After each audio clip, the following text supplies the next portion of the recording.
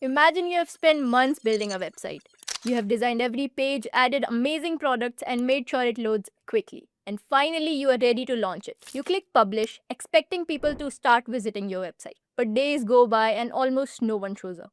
Does that mean your website is bad? Not at all. The reality is, no matter how good your website or product is, if people can't find it online, it might as well not exist. And that's exactly where digital marketing comes in. Digital marketing helps businesses get discovered by the right people. Whether it's showing up on Google through SEO, reaching potential customers through social media, or using analytics to understand what works. Digital marketing is what connects businesses with their audience. That's why today every business, from small startups to global brands, is investing heavily in digital marketing. It's no longer just a marketing skill, it's a business skill that creates opportunities for marketers, entrepreneurs, freelancers, and anyone looking to build a successful career in the digital world. And that's exactly what you will learn in this full course by Intellipaat. We'll start from the very basics, so even if you have never learned digital marketing before, you can follow along easily. Together, we'll cover SEO, social media marketing, email marketing, analytics, and much more. So, without wasting any time, let's dive in.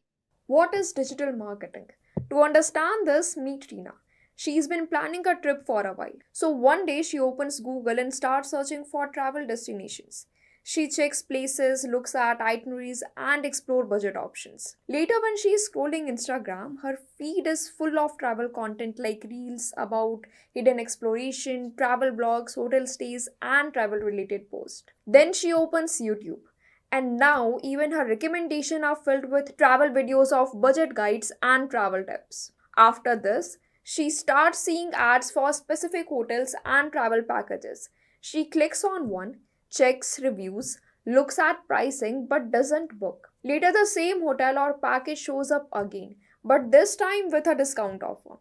This time, she goes ahead and books it. So, in this entire flow, what happened to Tina was not a coincidence. This was digital marketing. See, digital marketing is not just about putting an ad on an internet. It's much more strategic than that.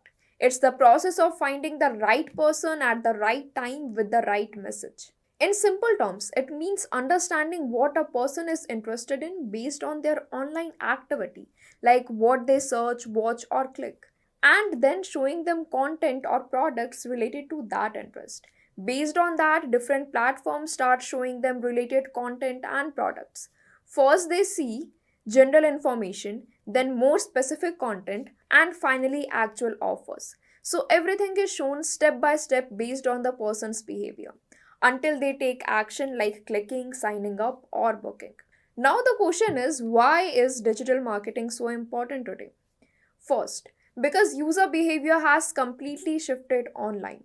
Today, before making any decision, whether it's buying a product, choosing a place, or learning something, people go to platforms like Google, YouTube, or social media.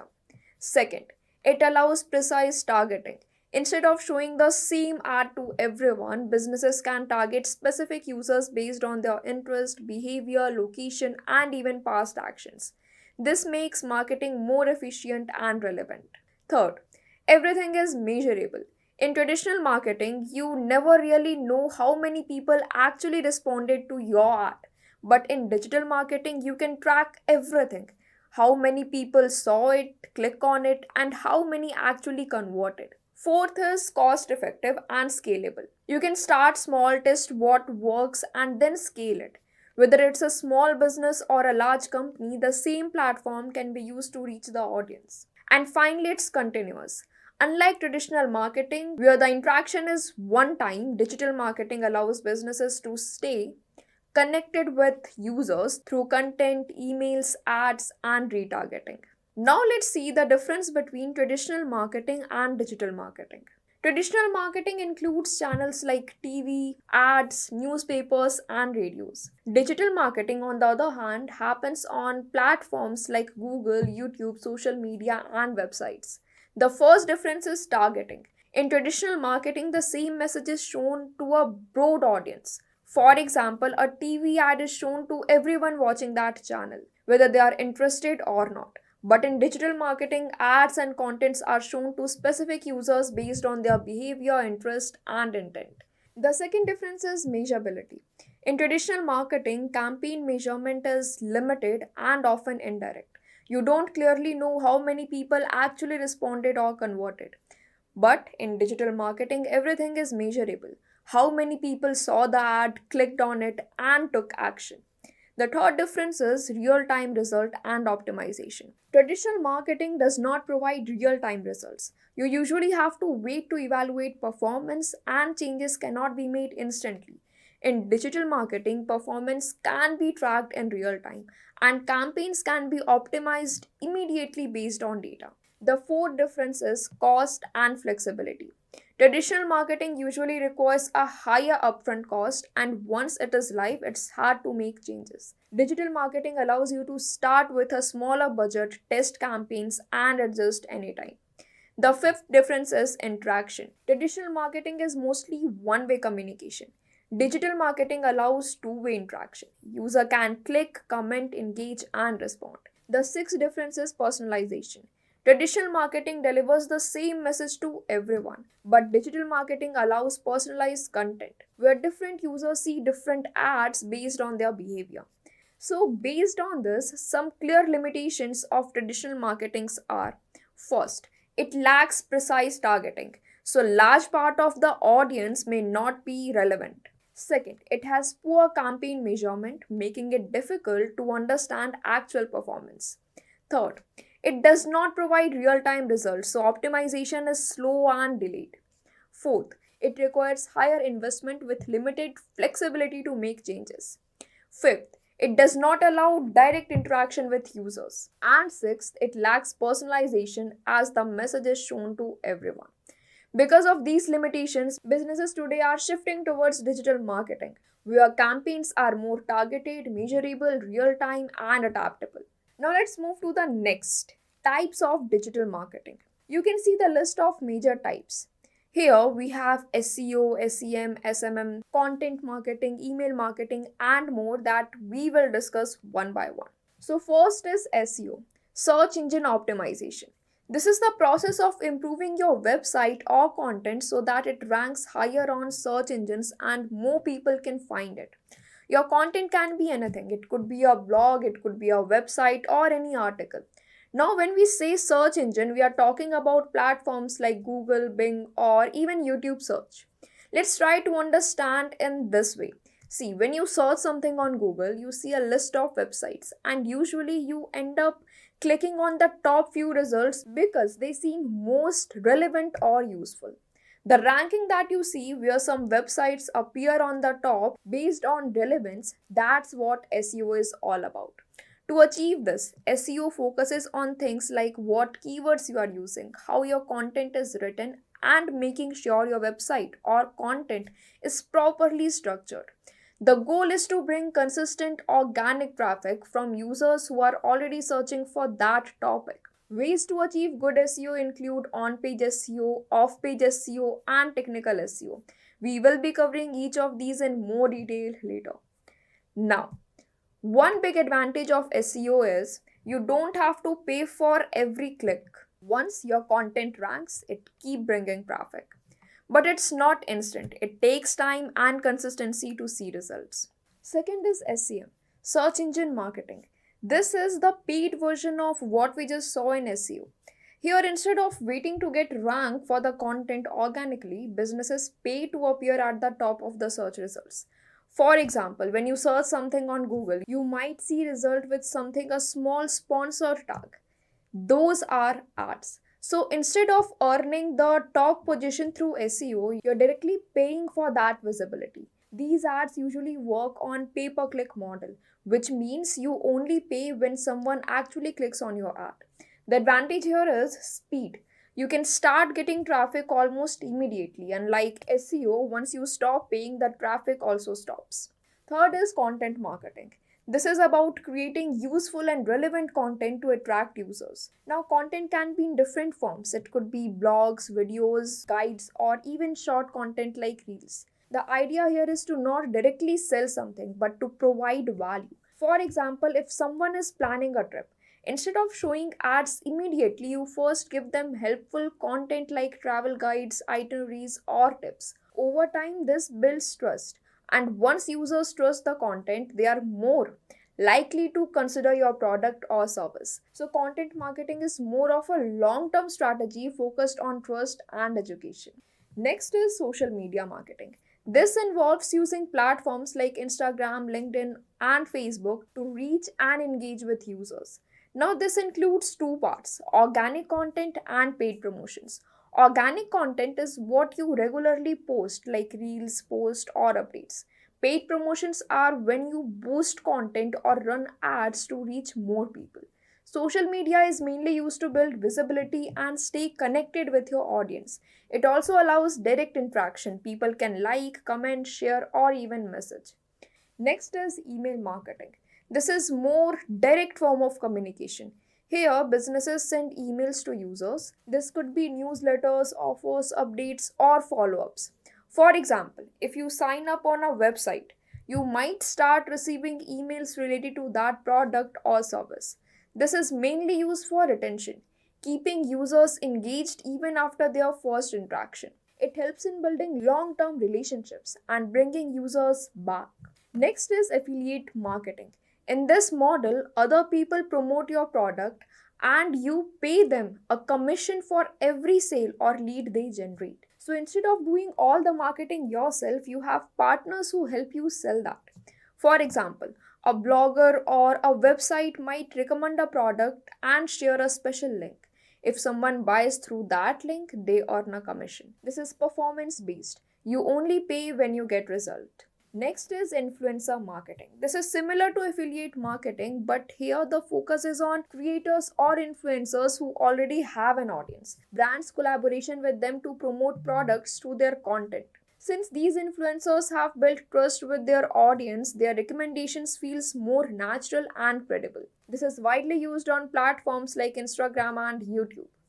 And finally, paid advertisement, also known as performance marketing. This includes running ads across different platforms like Google, Instagram, or website. Now, the key thing here is targeting. These ads are shown to specific users based on their behavior, interest, and past actions. For example, in Tina's case, the travel ads that she saw multiple times, that was performance marketing. These campaigns are measured based on results like clicks, leads, or purchases, and businesses can continuously optimize them based on performance. So, this is mainly used when the goal is to drive quick and measurable results. Alright, so far we have looked at different digital marketing channels. But the important thing is, a customer usually doesn't see one piece of content and buys that immediately. Before taking any action, they go through a journey. Let's try to understand that journey with the customer journey funnel model. So, broadly, this funnel is divided into three stages. And after that, there is one more important stage, which is retention. Now, let's understand each of these stages one by one. First is TOFU, top of the funnel. So, this is the awareness stage. Think about someone searching how to learn digital marketing on Google or watching videos on YouTube about digital marketing. At this point, they don't know any specific course or brand. They just know they wanted to learn something new. That's why this is called the awareness stage, because the user is only becoming aware of the topic, not making any decision. So at this stage, your job is not to sell anything. Your job is to get attention and be visible when people are exploring. This happens through content. That content could be blog or your website, a YouTube video, or a reel on social media.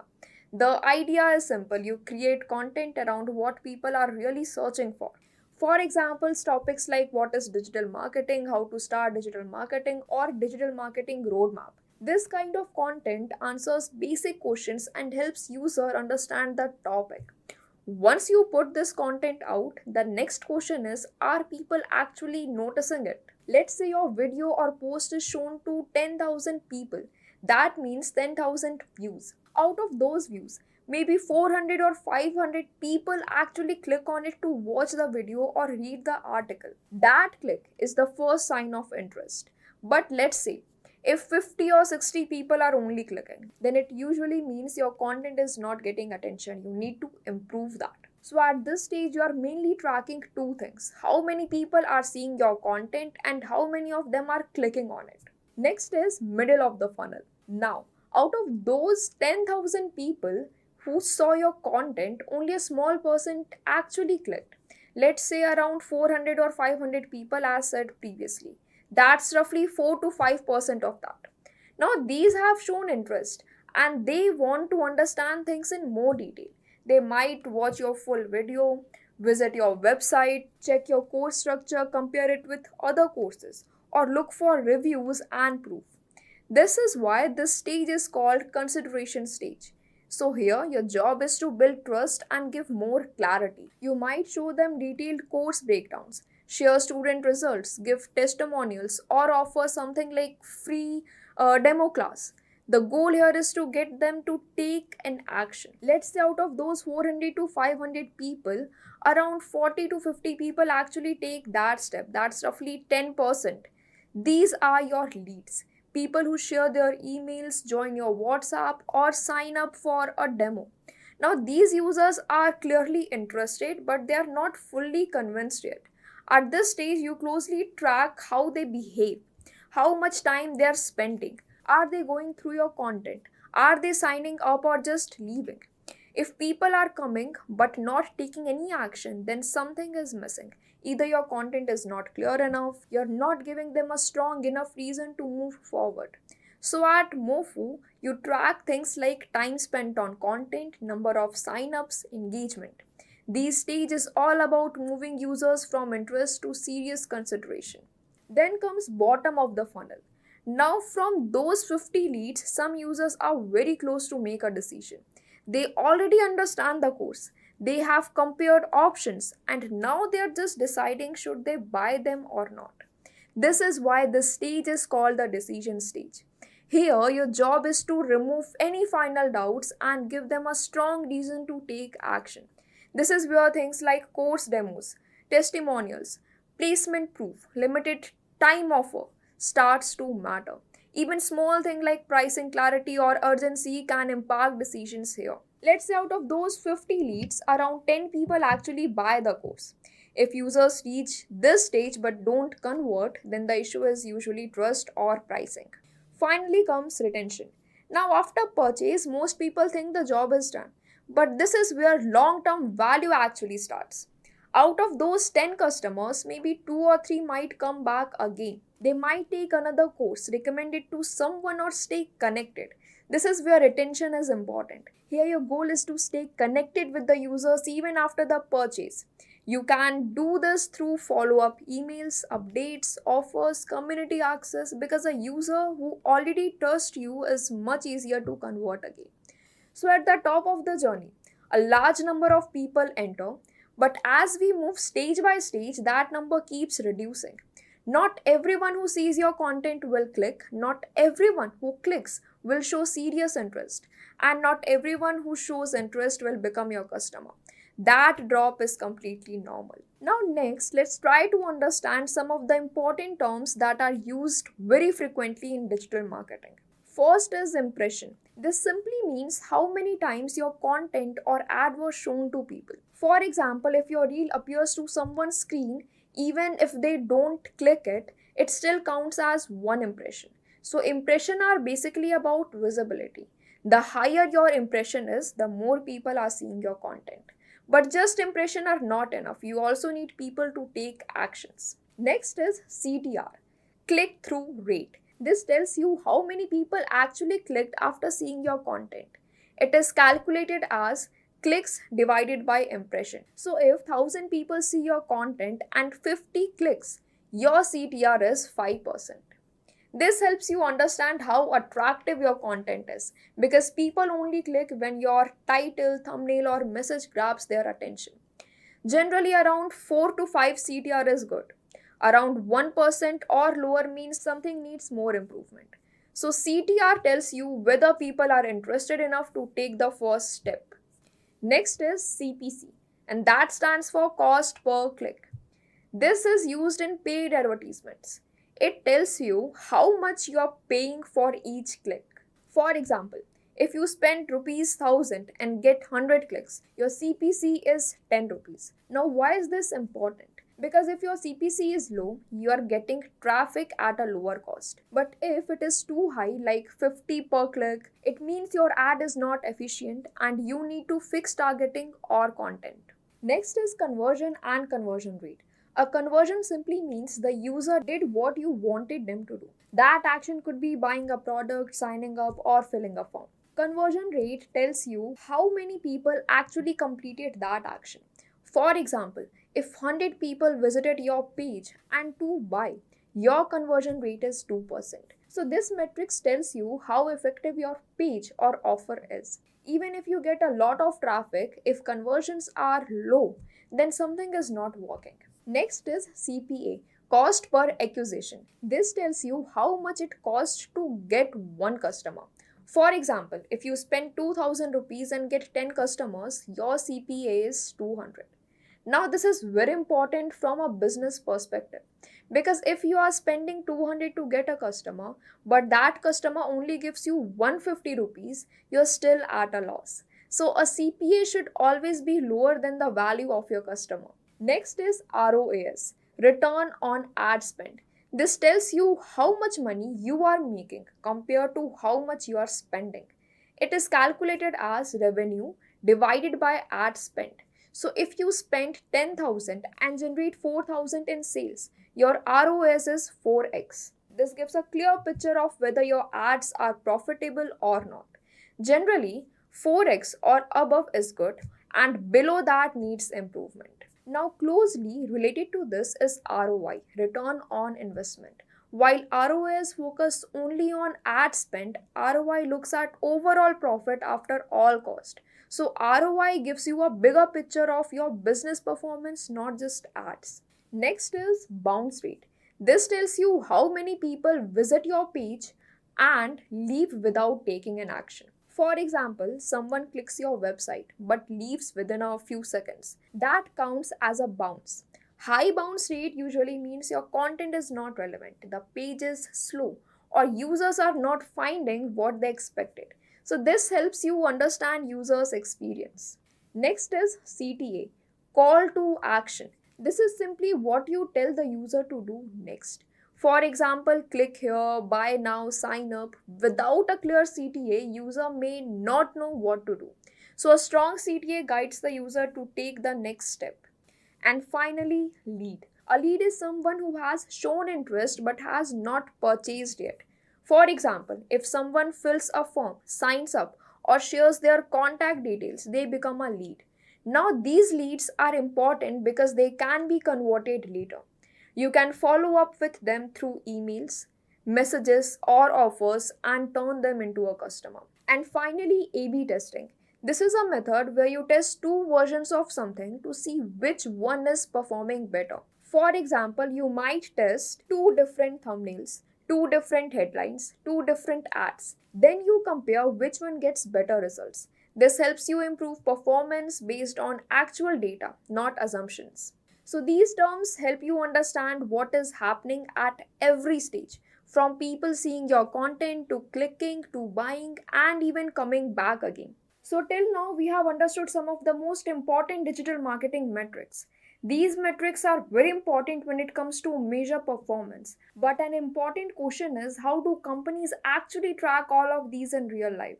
In real world scenarios, businesses don't calculate these numbers manually.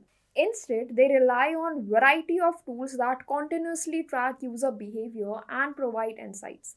For example, for running paid campaigns, companies use platforms like Google Ads. For SEO analysis and keyword research, tools like SEMrush or Ahrefs are commonly used. For email campaigns, tools like MailChimp are widely used. So one of the most widely used analytics tool in the industry is Google Analytics. Google Analytics is a web analytic tool that helps track and analyze user behavior on a website or application. Whatever action a user takes, like landing on a page, scroll, click, move to another page, add item to a cart, or even complete a purchase, Google Analytics captures all of these interactions and organize them into meaningful reports.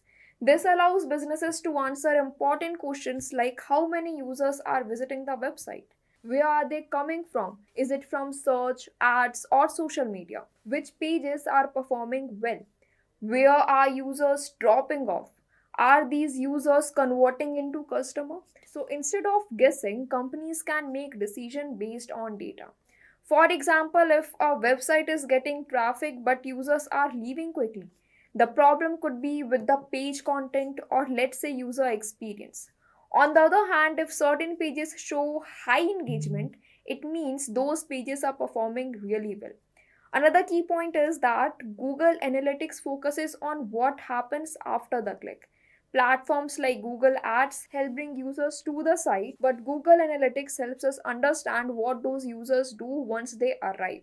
Now let's move to account creation and see how this works in real time using Google Analytics. The version that we will discuss is GA4, which is the latest version of Google Analytics. In GA4, everything is tracked as an event, whether it's a page view, a click, a scroll, or a purchase. This makes tracking more flexible and detailed.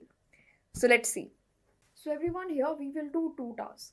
First will be we will create a demo account and you can see how actual dashboard looks like, how you can see the insights, how you can extract user behavior, events, everything. We can use a demo account given by Google itself. Next, we will create our own account so that you can use that account for linking your website for dashboard creation or for generating your own insights or for tracking the performance of your own website. So the very first task that you will do is type Google Analytics 4 and you can go with the very first link. So if you're signed in, that's great. Otherwise, you can use your own Google account to sign in. Here you can see I'm already signed in. Like by default, you will be signed in. Otherwise, if you're not, you can use your own Google account. Any Google account will work. You can sign in with that. Next, you have to open a new tab. And on this new tab, you can search for Google Analytics demo account. So using this, everyone, you can go with again the very first link, which is demo account analytics help. Now what this is that you can, like we have one Google merchandise store and second one is flooded. So using these two websites, you can see the actual dashboard using one demo account on GA4, that is Google Analytics 4. Now, what it does is like it takes two actions basically. If you already have Google account, you are promoted to log in into that account. Like if you have already logged in on Google Analytics, you will be promoted. Otherwise, if you don't have any Google account on GA4, you will be prompted to create an account, then log in, and then you can see the dashboard. Now, accessing these two links, we can access the account, the demo account that I'm talking about. So out of these two, you can explore both eventually.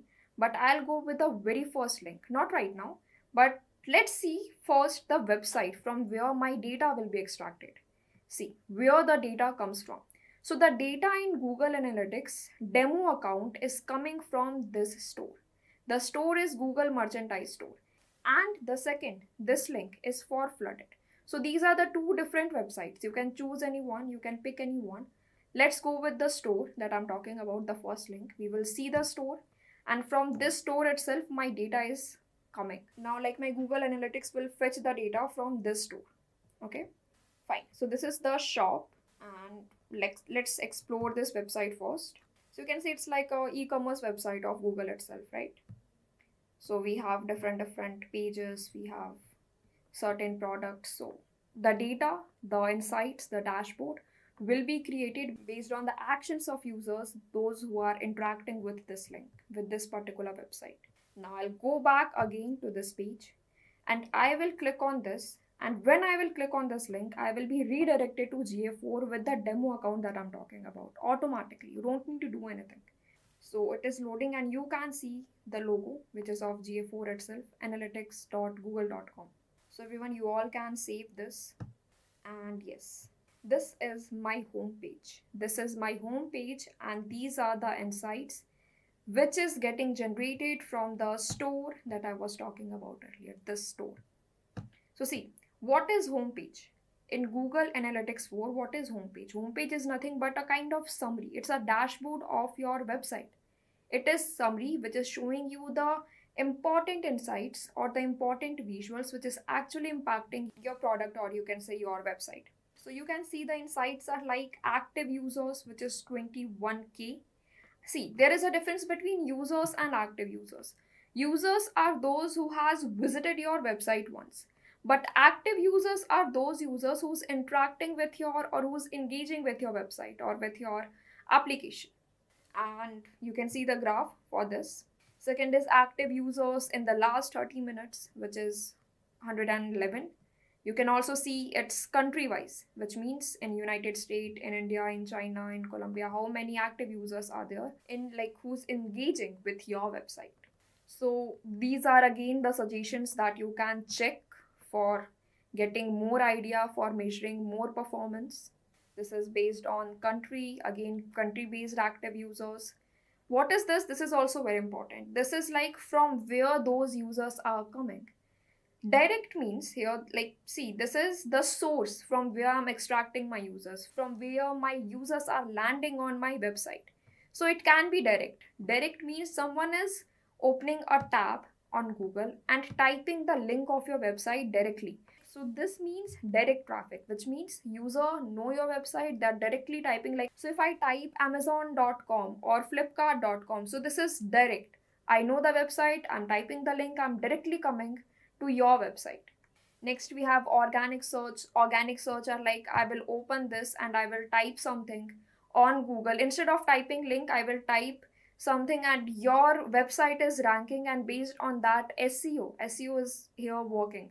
So those are organic users, which means your website is ranking and I'm landing on your website because of the SEO. So this is organic search. This is organic marketing.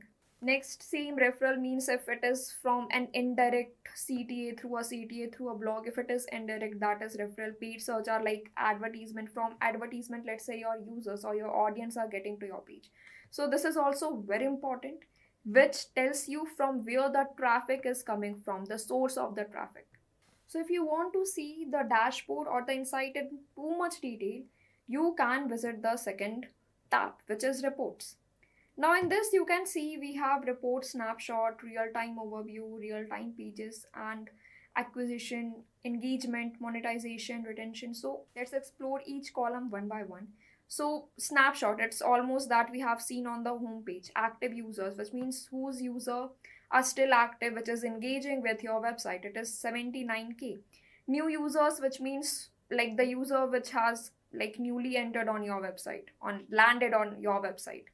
Next is event count. Event count means the actions that someone is taking on your website. Any action like scrolling, clicking, switching the tab, switching in pages, these all counts as event. So whatever actions that they are taking, that will be counted, and that is what event count is. Again, you can see active users by first user source, which means it is telling you the source. Google, organic. CPC is like the paid one, how if user is landing on your website based on the paid ad that you're promoting. So again, we have discussed this already. So you can see the insights in more detail here. Now again, if I go in real-time overview, in that page you will see a map, kind of a world map.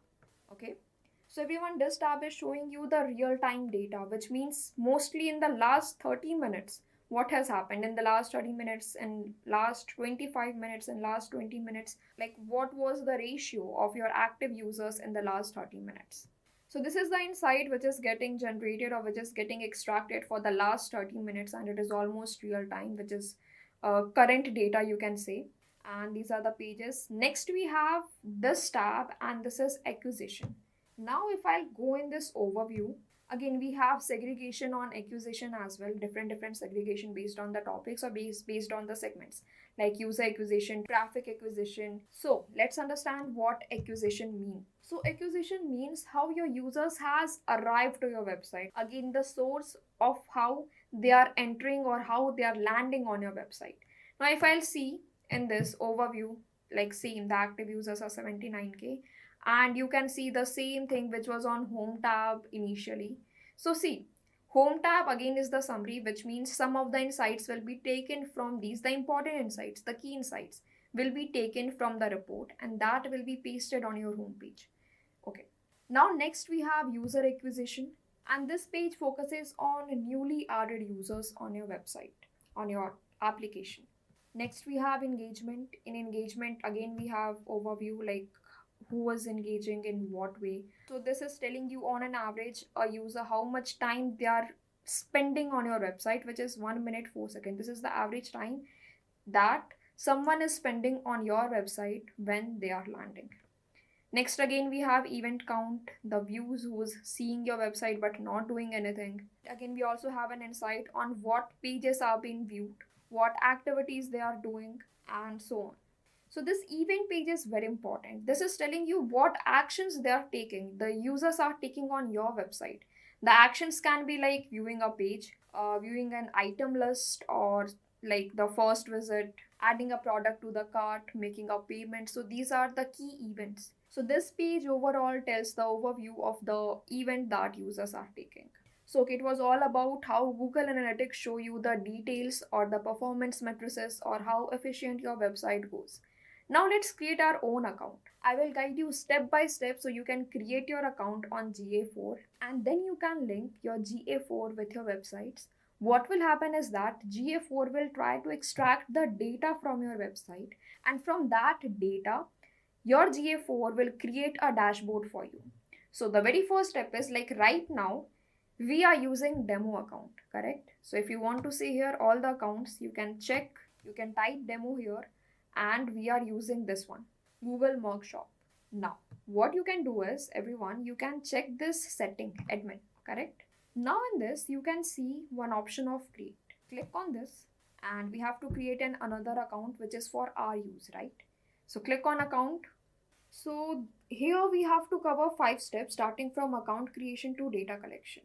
So first thing it is asking for is your name, your account name. Here you can put your organization name or even your own name. So let's say I will go with my name here, and then you don't need to change anything. You just click on next.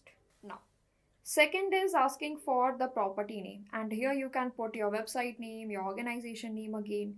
So let's say I'll type Intellipaat, and then next. Again, you also have to select the reporting time zone, and we are in India, so we will put India here. And currency also needs to be changed to rupees, Indian rupees. Okay, done. Now you can go with next. In this page, you have to tell the details about your business, whether it's small, which means having 1 to 10 employees, medium, large, or very large with 500 plus employees. So let's say I'll go with small. And you also need to give industry category here. Okay, let's try this. Jobs and education. We'll go with this category and click on next. Step number 4 is business objective. What is the object of your business? Here, if it is related to generating leads, you can make a check. If it is all about driving sales, understanding web or app traffic, or if it is something different, or if it is overall, you can go with others as well, other business objectives, and you can create. This is again terms and condition page where it is asking whether you agree to the terms and conditions of GA4, Google Analytics. So obviously I do, and make a check here, click on I accept. Fine. So everyone, this is the last stage, that is data collection. And here you have to choose the platform. If it is a website, if it is an Android app, or if it is an iOS app. Like let's say if it is a website, click on this. And here you have to put the link of your website. So let's say I'll go with this, intellipaat.com, and I will put the URL here. So HTTPS is already, so I will just remove this. Done. Okay, you can also remove this slash. So from this website, your data will be extracted and dashboard will be generated. Now here in stream name, you can put the name of your website again, because this is asking from where you are fetching the data. So see, I will go with, you can put anything at this point. And then the final step is create and continue. So yes, we have created our own account, and on this stage you have to go with install manually. So what this, what we have to do is, we have to give this code to your developer, or in the header tag of your website, you have to put this code. You just have to copy this and give this piece of code to your developer. He will paste this code in the website code file, and easily the data will be extracted here.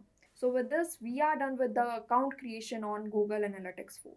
Again, you can see the stream name is Intellipaat. Stream URL is intellipaat.com, and this is the ID, and this is measurement ID, which will be unique for each and every account that you will create and for everyone itself.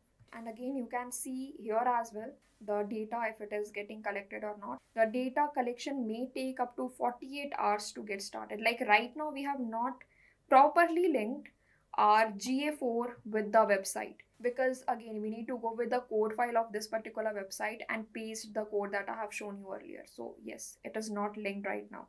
You have to do this part by yourself.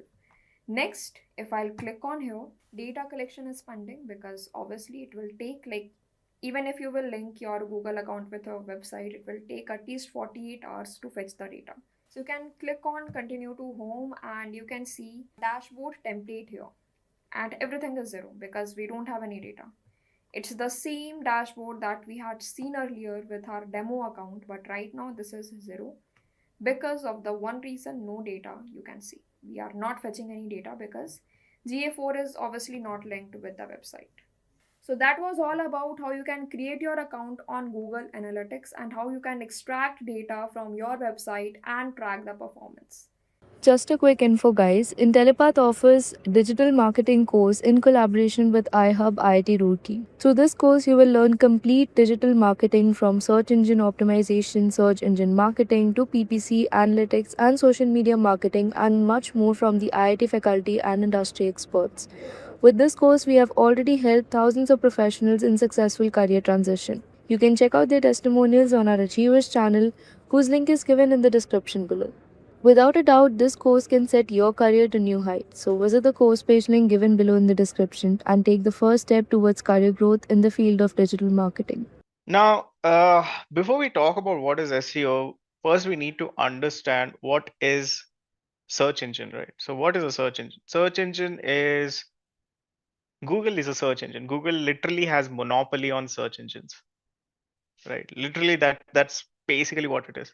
So what we are going to talk about right now is I'm just going to quickly discuss um, what is SEO overall, and then I'm going to talk about what a search engine actually means and how it functions. So all of us know that a search engine helps us get results based on what we are searching for. But how does it do that? But as we all know, in today's world, Google dominates the world of search, even with AI, even with OpenAI, even with what Bing is doing with OpenAI. Even then, Google has majority market share. On desktop, Bing has about 6.5% of market share, yes. But um, on mobile, Google is the one that dominates. And seriously speaking, uh, in today's day and age, almost I would say 70 to 80% of any website traffic comes from Google. Oh, sorry, comes from mobile. So that's big. That's a major market share. So that's what it is, right? It's essentially SEO is the practice of increasing. So what is SEO? So when it's the search engine, so what are we optimizing with that search engine? So search engine optimization or SEO is the practice of increasing the quantity and quality of traffic to your website through organic search results. For some of you, this may seem like what am I even talking about? But basically, what it means is having more people visit your website while ensuring that the people visit your website actually want to be there. So let's say if you have a physical shop and there are like 10 people coming into the shop. Now, out of those 10 people, if none of them want to make a purchase, that's a bad quality of traffic. But if those 10 people, at least two of them are willing to make a purchase and the rest of them are just interested in the product or services, that is a good quality product, right? So that is basically what quality and the quantity means. So you want to increase the number of people visiting your website while also ensuring that they want to take the action that you want them to take, right? So that's what is SEO. So as I mentioned, Google is having a big monopoly on it, and literally Google is synonymous to search engine in today's day and world, right? Like, uh, basically, what happens is when someone wants to look up or find a website, they don't say like, okay, I'm going to go and search for it on a search engine. No one says that. People say, let me just Google it. It's a verb. It has literally become a verb. And the reason for that is because of how it functions and how it works.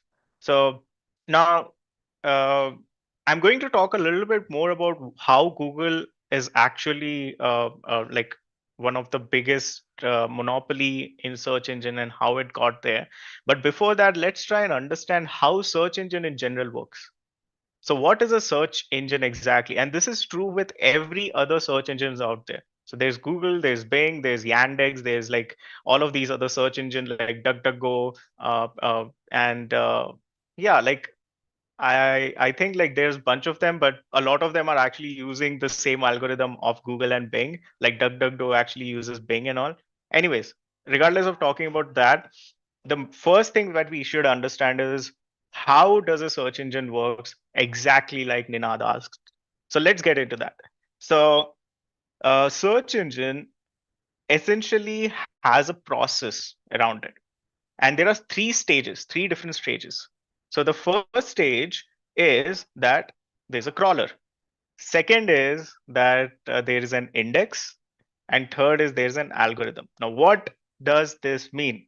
And Google is also one of the websites. So how does it know that Ninad's website exists, my website exists, Intellipaat's websites exist, or any different website in the world exists? The answer is there is something called as a crawler, right?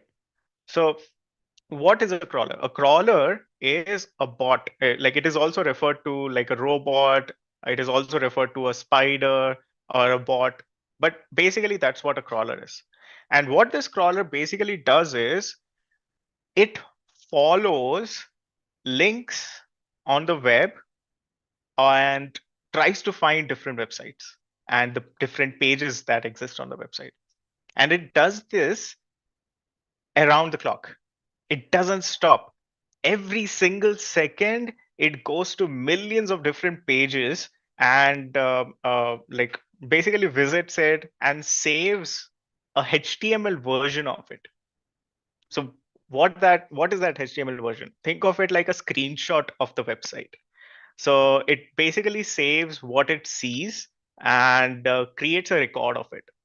And once it creates a record, it calls it like that's like a database, and that is called as the index. So imagine this, right? Like imagine you are a photographer. Everyone, like most of us have a smartphone. We are taking like clicking so many pictures and all. Now what happens is as we are taking all of these images, etc., uh, like it becomes very tough for us to make sure that, or at least go through them after, let's say, a month or a year or so forth. So what do? We create albums, and in each of those albums we create like, okay, this is what this means, this is what this is for. Maybe there's a separate album or a folder for screenshots, something for maybe a trip that you have, maybe multiple different trips into multiple different albums, right? Maybe there was an event, a wedding, an anniversary, birthdays. For each of those, we have different folders. And all of those folders would have the screenshots of or the images that we want, and that's basically what is index. So crawler does that.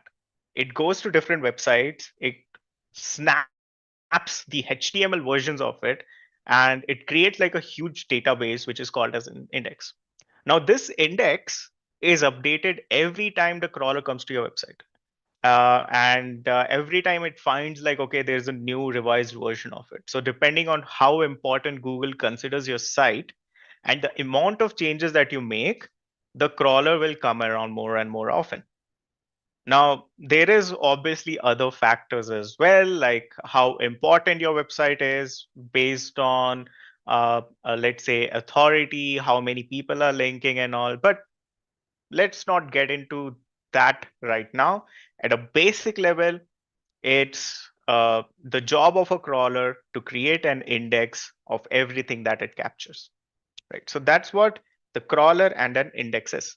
So one small thing that I want to say is like every search engine has their own crawler and their own bot.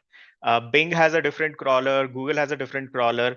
For anyone who has heard about ChatGPT, there's a separate crawler of ChatGPT that they themselves have created as well.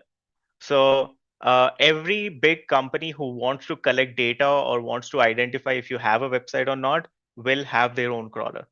And their job is the same: going to a website, taking a snap, and then creating an index out of it. Now, so that's where the data comes in. That's where Google knows, like, okay, this website exists, and this website is one that could probably have the content that the users require.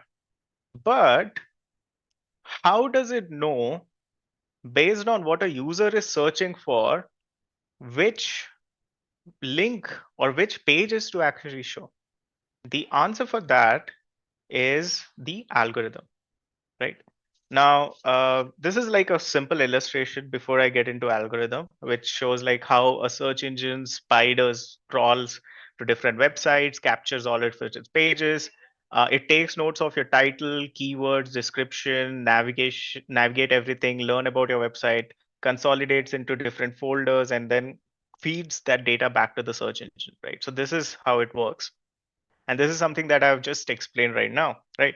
So the search engine sends the spider or the crawler, captures the data, collects it in an index, and then goes back to the search engine and like make sure it has the data. But when it comes to that index website, what it does is that now that it is ready to show it, it will use its algorithm to decide which pages it would like to show. Now, and that's not it. Like it also decides not just about the pages, but it also decides which links or the which websites it should show first, second, third, and so on and so forth. And the best part, it does it in real time almost. Right? Like whenever I don't know how many of you noticed it, but whenever we do a Google search, it will clearly say how long it took for them to get those results. It's basically in 0 point certain number of seconds. And the worst part is the way that algorithm works is a secret.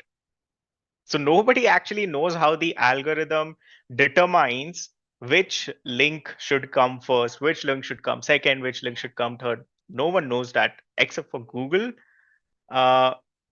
So in that case, what are we even doing? What is even the work of an SEO? So what we as SEO do is we try to increase the success rate and the chances of our website being or becoming a part of those top websites. Like basically what happens is what the algorithm essentially does is it shows which links to show based on the keywords. Let me give you an example. So let me just open an incognito window, shoes online. So I am a user, I'm just searching for shoes online. So Google has already indexed like millions, billions of pages, right? So once I've made this search for shoes online, what does it do? It shows me websites where I can get shoes online. Now, how does it do this? It does this by using its algorithm. So it already has a database of all of these websites stored with it.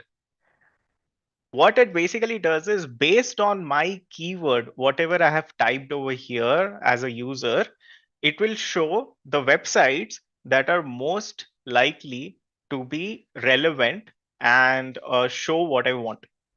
Now, how does it decide which website to show first, which to second, which one for third, fourth, fifth, and all is something that its algorithm decides. And the worst part is that no one knows how that algorithm actually works. So, but yeah, it works because of the algorithm. Now, what it basically does is what I've mentioned. Then, how do we optimize for this? And that is what SEO is all about. Now, has Google laid out some best practices towards it? Yes, it has. But at the same time, the way that you succeed in SEO is going to be very different based on how you work towards it. Now, think of it this way. It's very similar to think of it like maybe some of those advertisements, etc. When you actually show an ad, maybe a billboard ad or maybe a radio ad, uh, now based on that, do you know how many sales you're going to get? Not really. But what you will still do is based on the information that is available to you, you would try to identify what is giving you the highest percentage of success. And that is what you will try to implement. So SEO is nothing but a bunch of geniuses, right? And these geniuses, it's not like specific people, right? There's like so many different communities of SEOs.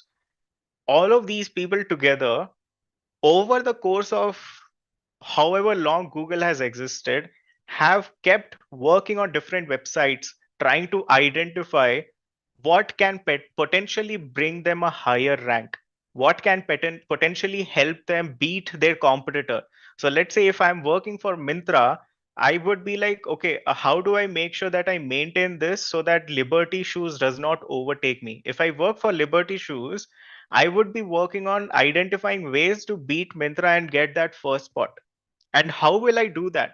I will do that based on a bunch of different tests and experiments that are likely to help me get there. And that's basically how it is. It's like literally a black box, and you're trying to work with that black box by inputting some data, feeding some data, or at least leveraging some of the secondary information or pieces of data that you have available based on tests that other people have run. And using those, you're trying to find the best way to succeed. What does it mean? It basically means if you have a website and if you're implementing some of these things, you have a higher chances of ranking up than without using it. So does it mean people who don't use SEO techniques can rank? Maybe, but that's very similar to saying someone who plays gully cricket will be the next Virat Kohli. So how can someone who likes cricket, who's a child, uh, become or get into the professional cricketing field? They can do it by learning, by identifying different ways of actually achieving it, by going through certain things that are tried, practicing it, seeing the type of results that it brings, and then improving themselves. And that's basically what SEO is. So let's just imagine if you knew how the algorithm works. If the way to get the first spot is by making sure that you are like, maybe that's like a recipe, right? Maybe you know that, okay, by using X amount of this, Y amount of this, and Z amount of this, you will get number one rank. There are millions of website owners. Don't you think all of them will try to do the same? Then how will algorithm know which one to promote? So that's the reason Google keeps it a secret. Because if Google tells everyone how the algorithm works, everyone will know that. Everyone will use the same thing, even if their website is of good quality or not, even if their website is actually helpful or not, everyone would do it. And by doing so, no one will actually work, or sorry, no one would actually get the rank, right? And that is the major reason why Google keeps it a secret. And that is the major reason for every one of us who wants to do SEO, we have to identify by testing and continuously experimenting on what can give us the results. That's basically what I want to say. Now, obviously, there are many factors that have been defined, many different methods over these courses of years, and that has created a structure. That structure what helps us understand two major aspects and things. So yeah, uh, that's what that's how search engine works. There's the crawling, indexation, and algorithm, right? But let's try and understand a little bit about Google, given that it's one of the not one, it is the monopoly in search engine, right? Let's try and understand a little bit about Google. So over here, what is the mission of Google? Google's mission is to organize the world's information and make it universally accessible and useful. This is the mission of Google. Now, for us as SEOs, why is this important? It is important because if Google has a mission or a specific mission or agenda, we need to make sure that our website also aligns towards it, or at least is communicating with Google's algorithm towards it in a way which makes sure that our website is also of high importance for Google. And that's the reason it is important to know. So for them, their mission is to organize. So they want to, first thing is they want to organize. What do they want to organize? They want to organize information, every set of information that you are aware of, every set of information that you have on your website. Now there's like so many different pieces of information, so they want to organize it. If they get information that is already properly organized in the language that they want, there is a high chance that they would prefer your website. Now, in addition to that, if you make it universally accessible and useful, what that means is making sure that the data is easy to access. So your website should be very simple, it should be easy. Whatever information it is that you're trying to share is something that the user is easily able to access it and is actually being helpful. It should not just be something that, let's say, if you're asking a specific question, like maybe how many blocks are there in a rubric cube, and there's a website which says the number of blocks in a rubric cube dash dash dash. You're like, okay, maybe this website has the information. You click on it, you go to the website, and it says, if you want this information, pay us 100 rupees. Is that actually accessible? No. Is that useful? You wouldn't know. But definitely it's not useful for the user. But if the website instead said, like, okay, the number of blocks in a rubric is whatever that number is, right? I think that's about, okay, I'm not going to get into that, but I think that's about 27. So if that's the answer, then if it says that, then isn't it well organized? Isn't it universally accessible and at the same time useful? Yes. And that's basically what Google is trying to say with the statement. So let's try and understand some of the fundamental questions to know what is the right approach for SEO. So the first question that you should be asking is, do you serve high quality content to the users? Is your content fast and easy to access on all devices? Is my website showing up on Google? Right? So is my local business showing up on Google? Is my website secure? Now, what are these questions? Some of these questions may seem like, okay, of course, this is how it should be. But the deeper we go into that, the deeper we will understand that there is so much more into it. What does high quality content even mean? Right? Like, okay, at surface, it feels like, okay, it should be a content which is of good quality. But what does it actually mean? Does it mean that it should have some amazing design? Does it mean that it should have good content? So in the sense, like maybe a lot of long content which has like thousands and thousands of words. Does it mean just like one sentence which gives the answer? What does high quality actually mean? So that is something that you have to decide based on the question that your user is asking. If the question is, let's say, how do you create a resume? Now, if that is your keyword, if that is a keyword of the user and you want to create like a good tutorial of how to create a resume, that will probably be a high quality content because you're essentially telling the steps that a user should take to create a resume. Now, similarly, if the keyword is how to create a resume, and you're like, this is a resume, you just copy it or you just make it based on what you feel is right. What does that even mean? Or maybe you all of a sudden write like a 5,000 words long essay around how to create a resume. Is that actually helpful? I'm not going to read like paragraphs and paragraphs of content, right?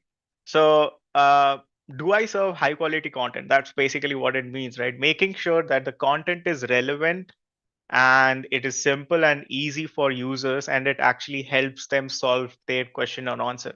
Is my content fast and easy to access on all devices? What does this mean? It means making sure if your content is available on a website, that it is easily accessible on a phone, it is easily accessible on a desktop, and people can go through it very quickly and very fast. That's basically what it means. So your website should be technically strong. It should be in a server which is fast enough. And whenever someone is like loading the website, it should load very quickly. If it takes like 1 minute, 2 minutes, no one is going to wait for that. They're going to click back to go to a different website from Google, right? Now, is your website showing up on Google? Nandan was asking this. How does Google know? Yes, of course, there's a crawler, but how will they actually get to it? So, are you properly indexing it? Are you properly making sure that your website is visible or not?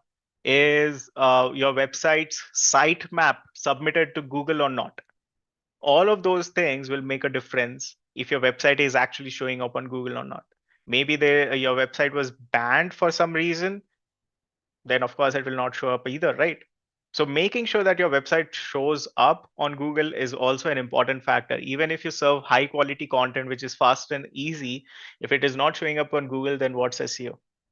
And if it's a local business, of course, making sure that you have a business profile, Google business profile is important, and that it is showing up on Google as well, Google Maps, etc.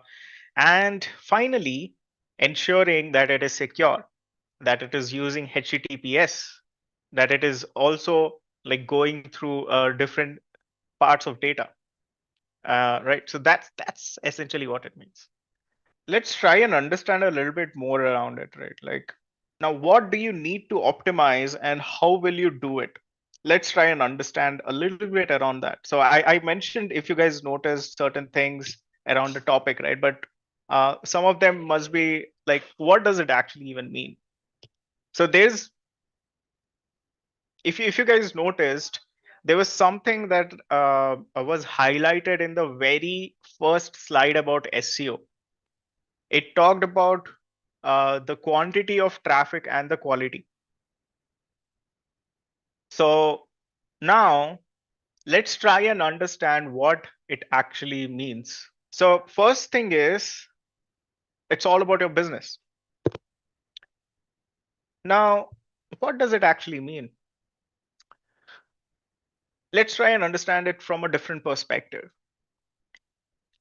Uh, Now, imagine a school, and every one of us have been a teenager at one or the other point, right?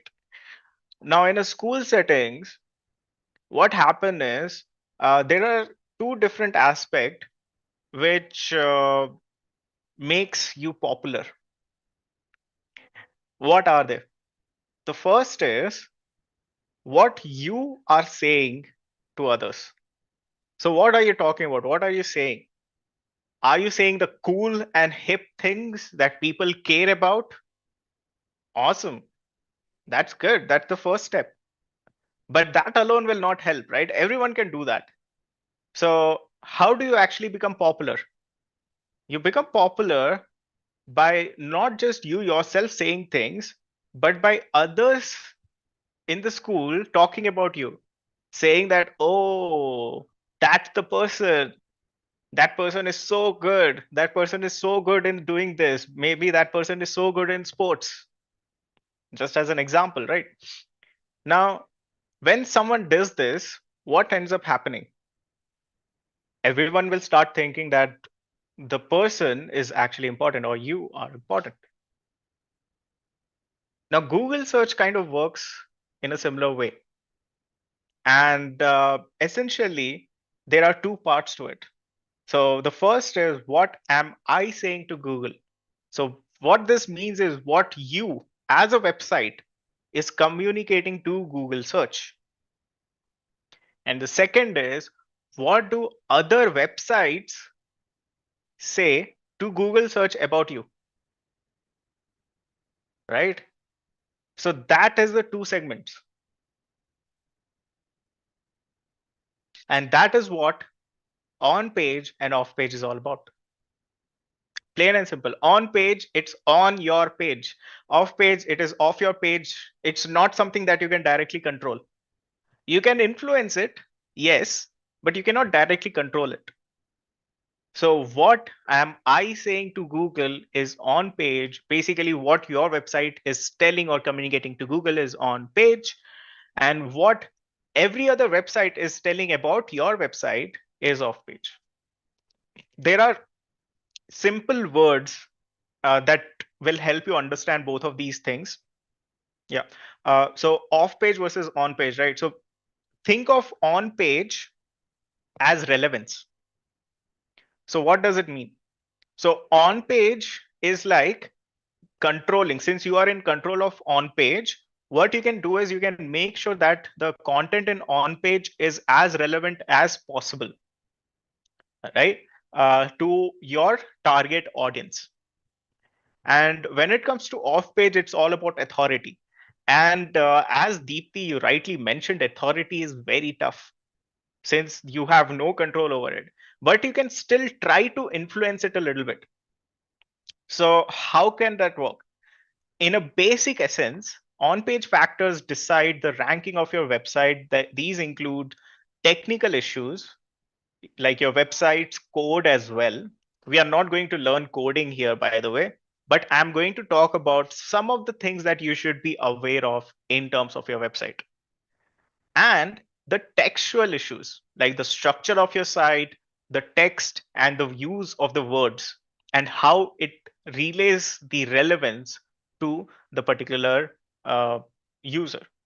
When it comes to off page, these factors include links from other websites, social media signals, other marketing activities outside of your control. So it's all about building authority, right? And that's basically the difference between the two. Let me explain, right? So basically, in on page, there are two parts to on page. One is the content side, and the second is the technical side. So when it comes to the technical side, you typically focus on if the search engine can access your website, which is what search engine accessibility is. And second is if the user is able to access your website and properly get a good experience of it. So maybe the website is loading quickly. The website does not have a lot of errors. It is security compliant, which using by using SSL. Some of those things, right? These are technical SEO. So that's what search engine accessibility and user accessibility is all about. And this is a separate subset of on-page SEO. Now, that's just a technical aspect. But what is being made accessible? What is the main thing that is being made accessible? The thing that is being made accessible is the content, which is the content SEO part. It's the keywords and the content. So what you're basically doing is you're trying to find keywords that are relevant to your business and making sure that those relevant keywords are also like being met with highly relevant content. So that's what content SEO is all about combined together. It's about creating content that is highly relevant, of good quality, that high quality content thing that I talked about in some of the earlier slides. And to do that, you need keywords. So everything in SEO, by the way, revolves around keywords. if you don't know your keywords in SEO, you're probably, what are you even doing? So yeah, that's basically what it is. So subset, content, technical. In terms of content, you're looking at keyword and content itself, that is. In terms of technical, you're looking at accessibility for user and the crawlers or the robots. Primary focus I want is going to be towards keywords. So uh, when it comes to keywords, what we need to keep in mind is, as I said, it is the core aspect of how you look at structuring your website, creating content for it, making sure that it is relevant, making sure it is accessible and all. It all starts from keyword. So keyword is one of the most important things. So let's talk about keywords, the building blocks of an effective SEO strategy. Okay. Yeah. So what are keywords? When you search for something, the phrase that you're using is a keyword, plain and simple. So just today, when I went on Google and I did this shoes online, this shoes online is a keyword. If I search for, let's say, SEO online, this is a keyword. SEO online is a keyword, right? So similarly, there are bunch of different keywords. We search for so many things online every single day. Who was Napoleon? Napoleon. I guess I'm getting. Oh, I got the spelling right. Nice. So yeah, that's a keyword. Who was Napoleon is a keyword, right? Now, what is this keyword? It's an informational keyword. Nice places to visit around Bangalore. I'm currently in Bangalore. This is a keyword, right? And this is what drives or creates or helps you create your SEO strategy. And why is that? So, as you all know, SEO is a search engine. When people search for things, they look at different websites. And when they look at these websites, they would click on that website. And that is what you want people to do. You want people to visit your website. But if you are a travel website, would you want people to visit from keywords like this or keywords like shoes online, which is not even relevant, right? Like maybe you need shoes for traveling, but does that mean that's relevant for you? That's not at all relevant. If you're a travel agency or someone who provides, like, maybe if you're Clear Trip or Make My Trip or something like that, in that case, you would want to make sure that people who are searching for similar keywords that are relevant to your website are the one visiting it. And to ensure that, the first way or the best way that you start is with a keyword. So the keyword should be more relevant. Now, that keyword should be primarily relevant to your business. But basically, that is what a keyword is. That thing that people search for is the keyword. So let's try and understand a little bit more about keyword. What exactly does a keyword mean for someone who does SEO? So now, of course, this is when people search for a term or a phrase, they should find your page. A keyword, as you guys just saw, shoes online or shoes is like what? It's like just a couple of phrases. And a keyword could also be very high, places to travel to around Bangalore or something like that. And very similar to the example here, right? A keyword can be a single word like travel or a phrase like best travel destinations in Goa, right? Now, the number of words that are used make your keyword context, the context behind that keyword, less or more relevant. Why is that? So in this same example that you can see on the slide here, as you can see, a single keyword like travel. So when you're searching for travel and you're anywhere in India, what can that mean? It can mean anything. It can mean you want to travel to a specific destination in India, or maybe you want to travel outside India.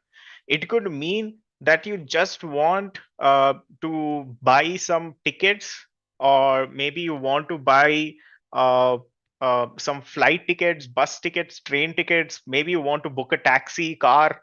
It could be anything, right? Or maybe you want to book a hotel. You maybe want to just research around it, just find out what are the good destinations or places to go.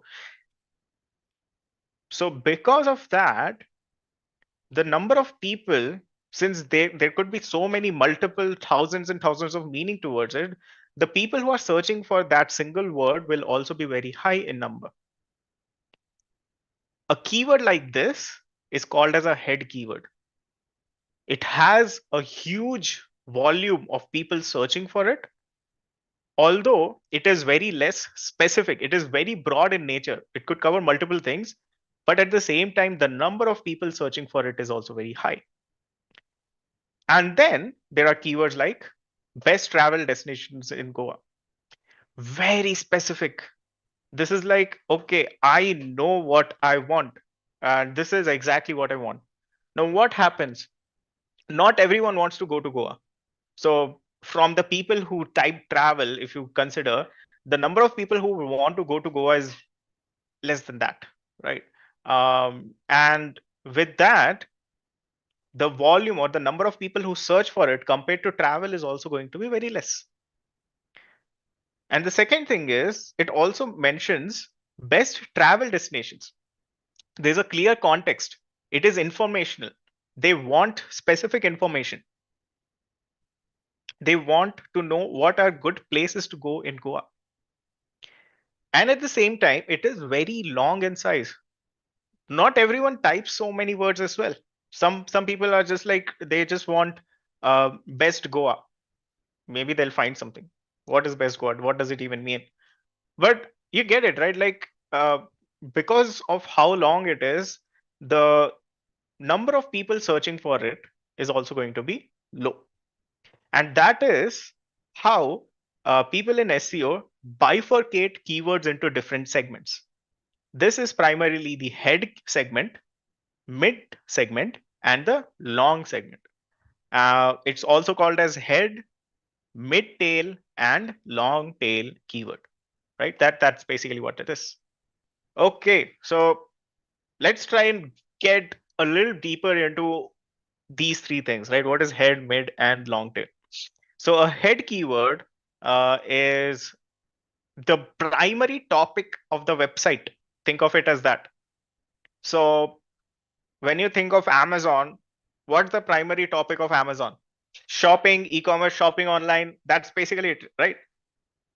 That's the main topic. And that's the head keyword for Amazon. So when you probably enter the keyword shopping, there's a high chance Amazon might show up. I don't know. I have to check. Let's check. Shopping. What shows up? Okay, so it shows up a bunch of places. Ah, okay. But yeah, see, Myntra has shown up. Okay, online shopping. Amazon shows up over here. But yeah, that's the head term, right? Buy, maybe buy is too out there. But essentially, it's the main topic of it. Amazon, I would say online shopping is perfect. Debelina, Ekta, Vibin, completely agree. Vikas, completely agree. But yeah, that's what it is, right? Like a shopping website online. So when it comes to most of the websites and blog, the head term is your primary topic of that website. Sriraj, completely agree. So let's say if it's a mom blog, it's going to be about children and family. If it's a food blog, it's going to be foods, restaurants, recipes, eating. If it's a Moz blog, for anyone who doesn't know what Moz is, it's an SEO website. Like it has a good SEO tool and all. And for them, it's going to be all about SEO. And in fact, they do rank for SEO related content, right? So that's what a head keyword is. It's the primary topic, which is very broad. When you consider shopping, that's like such a broad thing. Shopping can be any single thing, but Amazon comes to your mind because it actually has almost every single thing. Now we know travel is like a head keyword, right? Or as Avirup is saying, short tail keyword. Yes. But when it comes to mid-tail, it's more of an expansion of the head keyword. So travel packages online, those are mid keywords, right? So typically they have about 2 3 words, again depending on the context. Sometimes, by the way, head terms can also have 1 to 2 words also, but mid typically has like 2 or 3 words in them. And it is broad, but not too broad, while not being too specific. So, for example, when you look at travel packages, it is broad. It is definitely not something which is like very specific, right? So, we've been kind of, I would say, given the search volume, I wouldn't call it mid, uh, because online shopping does have a lot of search volume. But yeah, maybe you can consider it as mid, maybe, depending upon different context, right? But it's all about what the main thing that you should consider is, it's all about how it is relevant to your particular thing. So now when it comes to travel packages, the overall search volume for it will not be as high as travel. And at the same time, it would be not as low as something like, let's say, best travel destinations in Goa. It is going to be somewhere in middle. And even if your blog post about it, you have to kind of optimize or make sure that you are ranking for it, right? So let's say if you there could be different variants of it. So for example, let's say Goa travel packages, Kashmir travel packages, etc. So all of these are mid-tail keywords, and these can form your main category. So if, let's say, your website is about travel, your main topic of the website is travel, your mid-tail would be the primary categories of your travel. So uh, let's consider the same example of Amazon as well, right? If Amazon's head term is online shopping, so what would be a main category, one of the main categories for Amazon? What is the one thing that we go to Amazon for purchasing? Online clothes shopping, online electronic shopping, online phone shopping, online smartphone shopping. Buy phone online, buy smartphone online, buy electronics online. What are these? These are mid-tail keywords. Yeah, so that's what mid-tail is all about. It's like something that is a derivative of your head keyword. So, okay, anyway, so this is what mid-tail is, right? And long tail, as all of you know, it's like best travel destinations for Kerala, how to book a travel package, more number of words, even lesser search volume. But the best part is long tail keywords are usually easier to rank for. And that is why long tail keywords are very important. So when it comes to long tail keywords, if your website is new, you can essentially find these keywords that still have some search volume, so that you can quickly get started with it and still be able to maintain and get some form of traffic. Now, why should you do this? Why should you get just a little bit of traffic? The reason is, even if you get that little bit of traffic, that is just a start. As I mentioned earlier, SEO is a long-term process. So you can always start small and then build on top of it. Like once you are able to get traffic for the smaller search volume keywords with lower competition, then you aim for a bit higher, then higher, then higher, higher, before you're able to go for some of the bigger ones that there are big competition for as well. So that's basically why it is very important to understand these different segments. So yeah, so far that's what it is. Head, mid, long tail. Research, consideration, purchase. Your head is mostly used for research or information gathering. Mid tail is primarily for consideration of different things. And when people know that they want to make a specific purchase or when they want to make a specific transaction, most of the time you would see long tail keywords. So, as you can see, at the end, I've also mentioned over here the loyalty and the brand part, right? And this is also considered as a head term. So what it means is Amazon is a head term which is tied to its loyalty. When you want to search for or when you want to go to Amazon's page, you would just type Amazon, the name of the brand. When you want to go to Flipkart, you would just type Flipkart. When you want to go to Big Billion Day Sale, you would type Big Billion Sale, as Leela mentioned, and that's a part of loyalty. That's also it's not directly related to head term, but that's a part of the loyalty segment. And when it comes to the customer journey, sometimes even those loyalty will help you get conversions because customers are specifically looking for you.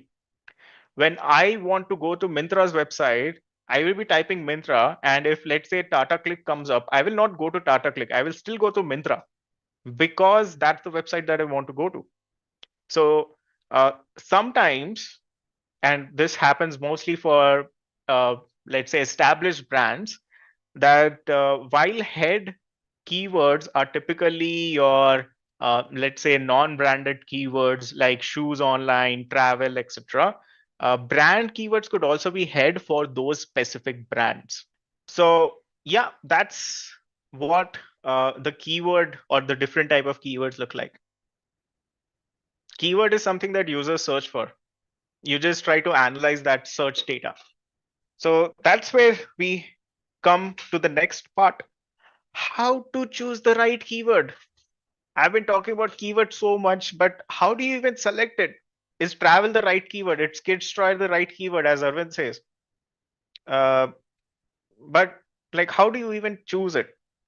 This is a very big challenge, right? And uh, this is what keyword research is all about. Let's get into how do you even select those.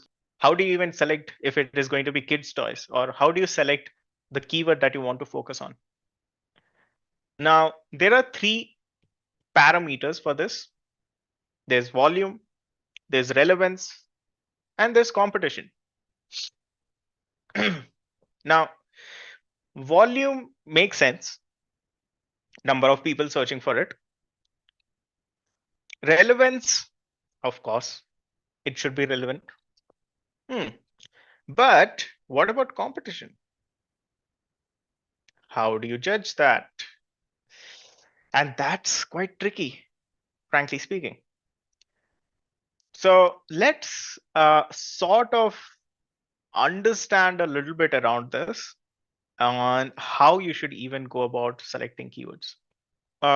There are now one thing is there are tools out there, of course. Aviru completely agree. Google Ads is a pretty good tool, but it also sort of creates some confusion on how to get started because Google Ads wants to make money, right? So of course they want people to enter their billing information, etc. when you start their account, but that doesn't mean like you're going to get charged for it. Anyways, without getting into it, as I said, there are tools for it. There are tools by Google, like Google Keyword Planner, that you can use, which is a part of Google Ads. Yes, it's a free tool. It's pretty good. It's pretty powerful. And because it's Google's own tool, the search volume is also more relevant and much more accurate. Now, when it comes to relevance, it's all about making sure that the keyword is actually relevant for your business. Like I said, uh, if you're a travel agent, shoes are probably not that relevant for your business. But travel is definitely relevant for your business. And the third thing is competition, right? So, uh, how tough is your competition? Who are your competition? And how difficult it is going to be for you to beat them. That's what it's about. And how do you get this information, right?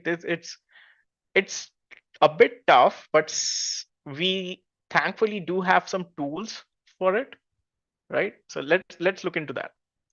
So what we are going to do right now is I'm going to explain a little bit about how you should be going about keyword selection, and even getting started with keywords in general. And then I'm going to show like a quick small demo uh, about how you can basically go around with using different tools to get the keywords that you want. So volume is nothing but the number of people searching for a keyword. Relevance is relevant to your business, if it is relevant to your business or not. Competition is how difficult it is going to be for you to rank your website for that keyword. Volume is number of people searching for that.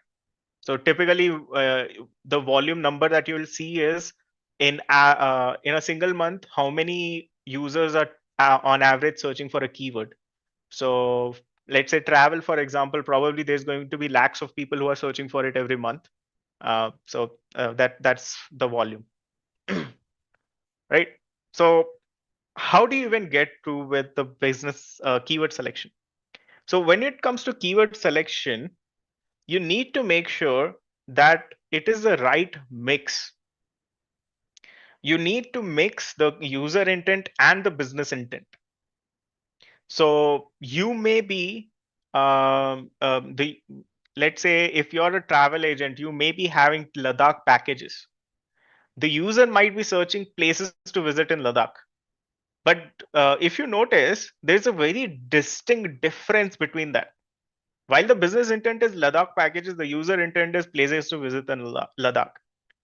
The right mix over here is how to plan a budget trip to Ladakh, or let's say budget packages for Ladakh, or budget places to visit in Ladakh, right? So it's all about making sure if you want to select good keywords, those keywords needs to be a mix of the user intent and the business intent.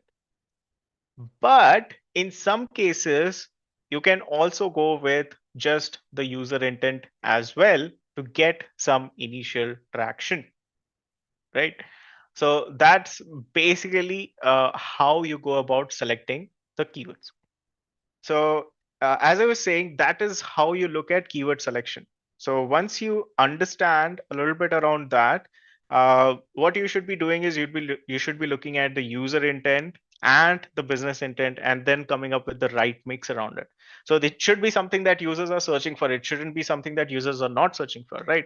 So based on that, uh, let's look at this. So the first step is to come up with different ideas.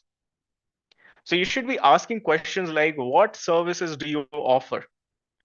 So basically put yourself into the customer shoes, right? So let's say if you are offering air transport, or if you are offering a specific Airbuses discount tickets or something like that, the user may not be searching for those.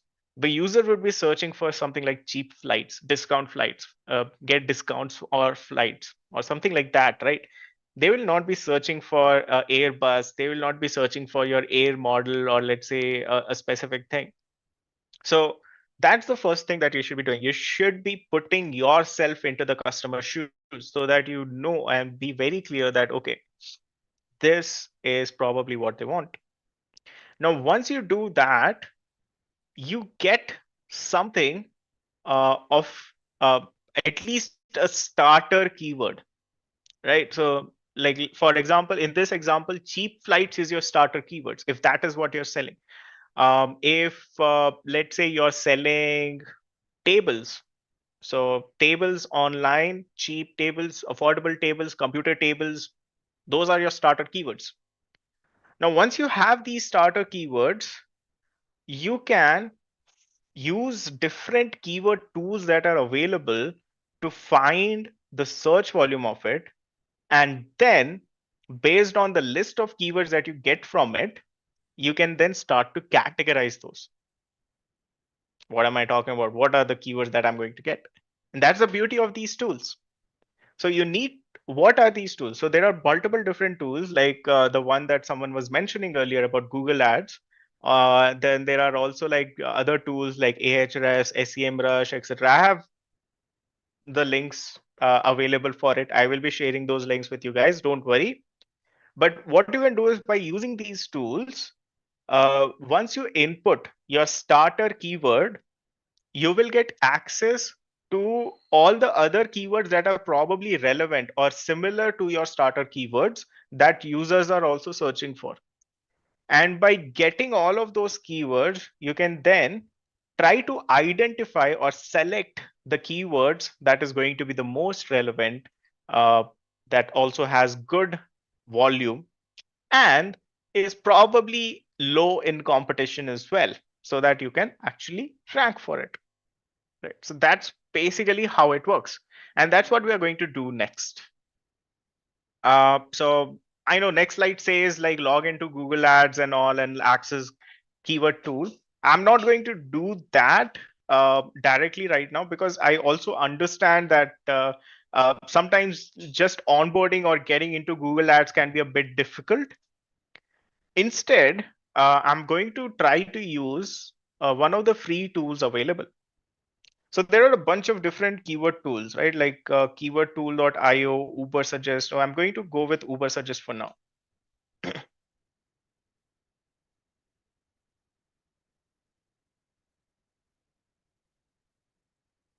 This is what I'm going to ask from you guys. Okay. Um, yeah, let's go with masala powder. I somehow am intrigued by it. So let's go with masala. That's it. And I'm going to select India here. By the way, location is also an important aspect. Based on the location, the search volume will definitely be different. So I'm just putting up keyword. So let's say I am doing SEO for MDH masale. Everyone knows the MDH Dadaji, right? So I'm doing SEO for them and I want to find good keywords that I should select from. So I'm like, I just put the head keyword or the main product or the main topic, masala over here with the location because I want to advertise in India, and I'll click search. One thing is Uber Suggest only has one free search if you're not logged in. Currently, I'm not logged in, so I have only one free search, sadly. And it's also a bit limited, but it is still pretty decent as it provides you some semblance of details. So let's look into that. So as you can see, using Uber Suggest free version. Now, the minute I search for it, okay, yeah, what you get is the first thing that you get is search volume. So people searching for masala, there is about 60,500 people in India who search for the keyword masala. And then there is something called as SEO difficulty. So this is your competition. What it means is from 0 to 100, it's like almost 50 at a difficulty. So let's say if 100 is like if you are Google or if you are Amazon or something like that, you can easily rank your keyword. But at 50, you need to have at least some traffic from SEO already. You should already have maybe thousands of traffic, at least 50,000, 1 lakh traffic per month from SEO to be able to get through this keyword at a difficulty of 50. If the SEO difficulty is lower, maybe around 10, 20, in that case, even if your website is new, you can still somehow manage that. So typically when your website is new, you should be looking for that. If your website is already getting traffic and good traction and is already ranking for some keywords, then probably you can go for higher difficulty keywords as well. Now, everything over here is subjective. Even this SEO difficulty thing that you're seeing is something that Uber suggests this tool is measuring. It is not an actual difficulty number. Google officially does not have a difficulty number of how difficult it's going to be. every other tool out there will try to tell you that there is a difficulty, and every other tool will say a different difficulty number. Then why use it? Because this at least gives you some understanding how difficult it is going to be. So this is just to be able to quickly understand if you should even go for the particular keyword or not, and if you have the capability of going for that keyword or not. Paid difficulty, if you notice, there are two different difficulties, right? So SEO difficulty is 50, yes, but paid difficulty is 2. So paid difficulty is for Google search. Sorry, Google search ads. So if you're running Google ads, in that case, the difficulty for this is low, and probably you may end up paying something like this, SEM, absolutely. But we are not doing SEM. What we are doing is SEO. So why am I seeing the paid and SEO difficulty here? Why is it confusing me? The reason is because uh, when you search for something online, you get both the results, the paid results as well as the organic results.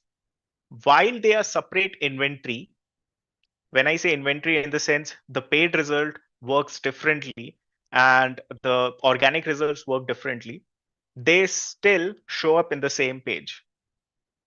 And that's the reason you get the information for both of these things here, right?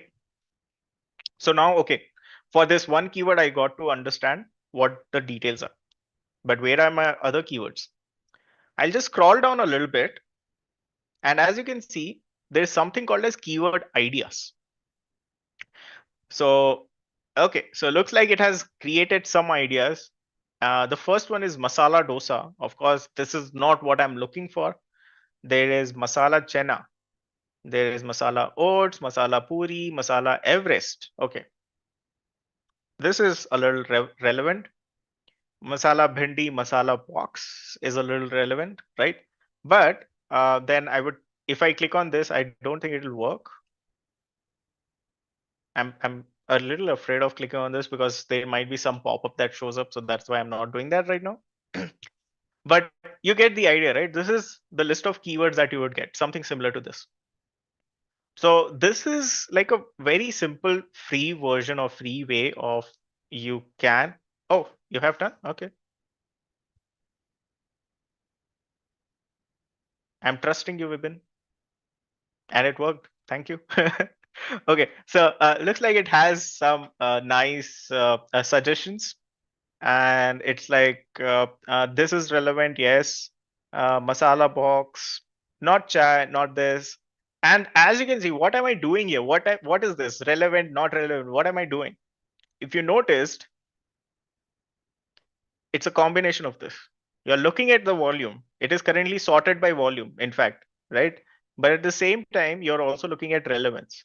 If I'm selling masalas like MDH, Masala Everest is kind of relevant for me. Masala Box is relevant for me, but not these specifically. Now, this might be relevant for me. Maybe if I'm selling like specific masala for that. But yeah, not very relevant, right? So what I'll do is next, I will try to search for the specific masalas, right? So I would be looking at specific different things like maybe pav bhaji masala or let's say uh, paneer, butter paneer masala, yeah, ghee roast masala, any of those, right? So that's basically what I would do and try to see if I'm getting more relevant keywords. Sabzi masala. And what would happen with that is, as I get these, now there's a question. What is PD? What is SD? So I would basically look at these. I would look at SD, which is the SEO difficulty. So that's what this says as well. And I would then, based on the SEO difficulty, decide like the volume, the SEO difficulty, and the relevance. I would decide if I want to pick this keyword or not. And that's basically how keyword selection works, right? So you're not just selecting keywords based on something being relevant, because that is not data driven. So what if, let's say, the keyword that you select is something that no one is searching for? So because of that, you should be selecting keywords based on the volume, the search volume, based on the SEO difficulty, and based on the relevance to the business.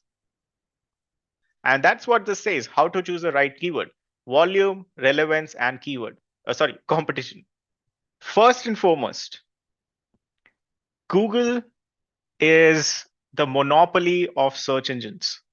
Literally, even today, when Bing is partnering with OpenAI and all of those things that it is doing, Bing uh, probably has some decent market share in desktop, but Google is still the majority player. Today, most of the websites get over 80% of their traffic from mobile phones. And Google has almost 98% of mobile phone traffic, right? Market share. And that's huge. Apart from that, on desktop, yes, the market share of Google is a bit lower, probably around 85%, but that's primarily because people end up using Edge by default, which has Bing as a default search engine, right? So that's the reason why majority of what I'm going to talk about in terms of SEO is going to be related to Google search. Now, does that mean other search engines does not get involved here? Not really. There are other search engines as well, but fundamentally, all of them work very similar to how Google search works. So anything that you're going to learn about Google search and SEO, you can apply it to other search engines as well, right? So now the first question is, how does a search engine actually work? Because if we want to optimize our results for search engine, we need to understand how it works. So there are three things that a search engine does. As you can see on the screen, the step one is crawling. So a search engine has a little robot, right? Little in the sense it's virtual and all, we cannot see it, etc. But there's like so many thousands of servers which host it and send that robot to your website. This bot can be called as a Google bot, a spider, a robot, a crawler. It could be any of those, but every search engine like Google would send their crawlers to your website. And by doing so, they are able to capture information about your website. So every time, so just like we take screenshots on our phone, right? Just like that, every time a crawler visits your website and then takes a screenshot of your website. And once it does that, it stores or it collects like a folder or file of it. And that is called as a database. So it basically creates like a huge data set about your website as it captures those snapshots. And once it does that, that database is called as indexing, right? So that's the step two. So first it goes to your website, it looks at it, and then it captures the data of your website that it saw, and that is indexing. So crawling, indexing. And the third step of how a search engine works is algorithm. So yes, so they collect the data, they capture the data, but how do they use the data? They use the data when a user is searching for something. So for example, when I go on Google and when I type a specific keyword, there's an algorithm which checks the keyword that I'm typing in and then matches it with the database of index that is already collected. And based on that, it identifies what are the different web pages to show. Now, this algorithm also does a second step. One is obviously it matches with the relevant pages, but the second is it also identifies the sequencing of when to show which page. So let's say, for example, when I type shoes online,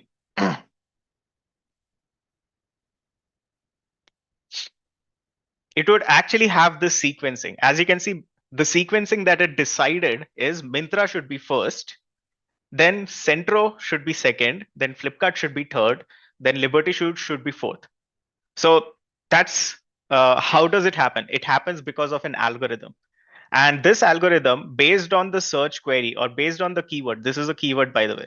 So based on these, it matches the indexed database that Google already has, which is like billions and billions of web pages. And based on that, it would show up these search results. That's basically how it works, right?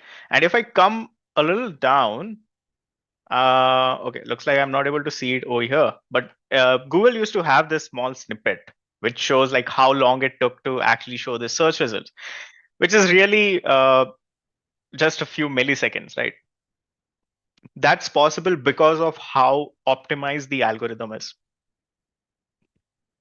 So anyways, that's how it works. And just FYI, this is called as the ranking, right? So Myntra has the first rank, Centro has the second rank, Flipkart has the third rank, Liberty has the fourth rank. So for this keyword, if someone asks what is the rank of Myntra, sorry, what is the rank of Flipkart, you can say the rank is third, right? If I ask you what is the rank of Myntra, what would you say? Yep, it is one. Now, the thing is, a lot of people sometimes get confused about this, and this is very common.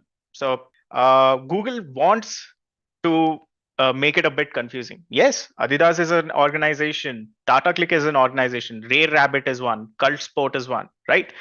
But uh, if you notice, this is sponsored.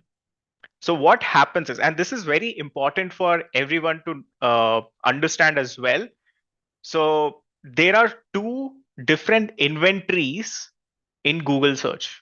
So the first inventory that you always see is going to be Google Ads inventory. So this, all the results that you see over here are from Google Ads inventory. And organic results, which is what we optimize for as a part of SEO, is below the Google Ads inventory, right? So keep that in mind that both of these are separate and both of these work differently. Google Ads works differently. The way that you rank for Google Ads works differently. The way that you rank for organic search is also different. And that is what we are going to talk about, right? So this is something that you should always keep in mind as we are going to look at some of the keyword tools. We would also notice that the way that the rankings work are different. Yeah, these are shopping ads, correct, Aviru. Okay, so that's what the algorithm is, right? Now, when it comes to the way that the algorithm works or the way that you can rank your product, the way that it works is like broadly, there are two different segments. And someone already mentioned this, but the two segments are what you can communicate to Google from your side. And the second segment is what others are telling about you. This is very similar to politics, for example, right? So in politics, when you are, let's say, fighting for an election or something like that, what do? You would promote yourself. You would try to talk good things about you. You would try to say what are the changes you're going to bring. You're going to probably write a manifest and publish that so that people understand, like, okay, these are the agenda or these are the things that you would do if you win. But what happens is uh, people will not trust you directly, right? People will be like, why should I believe anything that this person says? And why should I even go to this person or vote for this person, etc. And the way that that person increases that is by gaining authority. How does the person gain authority? By having others talk about him. So typically, a politician, like for example, even when you hear about our current Prime Minister Narendra Singh Modi, right? He does not speak to you directly. There are other people who talk about him, because of which you believe in the things that he says much more. And that's the reason he gains authority. Same goes for any political leader, and same goes for SEO as well. So On page is you talking about good things, good quality stuff, and sharing good content, making sure that the things are relevant. Off page is about what others tell about you and how they talk about you, and if they are talking in a positive manner, how they are actually saying that, okay, if you are someone good or not, etc., etc. And all of those things helps bring up your authority, and that is off page. So that's basically off page, right? So on page is all about making sure that whatever you're doing is around relevance, making sure that if you want to target a specific keyword, you're more relevant towards it by providing high quality content, by providing relevant content, and ensuring that it is helpful. And authority is more about what other websites are telling about your website by the means of the type of backlinks that they provide. We are going to go deeper into what backlinks are, don't worry, and the type of context that those links have. And that's basically what's the difference between on page versus off page. And that's what relevance is. And that's what authority is in terms of SEO. The main important thing. So that's what we did last time, right? So what is the main important thing? The main important thing is the keyword. Why is keyword the most important thing? Because that is basically what people are searching for. Today, a single person in a single month can search for hundreds, if not thousands, of different things. Just go to your own history and you will see how many different things you have searched for. Every single search is like a keyword, right? And that is the reason. Now, every time you use a different keyword, you will find different results. So, for you as an SEO expert, the main goal is identifying the right relevant keyword and making sure that you're showing relevant pages on that so that you can get good potential customers for your business, right? Now, for example, over here, when I type shoes online, you can see I got Mintra. Now, if I look at shoes online, this has, it says there's about 5,400 searches in India for this. So that means in a single month, almost 5,000 people search for it. Now, out of these 5,000, let's say even if maybe 5% of them end up buying if they visit the first page, that's still like 200 plus sales, right? So that's the main thing. And all of these sales are for free. So because you're not paying for these, you're paying if you show up your ads or something like that, you would be paying for that. But for SEO, you're not paying for anything. And that's the reason the first thing or the first most important core of your SEO starts from keyword, because identifying the right keyword and making sure that you're able to rank for them is the most important aspect of your entire SEO strategy. The relevance comes from your keywords. The relevance comes from the type of keywords, how you're optimizing for it, what are the different pages you're optimizing for it, how you're working towards it, etc. All of it starts from the keywords, right? So, and that's where we ended up with keyword research. So in keyword research, the practice of identifying keywords that strike a balance between business relevance and user intent while ensuring it has enough search volume and competing ability. So we say, sir, similar platforms will use similar keywords, then how to rank them? Yeah, so obviously, like for example, over here, right? Mintra, Flipkart, Centro, all three want to rank for it. Even Flipkart doesn't want to be at third position. It wants to be at the first. Centro also wants to be at the first position. But then why is Mintra over here? How do you rank over here? The answer is by making sure that, okay, I would say all three of these actually have good content. good relevant content. So the minute I type shoes online, in all of these three websites, I can buy shoes online. And the content also says the same thing. So why isn't Flipkart on the top? Why isn't Centro on the top? The reason is because the algorithm of Google thinks that most people want to buy shoes from Myntra. And that's the reason it shows over there. And how does Google know that? It knows that because of authority, right? So it's going to be a combination of multiple things. Now, if you notice, there are other aspects as well.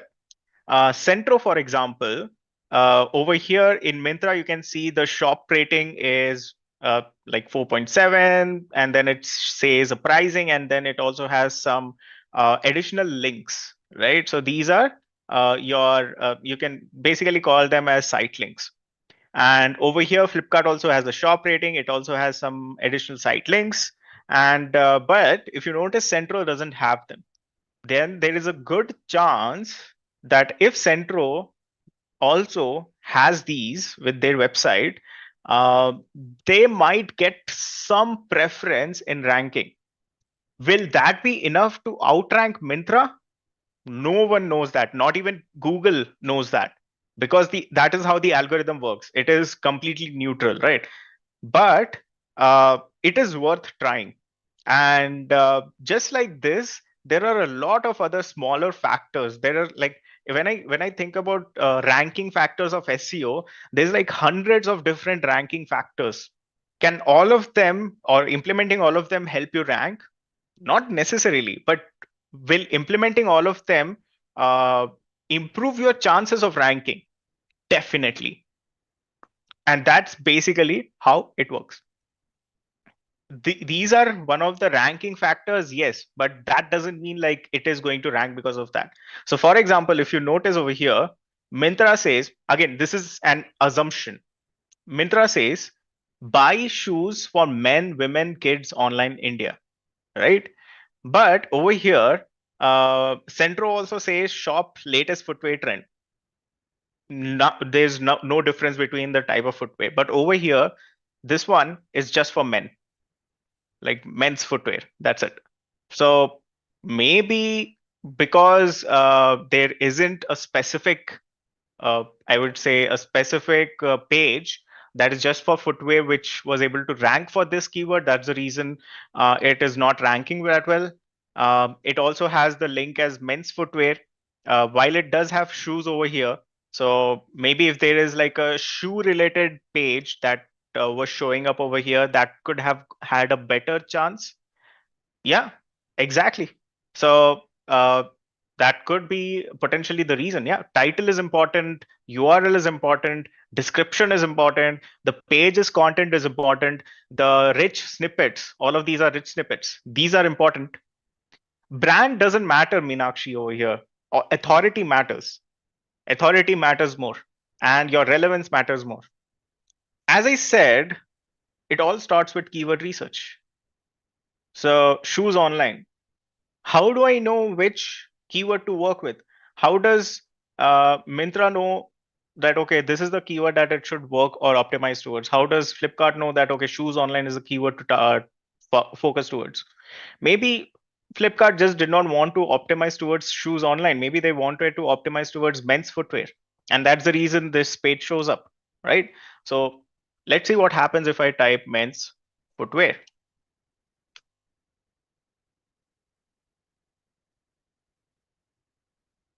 And of course, Flipkart shows up, right? So maybe this is the keyword that they wanted to focus on more. And that's the reason this page shows up for this particular keyword. So that's the reason that keyword research is very important.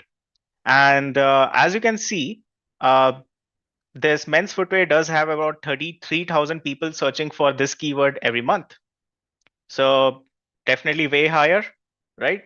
So that's the reason keyword research is more important. So what did I say in this sentence? The practice of identifying keywords that strike a balance between business relevance and user intent, right? So now business relevance in the sense they are selling shoes, but if you notice, the page is all about men's footwear.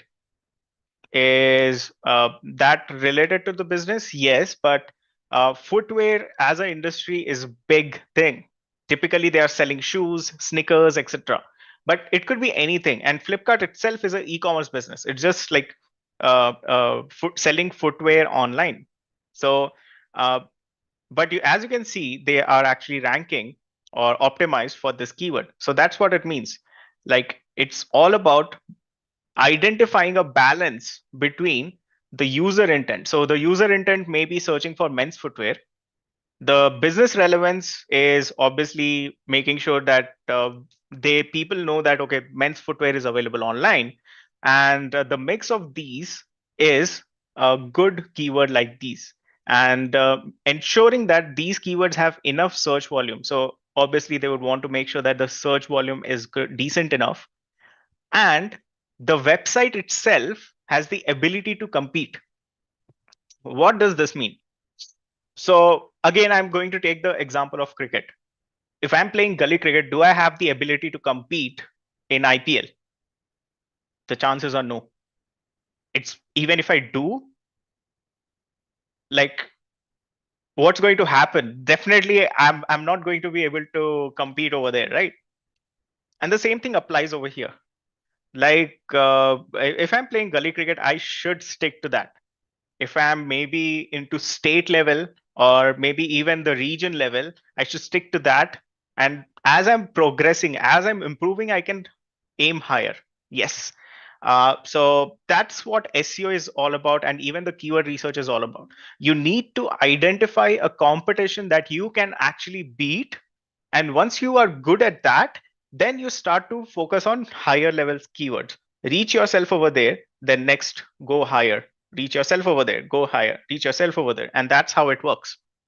So overall, uh, yes, there is 33,000 volume over here, but there's a high chance since Flipkart, Myntra, AGO, etc. are ranking for this keyword, that means that the competition is going to be super tough, because every single company over here that you're seeing rank on the top is probably spending millions and millions of dollars or crores of rupees to make sure that they are there, and it's not as easy, right? So that's something that you should always consider. So how do you do that? The best way is by striking a balance of three metrics, which I'm going to talk about as a part of keyword research. But before that, something important to know are that there are three type of keywords. So if you notice, obviously the keyword that I use is just men's footwear over here, etc. Right? But keywords can be anything, especially in today's day and age with AI.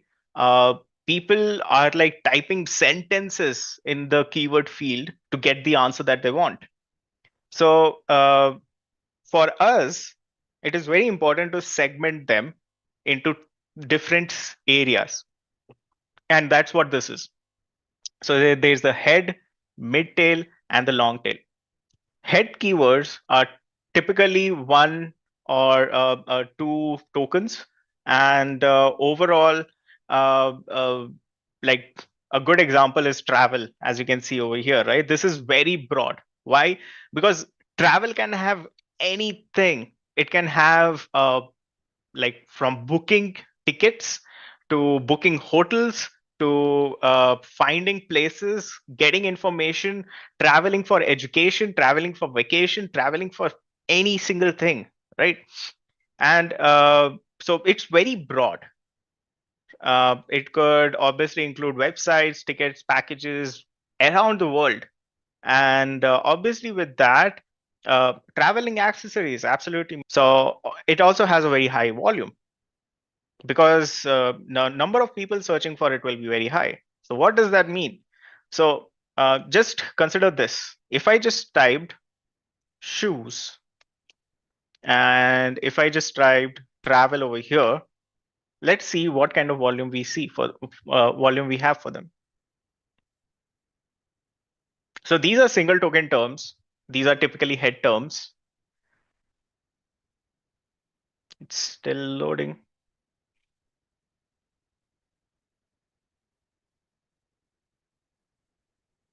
Yeah, so shoes, as you can see, the volume is 6,73,000, right? It's a head term, but obviously shoes can mean anything. And similarly, if I look at travel, it has 1,35,000. And of course, it can mean anything. So these are, as I said, head terms which typically have a very high volume. And along with that high volume, you will also see a lot of competition. So shoes, we see Myntra, we see Adidas, we see Flipkart, we see Neiman's. But yeah, there is enough competition. Travel, we see Google itself. There's Make My Trip. There's Wikipedia. There is WTTC, apparently. But you get it, right? Like it's a very high competition, and the people competing for it are crazy. So can you compete in the same range? If you have a good website which has a good authority, maybe, yeah. Then we have Midtail. So Midtail is it is little specific, but not very specific, but not broad, right? So Midtail is essentially a few more details.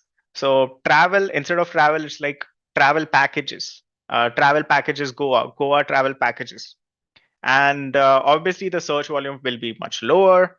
The competition will be like okay around, so let's say competition is typically measured from 0 to 100, and typically a high competition would have 70, 80, 90, 100 as a competition. Mid is something which would have a competition of somewhere between 40, 50, 60, somewhere around those ranges, right? And the search volume will also be conservative, somewhere in thousands. So yeah, like that's what a mid-tail typically has, and we can actually check that as well, right? So if I just type in Goa travel packages, uh, it will load. I'll give it a time to load. But yeah, that's basically how it works. So we can see that Make My Trip, Yatra, Thomas Cook, etc. are ranking. There are specific pages that are ranking of theirs. It looks like India tour packages is ranking for some reason.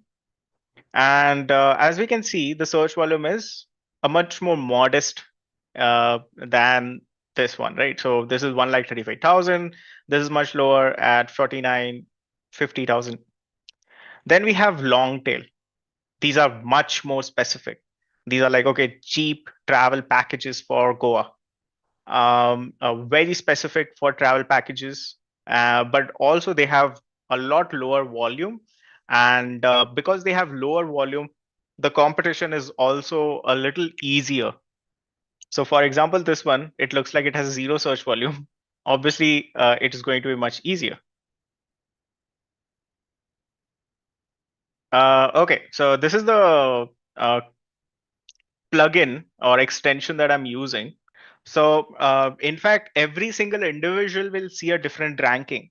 So when I typed in men's footwear, I saw these results. There's a high chance, or I wouldn't say very high, but there is definitely a chance that you will see a different list or different ranking sequence.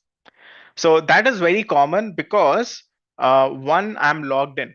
So Google also uses my personal data to identify what I should be seeing. And does that mean what does that mean for you? So that basically means that the ranking that you personally see may be different than what someone else sees, but it will still be in the similar range. So that's basically how keyword research works and what are the different type of keywords. So there are different, let's say, keyword research parameters that you should be looking at.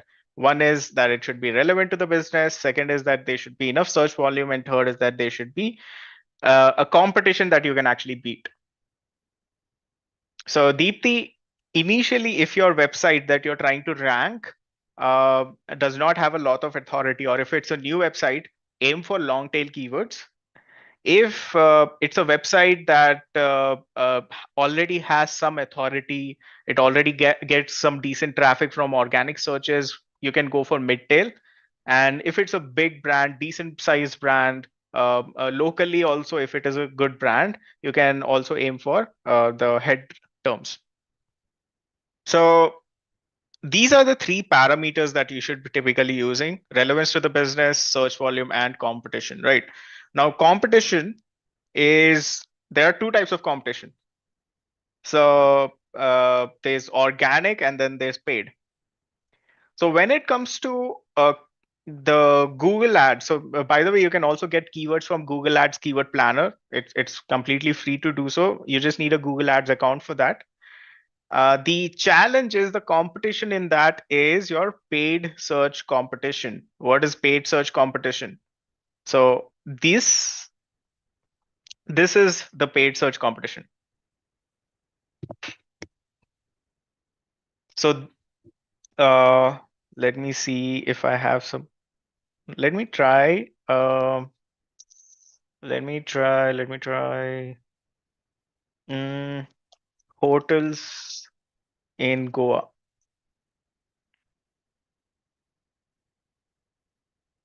Hmm. Yes, I got a paid search result, right? So this result is not an SEO result. This is a paid search result. And the competition for this is going to be different and separate. This is going to be PPC competition or paid search competition. In Google Ads, you get the competition for this inventory. But the SEO competition or organic competition is typically the ones for these results. How do you know it is paid? You can know it by looking at the sponsored. So if it says it is sponsored, that means it is a Google Ads inventory, part of Google Ads inventory. I think we can see another. Okay, there isn't one. But yeah, that's basically how it works, right? So this is a separate inventory and this is a separate inventory. So now let's do the keyword research part. So what is Uber Suggest? Uber Suggest is a keyword research tool. There are a bunch of keyword research tools. So I'm going to show Uber Suggest because I like one simple feature of it, of how it shows like the PPC difficulty and SEO difficulty. And obviously it does not need an account for me to do one search per day. So let me just exhaust that one search for it right now. I'm going to go with men's footwear. And I want to search for India as a location. Yep, search.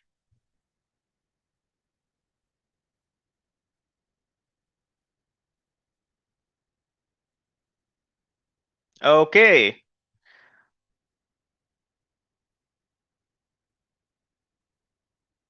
Men's footwear.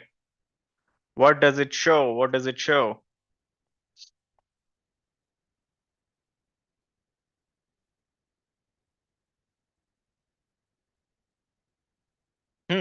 Okay, so it says that the search volume is 12,100. By the way, the search volume numbers, you will probably see a different number in different website. That's because all of them just estimate what the number could possibly be. If you want a exact number, uh, you will never get that. But the closest one is going to be Google Ads Keyword Planner because that's closest to Google search, of course. So just keep that in mind. Does that mean the other tools are not helpful? No, they are helpful. It's just that the numbers will vary a little bit, and that's very common. So search volume, it says 12,000. Good. And SEO difficulty, it says 52. Paid difficulty, it says 100, right? And cost per click is again for paid. So I'm not going to go into this because that's not related to SEO. What is related to SEO is SEO difficulty. So what this means is, from 0 to 100, it is like 52% difficult or 52 difficulty. And this means if I have decent authority, if I have some decent backlinks, etc., which again I'll be discussing in one of the later sessions, if I have decent relevance, uh, I can rank or try to rank for this keyword, which is men's footwear in India, because the SEO difficulty is 52. So if I scroll down, I obviously get a few more suggestions, different keywords, etc. I can basically find more relevant keywords, etc. But the main thing is that I just wanted to show you this.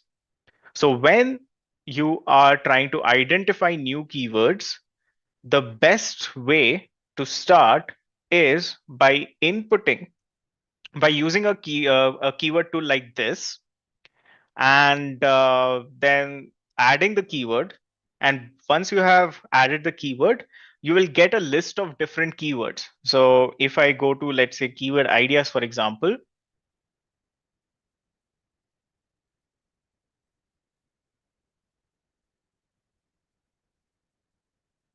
I can see these are the list of keywords that it suggested to me. So men's footwear, there's Nike, men's shoes, white shoes, leather shoes, Jordan shoes, loafers, right? And it also tells me what is the amount of search volume for each of those, what is the paid difficulty, and what is the SEO difficulty, search difficulty. And this is the one that I'm going to focus on. So SEO difficulty, as I said, it's nothing but how difficult it would be for you to rank in organic search, right?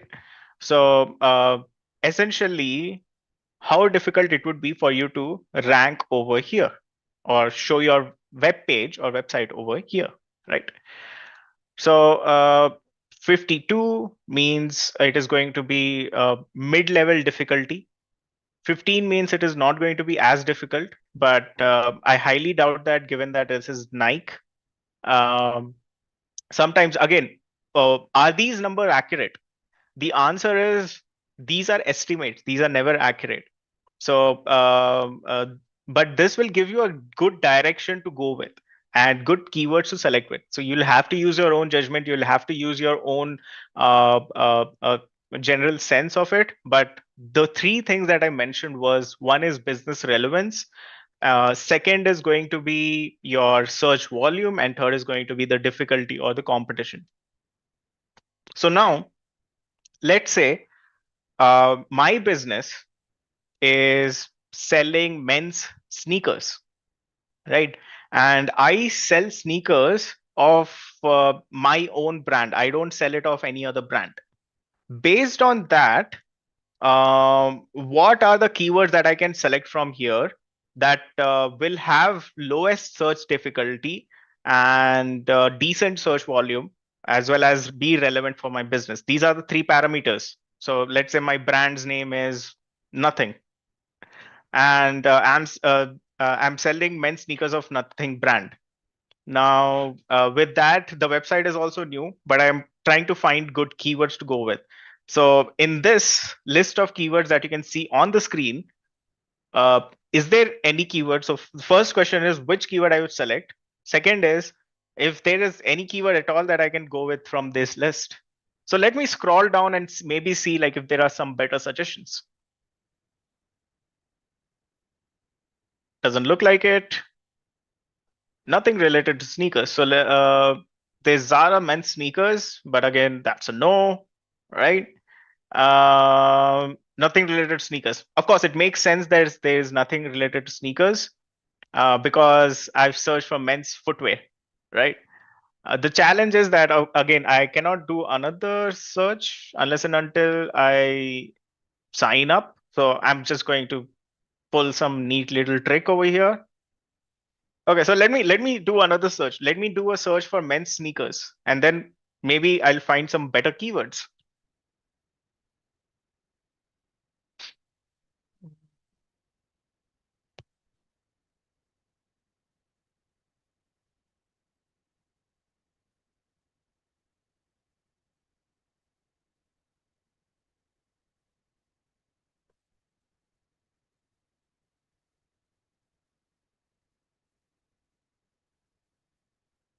Okay. Um,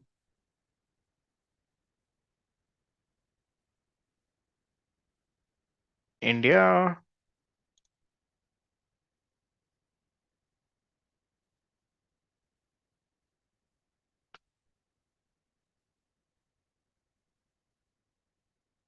Let's see what kind of keyword ideas I get.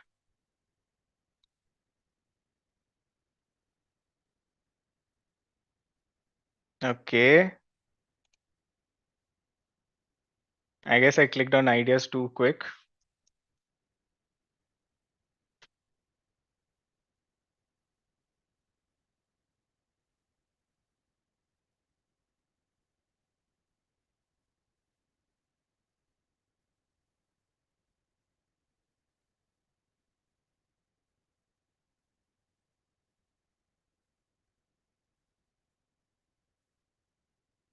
Okay. So now, uh, you would. So how did it start? If you guys noticed, I used men's footwear first. I did not get good ideas. I did not get any decent keyword ideas because I'm selling sneakers. I'm not selling while it is under the footwear category. My main thing is sneakers. So that does not work. So that's the reason I tried a different search. And when I did that, as you can see, I got a more relevant keyword. So business relevance, check. From this, the second thing is search volume. Every single keyword that you see over here have thousands of search volume. Good, check. Search difficulty.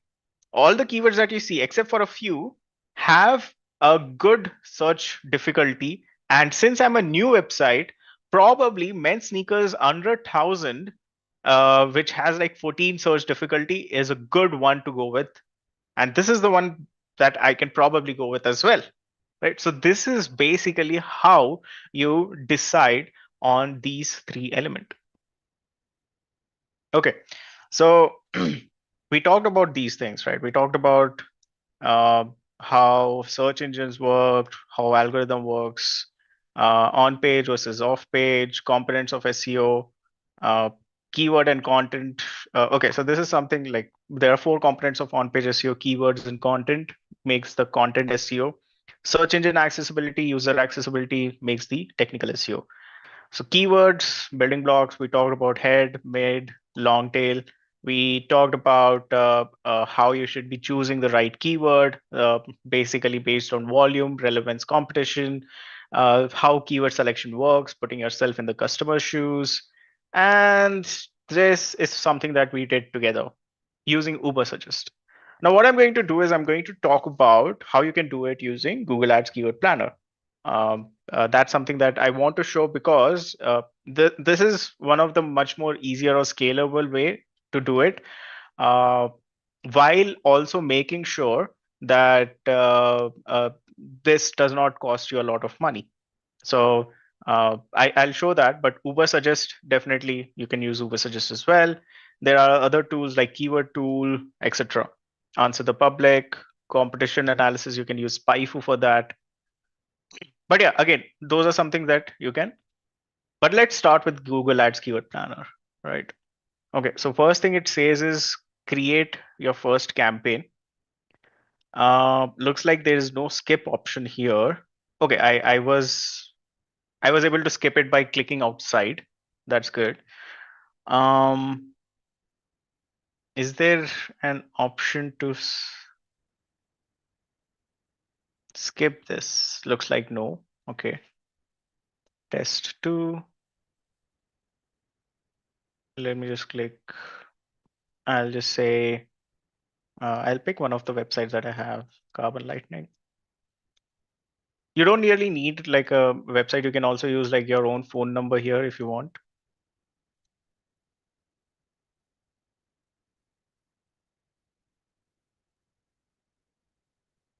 Oh, interesting. They keep changing this flow. I'm going to skip everything. I'm going to skip this.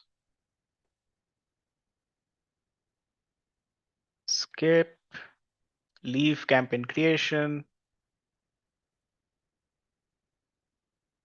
Yeah, I'm going to leave these things as is. Continue.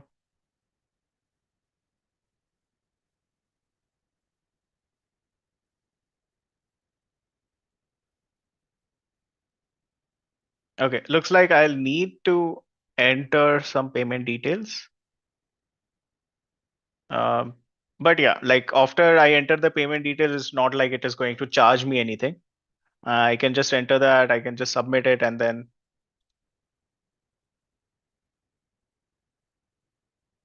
create a payments profile. I don't want to create one.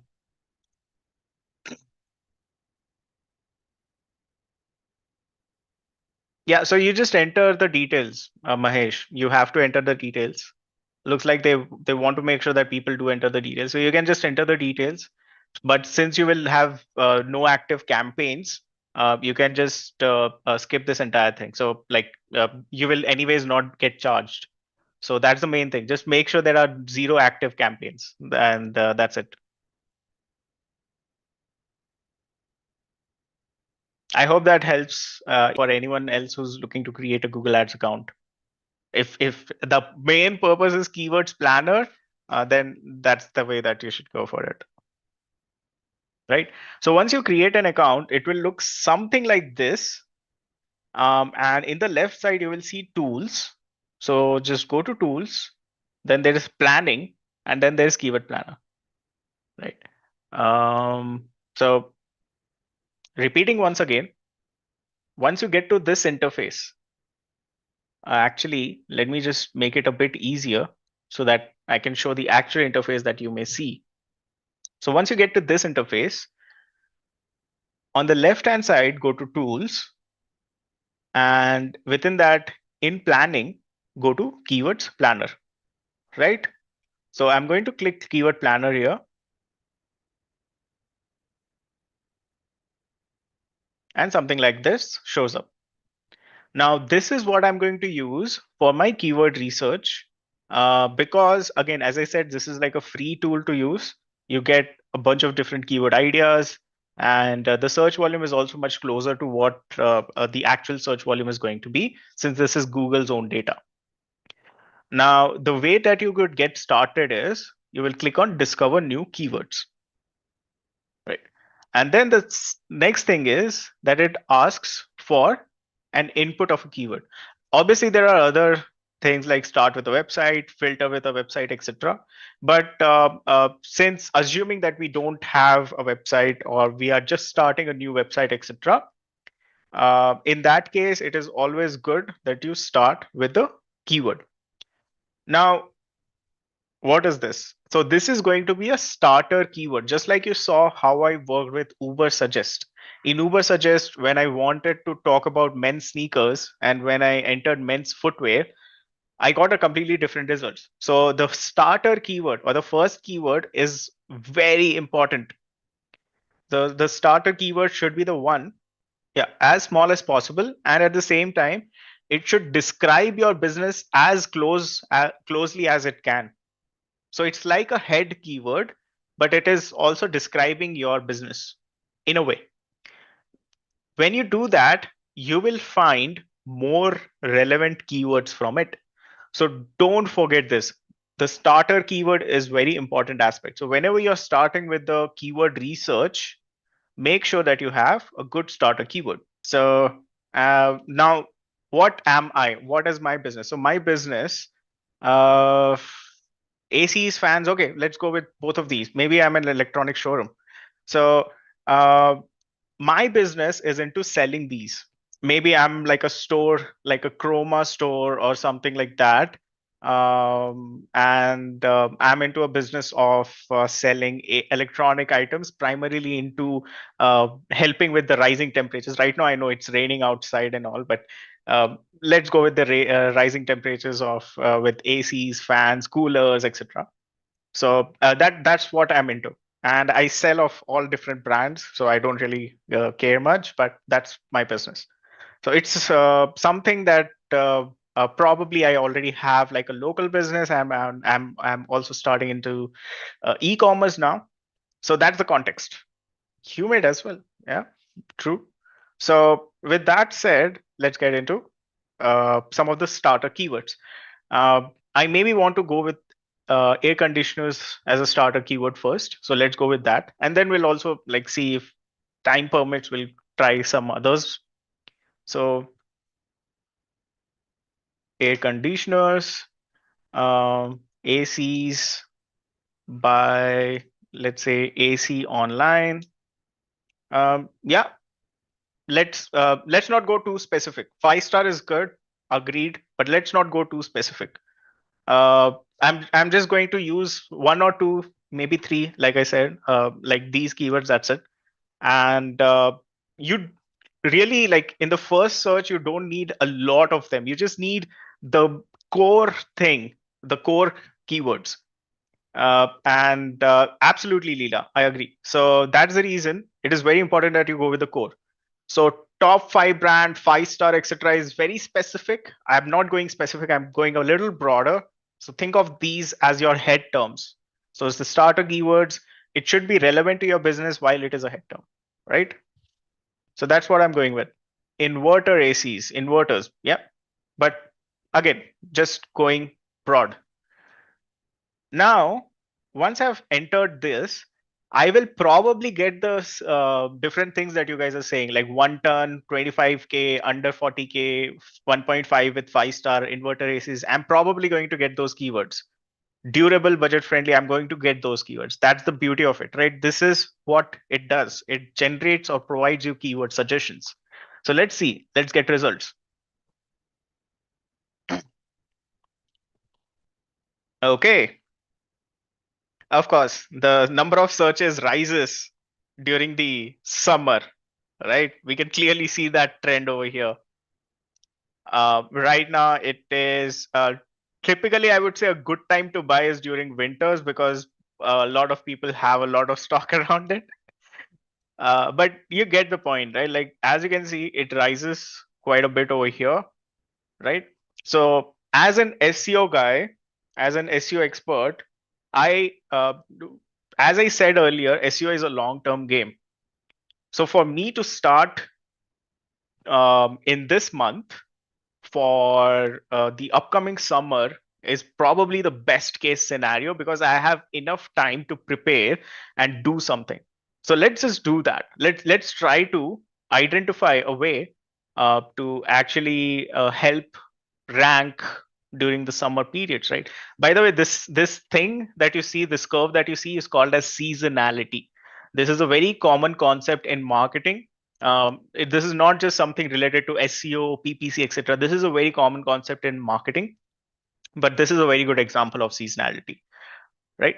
So now, if I scroll down a bit, I can see like these are the starter keywords that I provided, and these are the search volumes for the same. Then these are the keywords that it suggests. So these are additional keywords that it is suggesting to me. And overall, it says there are 1,728 keywords that it found. And these keywords combined have around, even during December, they have around 28 lakh search volume per month. So that means 28 lakh times people are searching for it in a single month. And during the peak period, almost 4.2 crore or 4 crore people are searching for it in May, right? So that's what it tells me. However, it has all types of keywords. Like it can have keywords that are probably not at all relevant for you. Some of you were mentioning 1.5 ton, 1 ton. It actually has those. The one good feature that I like about Google Ads Keyword Planner is the refine keywords function. So you can actually define these keywords very quickly using this, and that's what I'm going to do over here. So I'm going to go with only non-brand keywords. What does this mean? So keyword which does not have a brand name in it. Now, actually, I'm a AC seller. This doesn't matter to me. I want everything. These are fine. I don't want a retailer. I don't want Flipkart, Chroma, etc. I cannot use those. I probably not going to go with these brands, right? Yeah, so that looks good. these brands are okay. Maybe I'm selling some of these brands. Maybe I don't want to go with all of them. Maybe I just want to go with, let's say, Voltas, LG, maybe Samsung, Blue Star, right? Higher O General, Hitachi. Yeah, so maybe these are the brands that I'm selling. Maybe, right? So brands are sorted. Products. I am selling only split AC, uh, maybe window AC as well. Portable, I'm removing. Tower, I'm removing. Wall air conditioner. Uh, isn't that the normal air conditioner? Cassette AC. I don't know what this is. Floor standing AC. I don't want this. Don't want this. Don't want this. Right. So quickly, as you can see, from 1,700, now I'm left with 958. Nice. Let's go with this. Okay, all of these look good. Maybe I'm not selling 4 ton, 3 ton, 2 ton, right? And definitely not selling 5 ton. Maybe I just want to focus on 1 and 2 ton. Sorry, 1 and 1.5, right? So I'm going to go with that. 2022, nope. Used, I'm selling new. Outdoor, no. Solar, no. Shop is fine. Room air conditioner is fine. Appliances online is fine. Okay. So what am I left with? I'm left with 700 keywords. Good. So this is what refine keywords typically does. It helps you quickly refine the keywords based on some of the categories that it has identified. And once I'm done with this, as you can see, I don't need to go through the 1,000 keywords. I just have 700 left. So what do I do with this now? How do I use these? So let's just download these keywords. So once I've refined them, I'm just quickly going to select download, uh, select CSV. So this is where we are going to start using Google Sheets, or basically spreadsheets. Actually, let me just export in Google Sheets. Why do I need a CSV? So I just did that, like download keywords. I selected Google Sheets. I just clicked download. That's it. Once I did that, it automatically like created a spreadsheet like this for me. Okay. So once you download, this is what the data looks like. Now, what do you do with all of this data? Right, of course. As you can see, there's like search volume, there's competition, but this competition is of no use. Why is that?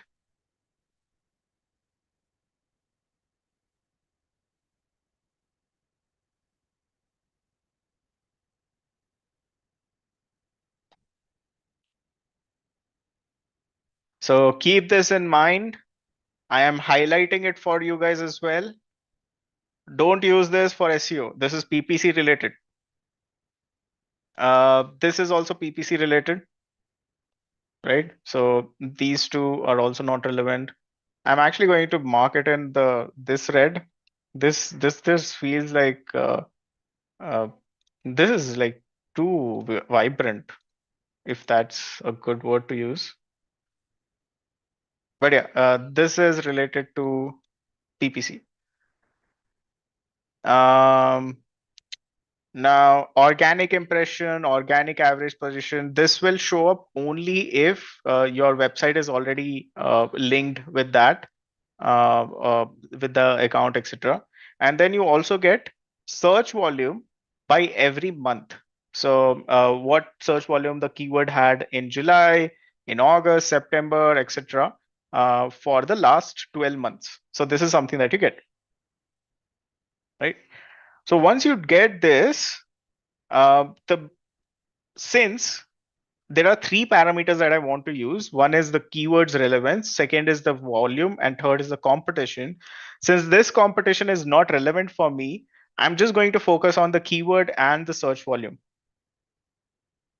Okay, so what I'm going to do is, this is the raw data. This is where I'm going to work with keyword selection, right? So the way that I'm going to do that is I'm going to select all the keywords here and paste it. so that it is much more cleaner for me to work with. Now, some people just prefer to delete all the other columns, etc. But I'm keeping them so that it's there for your reference, right? Okay, I have the keywords, I have the search volume. Obviously, I don't have the competition. Let me add a filter. This is why, if anyone is wondering, the Excel is important, especially when it comes to working with all the data and all in SEO, not just SEO, in digital marketing in general. Okay, so I have the keywords, I've filtered them, I've formatted them a bit. Let me just do one thing right now. It is sorted based on some kind of a relevance, but I want to make sure that I'm focusing on keywords which have decent search volume as well. So I'm just going to do one thing. I'm going to sort this. Okay.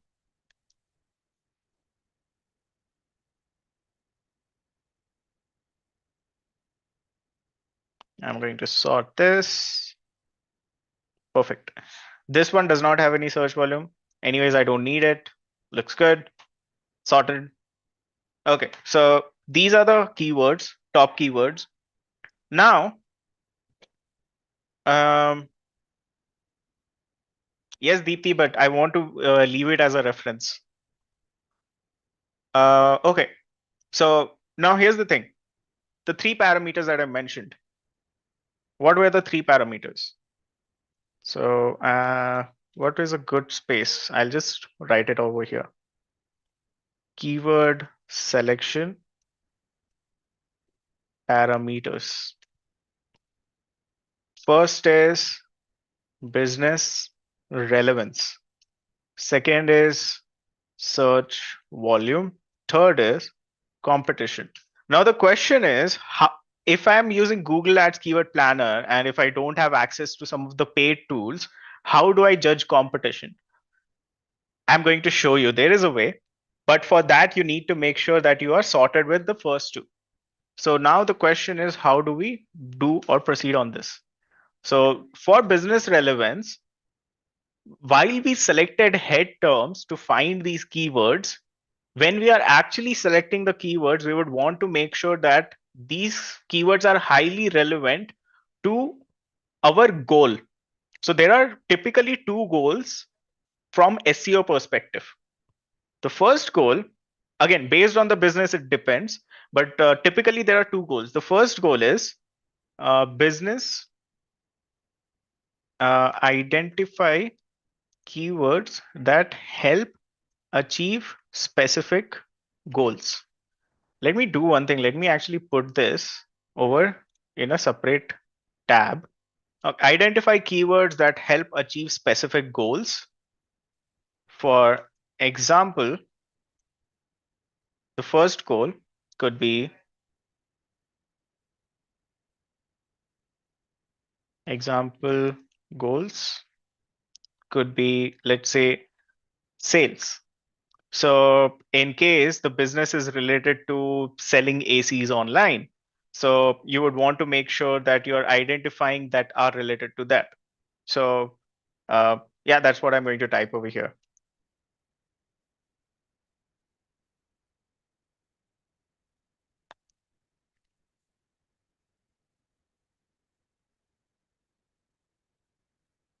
Second is information.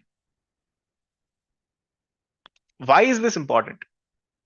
Because oftentimes using information based keywords, you can get people to your website.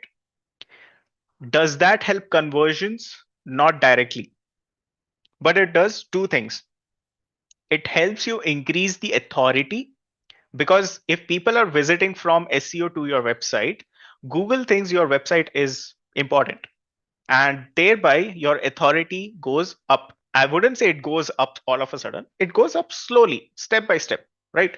So that's the reason, even if you're not into the information business like a news website, etc., providing information around your business related products or services will actually help improve your website's authority. And when your website's authority increases, there is a high chance that you will rank better for your sales related keywords as well. So that's the second goal. So information related keywords.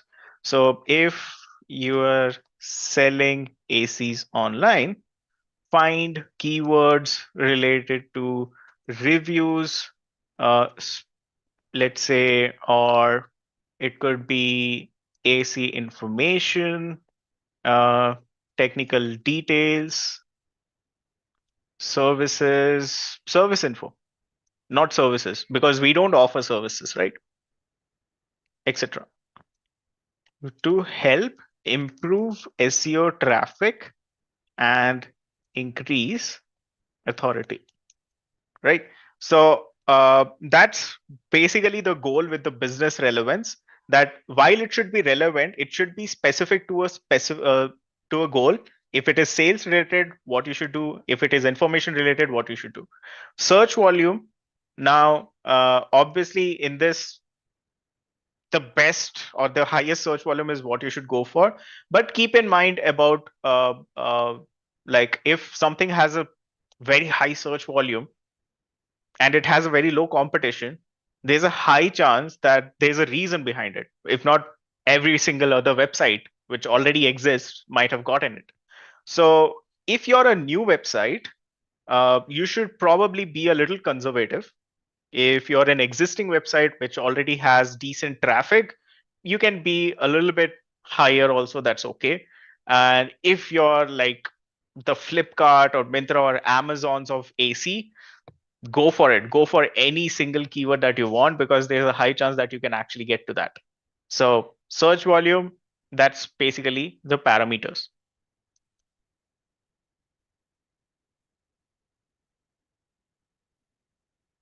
New websites,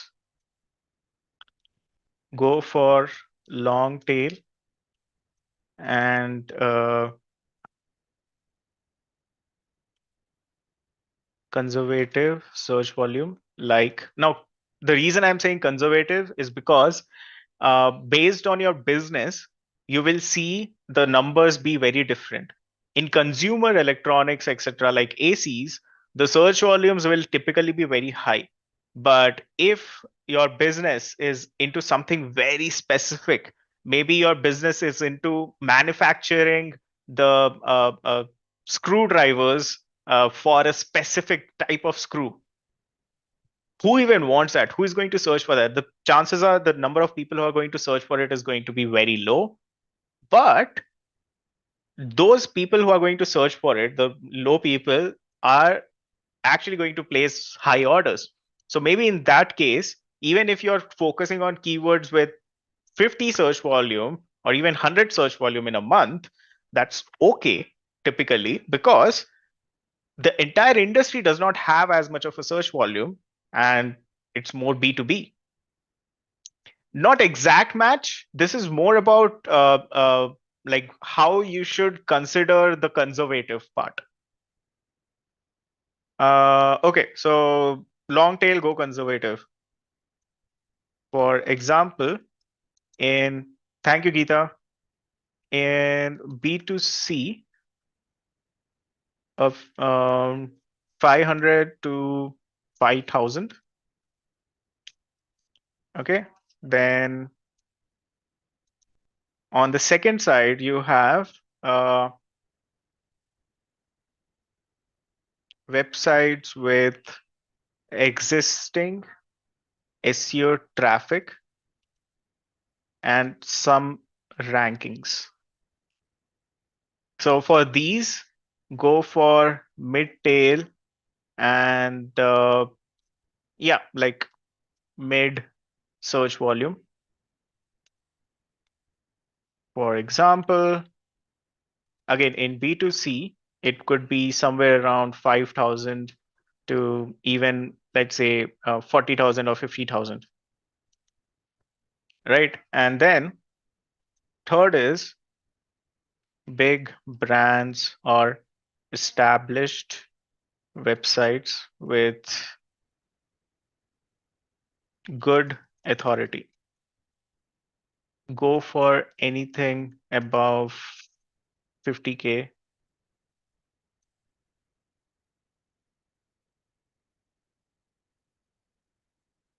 Right. So this can act like a good benchmark. Now, are these benchmarks a good number? Not really, no. But this can help you in the start. As you figure out, as you gain more experience, based on the business, based on the context of the business, based on what it is into, the industry, the search volume, etc., you will have to decide for yourself what is a good search volume. But since everyone is over here starting for the first time, this is a good benchmark. So right now, there are certain assumptions that I'm going to make here. The assumption number one is that I have a new website, right? And the assumption number two is that my authority is nil. And the assumption number three is probably I can go with, since again, like this is based on this, right? So based on this, I should be going for long tail or conservative search volume keywords. So does that mean I can aim for these? Maybe, but not right now, because I don't have any authority. Now, if these assumptions were like, okay, I have a well-established website, etc., then it would change, but not right now. So with that, I'm going to scroll a bit, maybe check HVAC, Samsung air conditioner seems decent, but again, mid-tail, maybe something I can look at. AC conditioner installation near me. Interesting. I'm going to scroll a bit down, further down. Okay, this seems like a safe spot in terms of search volume. Let's see what kind of keywords that we have. Now let's go with these keywords, or at least like these keywords first, and see like if I can identify any decent keywords here. So AC company seems too vague to me. Okay. Home air conditioner. Can I select this as a keyword? Yeah. Yeah. Perfect. So I'm going to select this. I'm marking it in green for now. Central air conditioner prices. I'm not into selling central air conditioner. I'm more into consumer market. I'm not selecting this. So I'm going to mark anything that I'm not selecting as. Yep. So I'm probably now, as you guys remember, so I can see that there are some no's, short tail, I agree. But I have not done the second filter of competition yet. I'm just looking at search volume right now. So maybe in the competition filter, this home SE will get removed. But for now, I'm still going to select this. So I'm going to select this, right? And similarly, split air conditioner price. Which color, red or green? Absolutely, right? So this is basically what you would be doing when you're selecting the keywords. As you can see, there is business relevance, and at the same time, these also have decent search volume. So how many should we select? You should select as many as you want. Like there is literally no limit. But to be honest, when you're starting off, having about 30 to I would say 30 is a conservative number. So 20 to 30 keywords is decent size for you to start, or at least start building something. Initially, again, like since you're just practicing, even if you're selecting 5 as a practice, that's fine. But when you're doing this, 20 to 30 is a conservative number in a starting. And as you scale up, then obviously you work with way more. Typically with SEO, however, how do you actually work with those individual keywords? So there is a way that you actually do that, which I'm going to talk about in the next segment. So, okay, I've selected these, right? I'm going to select a few more very quickly. So cheap AC, I'm going to say yes. Best AC company. like you can probably go with this, but there is like a personal element to this as well. So that's the reason I'm not going. Split AC price. Okay. O general split AC. Since I'm a retailer, I'm still going to go with this. This looks good. This looks good. Right? Now, most of these are general keywords. What I'm going to do is I also want to find some keywords that are um, information based, information related. So let me just maybe check if there are any keywords that ooze out information. Yeah, looks like there isn't any pretty good one. Best AC, yes.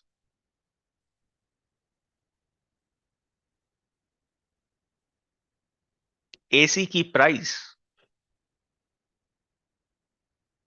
Okay, even these keywords can be used for information. Best, I'm going to go with the best one over here, right? Yeah. Again, like I can go with any number of these keywords, right? Based on what I'm into, what I'm trying to sell, etc. And now I'm just going to sort this a little bit. Sort by color. These are the ones that I did not select, and these are the ones that I did select. Okay, so these are the ones that I've selected. Now I'm going to analyze the competition.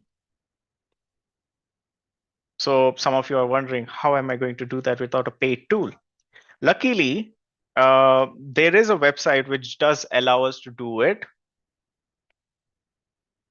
So again, this website itself is like a paid one, but it does allow us to check for each individual keyword what the competition typically looks like. So this is Ahrefs. It's a pretty good tool for SEO. They have some free uh, like free SEO tools. Last I remember there was keyword difficulty checker. Yes, this is the one, right? So I'm going to select India.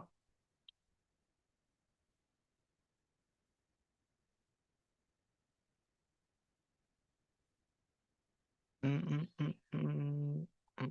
India. By the way, this location is the search location. This is not the location that you are in. Just FYI. So basically, if you are focusing or targeting Indians, then you would go with India as a location. But if you are targeting US, then you should be selecting US as a location, right? So home air conditioner. So I'm just going to put this keyword here. I'm going to click check keyword.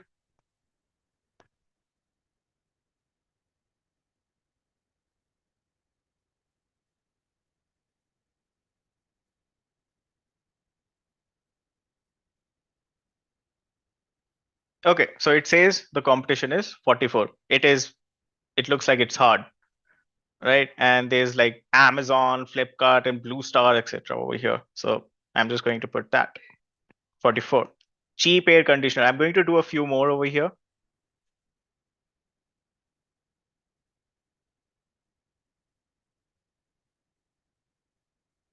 This is the reason it's a bit tiring when you're doing it individually for each single keyword. But this is a free method of doing it. So this looks like it's 19, it's medium. Nice. Good. That's good. Home AC.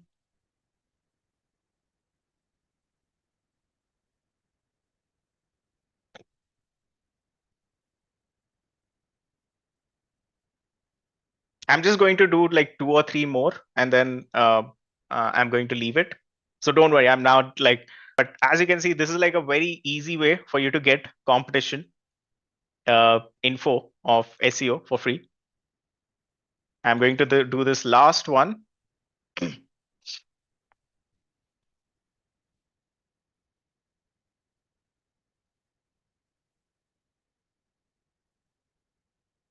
In a paid tool, you can get this result for like even thousands of keywords.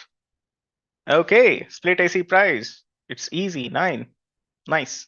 So this is how you can basically check it. I'm going to leave the link over here, as well as I'm going to leave it over here.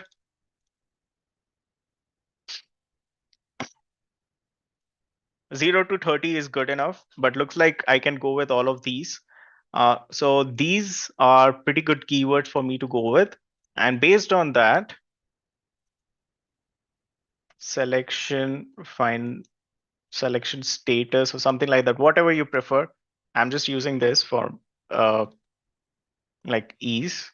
And I'm saying like, yes, selected, for all of these, right? And that's basically how you do keyword selection. Once you're done with this, you can basically just copy it. Again, this is something that you can do based on whatever your preference is, but this makes it easier for me. So final selected keywords are these. And this is how you do keyword research.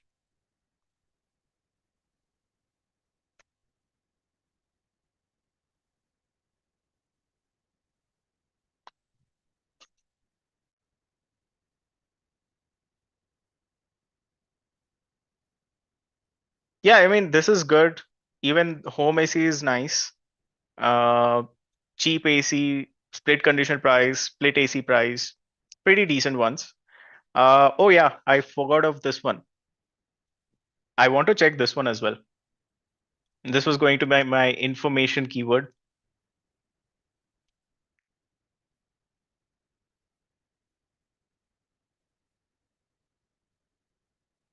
But yeah, while I'm checking this, quick check from you guys on what do you guys think? Oh wow, wonderful. Anyone who's selling in ACs, this is a keyword to go for. You will get good traffic.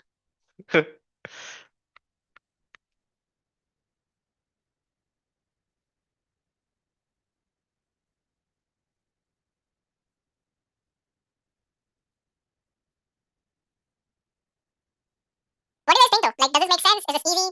Difficult? Maybe, maybe not. Will you guys be able to do something like this? Uh, so once you have selected the keywords, the process of working towards ranking for those keywords takes time.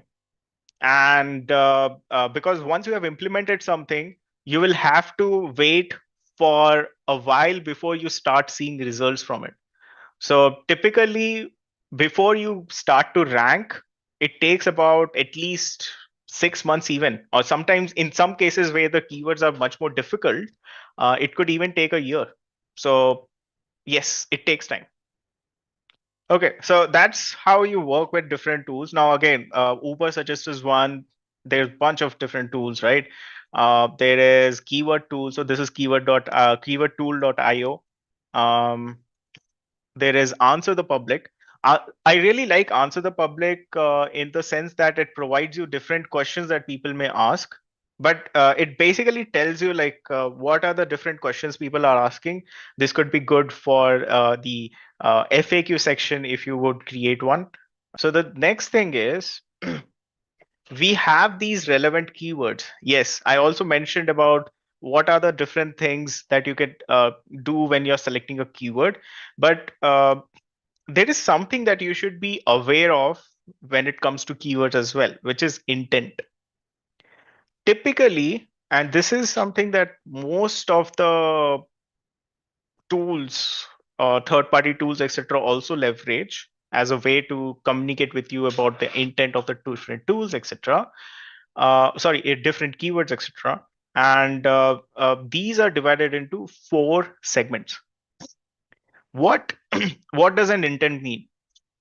The intent of the keyword means what does the person want when they are searching for something.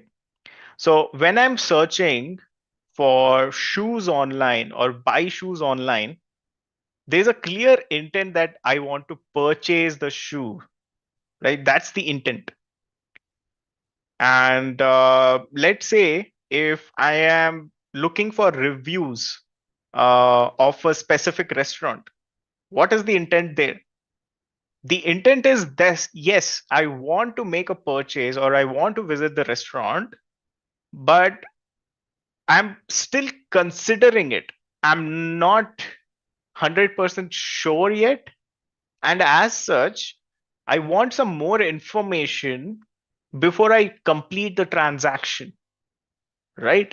So similarly, there are like different intents. So the transactional intent is very clear. I want to make a purchase right now. Commercial intent is the reviews, etc., that I was talking about. So, trying to learn more about something right before I make a purchase. So that's the main thing, right? Like commercial is more around before you make a purchase, if you're conducting a research, and that could include reviews, comparison, or let's say trying to find the top ACs, best five ACs or something like that, or best place to buy an AC, AC shops. All of those are commercial intent. Like you're not conducting a transaction right then and there. You're just trying to conduct a transaction by first finding where you would want to conduct or how you would want to conduct that. Then there is navigational keyword. So navigational keyword basically means that you are using that keyword to navigate to a specific website. A very good example of this is when you just go on Google and you're typing Facebook login. So for example, if you guys noticed, I wanted to go to Uber Suggest website, but what did I do? I did not go to neilpatel.com/Uber Suggest. What did I do? I just typed Uber Suggest in Google, and then I went to the website of Uber Suggest. So is it branded keyword? Yes, part of it is. So because I did not want to type the entire URL, I just searched for it. But in addition to that, you would also have keywords like Facebook login. This is a navigational keyword. You want to log into Facebook. Even if you rank for this keyword, and maybe you are like ranking somewhere here with this, that's not going to be useful, because even if it has like millions of people searching for this, people are still going to go to Facebook to log in, right? And that's the main thing about these navigational keywords. These can be quite tricky. These can have search volume, but that search volume is to navigate to a specific website. That's what navigational keywords are. And then there is the uh, crown of search volume, which is informational keywords. Informational keywords basically have a lot of search volume because people are looking for information. That's what Wikipedia is all about, providing information, right? And all of these blogs, all of these news websites, etc. What do? They provide information. So this does not have a commercial or transactional nature. So a keyword like this one that I was just showing, best AC 1.5 ton, is an informational keyword, because I don't know which AC I want to buy. I maybe just simply know that, okay, I want to buy a 1.ton AC, 1.5 ton AC, and that's it. I don't know which is a good one, which is a good brand. I don't have that information. And once I enter this, probably I'll be able to get some information around that. Or let's say a very good informational keyword would be something like um, top travel destinations in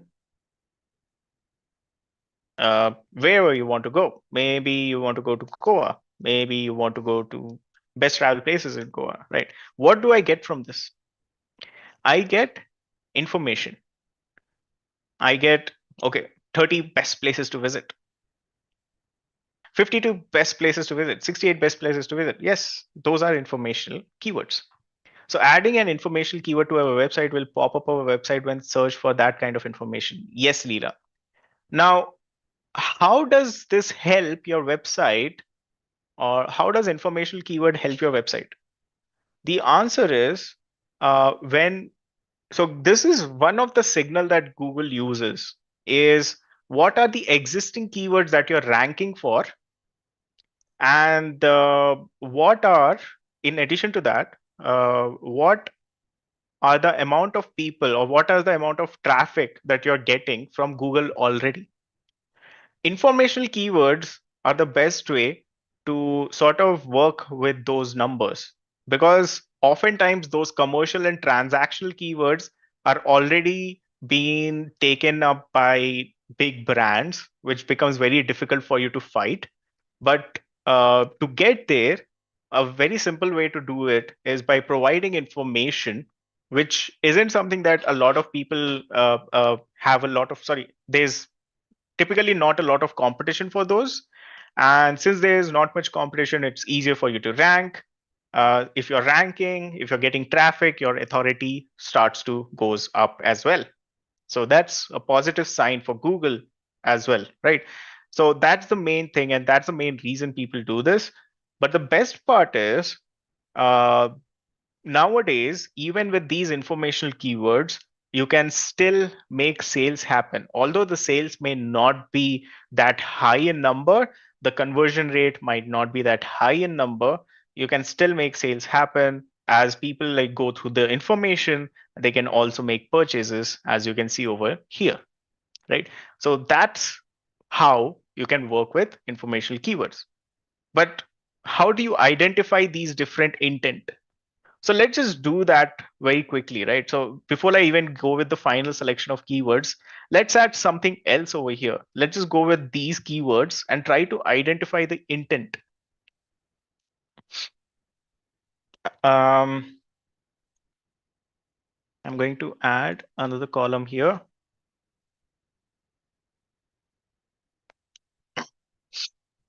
So now, one thing is, when you're looking at keywords like these, it is very difficult to decide what is the right intent, right? Is it informational? Is it commercial, navigational, or transactional? It becomes very difficult to identify that. So instead of keeping it very subjective, the best method I personally found is ask Google. How do you ask Google about the keyword intent? It's very simple. Just search for it. Just search for the keyword, that is, not search for intent. Search for the keyword. And I'll show you how that works. So let me just create this simple drop down over here.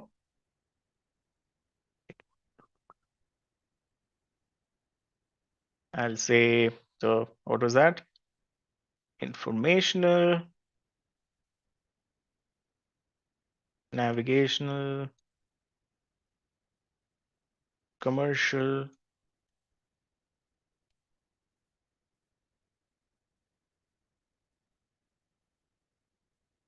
Okay.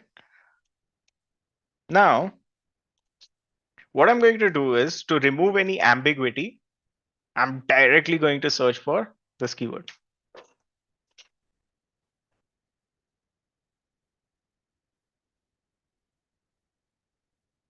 Now, once I searched for it, the first thing that it did is it actually provided me options, and these are organic shopping results, by the way. So it provided me some organic shopping results. As I scroll down, it provided me pages of shopping websites. So, but in addition to that, it also has which type of AC is best for home, what is suited. So it looks like it is not completely transactional. Again, this is subjective. This is highly subjective, right? So as you can see, you could either go with commercial or transactional. Which is the right one? Frankly speaking, no one knows. But uh, you can go. Then why are we even doing this? The reason we are doing this is so that it is easier for us to decide the type of content and the page that we want to create. And that's the reason keyword intent is important. So over here, it's very clear. I would personally go with commercial. I completely agree with Mahesh because there's definitely a transactional, like at least some intent for transaction, but Google does think that people also ask questions around it. So that tells me that this is more of a commercial intent than transactional in nature. So again, this is a bit subjective, but the primary use case of this is so that you can understand what type of content you would like to build. So when I search for home AC, I'm going to do the same thing. Search for this. And yeah, I would go with commercial again,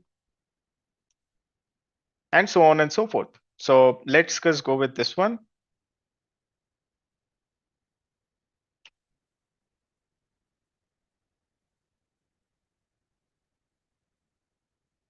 Yep, see, informational, right? So I'm going to go with informational over here. And this is basically how you go with this, right? Now, in this scenario, we don't have a navigational keyword, which is fine, but that's what I wanted to show you guys. And that's essentially how you decide the intent of the keyword. So split AC price, I'm going to consider that as transactional. Cheap AC, I'm going to consider that as maybe commercial. Split AC price, transactional, because it says price in that. And that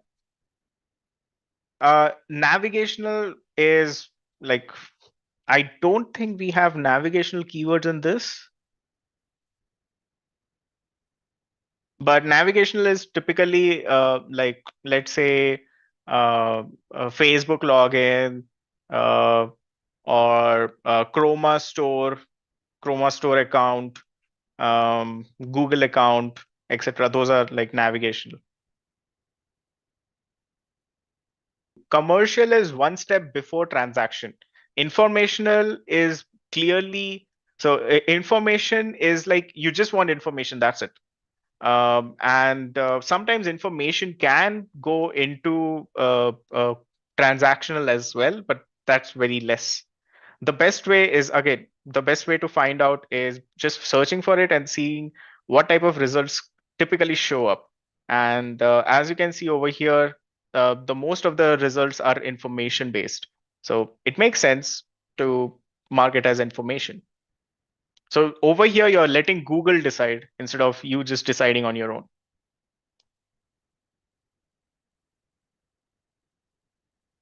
And I'm going to finally put that over here.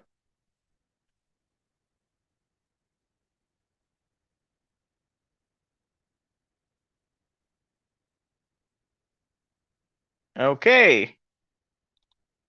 Now the final selected keywords also have keyword intent.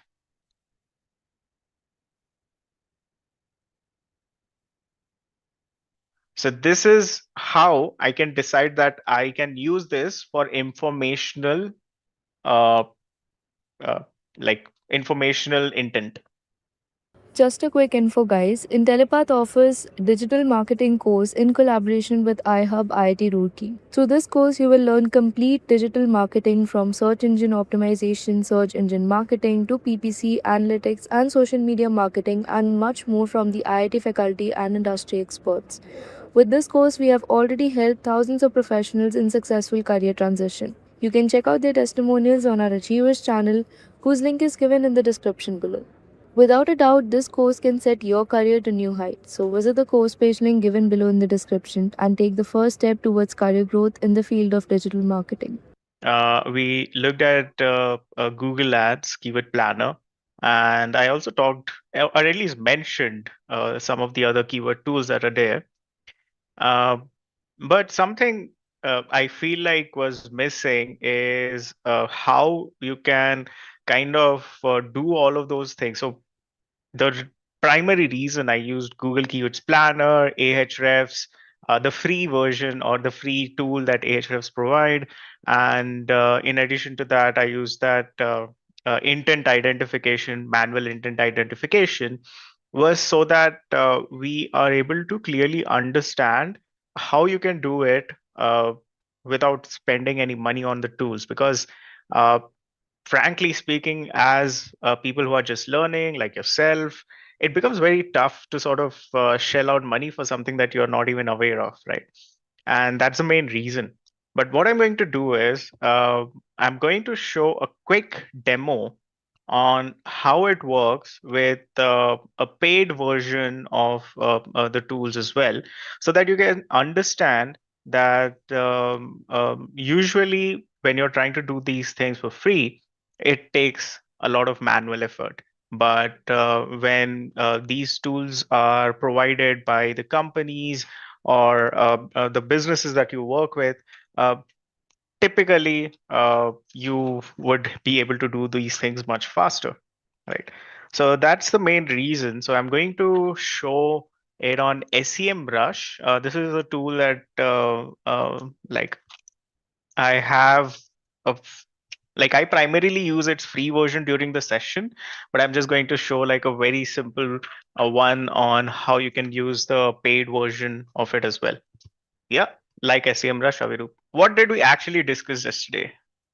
So far, we have gone through keyword research, understood what are different type of keywords, head, mid, long, and then research parameters. We looked at how you can do keyword research using Google Ads. And then, based on the raw data that we got from Google Ads, we then identified certain keywords. We looked at what their competition could be by using the Ahrefs tool. We identified keyword intent. I know there's Lokesh saying like, can we go through the keyword intent really quickly? I'll do that. And then we finalized or selected the keywords that we want to work with, right? So now what I'm going to do is I'm just going to like use SEMrush real quick and show you. So 1 second, let me just log into that account. Okay, yeah. So this is SEMrush. What I'm going to basically do is um, yesterday I was doing the AC keywords research, right? So what was the seed term that I had entered? Let's see. I think it should be somewhere over here. Yeah. So these were the 3 seed terms that I used, right? So I'm going to start with air conditioners, just air conditioners. And let's see what it shows. Air conditioners, I'm going to select India as a location. And that's what I wanted to sort of show. Yeah, now it has shown. Okay, so I have the search result as well. And now this is something interesting, right? So it also tells me in the top 10 results, so that we have Reliance Digital, we have Amazon, Flipkart, Voltas, Chroma, and all of these. And it has something called as domain AS. So what is domain AS? Domain AS is domain authority score. So this is rated from 0 to 100. And now, is this authority score the same as what Google considers? No, but this is something that will give us a guidance of what the authority of the website could probably be, right? And that's essentially the part of it. Now, from this, what we can understand is this particular keyword has a pretty tough competition. The domains have an authority score of almost 79. That's big. And now let's just try to see if I can get some keywords from this particular single keyword instead. Okay, so it also gives me the keyword difficulty. It says like it's 63, so 63%. So that's pretty difficult. And this is for organic results, right? And if you notice, it also tells me the intent. So according to this, it's commercial intent. The user wants to investigate brands or services. So what I'll do is I'll just click view all 54,000 keywords that it identified from this one keyword, the starter keyword, right? And once I do that,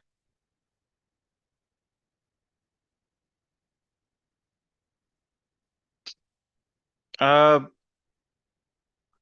So, and let's take a look at this one. This is what I wanted to show.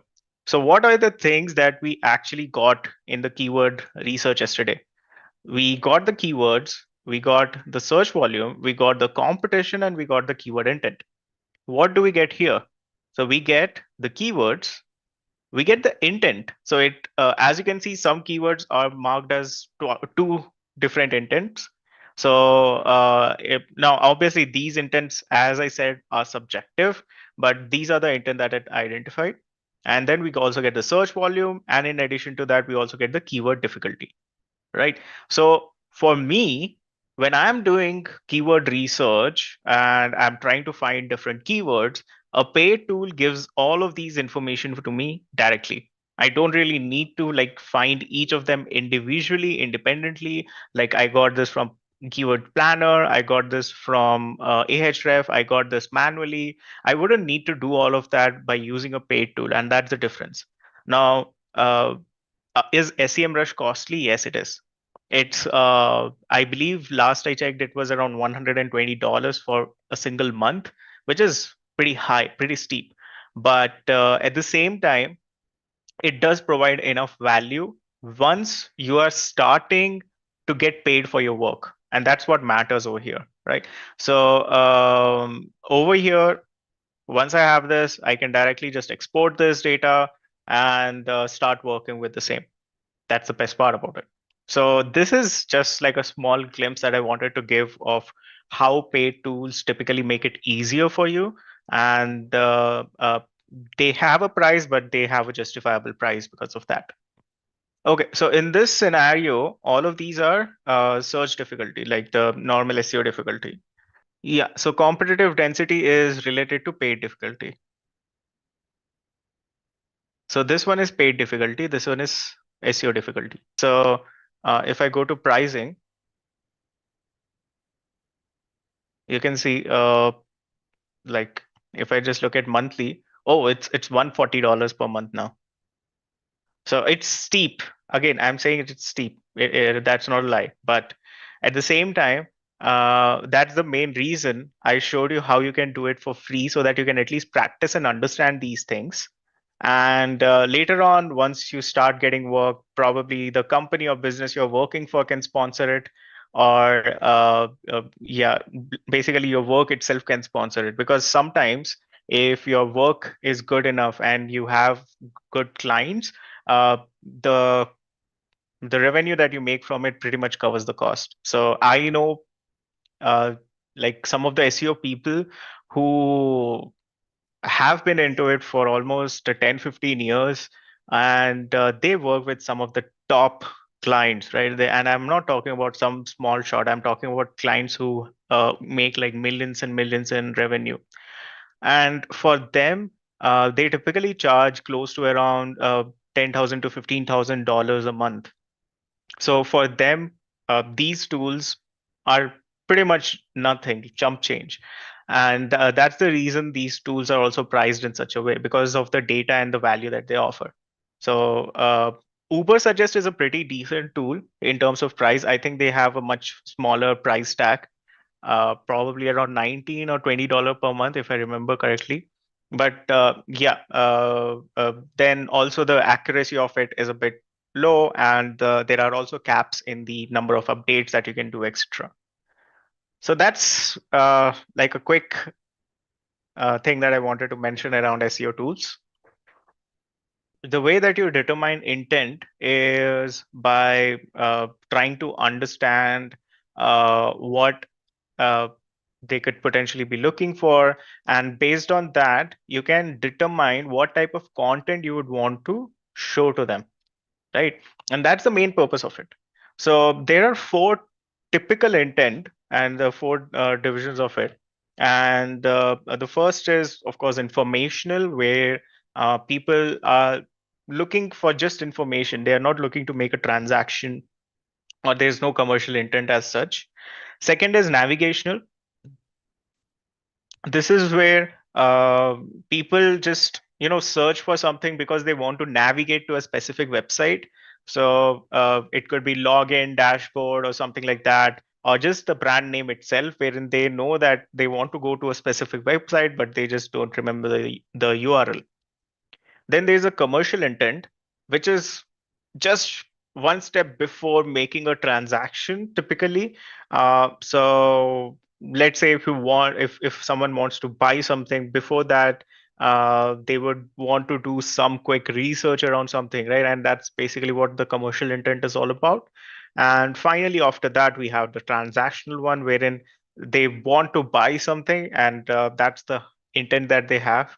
Now, the best thing about these intent types is that by identifying them, you can determine what type of content you should be creating for those keywords.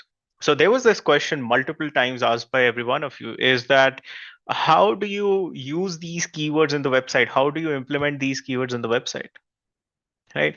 And that's where your SEO plan comes into the picture.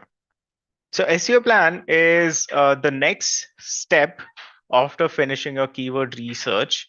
And this is something that sort of bridges the gap between your content and keyword. Now, uh, this is going to be something interesting, right? So, because this is something that I want all of you to focus on as well, as this essentially will determine how effective your keyword strategy is going to be. Is keyword research important? Yes. But once you have done the keyword research, how you use those keywords becomes more important as well, right? If you have a good idea, that's awesome. That's first step. That's an important step, but that's the first important step. The second step is to actually implement it and execute on that. And that's what I'm going to talk about over here. And for creating the content that is more relevant to the keyword, you're going to create a SEO plan, right? So let's try and understand how you can go and create an SEO plan yourself, right? So I have a template over here, right? I'm just going to open this. Okay, so this is the template. Now, over here, one thing that I primarily do is I also like sort of update the templates as needed. But anyways, so this one is the example. Yeah. Okay, so what is this template? Let's just talk about this template. Now, is this template how you should do it as well? Not really. This template is more of a suggestion. This is how I personally do it, but if you have a better way, go for it, right? So keep that in mind. It's not like, okay, this is exactly how I should do it because Vishal sir told me to do it like that. No, that's not how it works. Everyone has their own way of managing their keywords, planning their keywords, and the SEO around it. This is just how I do it, and I feel like this is quite simple. So yeah, like if this works for you, please go ahead. But this is what I'm going to use to explain as well, because the elements in this are important. So let's try and understand what's added in this template. So the first thing is the primary keyword, right? You can ignore this particular part. This is more for an example or just some details or description. I'm going to put it in a little grayish, too gray. This this better, yeah. Okay, so primary keyword, you basically like what is your main keyword that you're going to focus on, the primary keyword. Are we supposed to use just one keyword for a page, or are we supposed to use multiple? So when it comes to a single piece of content or a single piece of page, you should have only one primary keyword. So a primary keyword is the key focus of that page. So a good example is men's footwear that we saw with Flipkart yesterday. Now, what we saw in that is its primary focus was men's footwear as a keyword.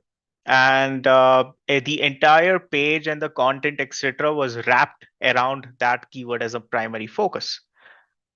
But it probably also has content good enough for some of the secondary or synonymous keywords like footwear or footwear online, etc., or even shoes online. And those are typically considered as secondary keywords. Is it important to optimize your content for secondary keywords?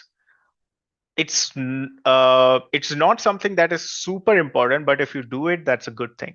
And that is something that I'm also going to show, like how you can do that too.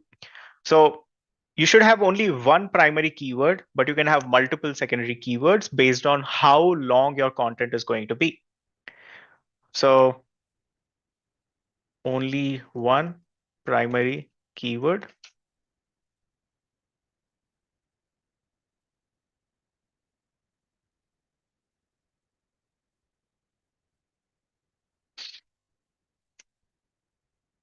Per page. And these are like related secondary keywords, can be many based on content, right? So this is how you can use different keywords. Now, when it comes to these secondary keywords, you can actually use some of the secondary keywords as primary keywords in separate pages too. And like, to not make it too complicated, that's also something that you can definitely do. But for now, let's just keep it very simple, that there should be only one primary keyword per page, and you can have multiple secondary keyword related secondary keywords based on the type of content that you have. So the primary keyword is your main focus of a page. Okay, so what are we actually trying to do here? The main thing is we are trying to take that keyword which we selected and create a page, a web page around it, a web page on a website for that keyword. That's the main thing that we are going to do. And to do that, you cannot have multiple keywords and just stuff all of them and see like, okay, maybe this works. That's not how it works.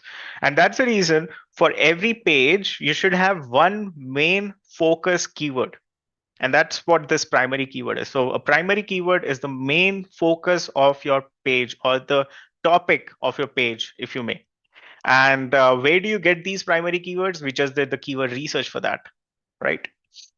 So that's what the primary keyword is. Secondary keyword can be supportive keyword or more supported keywords. I will show examples of this, don't worry, but it's more like supporting keywords that you can use in addition to the primary keywords. But the way that you use it will obviously be very different. Once you have a primary keyword, the next thing is the content type. Now, why is this important? It is important because your content type will be different based on the type of keyword it is.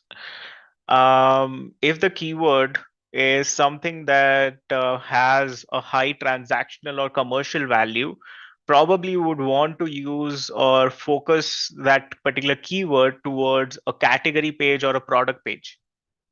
But if it is mainly informational with a mix of commercial or something like that, a blog page would be much better, right? So the what is the type of content that you're looking to create around that keyword is also something which is very important. And that is something that will be decided based on the intent. I don't think I have mentioned the intent, keyword intent over here. Let me just do that.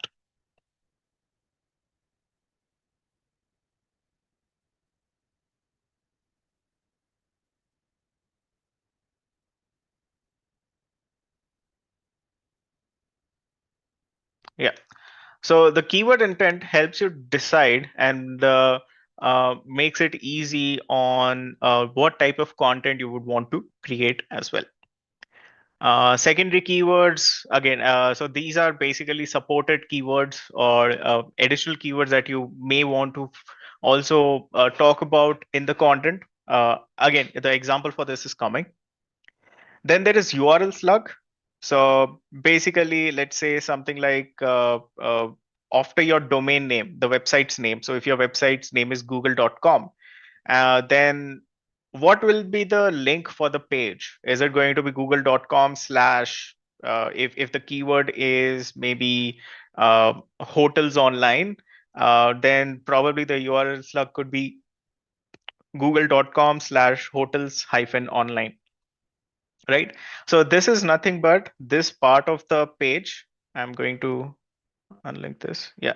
So this part of the URL is what the URL slug is, right?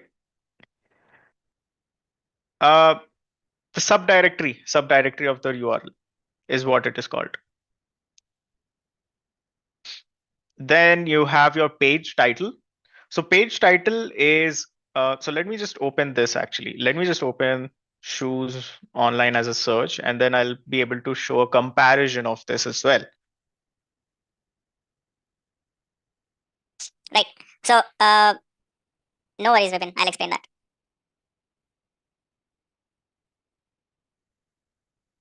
Okay. Let's just do a side-by-side comparison, right? So far, all of these things very clear: primary keyword, keyword intent, content type, secondary keywords. Let's talk about the next things. Let's talk about URL slug now. So URL slug is this part of the URL. So over here, the URL slug is shoes. Over here, the URL slug is men's hyphen footwear. Men. Uh, yeah, it does not have a URL slug because this is the main domain. But yeah, that's basically what the URL slug is, right? So basically the URL slug is whatever comes after the domain name. So Myntra.com slash shoes, Flipkart.com slash men's footwear, and then AGO.com slash men. So that's basically, in this case, men is the URL slug. So that's what URL slug is all about. Name of the page, you can think of it this way, yeah, for sure. Name of the folder. To make sure that everything that you're trying to talk about or say is visible in the page title, you need to make sure that the length of that is within the 40 to 60 character limits. Especially now that we are so much focused on mobile, you have to be more careful about this, right? And once you have determined the page title, so this is the page URL, this is the page title. What is the next thing? The next thing is this. This is the description. So this is called as meta description, page meta description. So again, very similar. It's like shoes online, shop shoes online for men, women, etc. You can't be spoiled for choices when you are shopping for footwear online due to the extensive collections of brands like FootUp, right? Buy footwear for men, huge collection for men's footwear, and so forth. So basically, this is what the meta description is. This meta description is typically not visible on the website, but it is something that you pass on to the Google bot or the Google crawler. I'll show you how you can do that using WordPress later on, but this is something that is shared by every website. And you should make sure that the length of it is max to max 140 characters, not more than that. If not, it will again get truncated just like this with the 3 dots, right? So that's basically what the page meta description is all about. So these 3 things, the URL slug, the page title, and the page meta description, are something that are related to your the content that you want to be shown on the Google search. Why is it called meta? That's because it is not something that you find on the page. It is available as metadata. Metadata is something that does not exist on the page, directly visible to the user, but it is available for the bots to see. So let me just show an example, right? So Myntra, for example, over here, and now I'm going to like move away from the split screen and go full screen back again. Okay, so what did we see over here? We see that the meta description is this. Let me just copy this, do a Control F and paste it here. Am I able to find this anywhere on the page? The answer is no. Then how did this show up? That's because it is not something that is visible to the users, but instead it is in the code. Don't get scared with what you're seeing on the screen. I'm just trying to show where it shows up. If you notice over here, what I'm highlighting, I'll just zoom into this a bit. Yeah, I think this is enough zoom in. This is the meta tag. So this is a part of HTML, and I'm trying to be very careful to not go very technical, but this is a meta tag, and this is the meta tag for description, and this is where the meta description is present. So this is something that is shared or typically used by the crawlers or Google bots, etc. And this is not something that is typically shown to the users who are visiting the website. This is just a way for making sure that the crawlers understand what the page is about. And that's what the meta description is. By the way, just FYI, technical SEO will have a little bit of understanding on how some of these things work. I will try my best to explain it the best I can. But yeah, like knowing a little bit of HTML or some of the context of HTML and the tags of HTML will help you a lot in doing SEO. HTML is free to learn. You can just go to W3 Schools for that. It's a pretty good website to learn HTML. But yeah, having some knowledge about that is definitely recommended. So page meta description, that's what meta description is. Now, these two, these are optional sections. This is something that I personally use when I want to as needed. But over here, you're just defining what is the primary purpose of the page or what you're trying to use it for, what is the USP that you want to share, etc. Over here, you may want to identify like what type of customer you are actually trying to attract. So if it is something like B2B, B2C, if it is a specific consumer, what you're actually trying to achieve from this page. So these two things is more for just keeping a record, making sure that you yourself are aware of it, not to forget it. And the most important part is so that you are also able to share this with anyone else if you're working in a team.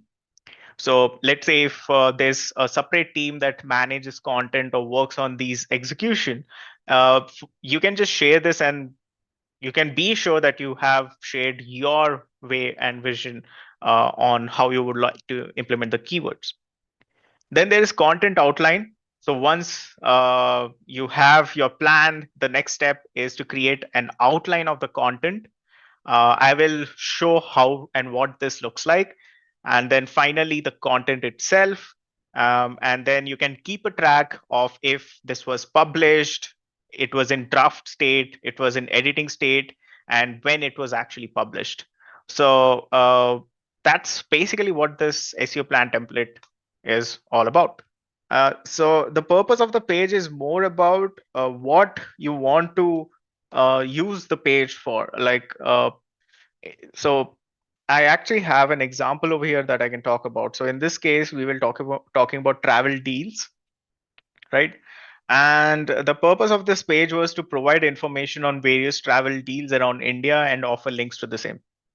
That's it. So this is like a very simple way for you to remember what you are going to have in the page.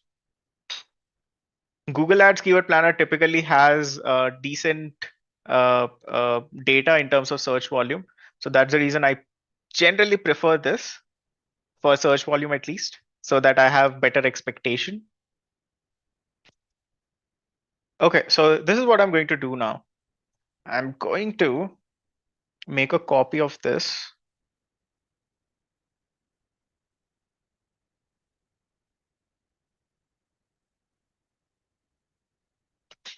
Right.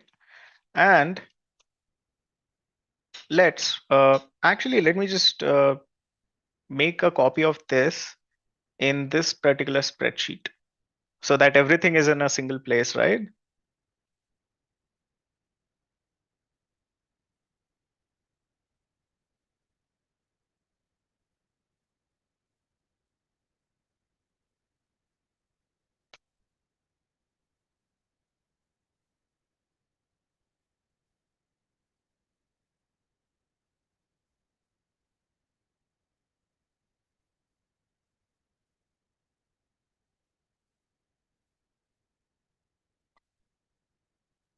the SEO plan. Okay, so we have our keywords,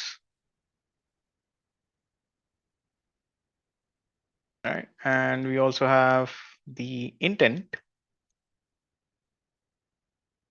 Now, in addition to this, I can probably also add something along the lines of the rest of the details, right? So why shy away from that?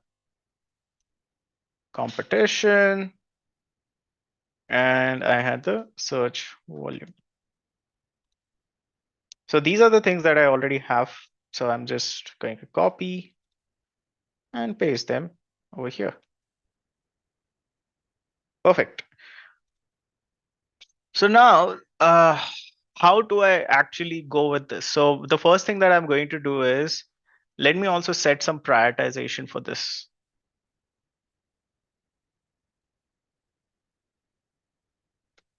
So this is something that again depends on how you want to go with it. But for me, I want to make sure that I'm prioritizing it so that I know like which keyword I want to focus on first.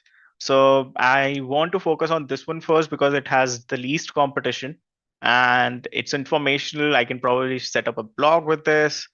Next, this looks good.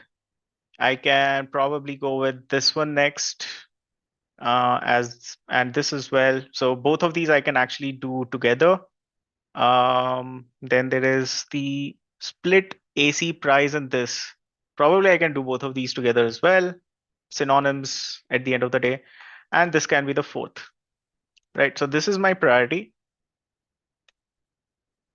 So what I'm going to do is I'm just going to sort it based on this priority.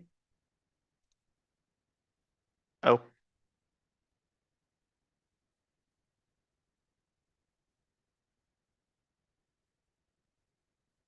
okay, perfect.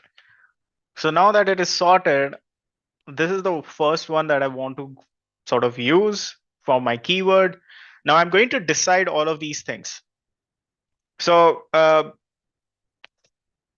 there's a very simple way of doing it and on how you decide it, but there are certain rules around it as well.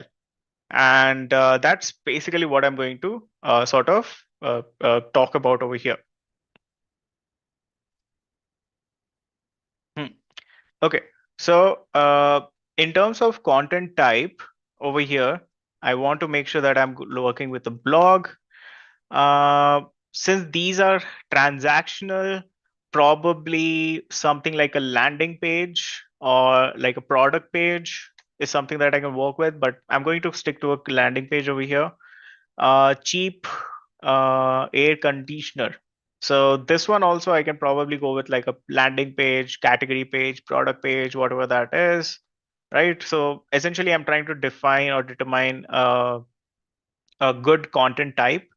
And finally, home AC, while it has commercial intent, I think I can probably just have like a blog over here or some kind of an information. So this is where I'm like, this is a bit subjective, but I'm basically defining what type of content I want to create.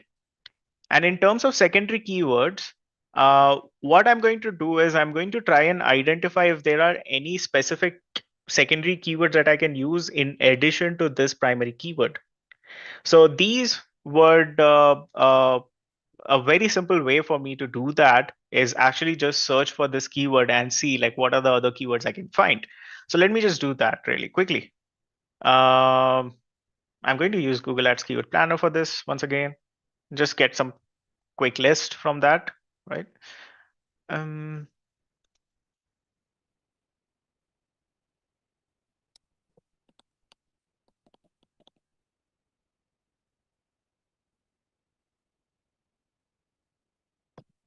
I know today it's getting a bit technical, right? Some of you are like, what is even happening? I hope that's not true. But this is how it works. This is where the actual work starts.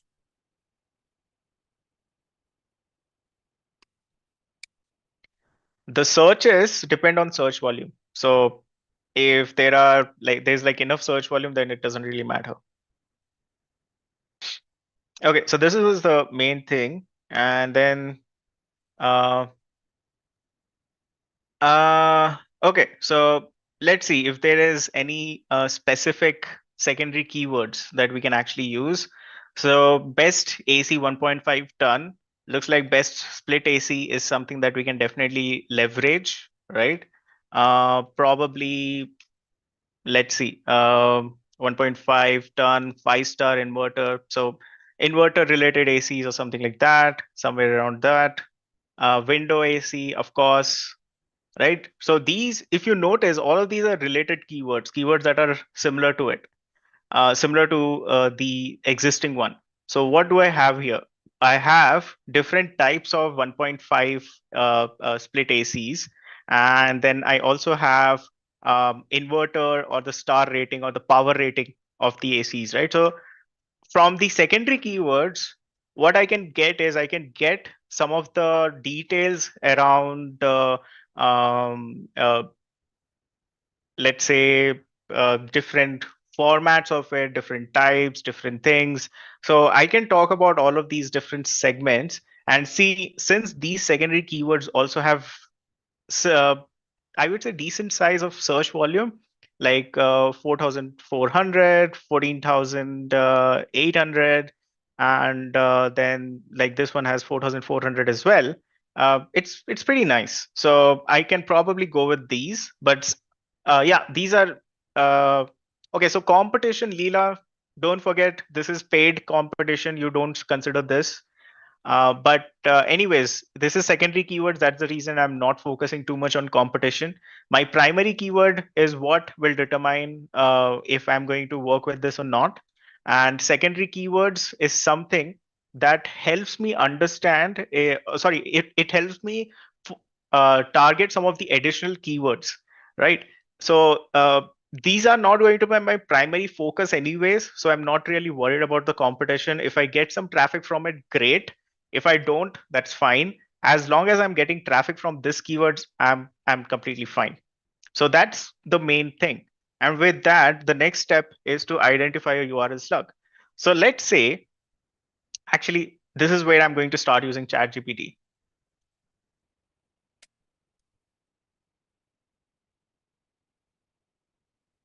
Just a minute.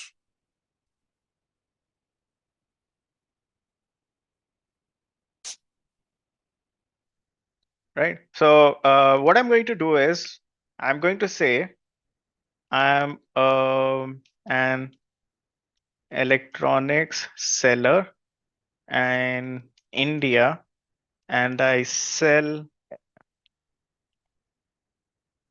electronics online. Suggest some domain names.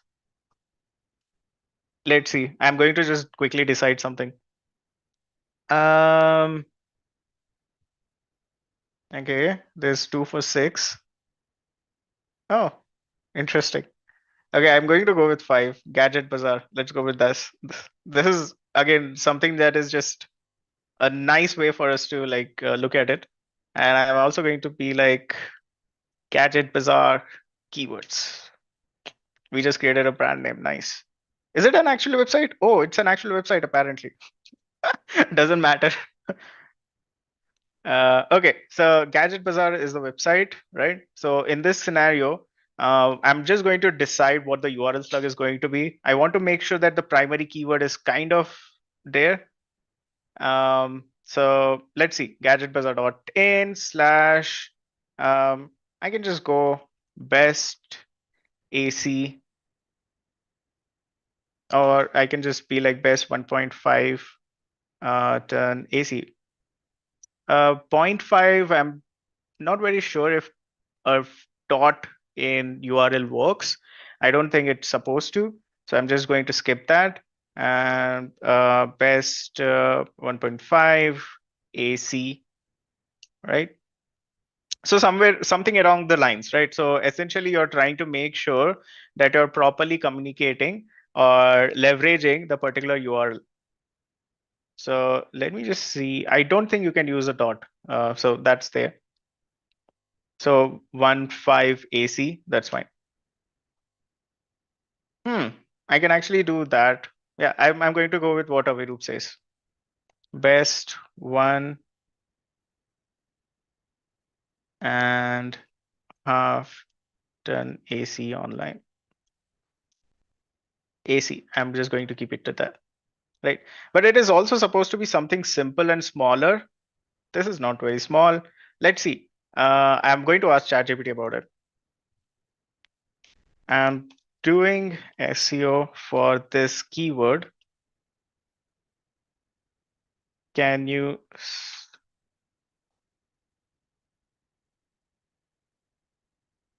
suggest a URL slug? Yeah, this is fine. Let's just go with that. Best 1.5 ton AC. So I know I've like switched over the ton over here, but that's fine, right? So that's going to be my URL slug, directly the keyword in the URL slug.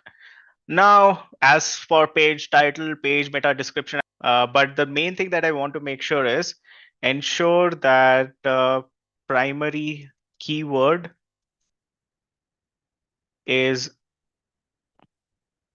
at start of the title.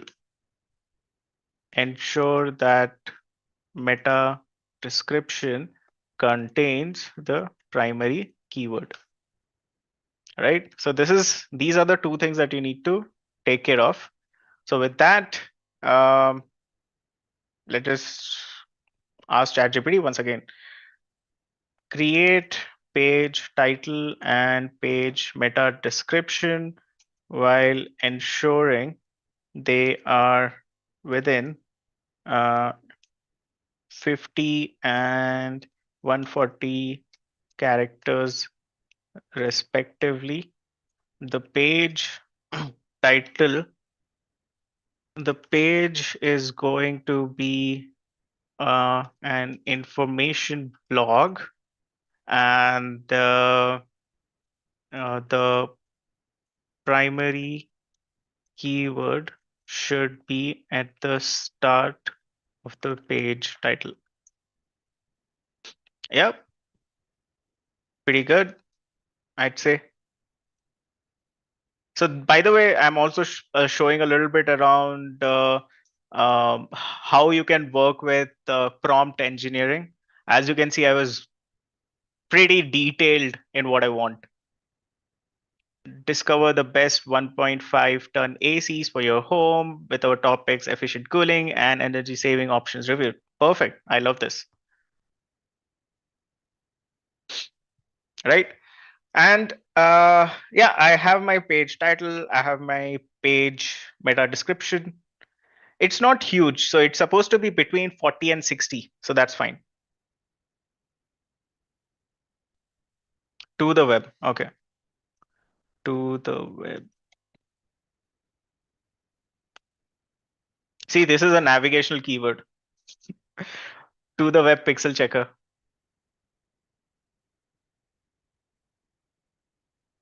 Word counter is different. So this is more of a pixel check.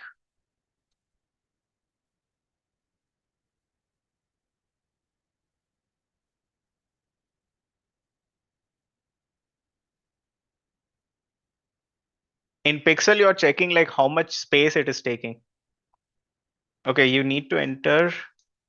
Okay, I can also enter the page title and meta description. Let me just do that.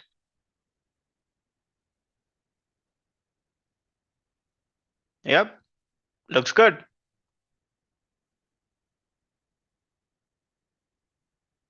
Right, so that's basically like, okay, I'm just going to close this. Why did it load this? But yeah, that's like something that you can definitely do. And it also shows like a quick demo of the typical mobile and typical desktop result. That's pretty nice. So purpose of the page, as I said, it's very clear. I want to provide information. So offer in-depth information about 1.5 ton ACs to potential buyers. The primary focus is B2C, general consumers. Okay, so looks pretty good, right? Like now I have some semblance of what I want to do with the keyword, right? That's basically how you go with it. So there was a request for like an example of secondary keywords for some of these. What I'm going to do is I'm actually going to fill all of these by using ChatGPT itself. So let's see what kind of suggestion it gives, and maybe so that way it is much more quicker as well. And maybe then we can like I can quickly fix it, right? So for the below data, uh, similar to the first keyword, can you fill in the rest?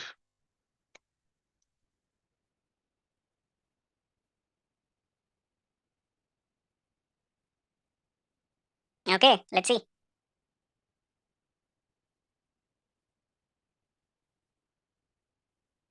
Interesting.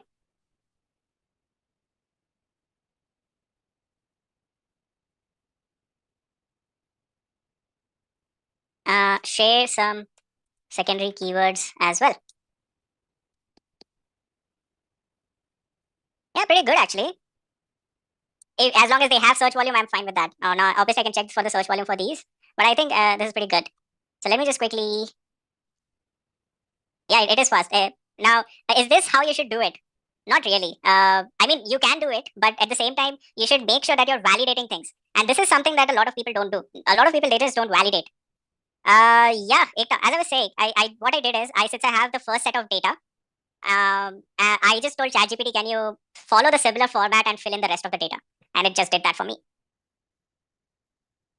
I just pasted normally. I did not like. I just pasted normally, like normal copy paste. ChatGPT is intelligent enough to sort of do it.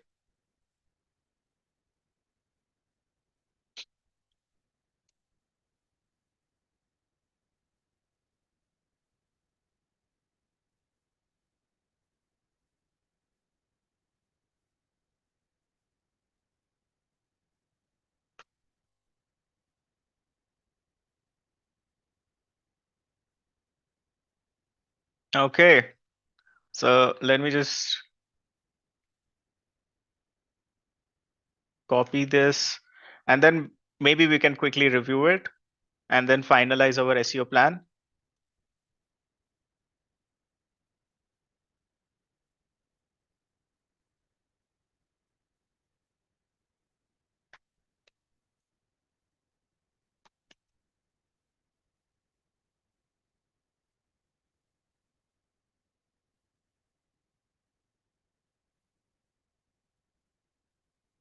Okay, so there was also the secondary keywords, right? Let me just quickly take these.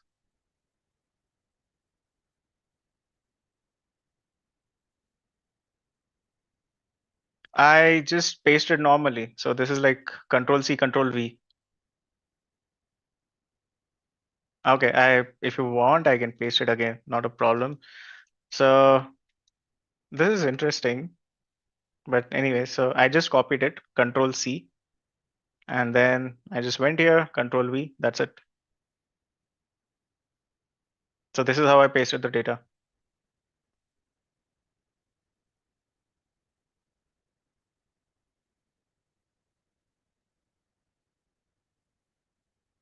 Okay, cool. Ekta, were you able to understand how I pasted it?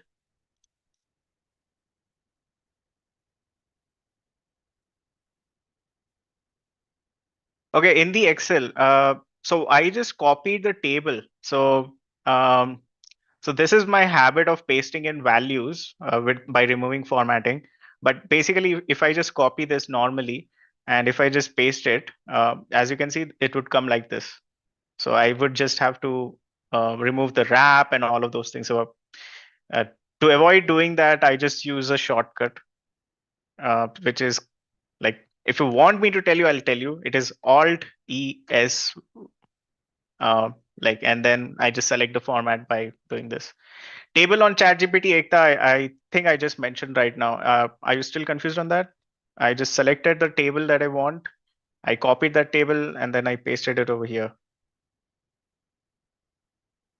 So, like for example, this is the table. Selected it, copied it, came here, pasted it, and that's it. That's basically how when then I sent it.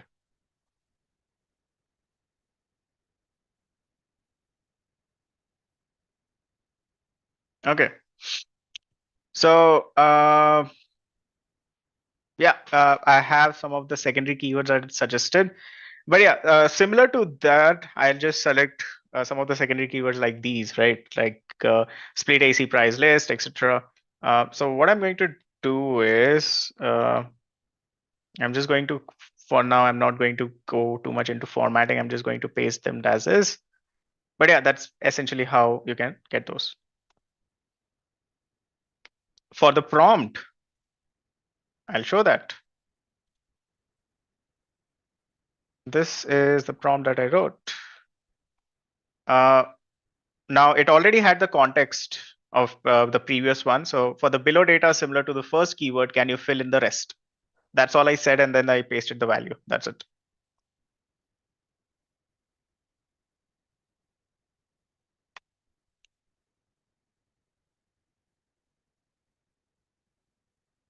I can do that. Okay, let me just do that.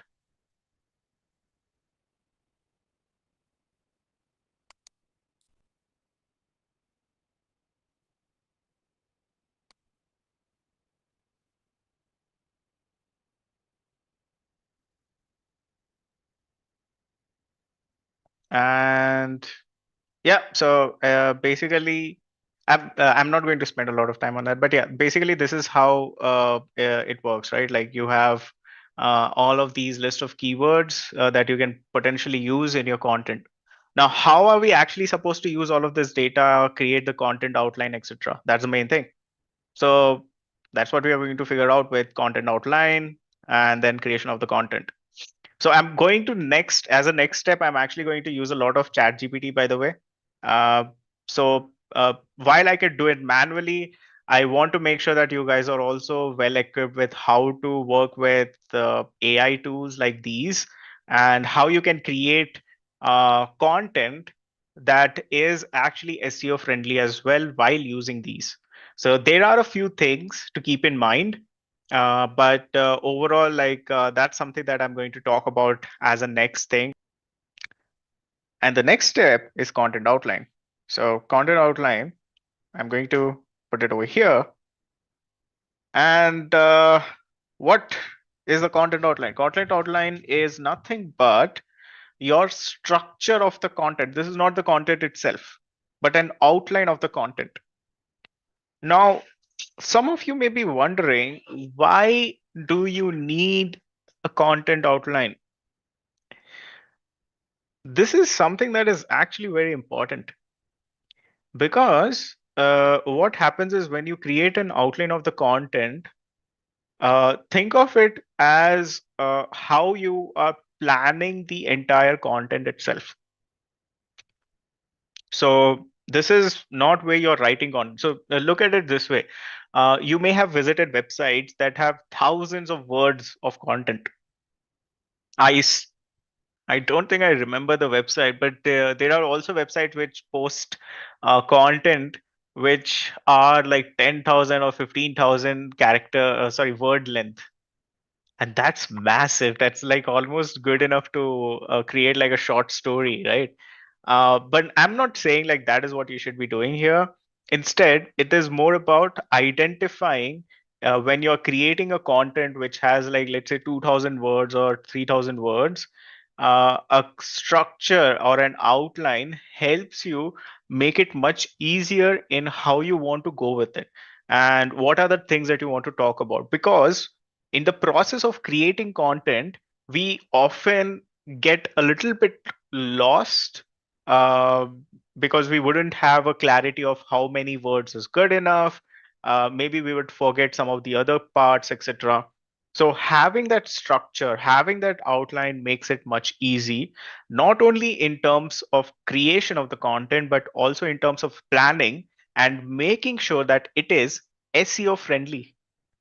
That is the entire reason we need a content outline, right? Because look at it this way: we have primary keyword, we have secondary keyword, we have page title, we have things like keyword density, we have things like where the keyword should be present, how we should be using it, what are the different links, different sources, leveraging FAQs, and I just uttered a bunch of words that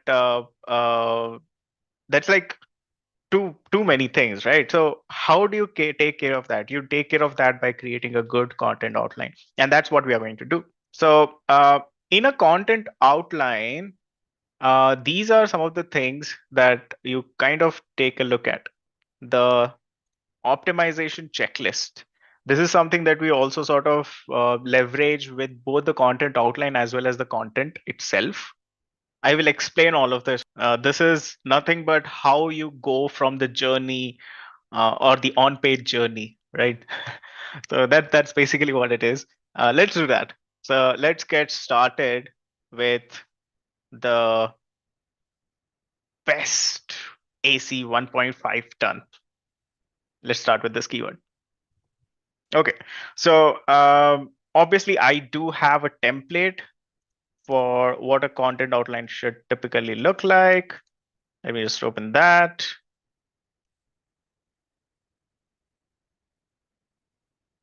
Okay, so this is an example of a content outline.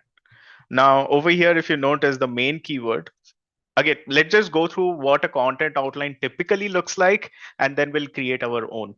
Okay, so this is an example of a content outline. We have the main technical keyword, main keyword or primary keyword. So I'll just call it primary keyword instead of main keyword so that it's not confusing. Okay, so primary keyword. So let's assume that the primary keyword is technical SEO. The secondary keywords, again, keywords that are related to this that expand on this a little bit. Technical SEO, technical SEO checklist. What is technical SEO? Technical SEO tool. Types of technical SEO. Technical SEO factors. Okay. This is the URL slug. So since this is a blog, this has like a blog slug. Again, if you're publishing blogs and if you want to segregate it, you can do that. Page title. So page title contains technical SEO. Looks good. A meta description 140 characters long, including the main keyword. Okay, so it does not have that right now. Word count. Now, word count is something that you can determine based on the competition of the keyword. A good benchmark is to make sure that it's at least as big as your the competition, right? So the one who's ranking at least 1 or 2 or something like that. And this is determined based on keyword competition. So how do you determine this? So let's say if I do a quick Google search of this technical SEO.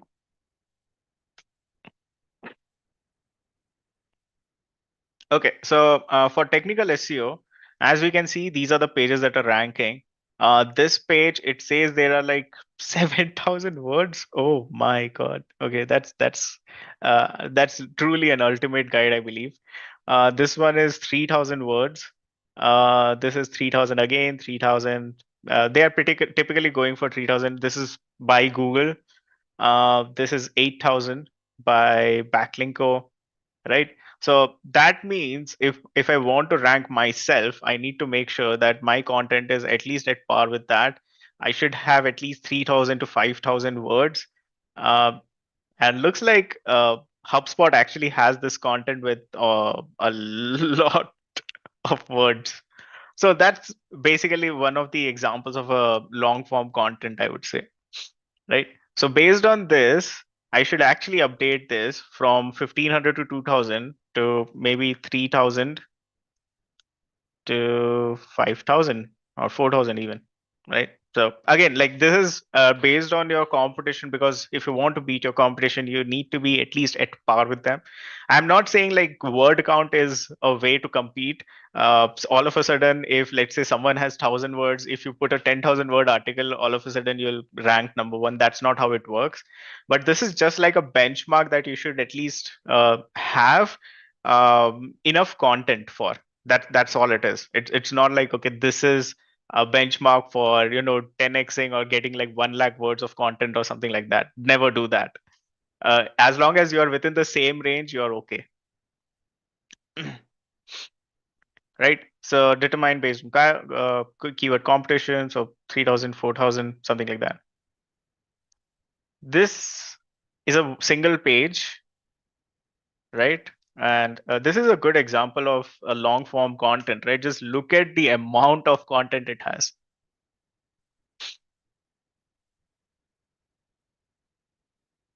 You're saying the ultimate guide to technical SEO, the technical SEO, it looks fine, right? Oh, page title and this. Okay, in the example, no, it looks same. Technical SEO, technical SEO.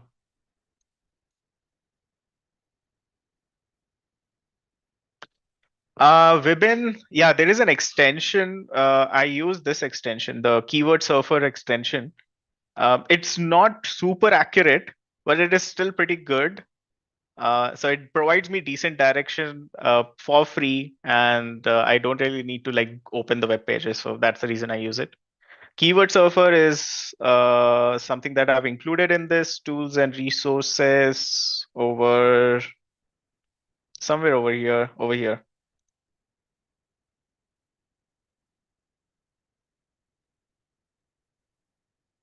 Can you please suggest some of the extensions that could be beneficial? All of the extension, etc., are listed over here. Feel free to go for it. Keyword Surfer, Detailed SEO, Moz SEO, all of these are extensions. Go for it. Add them. Hopefully, it does not slow down your browser like it did mine.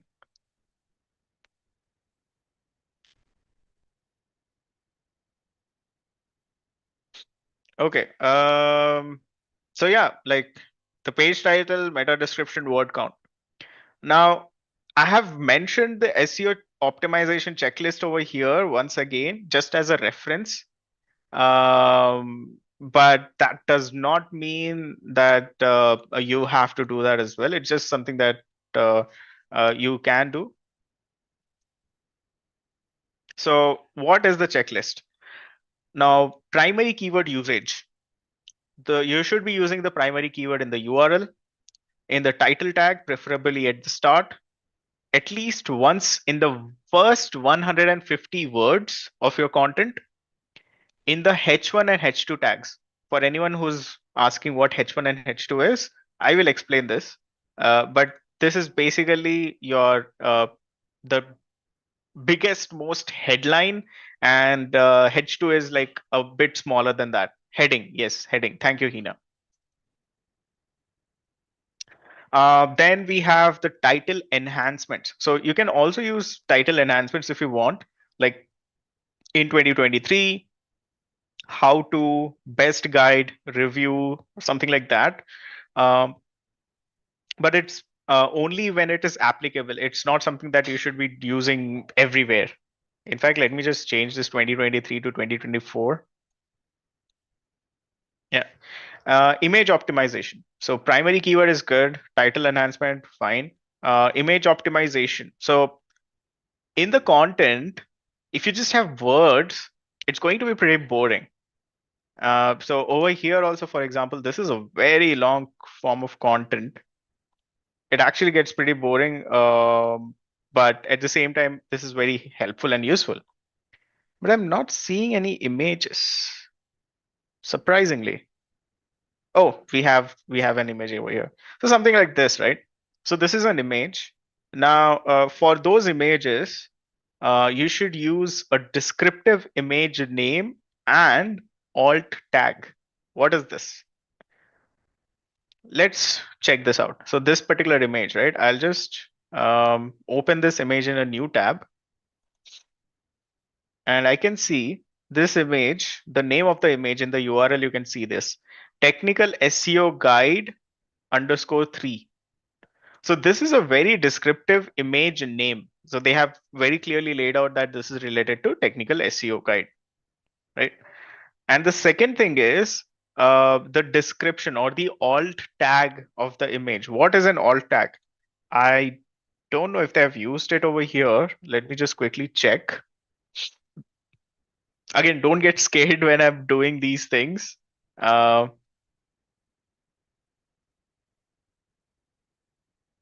oh, they also have an image over here. Nice. Yeah, okay. So this is the alt tag that they have. Let me try to get to it.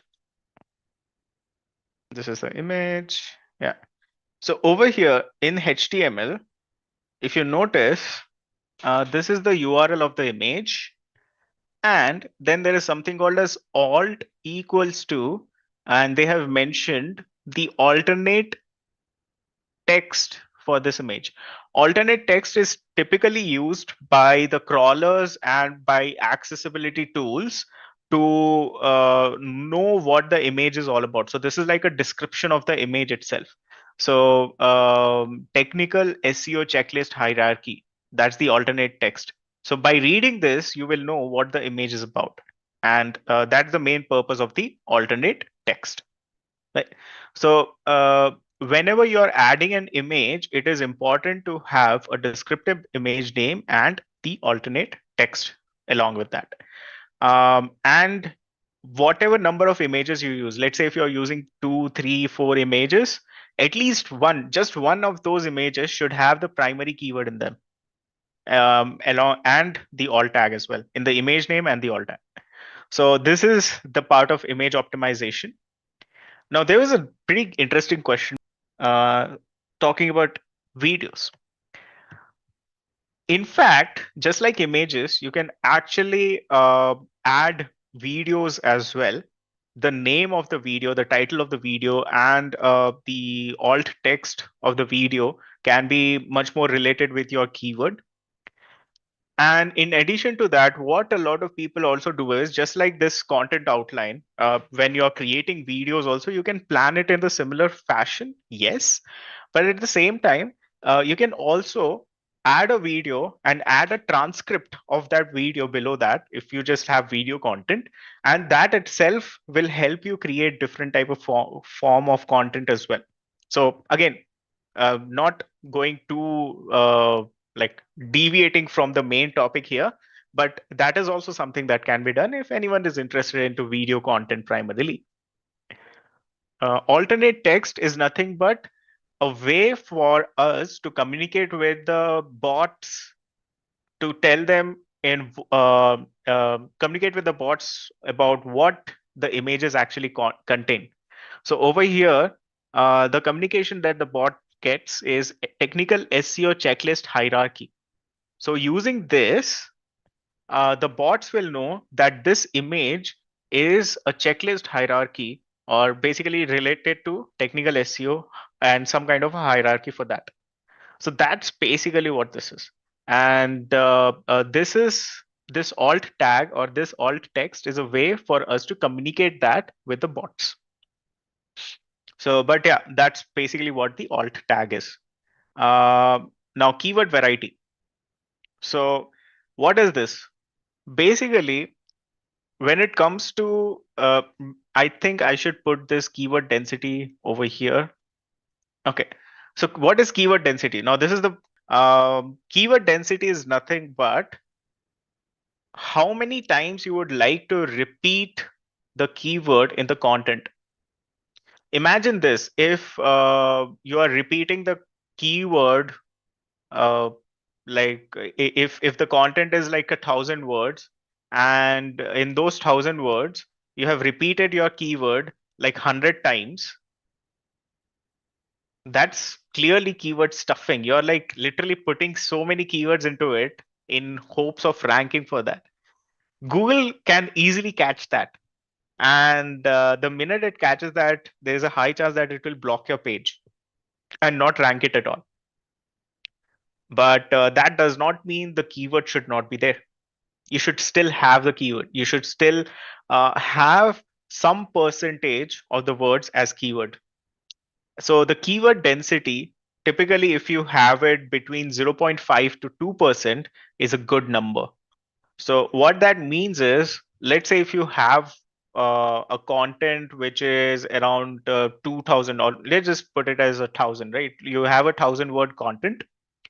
In 1000 words, you should probably have your keyword mentioned at least 5 to 10 times. Even if you have it around 15 times, that's okay. If it is, let's say, a lot longer than that, having it 5 times or 10 times is fine. If it is, let's say, a 500 word content, then again, same, 5 times is good enough.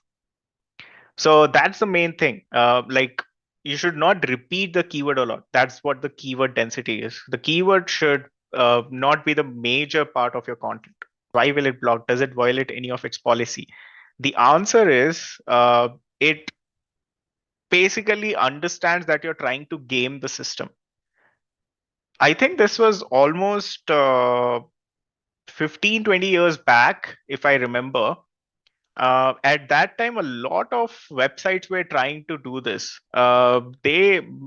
In some cases, the entire content, at least 50% of the content was the keyword just repeated. Or some of the websites, what they would do is they would have the keyword repeated multiple times and in white color with the background as white. So the user could not see it. And but for the bots, they would be like, okay, yeah, the keyword is repeated so many times. And that's what keyword stuffing is, as Girish mentioned. So what happens with that is, like initially at those times, again, this is like 2 decades before, uh, Google was actually ranking them, and that became like a very decent way of quickly gaming the system, black hat, and ranking your website and all. Um, and Google saw this and it stopped it. And it stopped it by making sure that the algorithm did not consider it. It did not consider those pages. And in some cases, it would also de-index those pages. De-indexation is as equal to as blocking, because that means that they no longer want to store your page data. So that's the reason it is very important to have uh, like a smaller keyword density. Now, there is another thing that you can also do, and which is keyword variety. What that means is you should also include some synonyms or LSI keywords. So there is a tool like LSI Graph, or you can just ask ChatGPT about LSI keywords. So yeah, latent semantic indexing. So these are words or phrases that are related to the main keyword or topic. What's a good example of this? So a good example is shoes and footwear. Both of those mean the same thing, but essentially the word are different. So footwear is something that people wear. Now, obviously, shoes is a part of the footwear. In footwear, you will also have sandals and clogs, etc. But that's essentially a part of your LSI and synonyms, right? Like, what are the different words, etc., that you can use, so that it is much when people are also using those different words, you're also able to rank for those.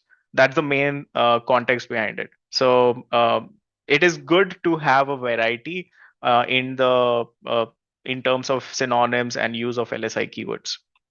So LSI graph is one that you can actually use to sort of get some of these. And then the linking practices.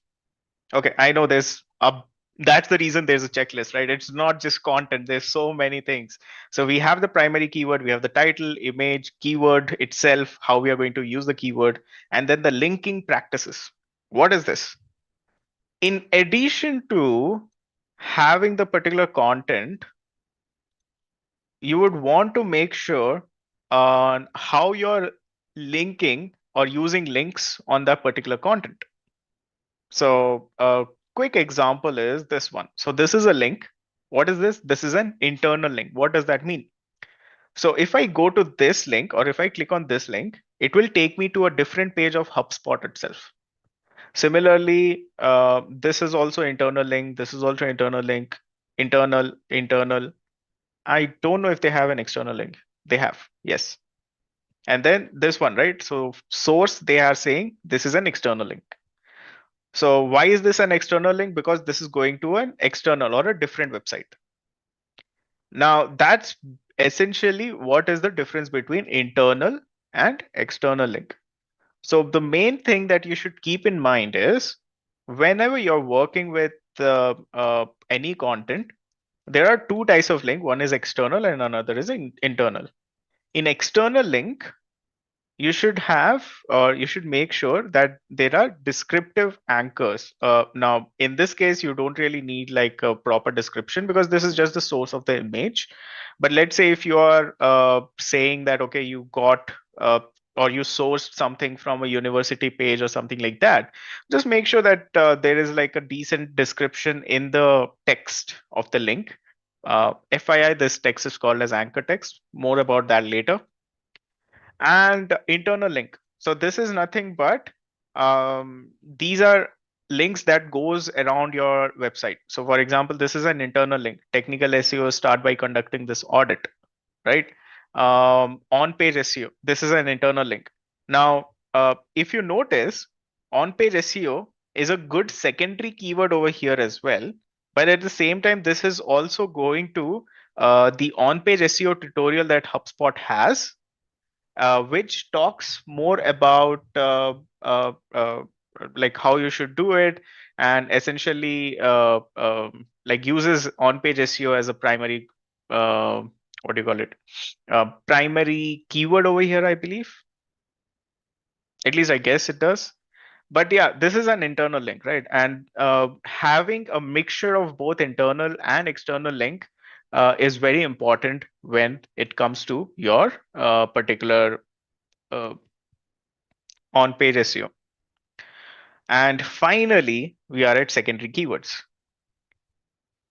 Okay, so there's a bunch of things. Before I get to secondary keywords, I'll just quickly go to that. Okay, so this is like a checklist, Vipin. So if you're asking like how the density works, this is like a checklist. Now in density, you're essentially trying to make sure that your primary keyword is at least mentioned. Let's say if your content is in 1,000 words, you would want to make sure that your primary keyword is mentioned at least 5 times or 10 times, somewhere around that. That's essentially what it is. So as long as you have that, you're good to go. That's all that matters. So in addition to, and that's essentially about the density. In terms of variety, whenever there is scope, wherever there is scope, you can definitely use different variety of keyword as well. So these are optimization checklist based on applicability, based on where these things are applicable and how it is going to make things more helpful. You will have to take a decision. It's not like, okay, just because I have put it in the checklist, you have to follow it by default. That's not how optimization works. It's quite subjective, because at the end of the day, you want to make sure that the content is helpful, genuinely helpful to the users. Think of it from the perspective of the users and the Google bot. Let's now get into content outline. So this is again an example. We are still going to build this, but this is like a quick example of an outline, right? So introduction, this is where you are going to explain like a quick introduction about what the content is going to be.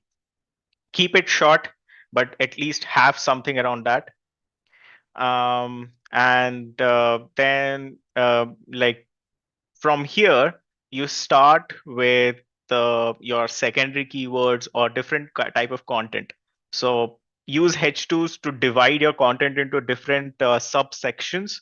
So what is technical SEO is one, technical SEO to-dos.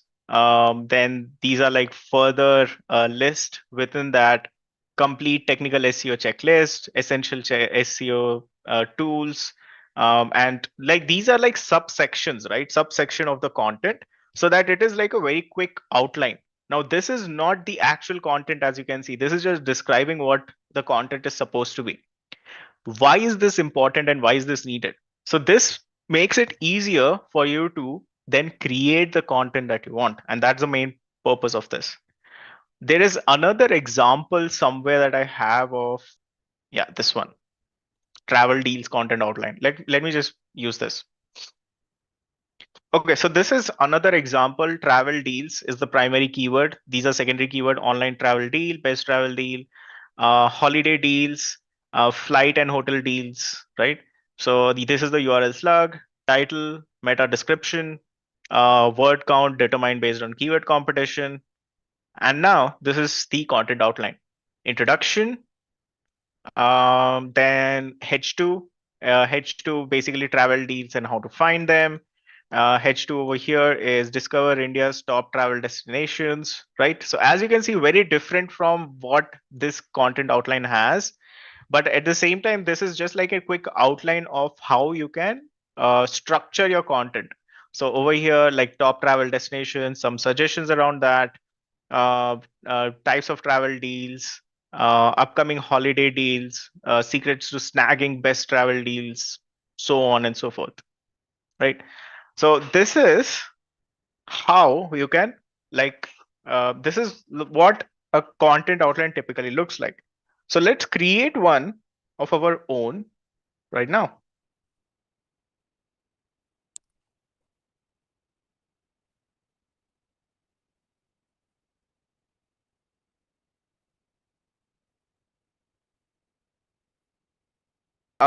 This is actually a pretty good example, to be honest. The HubSpot one. W3 schools. This is a pretty good website for learning HTML.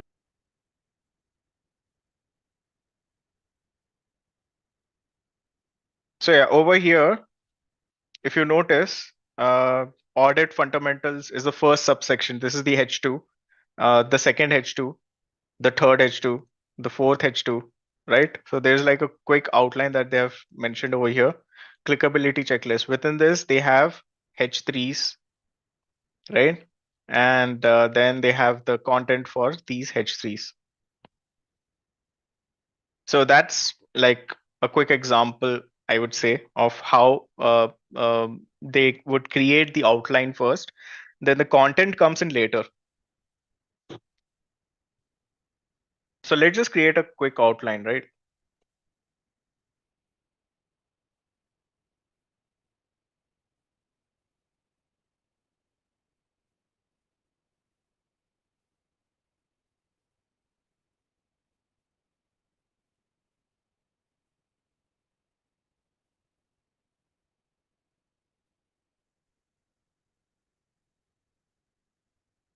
I'm just creating a quick copy. And this one is for Gadget Bazaar. I actually like the domain name, gadgetbazaar.in. Yeah, interesting. You can definitely tweak it, Aviroop. It's not mandatory to have it be the same. You can definitely tweak it.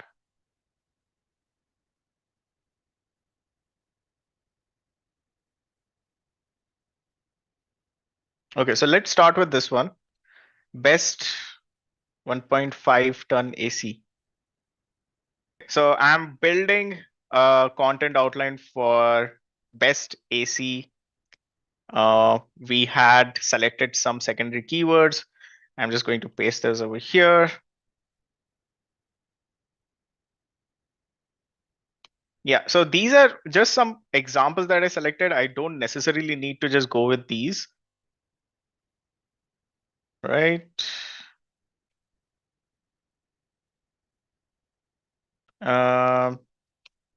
Page title.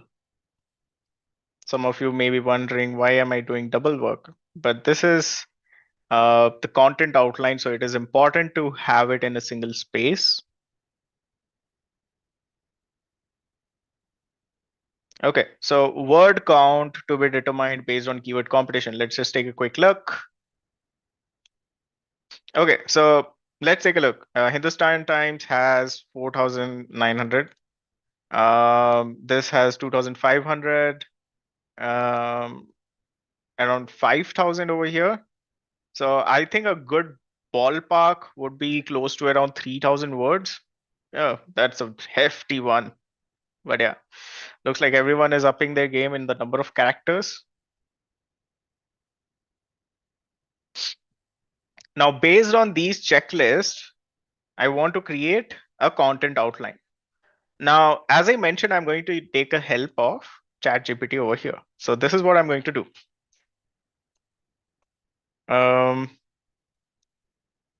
I want you to create a content outline for best AC 1.5 ton.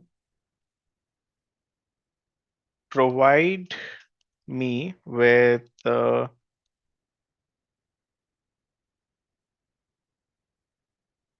various H2s and H3s within those where applicable with the context of India and consumers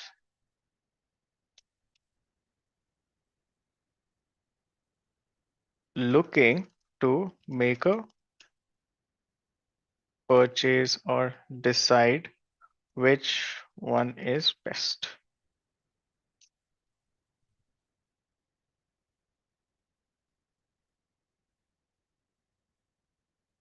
Okay, let's see what it gives. Pretty interesting stuff.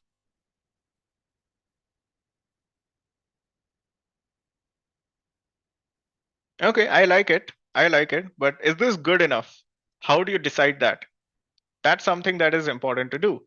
So let's do that. So we already searched for this keyword. Let's look at the websites that are already ranking for it. I'm going to go with Hindustan Times over here, Gadget 360.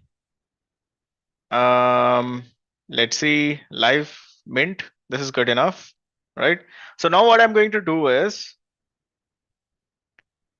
I'm going to just take a quick look at the topics or the subsections that they are covering and see if there is something missing from the ones that ChatGPT suggested so that I can also cover those. So it has direct list. It talks about what are buyers saying on Amazon, why choose this product, specifications. Okay, so what do we have? Why choose this? Best, okay, brand name, model, pros and cons, price. I think this is pretty good. Key features to look for: high efficiency, inverter noise level, air quality. Yep. Budget friendly options. I think this is also going to be something pretty good. Installation, maintenance, customer reviews, testimonial. Looks good. I think more or less we have covered a lot of these things. What are buyers saying on Amazon? Why choose this product? Yeah, looks like that's pretty much what they have over here. Surprisingly, they are ranking pretty well, but that's fair. Okay, so they literally just have a list of products over here, nothing I can take from. Yeah, so it tells you like H1, how many H1, H2, H3, H4, etc. it has. So detailed SEO, the extension link is present in the tools and resources of the session notes. Okay, so over here, again, it's like it's pretty much a copy paste of Hindustan Times. Oh my God. Okay. So I think I get the gist of it. And I feel like what ChatGPT shared is pretty good. So I'm basically just going to use this, but I'm going to edit this a bit. So let me just do that. Let me just paste this over here.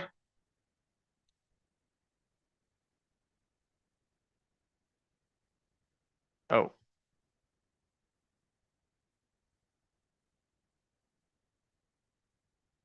yeah. So again, it's not a very good formatting, but ignore that for now.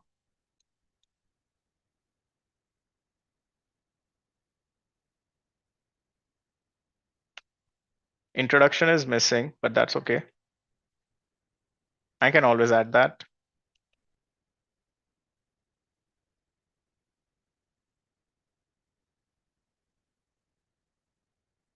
H3, explain what this is.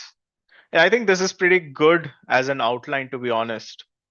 I can probably add some options with all of these, mention some of the brand names. In terms of the secondary keywords that I had, best split AC 1.5 ton, I think there should be something related to split that, okay, so nothing related to split, is it? Noise level, air quality, types of AC, I think that is missing in this. Types of AC is missing.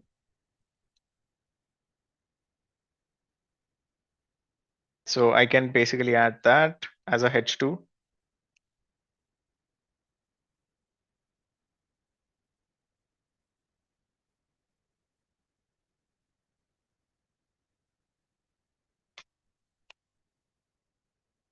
So this would be window versus um,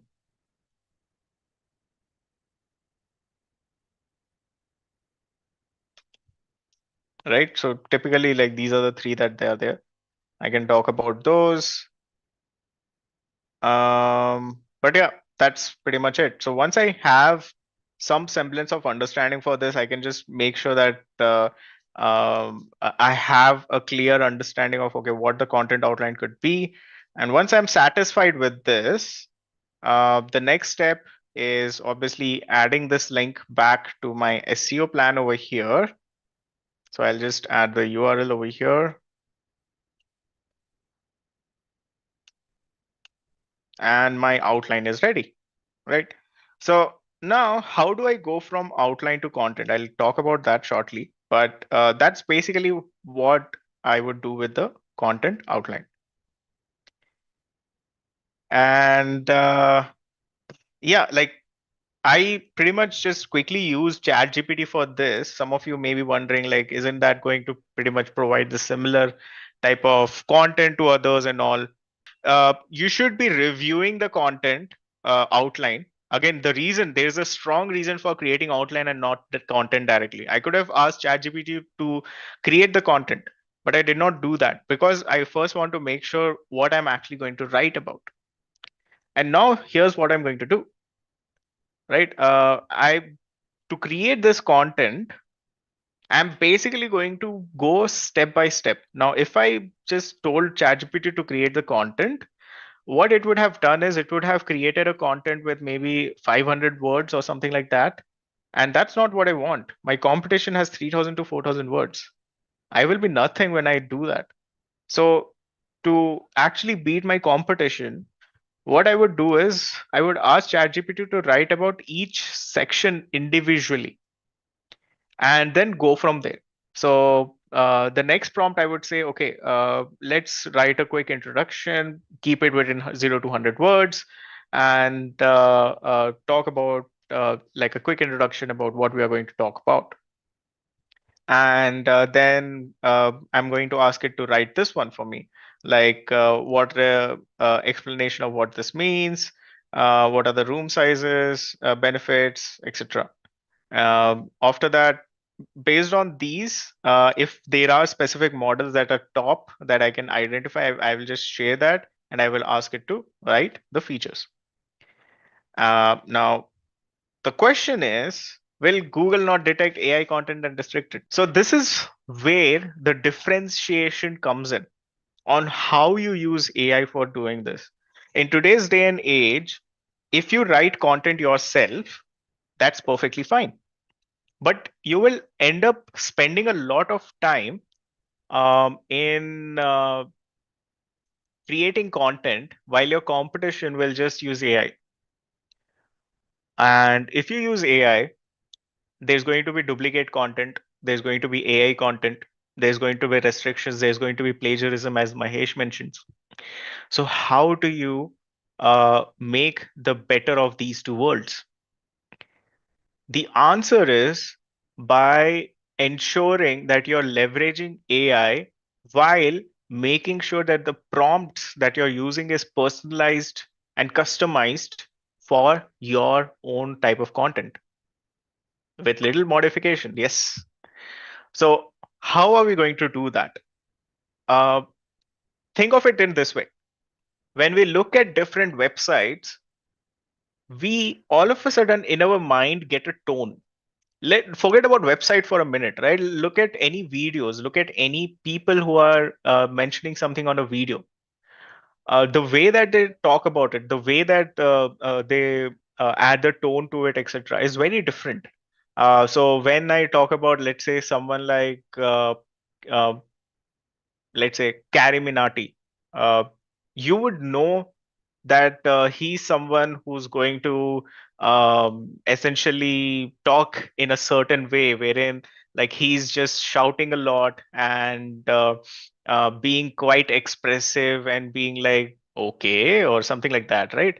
And then if I, let's say, talk about someone like Technical Guruji, that person, he's going to be very different. The way that he talks is going to be very different. There's a tone, there's a way that he would say certain things.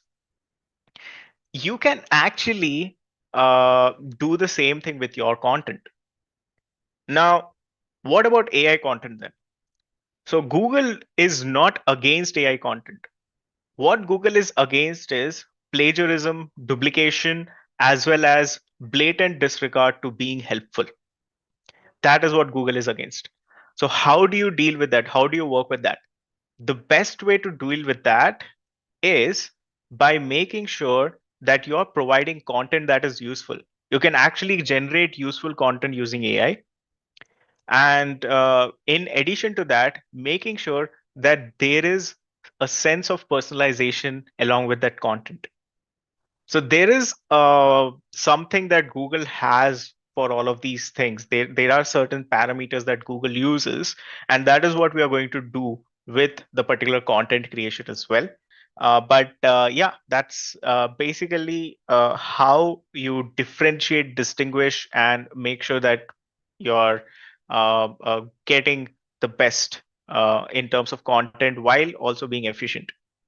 So, but yeah, essentially, this is what content outline looks like. So the next part is, what about the content? How exactly do you proceed with the content? We did talk a little bit about it in terms of content outline, but the next thing that I want to talk about is content creation itself.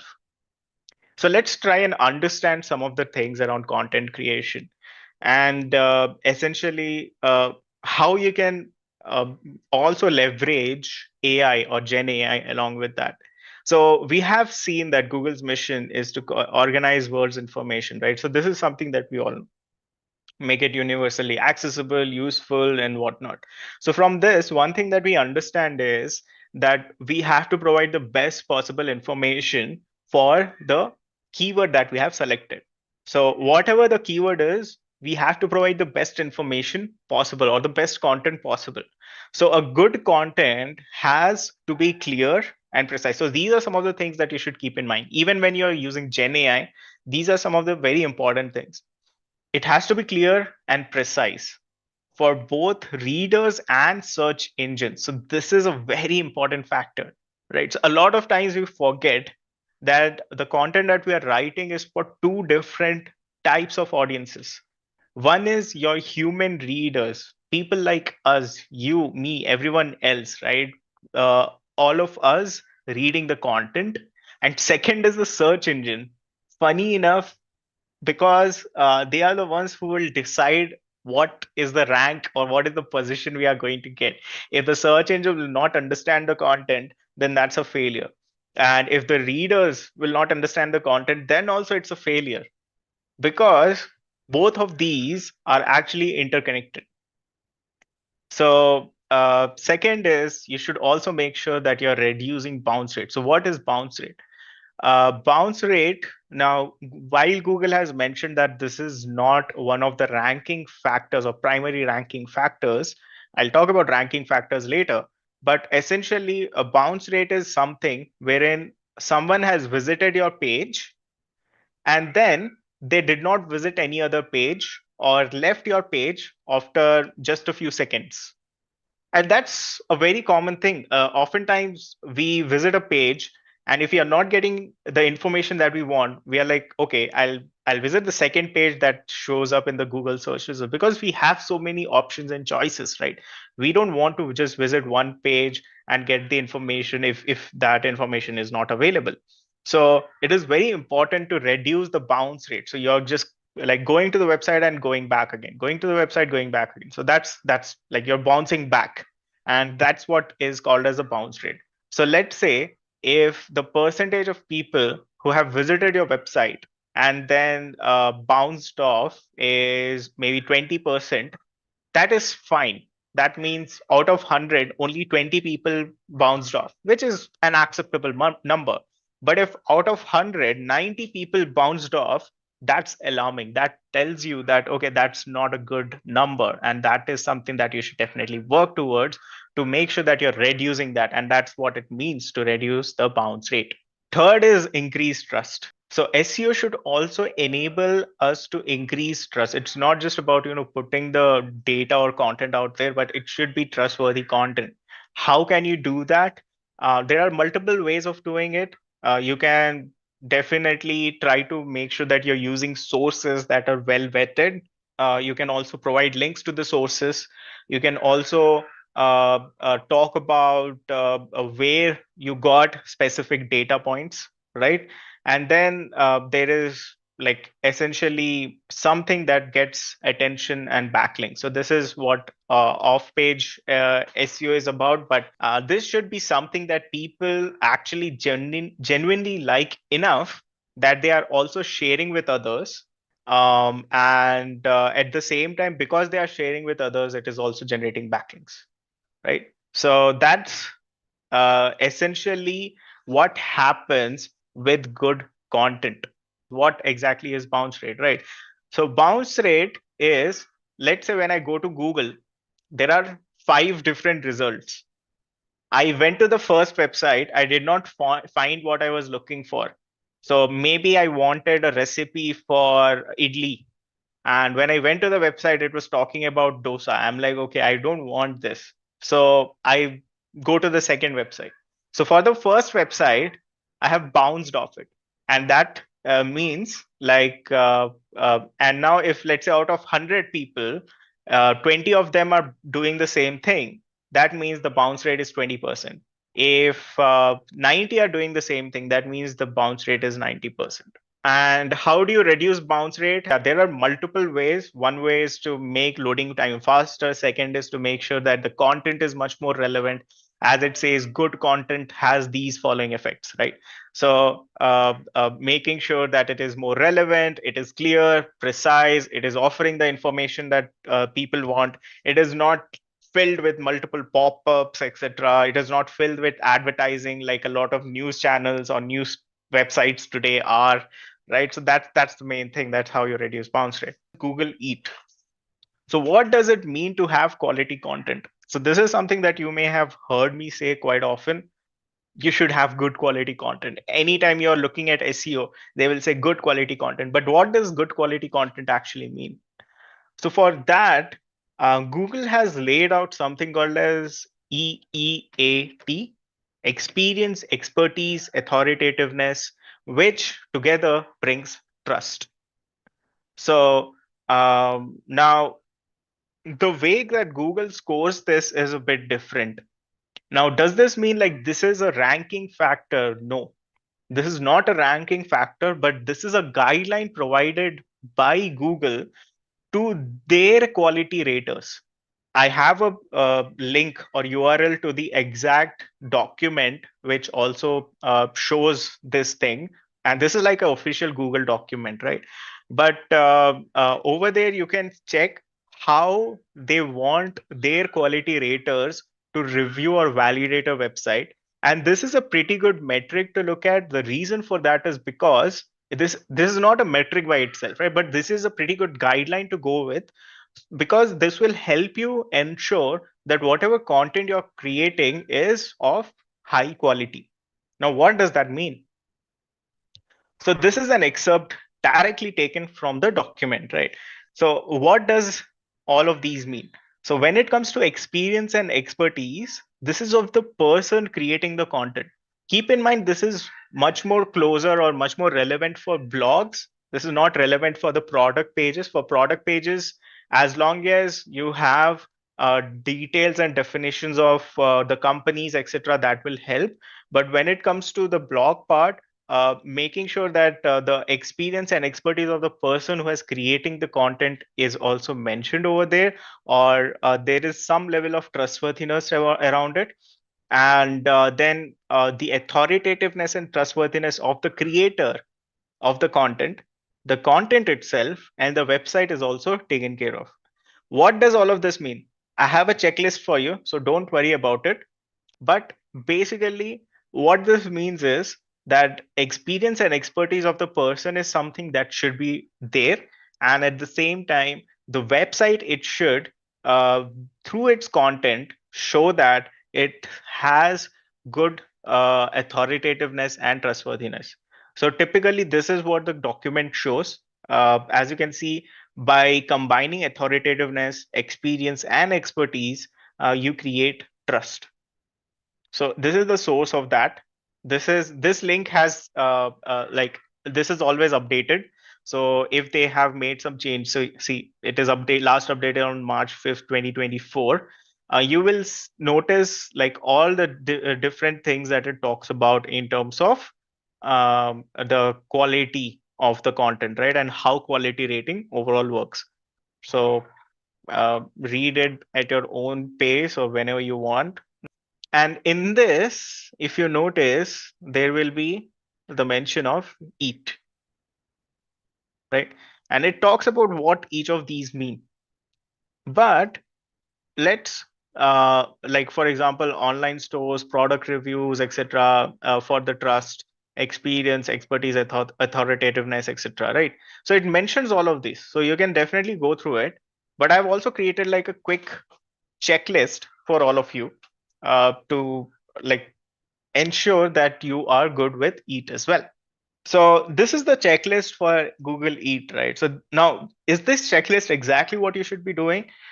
The answer is that it depends, right? So this is a checklist. This is more like a general checklist. You have to follow them based on what is applicable. And obviously, not everything is applicable everywhere, right? So you can keep that accordingly. So essentially, what this is all about is on your website, you need to make sure that you have an About Us page, a team page, and an author page. What are these three? About Us page, everyone, whenever you go to a company page or a website, a page where they are talking about their company, their business, or whatever their website is all about, right? They would also in that same page mention or show details of people who are actually contributing or working in the same company. So it could be the CEOs, etc. Or if it is just like a blogging website, you can just have details about you and yourself, right? So that's basically what is expected here. And when it comes to author page, this is nothing but a page of the person who is writing the content and all the set of different contents that the person has written. I will show an example of this as well. So this is a website that I had created as a test. Uh, and I've basically tried to follow the EAT things, right? Like Google Eat guidelines. So over here, this is the author page that I'm talking about. So just something that has like a quick description about you, who you are, and all the topics that you have written. So this is what an author page is all about. Now, collaborate with known people. So essentially, make sure that if there are people that you know or who are highly good in terms of a specific field that you're writing about, mentioning them or having them linked or collaborating with them for writing some of the content will also improve the authoritativeness and the trustworthiness of the content that you're writing. It would also make sure that to highlight to Google that the content is vetted by an actual expert. Keep your content clear, and straight to the point, of course. This is something that I already talked about. Add your personal opinion or scenario to the content. Now, this is where experience comes in. So, expertise, authoritativeness, trustworthiness, that's there. But experience part of the EAT is more about not just telling about something, but also adding your own experience so that, like, let's say users who are visiting your website can relate to what you're talking about. Make sure that the content is regularly updated, of course, so that people know that whatever you have written is updated accordingly. Link to high quality sources. So you should also provide external links to websites like, let's say, government websites, research papers, etc. Or even the high, like big news media outlets also works in this case, but these should be high quality sources for something that you're citing. um, Consider multiple viewpoints, not just like a single viewpoint, but essentially talk about it from different perspectives, different people, etc. And obviously manage and maintain your brand's online reputation. So this is essentially how you make sure that Google can trust your website. So that's a little bit of what I have tried over here. I wouldn't say it have successfully done it, but a quick example over here I'll show in this particular post. What do solar panels do, understanding their function and how they work, right? Okay, so in this case, if you notice, there's like a bunch of different content, but I've also added sources. So US Department of Energy, National Renewable Energy Laboratory, International Energy Agency, like these are some high quality sources from where I have gotten the content. So that helps increase the trustworthiness of what I'm talking about. There's a lot of different data, there's a lot of different information available over here. And I'm mentioning like where I actually got them from, right? So that's essentially what Google Eat is and how you can like work with the quality of the content, or that's like a quick highlight of the content part or the quality content.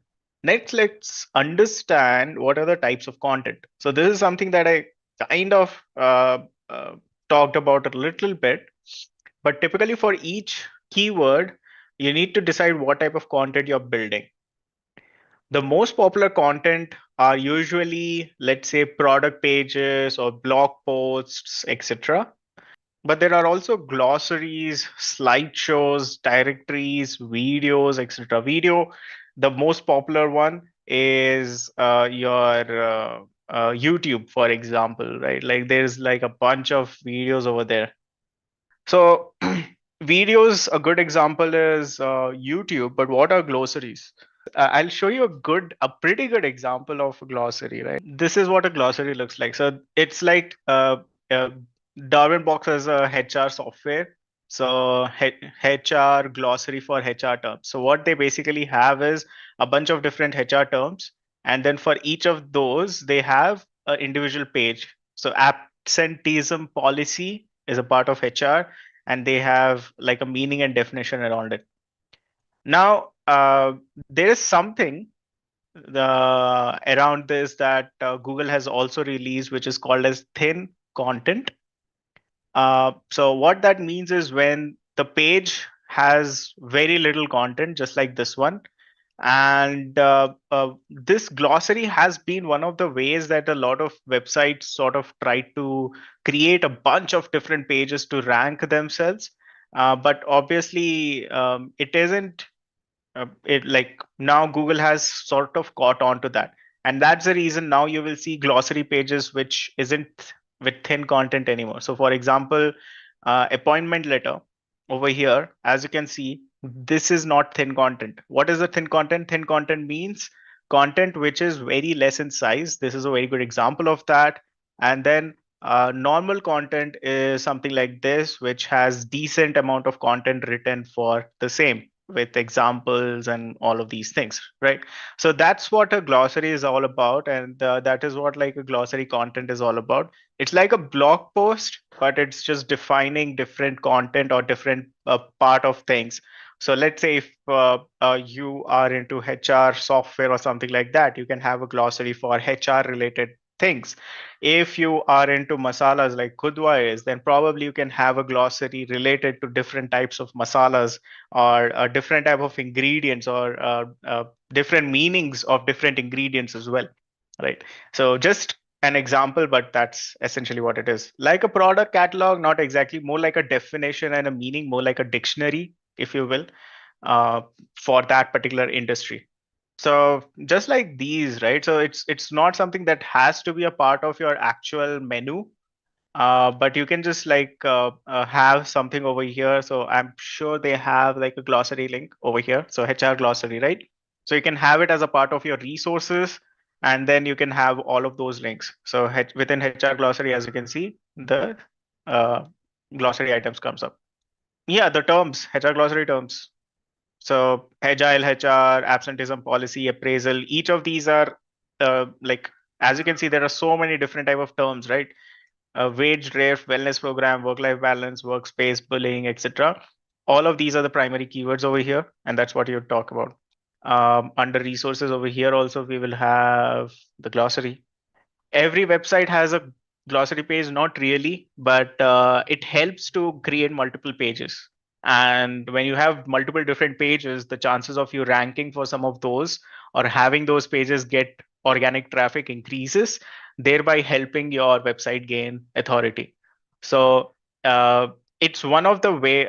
In fact, there was a name for this method, ski slope method, if I'm not wrong. So it's a strategy, a SEO strategy that is used by a lot of websites, especially SaaS software websites or B2B websites, which just want to have pages for different type of things. So yeah, that's like what glossaries are.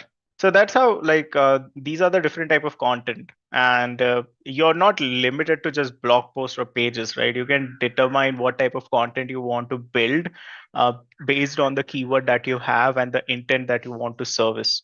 That's a little bit on the content side, what content means, but let's try and understand how you would actually fit that content on the website and what exactly the site structure.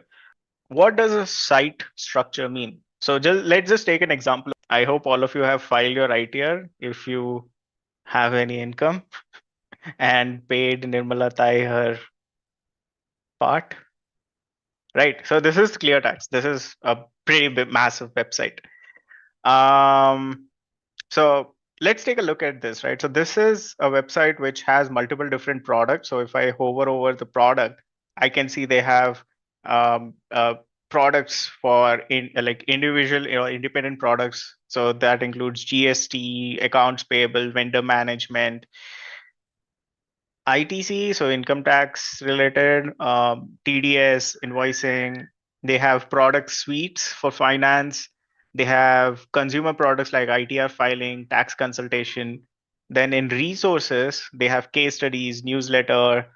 They have guides, blogs, webinars, events, FAQs, etc. In company, they have about us, support, career, and all. Right. So it's as you can see from just these three parts, I can browse the entire website, even though they have like thousands and thousands of pages. ClearTax literally has thousands of pages. If you go on Google and if you type anything related to tax, you're going to get ClearTax website.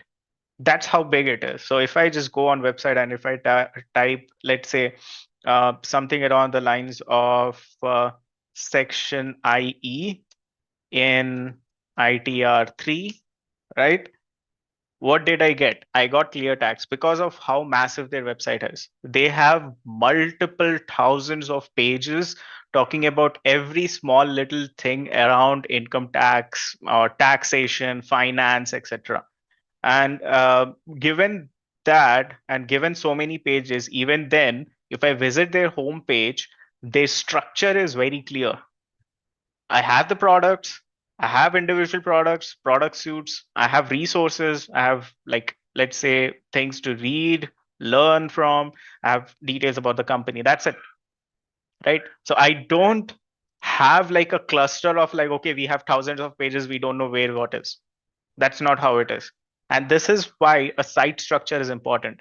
Another pretty good example is websites like, let's say, the content websites, etc. So, or courses websites. Uh, what's a popular course website? Udemy is a popular course website. Let's go to that. So if I go to udemy.com, for example, now Udemy has, if I'm not wrong, it has millions of courses. But even then, there are categories. So for development, there's like web development, data science, etc. And then they are showing like the popular topics. For photography and video, there are like different topics that I can look at as well. And it's pretty much sorted, right? Like I don't need to really go and search for specific thing because I know like where I should be looking at. And same goes for websites like Amazon as well. Like they have literally millions and millions of pages, but still, if I go to this all and if I look at the categories, it's very clearly defined. So for a website as massive as Amazon, if they are able to categorize their website in such a simple way for me as a consumer to quickly browse through or get what I want, then why not every other website, right? Even the ones that are as small as uh, just starting out. So that's the main thing. And that's the reason structure is important. I'm sure they do have a good or huge team who continuously update it, but at the same time, it is the responsibility of an SEO to ensure that these things are managed and these things are prioritized accordingly. So that's what it means to have a good site structure. So yeah, like as I just showed you the example, homepage, category, and different pages or subcategories on different pages under those subcategories, right? So that's basically what it is supposed to be. It shouldn't be a random collection of pages, but something that is structured properly. Now, importance of a good site structure. Obviously, as I said, it significantly impacts the user experience. So, users' experience improves, makes navigation easy, allows visitors to find the products or information they are looking for, creates a good experience. Look at all of those websites that I just showed as an example. It makes it so easy for me to find what I'm looking for. And the same goes for search engines as well. So it's not just about the users, but search engines too, wherein they can understand your website better. And also, if you're making changes to your website, they will know in a better way as well. So that's why it is important. Now, while having a good structure is important, the second thing to keep in mind is internal linking. And that's what I'm talking about a little bit over here. So, what is internal link? Internal linking is where, in addition to having that structure, you're also linking different content on your website uh, all across other pages, relevant pages. So let's say if you have two posts, so the post one is linking to second post is linking to third, and so on and so forth. And in some cases, post one can link to all of these, post four can link to all of these as well, and crisscross, right? Just imagine how it works with thousands of pages or millions of pages. Wikipedia, right? Wikipedia is a wonderful example of internal linking. And let me show you why. Let's just go to wikipedia.org.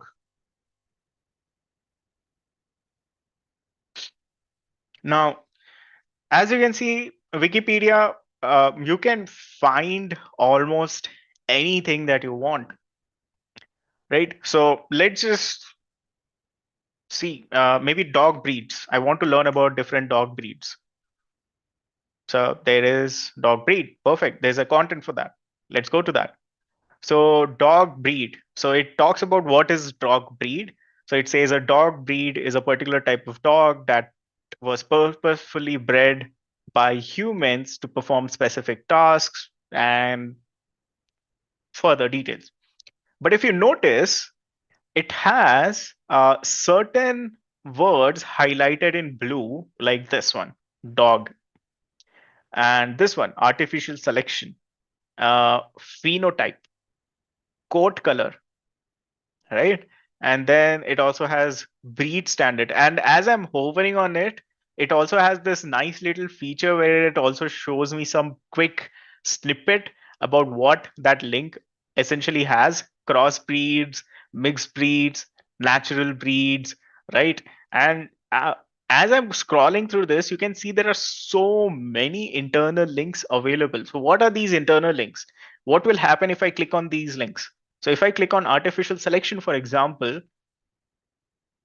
it opens another page on Wikipedia, which talks about what is selective breeding, or redirected from artificial selection, right? So what exactly is this? This is nothing but how internal linking works. So you are providing context or information about different topics that you're mentioning in your content, if its pages are available. Why is this important, or how is this helpful? So think of it from the perspective of a Google bot. For a Google bot, what happens is, if it comes to your page and it sees that on that page there are links to some of the other internal pages, the chances of it visiting those other pages will increase. If it visits those other pages, the chances of it indexing those pages will also increase.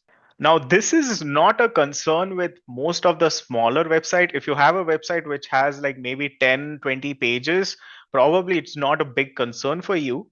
But if your website has hundreds of pages, in that case, it is very important to have a good internal linking structure so that the crawler can actually establish a good connection between multiple different pages of your website, and thereby increase your chances of getting indexed faster.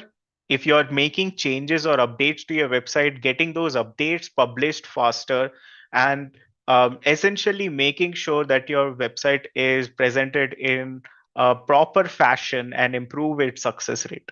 So that is the main point of internal linking. So in this case, even as a user, if I hover on this, it's actually not providing a bad experience for me, right? I'm like, okay, it is explaining certain terms and things to me which I may not have understanding about. But what if every single thing was linked, and then if I have to click on it and understand that, okay, it is not even talking about what I want? Now that is bad, and that is a very poor user experience. So that is something that you should avoid. Essentially, think of yourself as a user, put yourself in the user's shoes. Even though there are so many links here, I'm okay with it because I can get its information very quickly. But let's take a look at another website. Let's take a look at Money Control. I have often seen a lot of links that it has. But typically, what happens is, uh, let's say if all of these had a bunch of links to Wall Street, Don Lemon, Elon Musk, etc., and if it did not provide me information, instead I had to click on it, that's a pretty bad experience for me. Now, and that is something that you should avoid. But instead, let's say if it had, like, it currently has what, like maybe 300 words or 500 words, not a lot. Oh my God, so many pop-ups. So not a lot of words, right? So in this case, if it has maybe three to five internal links, I would be fine with that. Unless and until it was providing me information as I hovered on it as well. Now, that is another piece of coding that would be required as well. So assuming you're not looking at doing that, uh, keeping for something like this, keeping it at 3 to 5 internal links should be good enough. But as long as it is relevant, you can definitely add more. Overall, while ensuring that the user who is visiting does not have a poor or bad experience. That's the main limit, I would say. Right now, I am on Wikipedia page. I just came back to Wikipedia page. So that's what internal linking is, right? Now, in addition to having this site structure, the next thing that I'm basically going to talk about is something. which is optimizing on-page components. So there are different on-page components. I've sort of already discussed this, so I'm just going to quickly like glide through them. But in addition to having those internal links, it is also important to make sure that you're optimizing your content. It is very important to have those other on-page components optimized as well. The checklist is already available in the session notes, but the titles tag should, or the title of the page should have your keyword, and putting it in the front or the first words will have more weight. Make sure that the URLs are SEO friendly. Having the keyword in the URL and making it simple is definitely good. And obviously, all URLs should be unique. No two URLs should be the same. H1 tag, there should be only one per page. This I've already mentioned earlier, but I'll mention again.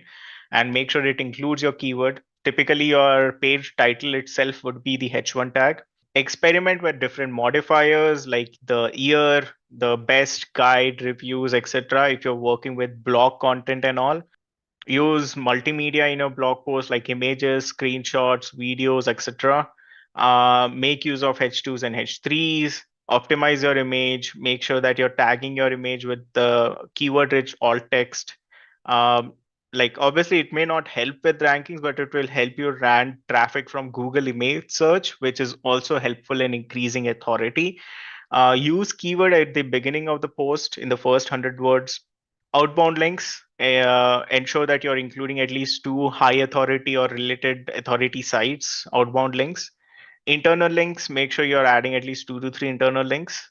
And then finally, social sharing buttons are like, I would say they aren't as important, but it is good to have those. Outbound links are basically links that are external. So not of your website, but of other websites. So for popular blogs, news websites, educational websites, government websites, etc., if you are sourcing content from some of those and all, you can have those outbound link. One of the example that I mentioned was, in fact, Wikipedia itself is a good example. At the bottom, if you go of any Wikipedia page, you will see all of these references. So these are sources, and all of these are external websites. So Merriam-Webster, like the New York Times, and then there's like this one, other books. There are like other different books that it was sourced from, other websites it was sourced from, right? So all of these are sources. So each of these, so let's say if I want to go to this breed. So this is an external link for Wikipedia because Merriam-Webster is not Wikipedia's website. So this is what it means for it to be an outbound link, right? So that's basically some of the things that you should be taking care of as a part of on-page optimization. Now, we know what the website structure should ideally look like. We know what are the things that you should include in the content, but what about the content itself? I have been sort of touching this topic a little bit, playing around with it, but I haven't really gone into it. Okay, so SEO copywriting. I have been, as I said, like I have been touching around this, but I haven't really gone deep into it, and that's what I'll do right now. So, what exactly is SEO copywriting? Why am I talking about copywriting here? Why am I not saying content creation? Why am I saying copywriting? There's a big difference. So as I mentioned earlier, and this is a question that a lot of you have asked as well, is how do you ensure that even if you're using AI to generate content, your content is plagiarism free, and it does not have any issues in terms of being like a copy pasted content or something like that, and at the same time it is something that is genuinely helpful. The way that you sort of do that is not just by creating content, but instead by creating content that is uniquely yours. So there are multiple ways of doing it. The first thing is to clearly understand the tone of your brand or the website. What is the tone that you're trying to set? So what is a good example of tone? What does that actually mean? In terms of a tone, think of it this way. The minute I say that I want to look at some content of maybe on the website of Narendra Modi, just as an example, right? The minute I talk about Narendra Modi, any single thing that he would say, there's a specific tone that we have for him, right? That he would probably, first of all, use Hindi to communicate. And he would talk about anything in a specific manner. Now, if he was talking about SEO, for example, now I'm very bad at impersonation. So please have a laugh at your own account. But probably he would be saying something along the lines of dosto, SEO ऐसे नहीं होता है, or something like that. Mitro, yes, that's so. Like I said, I'm very bad at these things, right? So, uh, but there's a specific tone to him, to how Narendra Modi would speak. But on the other hand of the spectrum, um, I feel like you might know who Carrie Minati is, right? That YouTube guy, like that young YouTuber who's gotten the most subscribers, I think, in India right now, uh, or at least towards somewhere around that. And the tone that he would use is so different. If you give the same topic to Narendra Modi versus Carrie Minati, you can imagine the conversation and the way that they would say. He would say, Narendra Modi would say it in one way, and Carrie Minati would say it in a different way. And the difference over here is the tone. So even when you're writing content for SEO, it's all about that segregation and identifying what is a tone that is uniquely yours, so that even when you're writing that content or creating that content, it will be something that is actually genuinely yours. There are literally hundreds, if not thousands, of ways that you can talk about different things and different topics. So and given the type of different topics that exist, there is a very high chance that you will actually face any issues or any challenges in the plagiarism check. And that's where the copywriting comes in, like a brand identity. So that brand identity in terms of the tone for your content is what it's all about. So I'm not going to go too deep into the tone. That tone is something that you have to identify yourself for the content that you're creating based on the brand that you're working for. If it is a personal brand, you can create that tone based on what or how you wish to communicate. If it is a specific brand or a business, then you can define how that brand should be communicating as well, right? So, but apart from that, let's try and understand from the SEO perspective what copywriting or SEO copywriting actually means and how it can influence your content itself. So this is a very good example. I personally love this. So on the left hand side, you can see this is a content that is written for search engines. So maybe your focus keyword is lose weight fast. So it says if you want to lose weight fast, you need to cut calories. Cutting out dessert can be tough, but it's important if you want to lose weight fast. And if you're looking to lose weight fast, here are 5 tips. For me as a user, if I read this, I'm like, what is happening? I will probably exit the website right then and there. But for a search engine, the search engine or the bot or the Google bot, what it will see is it says lose weight fast, lose weight fast, lose weight fast. So probably it's a good website, right? And that's why what it will do is it will try to show this to a few users.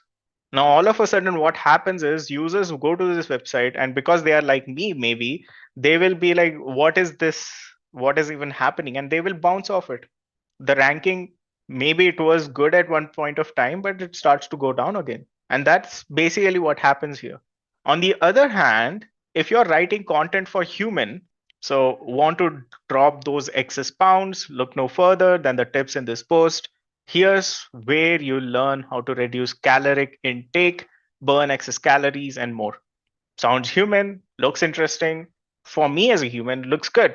But if you notice, nowhere does it actually talk about losing weight fast. So while it is good for me as a user, it's probably not good for the Google bot. And creating the balance between these two is what it means for content optimization or creating SEO optimized content. So you don't need to use those keywords multiple times as long as you are able to use that keyword even a few times while maintaining the keyword density and as well as ensuring that your content is talking about that specific topic you are good. So for in this same thing, as you can see, want to drop those excess pounds, look no further than the tips in the post. Here's where you learn how to eat healthier, burn excess calories, and lose weight fast. That's basically what an optimized content looks like.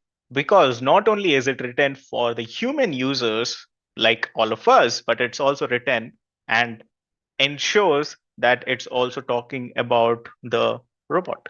Now, why is this important? Now, this is related to bounce rate a little bit, but you basically don't want people dropping off your website, right? Because the entire purpose of ranking on SEO is so that people visit your website and then spend time on your website. You're not creating a website so that people just come to it and go off. And that's where bounce rate comes into the picture. So Google uses bounce rate where people leave your page after spending a few seconds as a ranking factor. To avoid this, there are some methods that I'm going to talk about as a part of copywriting. But as you can see, under 10 seconds, typically your ranking starts to sink. But above 10 seconds, the more time that the user spends on your website, the higher your website rank would go. Nowadays, most of the good websites, on average, I see that their average time spent, again, depending on the website. If it's a content-based website, typically 2 to 3 minutes is very normal on average. So that means there are some users who also spend 10 minutes, 30 minutes. There are some users who spend only a few minutes or even a few seconds. But the average is that. Now, I'm definitely not considering the social medias that are available on your phone and all. That's like next level. And that's anyways not something that should be your goal either. But it's all about trying to maximize the average time that a user would spend on your website. The first thing about your content is it is very important to make sure that your content is properly structured as shown on this over here, right? Like if you have a bunch of different part of content, making sure that there is like a table of content or something like that so that it is easy for people to quickly go through the different segments of the content that you have as well. So it is important to make sure that the content is properly structured as shown on the right side. A good way of finding structures for different topics is look at courses or course pages and how they answer so many questions. So this is an example that I had added of Code Academy. And as you can see over here, it is very like simple. It shows like what are the overall syllabus, how it has added like different pieces of content and all, right? But overall, there is like a pretty good structure for something so massive. So if I just go to maybe, okay, yeah, I think I'm not able to do that right now. But anyways, basically what I want to show is like how structuring your content is pretty important. Impact if a user is spending less or more time on our website, does it help in discoverability? Not exactly. This is something that Google is tracking about your website, right? So Google also tracks how much time a user actually spends, because if a user is exiting your website, the chances are they are going back to Google. And that tells Google that So imagine this. Imagine that you are ranking for a keyword like dog breeds. We just looked at dog breeds, right? So now if I go on Google and if I type dog breeds, right? And if I scroll down a bit, there are uh, these two websites, AKC and Pedigree. Now, what happens is, for me as a user, I maybe I went to AKC's website and I did not like the content. And then because of that, I came back to Google and I went to Pedigree's website. I liked the content, I stayed there. So if this is the same thing that, let's say now, maybe the number of people who search for dog breeds in a month is 100. And if all 100 people are doing the same thing, wherein they are going to this, they are spending very less time and then going back and then going to Pedigree. That tells Google that Google is not able to provide the necessary information. And the one at the top, AKC, is probably not a good website because Pedigree is the one that everyone is going to and then not coming back. So that way, Google will then rank Pedigree on the top and then lower the rank of AKC. So this is why this is like a very oversimplified example, but this is essentially how the time that a user spends on your website affects the ranking. So I talked about structuring a little bit, right? Like it is very important to structure your content properly. So for example, over here also what are stocks, understanding stocks, etc. This is like a well-defined structure. So if I want to visit or go to any of these sections, I can do that. Now the second thing is, now this is a tactic, right? This is a tactic that I personally like, but you can also use a tactic similar to this. So this is called as bucket brigades. Bucket brigade is a old copywriting tactics. There are multiple copywriting tactics. You can just ask ChatGPT about that. Uh, Copywriting tactics for sales letters, for example, and it'll like give you a list. Let's actually do that. I think I have ChatGPT open right now. What are copy list top copywriting tactics for sales?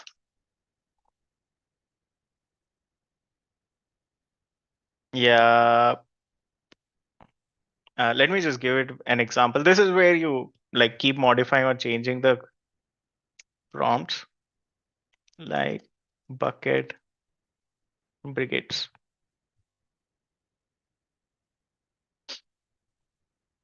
Hmm. So these are some of the different tactics, right? Like bucket brigades, AIDA, pass, social proof, scarcity and urgency, powerful headlines, storytelling, benefits over features. So there are multiple different tactics. You can go with a tactic that you want or you feel good with. There are like they have it has shown 14, but there are like a lot more other tactics that you can work with.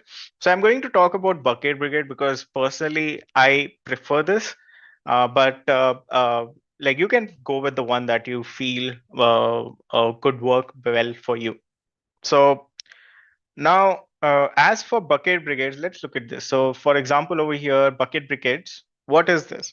It's an old school copywriting tactic that were originally designed for sales letters. All you need to do is find a spot in your content where someone might hit their browser's back button. What does this mean? So, imagine now, as you might have seen, when you're writing content, you would be writing like thousands of words. When there are so many words, for someone to keep scrolling through all of them, it takes a lot of time and effort. And there are a lot of chances that after one or two paragraphs, they would just click back. So you need to identify what those segments or sections are. Um, and this could be based on, and this could actually be very subjective, right? It's not necessarily like after every paragraph you have to add it, but it is something that you should definitely look into. And based on that, uh, in those segments, you can add a bucket brigade. So some of the examples are Now, these are like short copies to help people stick to the content or stay around for a longer period. So some of these examples are: here's the deal. Now, what's the bottom line? You might be wondering, or something like these over here as well, right? It releases feel good chemicals. Communication is simpler, right? So these are the things, like, as you can see, I have actually highlighted this. Probably I highlighted it too well. It feels like it looks like almost a part of the headline. But as you can see, this is a bucket brigade. After two paragraphs, it has a bucket brigade so that people can stay connected. This is a continuous content. There isn't like a proper break in a content over here, but this is like a continuous stream of content. The same second chemical is this. So why is it that we are so quick, etc.? Overall, it's all about making sure that people are staying connected with the content, and you are expanding the amount of time that they might spend on your website. So that's the main purpose of bucket brigades. So there are some example articles that I've linked over here. I don't know if these are still live. Oh yeah, it is. Apparently it was updated recently as well. And if we look at it, why we overthink, take action now. If you're overthinking an idea and all, like, this was not necessary, but it helps people who are just quickly scrolling. And that's what I'm going to do right now. If I scroll down a bit, okay, there's some quotes, and I keep scrolling, direct your attention elsewhere. I'm not even reading this. So what does this mean? I will read this probably. If I scroll down further, stop talking about it. Maybe I should read this, right? And that's essentially the part of it. These are not exactly headlines, but instead these are more of something that would help users still stick to the content. So this is one of the methods. Then similarly, there is APP, agree, promise, preview. So in this, you're essentially agreeing with a viewpoint that someone has, and then you're promising more details around it. And finally, you're also previewing what you have with some of the insights. So over here, for example, the content is music improves well-being and quality of life, research suggests. So it says this is where it is agreeing. So let's say if someone came to it, they want to know that, okay, music actually improves well-being. They are talking about a review of 26 students finds benefits of music on mental health are similar to those of exercise and weight loss. Okay, that means it agrees with me. I agree that, okay, well-being of people improve with music, and it has a review around that. Awesome. So music, wrote the late Oliver Sacks, has a unique power to express inner states or feelings. Music can pierce the heart directly. It needs no meditation. Looks promising. A review of this, conducted across several countries, has found that music may provide a clinically significant boost to mental health. Okay, so let's try and understand. So the context over here is from this particular paragraph, I get the context that, okay, if I scroll down, there's a high chance that I will be able to get insights into this particular review. And this is like a quick preview of the content itself. So that is essentially, like, these are just some examples, but as you saw, there's like a bunch of different ways that you can work with different things. AIDA formula: attention, grab the reader's attention with a compelling headline. Interest, provide interesting information. Desire, highlight benefits. Action, end with a strong call to action. And this is a very common theme that you would also notice with a bunch of different content today. Pass, social proof, scarcity, urgency, all of these, right? Like, you can work with the one that you feel or think is the best. But this is also something that you can use for creating content. Now, what does that actually look like? Let's try that out. So I'm now going to go back into content creation, right? Gadget Bazaar. And I'm going to go back to creating the content for this one, best 1.5 ton AC. Okay, so let me actually It is, but it's not that good of an example. Yeah, this is something. This is something that I added as a screenshot as well. So yeah, over here, this isn't a long content either, but as you can see, the psychology behind social media. There's some content, some more content, and some more content. This is when you don't use bucket brigading. It's boring. So I'd be like, okay, what even is this? Should I even read this? What is this supposed to be? But now add those bucket brigades back. There's a high chance that I might actually read it. It releases feel good chemical. What does this mean? It's interesting. It's something that makes me read at least the first couple of sentences. Communications is simpler. Yes. Okay. How is that simpler? Self fulfillment. Nice. So that's the main thing about bucket brigade. It adds elements in the content at the specific pages or spaces where people might just skip your content. And that's the main part of bucket brigade. Now the best part is using AI, right? So that's, again, this is one of the form of copywriting, and these are so subtle that like you don't really see it because of how subtle it is. And that's how it is supposed to be as well. For a user, it should not be like, okay, what is happening? The user should be able to go through the content normally, right? So now I'll show you some quick example.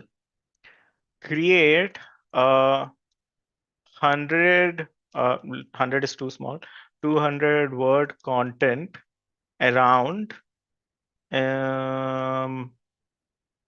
white sneakers while using bucket brigades method. Okay.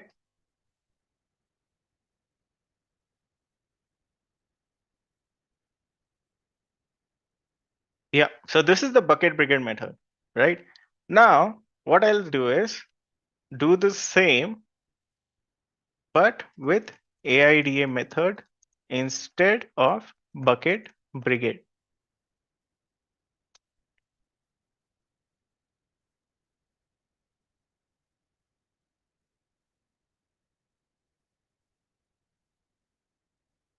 Yeah. So if you notice over here, it's more conversational. Why everyone needs a pair of white sneakers, versatility at best, comfort meets style. Ever wonder why white sneakers are so popular?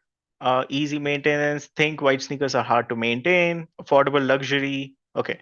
Over here, the must have shoes for every wardrobe. Okay. Why are they must have?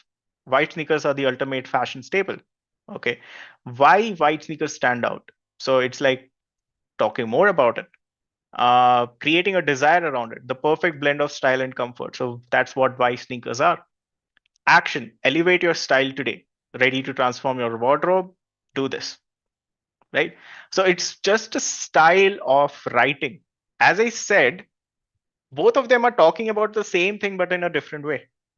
And both of them are unique content individually. It's all about using different methods, or it's all about using different ways of copywriting so that your content can be uniquely yours. Now, in addition to this, there are a few other things that you can also use to make the content actually uniquely yours. And that's what I'm going to show with this example. But let me just show you what it would look like with this. Okay, so I'm going to open this content outline.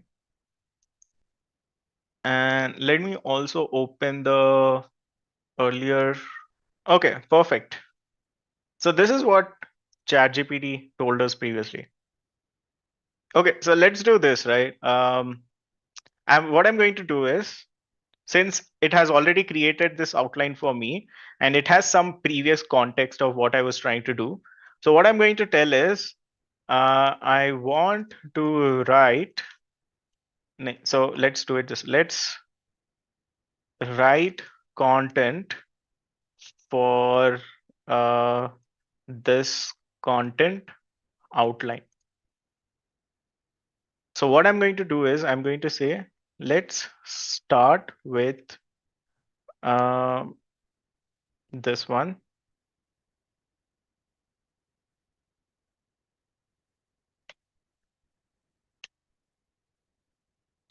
I want you to create content that is uh,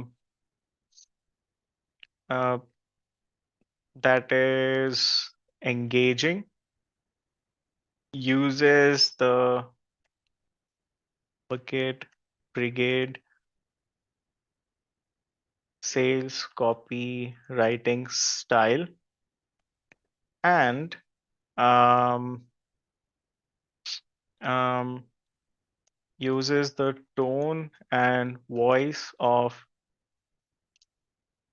um, PhD. Let's just do Elon Musk.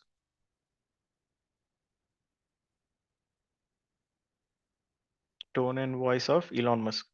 Let's just go crazy, right?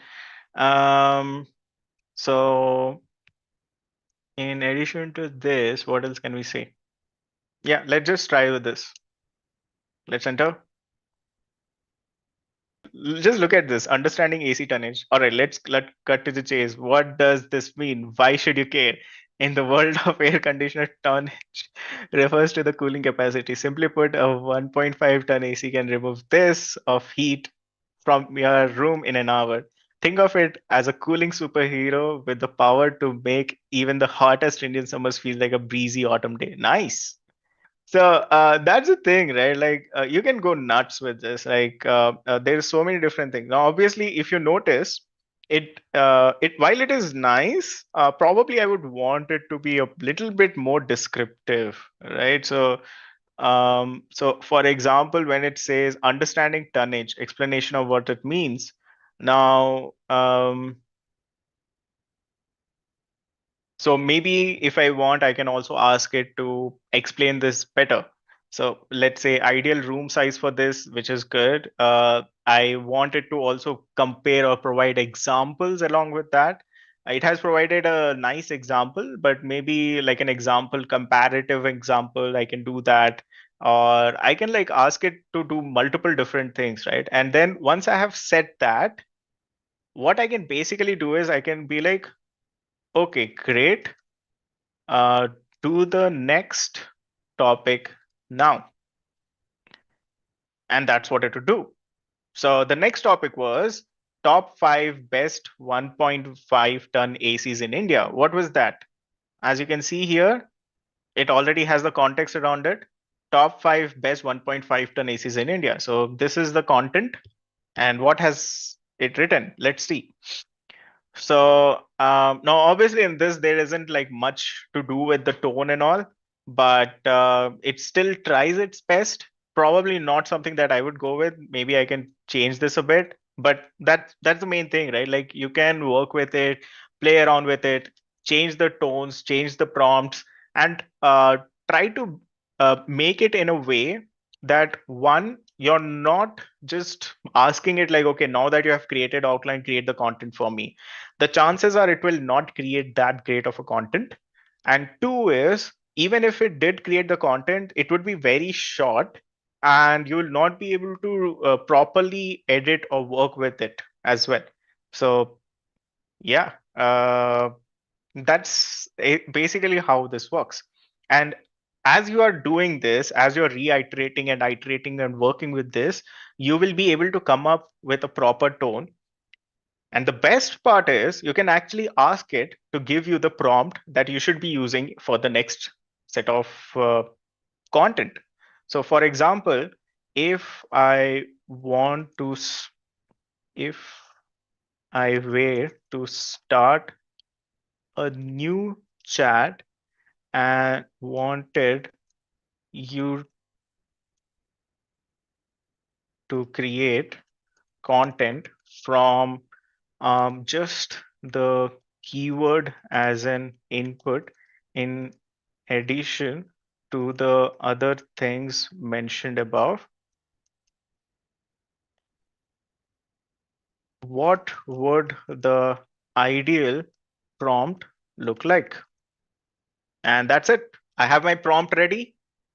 It says provide a content outline, detailed for each section, use a tone and voice similar to this, makes the content is this. So I'll just copy this prompt, use it in another one, and I'm mostly sorted. Probably I'll have to edit this again, but you get the point, right? Like this is how you reiterate and work with the prompt engineering side so that you are essentially trying to automate as big of a chunk of your work as possible in terms of content creation. But yeah, that's basically what I wanted to talk about. The most exciting part I feel is a demo on WordPress. I will just do a quick understanding of how WordPress actually works. Is this important for you as someone who is going to do SEO? Um, I would say it's not very important, but it is something that is something that you should be aware of as well. So WordPress, before I get into WordPress, I want to first talk a little bit about uh, how a website works. Because oftentimes what happens is there are a lot of things in SEO that we do wherein we just need some basic understanding of how a website works. And sometimes I feel like that is what is missing.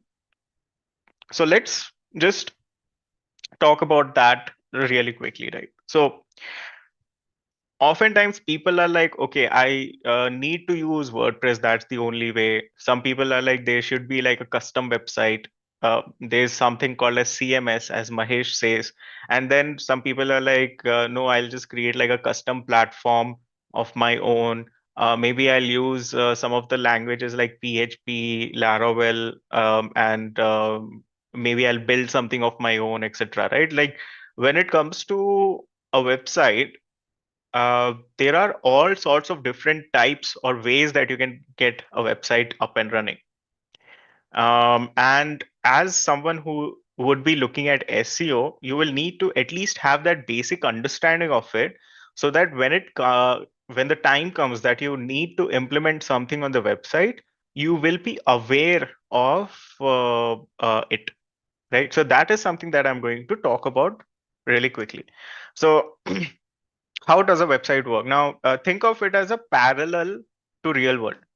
What does this mean? Now, let's look at real world, and maybe let's look at a website over here. Now, in the real world, what happens is if you want to visit a place, how do you go to that place? Do you go to it by identifying what is the latitude and longitude degrees of it, and then you visit that place? Or do you just go on Google Maps or something and type in an address and then you go to the place? So there are two things. So there are two things you're doing when it comes to actually going to a place. You would be doing two things, not just one. One is you're actually identifying the place by using a name, and second is by doing so, then you're visiting those coordinates. So on Google Map also, when you go on Google Map, it will actually tell you for any location what are the Google Maps coordinates. So if I, for example, say Amazon headquarters, right? It says some Seattle or something like that. This is where the headquarters is. Now, if I go to maps, what happens? It loads up the map of Seattle, and maybe I'll just click for this Space Needle on Seattle. Now, the minute I did this, so typically what happens is all of these locations are dependent or based upon the latitudes and longitudes. These degrees, etc., that you see are based on the latitudes and longitudes, right? But that is not what we use. So even when it comes to a website, there are two parts to it. One is going to be the name of the place, and second is going to be where the place is actually located. And that is essentially how a website also works. So in the real world, you would have the name of the place and the location of the place. Now, can you shift the name of the place to a different location? Yes, you can. And the same thing happens with a website as well. Can you change the name while retaining the same location? Yes, you can. And that's also something that happens with the website.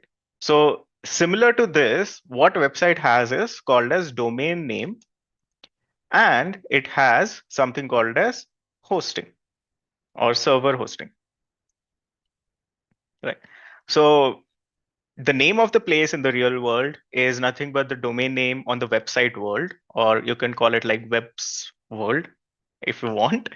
And in terms of the location of the place, that's nothing but where the files of the website are located. Because at the end of the day, every single thing that we see online or even on the laptops, desktops, mobile phones, etc., all of those are nothing but ones and zeros or bunch of different files that are that we access through the internet. And that's basically how a website works.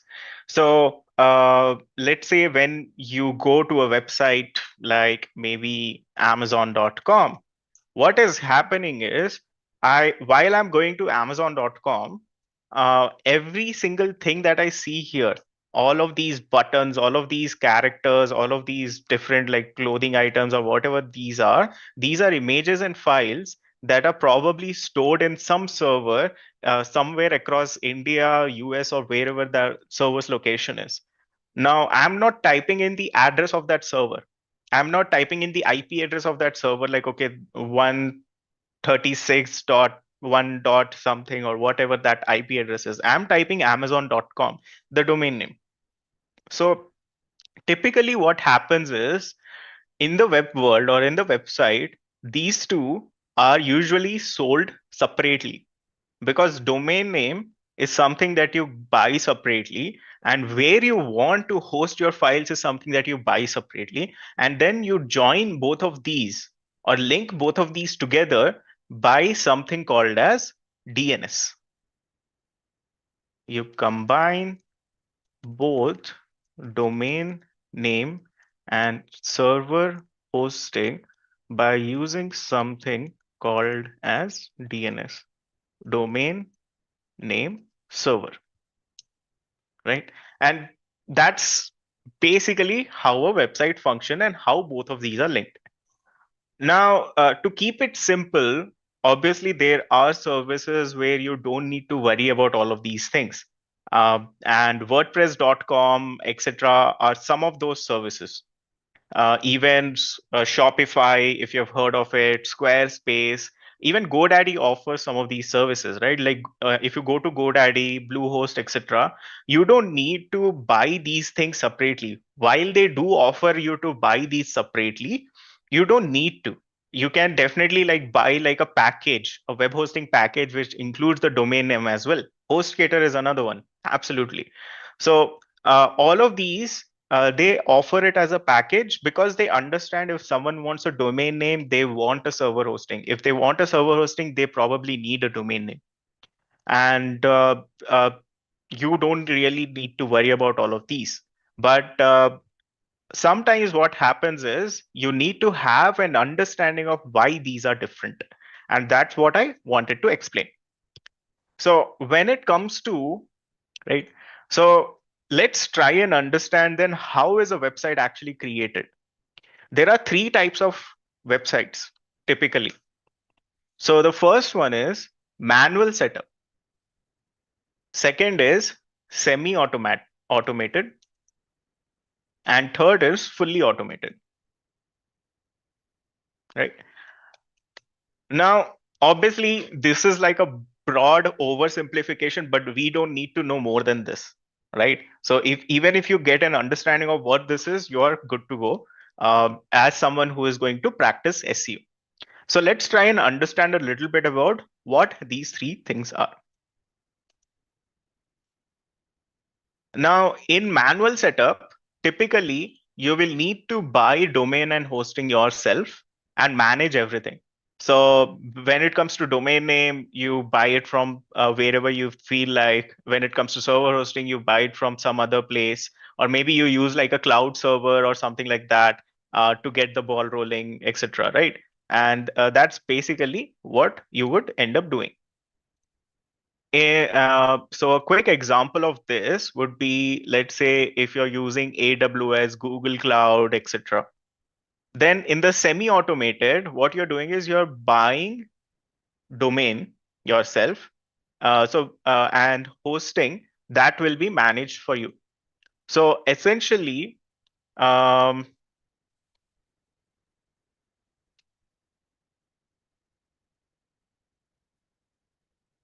hosting separately, and hosting is managed for you. So a good example of something like this is some of the services, right?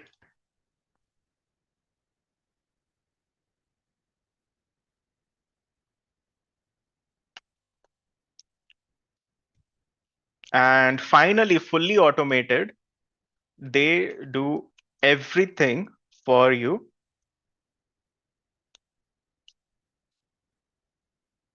from domain to hosting, but costs are higher. And obviously, you will have lower control. A good example of this is Squarespace, Shopify, or even WordPress.com, right? So this is basically what the difference is. Now, as you can see, I'm talking about fully automated and WordPress.com, but there is also a semi-automated version of WordPress.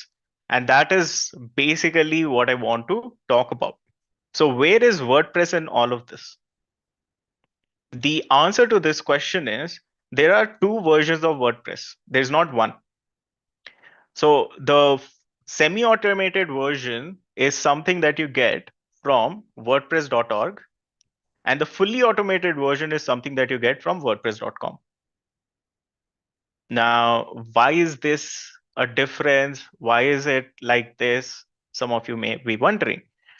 This is so that WordPress can be a solution for both people who want to customize what they want for themselves. And at the same time, it can also be a solution for people who don't want to bother with it. I'm also going to talk about .org part only, but I'm still going to just show both of these. So WordPress.com is a fully like done for you, fully automated solution for you.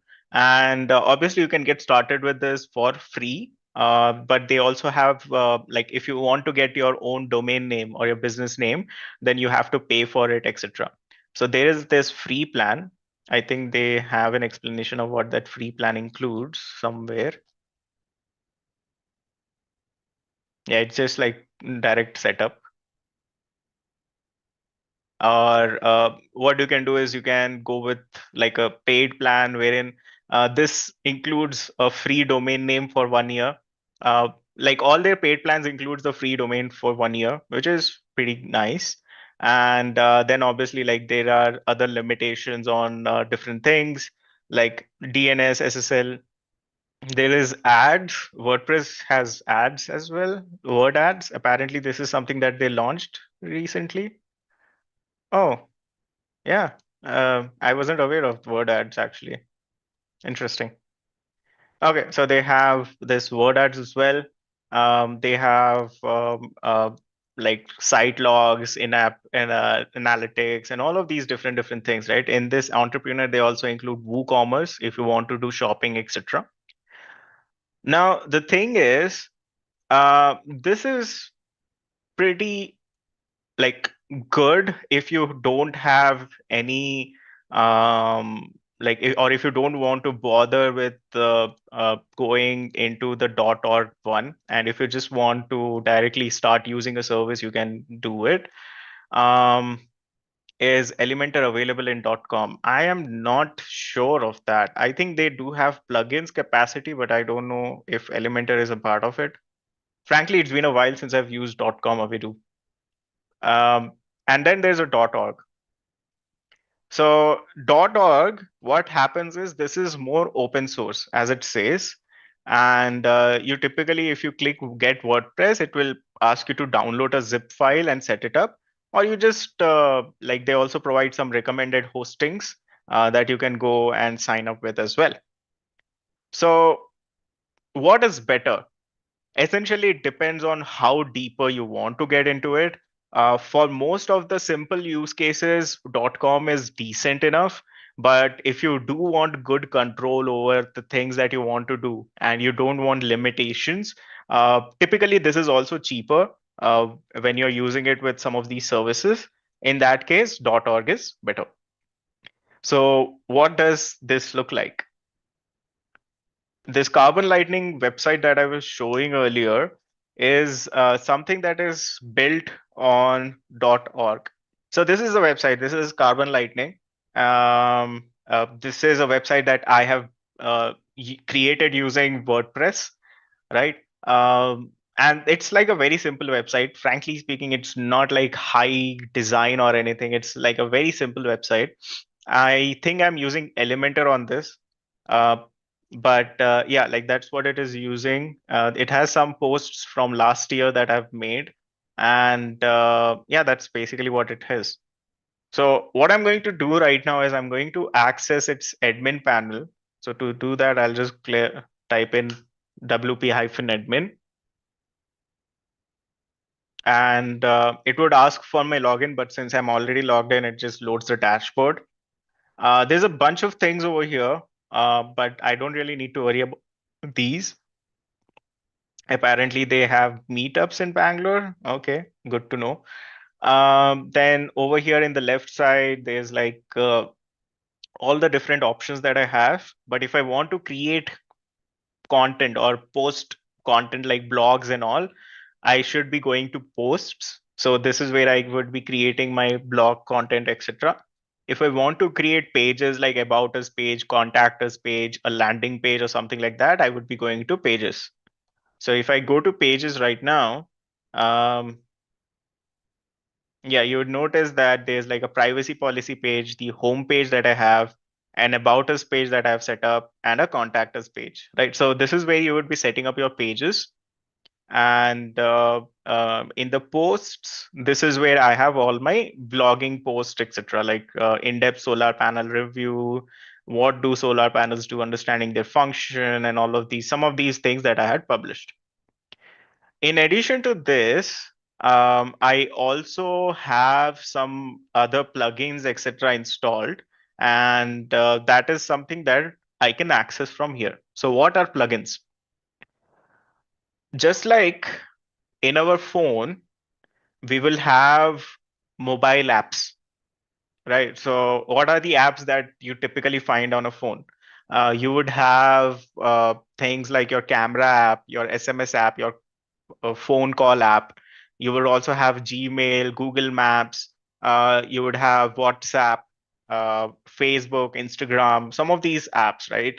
So just like a phone has apps and you can install those apps from your Play Store or let's say App Store, etc. Even WordPress has apps, and those apps are called as plugins. So using these plugins, you can add or remove functionalities within your website. And there are like a lot of different things that you can do with this. Just like you can do with apps on your phone, literally you can, from creating music to you can edit photos, you can edit videos, you can talk to people, do video calls, you can like play games. There are like so many different things that you can do from your phone because of these apps.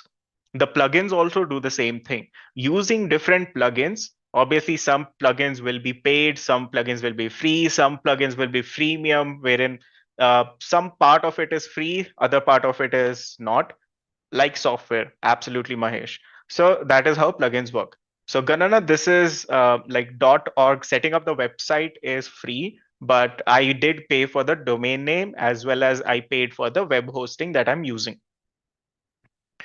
So similar to that, I have a bunch of plugins installed here. Now I'm not going to go too deep into the plugins, but if any of you are interested, I can probably share the list of plugins that I am using over here. I'll probably do that during the break time. Yep. So I have like a bunch of plugins. I have Elementor that I'm using for website builder. These days, I have transitioned into Generate Press. I prefer that more, but yeah, Elementor is also pretty good, pretty fluid. Then I'm using like a contact form. I'm using Lightspeed Cage to improve the speed. I'll talk about this later.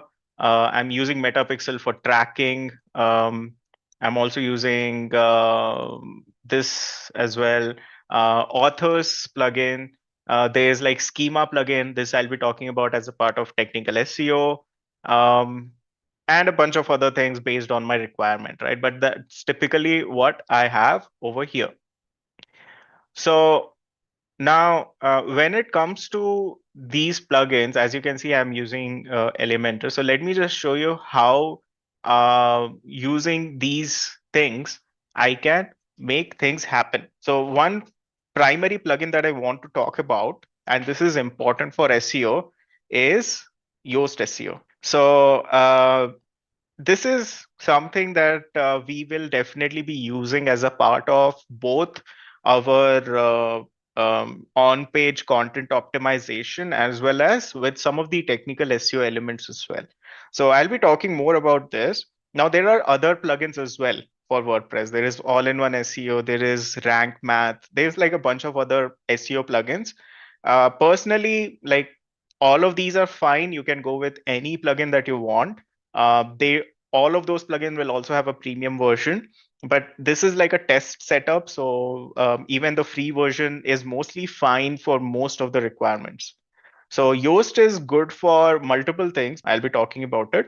But yeah, this is something that I'm going to show as well in the post. So what does Yoast do? Obviously, it has its own section wherein you can work with the different settings and all of these things. But I'm not going to go into that right now. Instead, first, I want to show you what it does for your content. So for example, in this, you can see there is this content, and over here, these are Yoast SEO scores, etc. So it says this content score SEO score is green, which means it is good. It shows the readability score of this content as green as well. So that means this is good as well. Then the key phrase. So this is the primary keyword that I'm using over here. And it also mentions the same to me.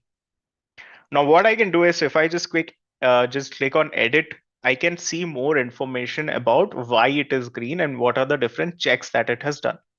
So let's just take a look at the content and try to understand what's actually happening here and how I'm using Yoast. So this is the content. At the very top over here, what we have is the main title or the H1 of the content, right? And yeah, so at the very top, we will have the title. This also acts as a H1 for the content. And as I mentioned earlier, there can only be one H1. And solar panel reviews is the primary keyword. Now, as I scroll down, you can see like, okay, this content, it talks basically about solar panels, solar energy, and this is an internal link that I have for solar energy category over here. As I scroll down, there's an image. Now in the image, I have done some optimization to the image too. In the alternative text, I have mentioned my like keyword, primary keyword as well. And as well as when it comes to the name of the image, I think I have said the name of the image is something. Let me just take a quick look. Yeah, image name is solar panel reviews, right? So in both the image name as well as the alternative text, solar panel reviews is there. And this is like a quick description of the image. As I scroll down, there's like the headline 2. This is the H2, as you can see over here. I can select or change the headings. This is the paragraph. And yeah, more content around factors to consider, some more images. Even this image has like an alternative text, right? And then as I scroll down, there's like another H2 with more text, another H2 with more text, and so on and so forth. And then over here, I have links to external websites like SunPower, LG's website. I have link to Panasonic's website, etc. And finally, like a quick conclusion. Now, as I scroll down with this particular content, I have done all of those checklist part. And as you can see, because of all of that, the SEO score is good.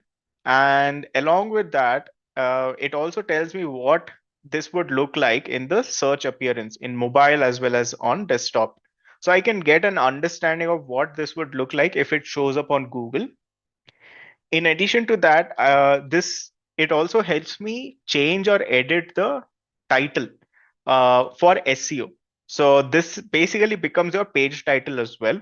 And you remember, right? Like in the SEO plan, we were creating the page title. So this page title basically goes over here as a part of your SEO title.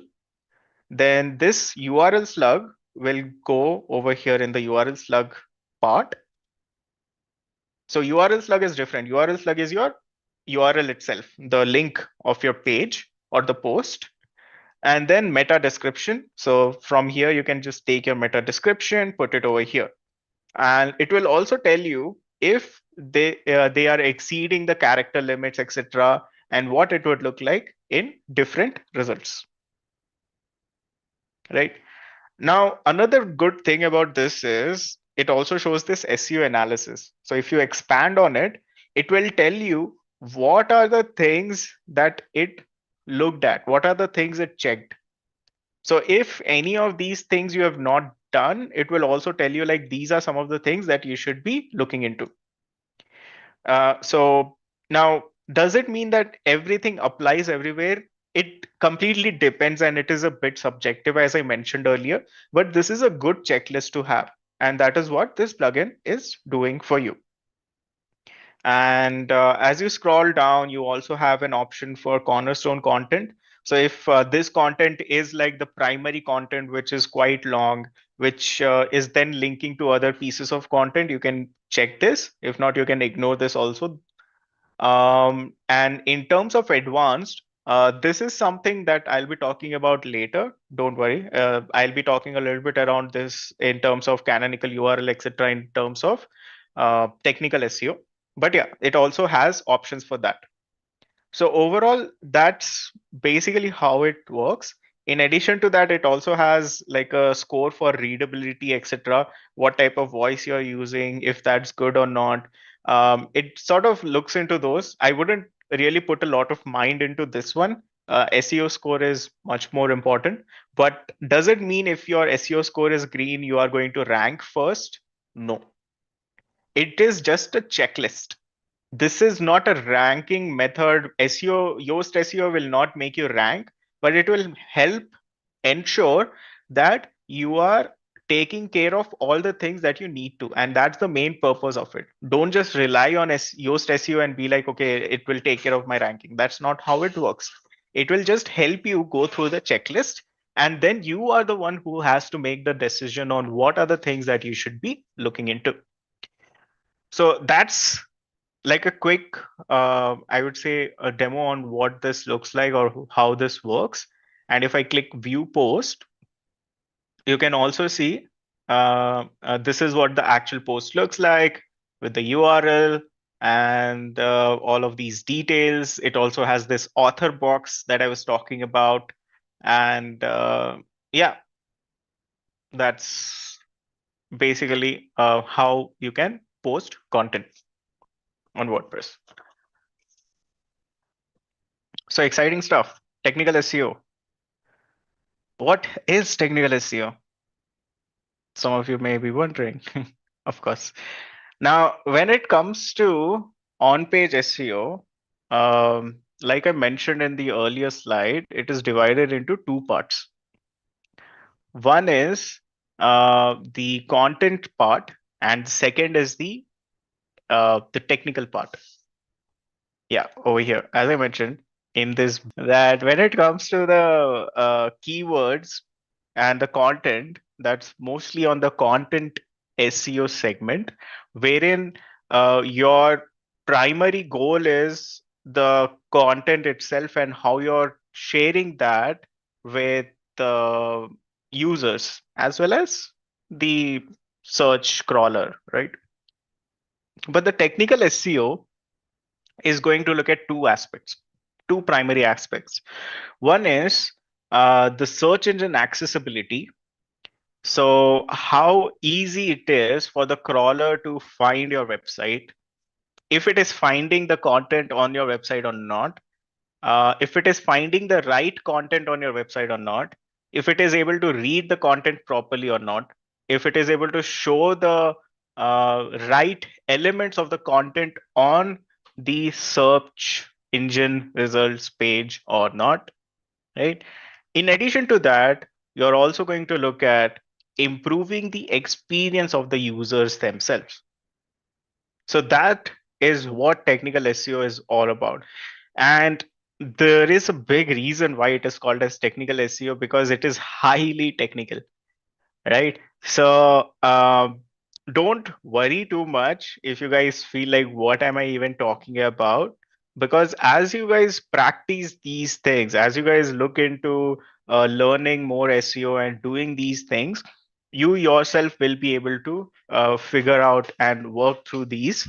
But as long as you are able to understand some of the concepts that I'm talking about, that is good enough, right? So with that, okay, so this is also set up, all good. With that, let's get started on the technical SEO part.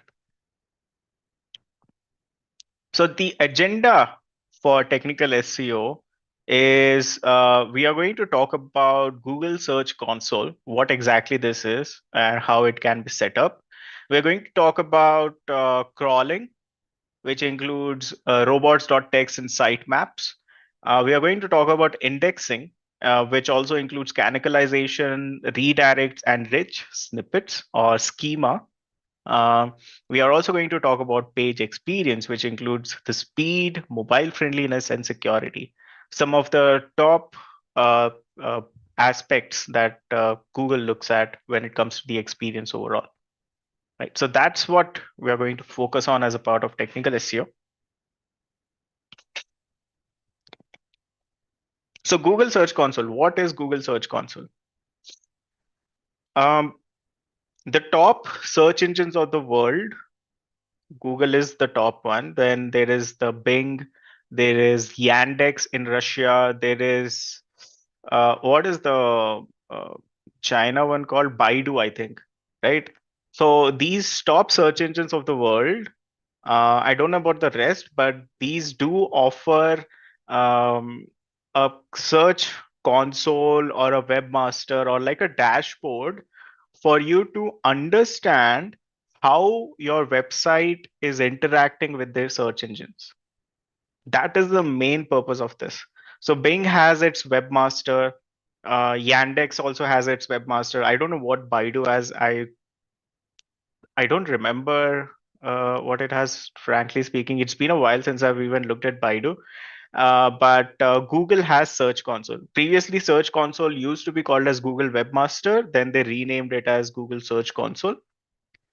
So what exactly do these tools or dashboards do?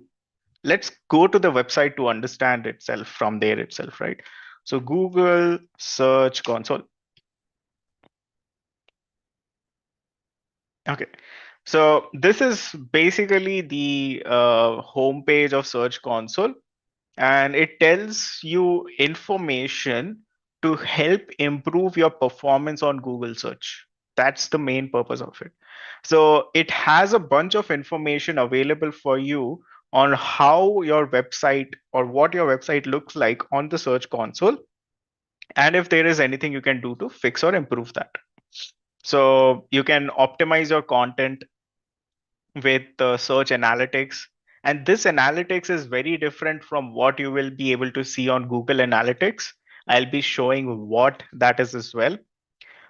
You can get an understanding of the content that is being shown on Google, and how you can also get your content placed on Google as well.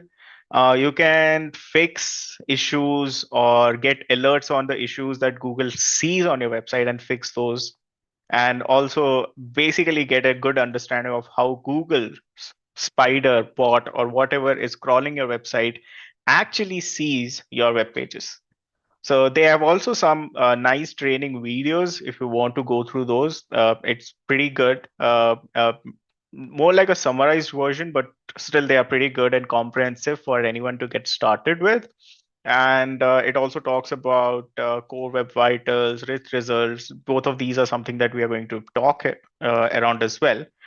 AMP you can pretty much ignore. This is no longer one of the an important aspect. Even Google is no longer supporting it. So unless and until, like, you can actually forget about this. This isn't as important anymore. So these are the two things that we are going to talk about, right? So yeah, with that, let's get started. So this is Search Console. The minute I'm already logged into Google, so it just uses those credentials. What I'm going to do is, it has a couple of websites here. So when it comes to Google Search Console, if you don't have a website added already, the first thing that it will tell you is to add a website. And this is something that will pop up. So it has two options. One is you can add a specific domain directly, or if you want to add only a specific part of the domain, you can also add that over here. So this one, as it shows, it requires DNS verification. And this one, it has multiple verification methods. So what is the difference between the two? This one is more around a specific domain itself. So google.com, entire google.com will get validated. But this is more of, let's say, search.google.com, or something like, let's say, business.facebook.com or something like that. So it's more like a subdomain, or something along the lines of a specific area or segment only. That's basically what would get validated here. So if you are using free WordPress, so for example, if you're using WordPress.com and you have set up a free account, probably you will have a free domain from the WordPress, right? Something like, let's say, maybe you have set it up as your name.wordpress.com or something like that. And if you want to track how that looks like on Google search, through Google Search Console, then you would be using the URL prefix option. But if you have full control over the domain or the website, you would be going with the domain option. Now, as you noticed, it says it requires DNS verification, which is quite true. So what this means is, if you're using this option and if you're entering your domain name, you will have to validate your domain, or if you are the owner of the website, through the DNS. Now, if you have WordPress, there is a much more easier way of doing this. You don't really need to do this. Instead, what you can do is, you can simply just use, let me just close this. Instead, in WordPress, there is a plugin called as Gkit. This is an official plugin from Google. So this is like G Site Kit. Site Kit by Google, right? So this is a plugin through which you can install all the primary tools of Google in a single click, literally. So through this, you can enable Search Console, Analytics. If you have AdSense, you can link that. You can get page speed insights. You can also link your tag manager. So all of these Google tools you can directly integrate from here. And the best part about this is, if you're using WordPress, you don't even need to do all of this. You can directly from G Sitekit or Google Sitekit, you can directly just enable your search console and it will validate it very quickly. So this way, your website would easily get validated, and you wouldn't even need to do the DNS verification. And I'll just show you what that looks like. Sitekit settings. So over here, you can see Search Console is connected, Analytics is connected. It also tells me the tags, etc. And then the page speed insights also. Like if I want to, I can take a look at that. And if I want, I can also connect other services as well. So it looks like now it has also added Google Ads tracking as well. Interesting, right? And if I go to the dashboard, over here, I will get all the details about um, what the traffic, etc. looks like.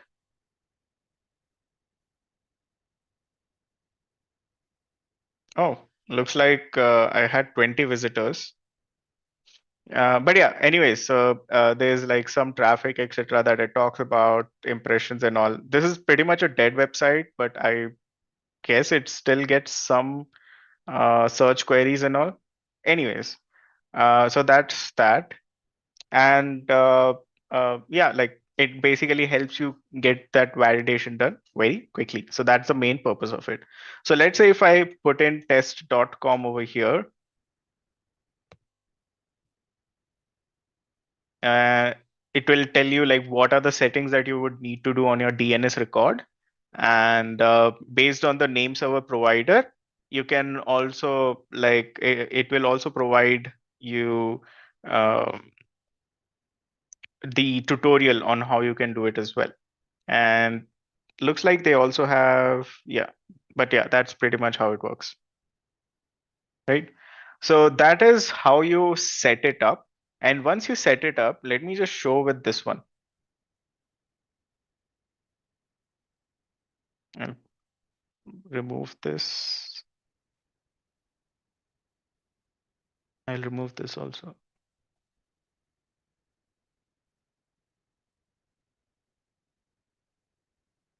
Hmm. So once it is properly set up, this is something that you would be able to see. So this is one of the websites called as petrebels.com, and their primary market is in the European region. Now, as you can see, this is like an overview, right? And in this overview, it gives you details around performance, like how many clicks you got from Google. You also get a detail on how many pages were indexed and how many pages were not indexed. So this website has like 2,700 pages indexed. So that means Google's crawler identified like these are the pages that are worth indexing. There is like video page indexing, these many no videos indexed. So okay, so apparently there's some videos that did not get indexed. It also tells you about core web vitals. We will be talking more about this. We'll be talking more about indexing as well, don't worry. It also has shopping trend. If you're an e-commerce website and you have linked your merchant center, etc., it tells you if the product snippets are valid or not, if the merchant set listings are valid or not. Looks like there are some invalid listings that can be improved. And then overall enhancement. So review snippets, site links, profile page, FAQs, breadcrumbs, etc. So it gives you like a good overview about your website from the technical standpoint. What are the things that you should be doing as a part of technical SEO? So content, once you are done with content, once you have published a bunch of content, it's all about technical SEO as a next step to ensure that technically Google is able to actually see the content. And you do that by using this particular dashboard. And all of these slides are going to basically talk about the same things. So connect your website. I just talked about this. You go to Google Search Console, log in through your account, add a property, select the verification method, and set it up. You would have your performance looking something like this. Uh, let's actually go through the performance as well.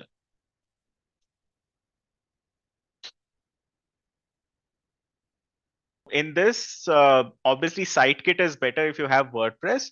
If you don't have WordPress, then it is much better to add property and update the DNS, like I talked about earlier. The difference is that over here, you're just validating the ownership. The data is anyways being collected and processed by Google itself. You're not placing any pixel on your website for this. Okay, so this is what the performance overview overall looks like, right? In performance, you have impressions, you have clicks, you have CTR, click-through rate. That means like out of these many impressions, how many people actually clicked on your website, and then you have your average position. Now, if you notice something interesting over here, advertisements show impressions because they want to show how many people saw your ad. Tell me, what does impressions in search results or organic search results mean? Seen and left, but it has a different meaning in organic search. What it means is uh, not bounce. No, no. So an impression is, so let's say when I am searching for shoes online, I just gave one impression to all the 3 top websites that you see over here. I have seen Mintra's website, I have seen Neiman's website, I have seen AGO's website. So all 3 of these websites got one impression from me just now. That is an impression. If I scroll down, Flipkart got another one. Metro Shoes got another one. Skechers got another one. Tata Click got another one. I did not click on that. Exactly. I've just glanced at it. Now, the reason the performance of Search Console is important is because this impression is something that happens on Google's website. Google Analytics starts only once someone is visiting your website, not before that. Over here, I'm not visiting any of these websites, but this data is still being tracked and available in your search console. And that's the main thing, because this data is proprietary to Google search itself. And that's the reason they share it over here. Like they share it only after you have validated your ownership. So this impressions data that you're seeing is something that you will only get from Search Console. Same goes for the CTR and average position as well. These are the 3 numbers that you will never find in Google Analytics. So this performance that you're seeing is uniquely its own. Only after the clicks you will be able to track that in analytics, like from these clicks, how many actually ended up on the website and what they are doing. So now, as you can see, that is why the performance or the Search Console performance and the analytics that it provides is so valuable. You're getting data points from Google directly on how users are seeing your content on Google's website. And this tells you, like, for example, what were the queries that people were searching for, right?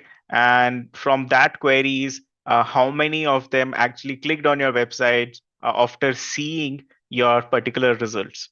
And if I go to pages, it tells me like what are the pages that actually got the most clicks, what are the countries from which I got the most traffic, the devices. So device, obviously mobile is always at the top. How my website appeared. So looks like product snippets and merchant listing are the top ways that my website appeared. And at the end of the day, by date also, if I want, I can get the information.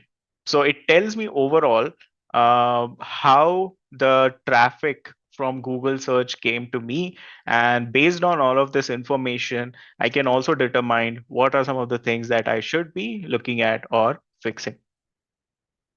So that's basically what the performance aspect looks like, right? But let's try and understand a little bit more around some of the things. So that's Search Console. I just gave a quick glance about it, but we are going to come back to it because, as you notice, there are other aspects in this as well. There's indexing, there is experience, etc. So before I get into it, let's try and understand a little bit around different aspects and elements that you should be looking at and what technical SEO actually means, right? So let's start with this. So what is technical SEO? Technical SEO is the process of optimizing your website to help search engines like Google find, crawl, understand, and index your pages. The goal is to be found and improve your rankings. And frankly speaking, in today's day and age, with so much content being created, technical SEO is one of the most essential elements of SEO, at least when it comes to bigger scale. A good example of that is websites which have, uh, let's say, lakhs of pages. And there are websites which have lakhs of pages, right? Uh, for all of them, just making sure that their pages are being indexed properly is good enough for them to get a lot of traffic from search engines. So what essentially happens is, let's say if you have 10 lakh pages, and if you have 10 lakh pages, that means obviously you have content that is spread across all of those pages. And that also means you're probably talking about many different things. So the chances of your website showing up in search result increases a lot more, as long as the content is also very different in each of those pages.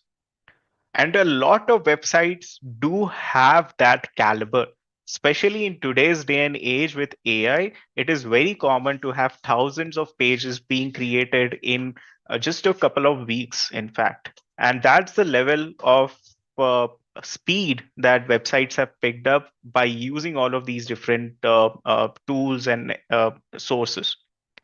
So, with all of that, technical SEO becomes one of the most important aspects, because even if you have all of those lakhs and lakhs of pages, if Google is not able to find them, how are you even going to rank? And if Google does find them, then there's a high chance that you may end up ranking for some of the long tail keywords that you couldn't have even imagined about. And obviously, with that, you will start to see a good increase in traffic. So, a very good example I can in fact take is of the company that I currently work for. We have, if I'm not wrong, we have around 25 million pages. In fact, the number of pages keep increasing every day, and that's not a small number. So we really don't work a lot on the backlinks, etc. The primary focus of the SEO team is technical SEO. That's it. And all they do is they try to make sure that the pages are crawlable, the pages are indexed properly, and it has a good score on the core web vitals. That's all. By doing so, in the last few years, and using all of those pages, SEO for the website has become so big and so massive that it actually is a significant percentage in the overall revenue for the company. And obviously, 25 million is not a small number, right? Yes, Vipin, in a single website. So that's the thing. Now, obviously, this is a company at a big scale. I'm not going to say that every single one of you is going to manage websites at that scale, but that's just like a small example of how these things work at scale as well, and why technical SEO is a separate entity of its own, even though it comes under the part of your on-page SEO, because of the emphasis and how important this entire segment is. So I'm going to just talk about some of the basic elements around this. These are not basic in the sense like something that you should care of, but basic in the sense some of the fundamental aspects of what technical SEO actually means, and what are the things that you should be doing to improve the same. Now, when it comes to technical SEO, it's all about what are the different fundamental aspects of search engine and how you can sort of influence that. There were three things that I mentioned about how a search engine works, right? Crawling, indexing, and algorithm. Algorithm is something that we can never control. Even Google uh, says that it's a black box. I don't know how true that is, but they for them also majority of it is a black box, in the sense like they have no control over how it actually functions. They can just they cannot influence the outcome, but they can definitely influence the inputs and how they are fed to the algorithm. So the two things that we can definitely control, or at least slightly try to control, are crawling and indexation. So once you have content from your on-page SEO, what you are essentially trying to do is you're trying to work with identifying what are the things that you can get crawled. And second is, once the website is crawled, how you can influence the indexation part of it as well. So that is what we are going to discuss. So when it comes to crawling, there are two uh, I would say fundamental ways of how you can sort of influence or control what gets crawled. So normally, if you're not providing any control or anything, it will crawl anything or everything, or sometimes even nothing. But at the end of the day, by using these two things, one is a robots.txt file, and second is a sitemap.xml file. By using these two things, a robots.txt and a sitemap, you can at least try to influence the way that a search engine would crawl your website. So let's try and understand what these two are. So crawling is where search engines grab content from pages and use the links on them to find even more pages, right? So that's why we have internal and external links. And there are many ways to control what gets crawled on your website. Some of those are robots.txt and sitemap. So robots.txt is a file that tells search engine where they can go and can't go on your website. So robots.txt is a public file. What that means is anyone can access it for any website. So even if you want to see the robots.txt for amazon.com or mintra.com or any website that you want, you can do that as well, because it's a public file, because they want all the bots to see that file. And I will give you a quick demo on this as well, don't worry. But that's what robots.txt file is. And it has information on the pages or areas of the website where robots are allowed to go and not allowed to go. By default, before visiting your website, the first thing that they do is they read robots.txt file. And from there, they understand what areas of the website they are allowed to visit. It's a text file. It's not in HTML. It's plain, normal Notepad text file. And the second is a sitemap, right? So sitemap, what is a sitemap? A sitemap is an XML file. XML is a file format, just like .txt is a file format. XML is also a file format. And this file essentially contains all your important content of the website. So a sitemap would have all of the important links or the pages of your website.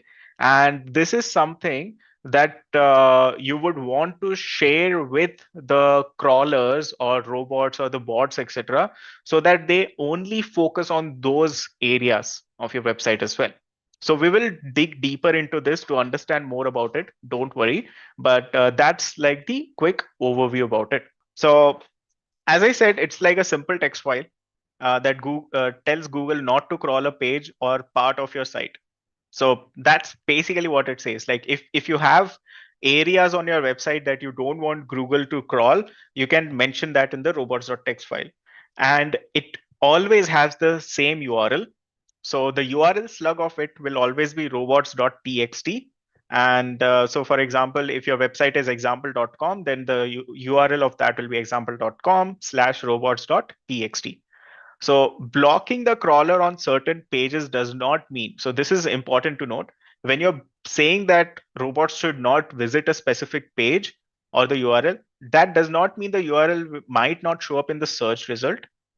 Sometimes it may happen that it may find its way through the search results because maybe someone has added that link somewhere, but uh, it will include it, but it will just not know what is inside that page. Right. So that is basically what it does. It does not know what is inside that URL. So the chances of you ever finding it on the search engine will be almost nil, but in some cases it might happen. So a quick example of what the file contains is this. Uh, the first thing a robots.txt file will have is user agent. So user agent, what is this? Over here, for now, every search engine has its own robot, and Google has its own bot, Bing has its own bot, and at the same time Yandex etc also has its own bot.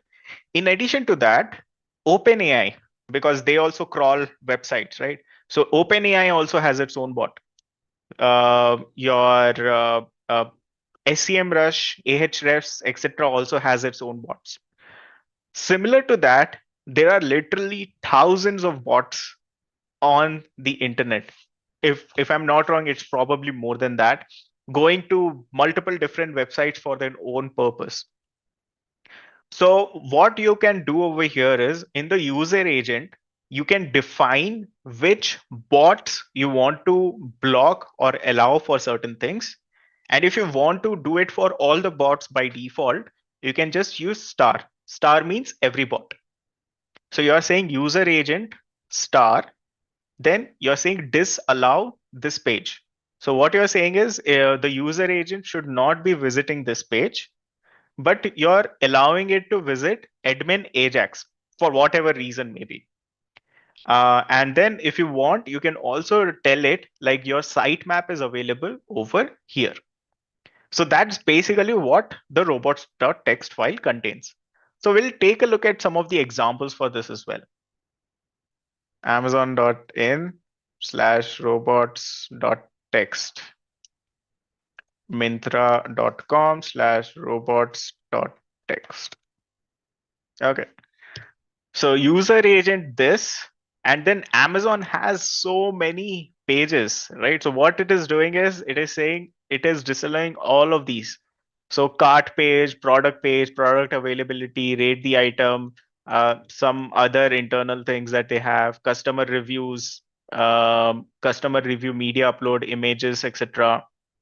It is allowing wishlist universal. So wishlist is disallowed by default, but if it is a public wishlist, it is allowing those. The same goes over here. Then registry, it is disallowing all of these. It allows HI, I don't know what that is. And yeah, then see over here, it is for all the user agents, but over here, they are specifying a specific user agent. They don't want eTau spider to look at anything at all. So for that reason, it says disallow /. That's it. Disallow means it is hiding that from the bot, from this bot, or from this from every bot. So this is how you're speaking to the Google crawlers and all the other crawlers or all the other robots, right? So when it says disallow, that means the bots will not go to these pages. For this also, it says disallow. For Twitter bot, they have another set of disallows, right? Amazon ad bot, GPT bot. So this is Chat GPT or OpenAI. So they are disallowed everything for OpenAI. And then CC bot, I don't know what this is, but yeah, disallowed everything as well. So if there is disallow slash, this means they don't want them to visit any part of the website. The entire website is disallowed. This is not the default in website. I will show what the default looks like. Disallowed is done by you. So basically, if a page is disallowed, it will not be indexed. So you will obviously not see any metrics for those. So that means that it will not show up on Google search. It will not show up on a search console, of course, because of that. Let's take a look at Myntra's, right? So in Myntra, if you notice, they are allowing the main website for all the agents. And then they are disallowing a bunch of other e-commerce related things like size chart, filters, captcha, cart, checkout address, login, etc. Apparently, they are also disallowing Zara. Maybe the brand said like, I don't want you to index any of our products on Google, right? And a bunch of other things are allowed, disallowed, proxy. And then they have also provided the link to the sitemap. So Google or any other bots can also take a look at the sitemaps as well. You don't really need to add an allow specifically. Usually, if you have not updated robots.txt, by default, everything is allowed. But robots.txt is primarily used to disallow areas or segments. So I'll show you a very simple one, Carbon Lightning, right? This is my website, the test website that I had set up. Let's take a look at what the robots.txt of this looks. That's it. Nothing else. It just says user agent, disallow WP admin. This is the sitemap. That's it. Because I literally don't have anything, right? So I'm like, okay, I just don't want it to index the WP admin URL of my website. But apart from that, it can index everything else. So in Yoast SEO, you go to tools, right? If you want to set it up using Yoast SEO, you go to tools. And then within this, you will see file editor. So just click on that file editor. And over here, you can just make changes that you want. So if I want to remove this Yoast SEO block or something, and then maybe I also want it to disallow, let's say, maybe I wanted to disallow orders. I don't have any orders page, but yeah, I'll just click save changes, and that's it. So my Carbon Lightning's robot.txt is now updated. Okay, why is it not updated? Maybe I'll need to clear the cache. Yep, let's refresh. Let me just open it in incognito. Okay, so for some reason, Yoast SEO is not updating it, but I can anyways do it from my file hosting, right? So I can always go to my file hosting and update this text file, and that's it. So it's nothing but a text file at the end of the day. You're just telling it from this text file what to do and what not to do. Okay, so yeah, so that is one way to control what you can show, or what if there are pages that you want to block, how you can block those.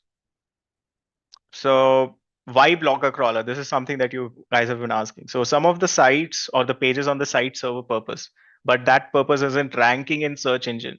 So like the cart, admin, login pages, thank you page, newsletter subscription, etc. Your main purpose for those are not ranking. And second thing that you want to make sure is if your site is small, you don't really need to care about it. But if your site is big as the ones that I was mentioning about earlier, you definitely want to make sure that the crawler is only looking at the important pages on your website and not everything, because there is a concept of crawl budget. So at the end of the day, every time Google or any of these bots crawl your website, they their servers are also taking a load because of it, because every time the bot is crawling your website, it is taking a note of that website and the details around it. And every time that happens, a part of it is saved on their servers. So to reduce that load and optimize it, what Google will do is it will try to optimize the crawling as much as possible and as much value it adds. So as a part of that, what it would end up doing is it would um, assign a specific budget to every website on how much time a crawler should be spending on every website. Now, we don't know what that budget is. No one knows that. That's a theoretical budget that even Google does not know for every website because there are millions of websites. So, but this is only something that you would come across once your overall website has, let's say, lakhs and lakhs of pages. And in such a scenario, you would want to make sure that you're only prioritizing the pages that are most important. Okay. So yeah, that's the main thing about robots.txt, right? Now, moving on, I think I talked about this. So if you want to create, just go to Yoast SEO, go to tools, create the robots.txt file, and it will do that for you. So what is sitemap.xml? So generally found under /sitemap.xml or sitemap underscore index.xml or whatever that is. Usually if the URL is different, robots.txt would mention it. So for example, for Carbon Lightning, this is the sitemap.xml that I have, right? For a lot of Shopify websites, probably it would be a bit different and so on and so forth. So what is this sitemap.xml? So sitemap.xml, as I mentioned, it is the collection of all the important pages that you have that you want Google to index, right? So in robots.txt, you are just working with the crawlers here. But in sitemap, in addition to the crawler, you're also working or identifying what are the pages or important pages that you definitely want indexed. So yes, sitemap.xml is for the crawler. And in robots.txt, you're blocking pages. In sitemap, you're telling it these are the important pages, focus on only these pages. And the best part about the sitemap file is you can also submit it in the search console. And by submitting it, you can track if the crawler has indexed all the important pages or not, and what is the status of it. So let's try and understand that a little bit. So this is the sitemap.xml that is generated by Yoast SEO. Now, typically the sitemap, the XML file has things in a different fashion, but this is like a clean way for you to see like, okay, what are the different pages, etc., right? So over here, for example, it says that Carbon Lightning has 7 sitemaps. For me, the most important sitemap is actually the post sitemap, because in the post is where all my blog content is, and then page sitemap, because that is where all my like pages are listed, privacy policy, contact us, etc. In addition to that, author sitemap is also something that is kind of important for me, because it has the list of all the authors. For Google Eat purposes, this is something that I should probably look into. So within the post sitemap, what I have is I have details of all the links that my that I have published. So I have these 5 blogs that I've published: introduction, battery demand, power comparison, panel reviews, what do solar panels do, etc. It also tells the within the sitemap, it also says like how many images, etc., are there, and so on and so forth. So it makes it super easy for Google or their crawlers to know exactly what are the details available. Exactly. So for Google bot, this is used to navigate the website, right? So I'm going to go to this page that Vibin had shared earlier. I think it also has a sitemap that I can probably use as another example of how it works on Shopify. So over here, this is the actual format of what do you call it, the sitemap. And as you can see over here also, it lists like, okay, this is the sitemap pages. These are the collection pages and these are the block pages. So if I want to find all the blogs, I can just visit this page, and then it has the first URL. What is the frequency of change? I have the second URL. So this basically it has this one. For some reason, this has its own URL. I don't think this is supposed to happen, but yeah, interesting. Then there is this one as well. How to choose the right perfume for you, which is also added, but looks like this is also part of the same URL. Anyway, so these are the URLs that are available here. When I then when it comes to page, also it has like the page pages or the contact pages sitemap listed over here, right? So this is what the sitemap typically looks like. Now, once you have the sitemap URL, what you can basically do is in the Google Search Console, you can just go to the sitemap section, and over here you can just enter the URL of that sitemap.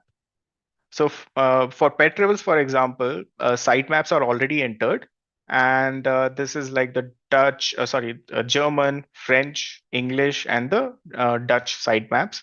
And with all of these sitemaps, it also tells you, as you can see, how many pages were discovered. So if I click on this, for example, it tells me what are all the different sitemaps that it detected within this single one. And if I look at, let's say, a product sitemap, for example, it tells me how many it discovered. So if I want to see if all of these were indexed or not, I can just click see page indexing. Okay, for some reason it's not working from here, but you get the point, right? Like I can also see the page indexing from here, maybe, to understand how many were indexed and how many were not indexed, right? So this is the main thing about the sitemap. From here, I can clearly track and understand if the sitemaps, the URL in the sitemap are indexed or not. So if we get ranking based on these, so sitemap is used for the crawler to properly navigate the important pages on your website. That's the main thing, Pratibha. So we have to exclude disallowed links from sitemaps. Typically, those are already done if you're using some of these content management systems like WordPress, WooCommerce, Shopify, etc. But it is always good to take a look at those and see like what are the things that you may want to change, if any. But in WordPress, for example, it is better if you use something like Yoast SEO to create this and also control it. So in Shopify also, there are apps to help you control what you want to display in the sitemap. So in Yoast, for example, if I go to settings,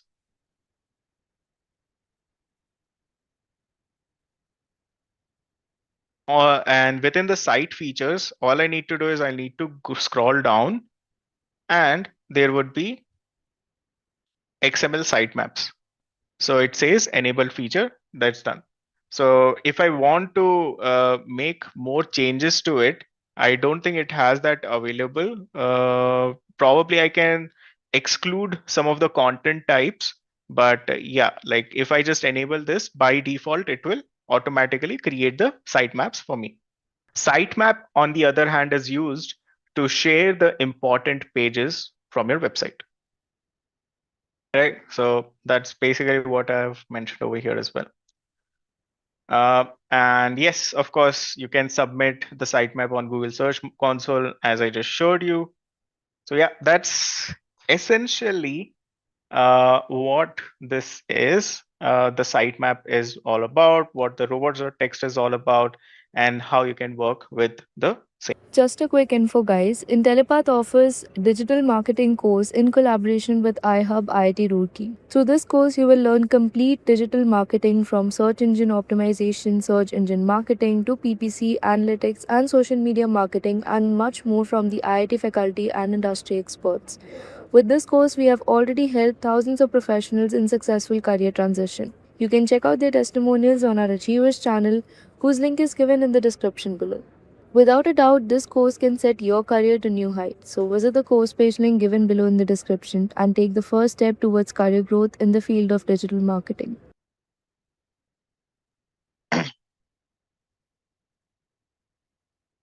Right. So now one thing that Google Search Console provides us is called as URL inspection.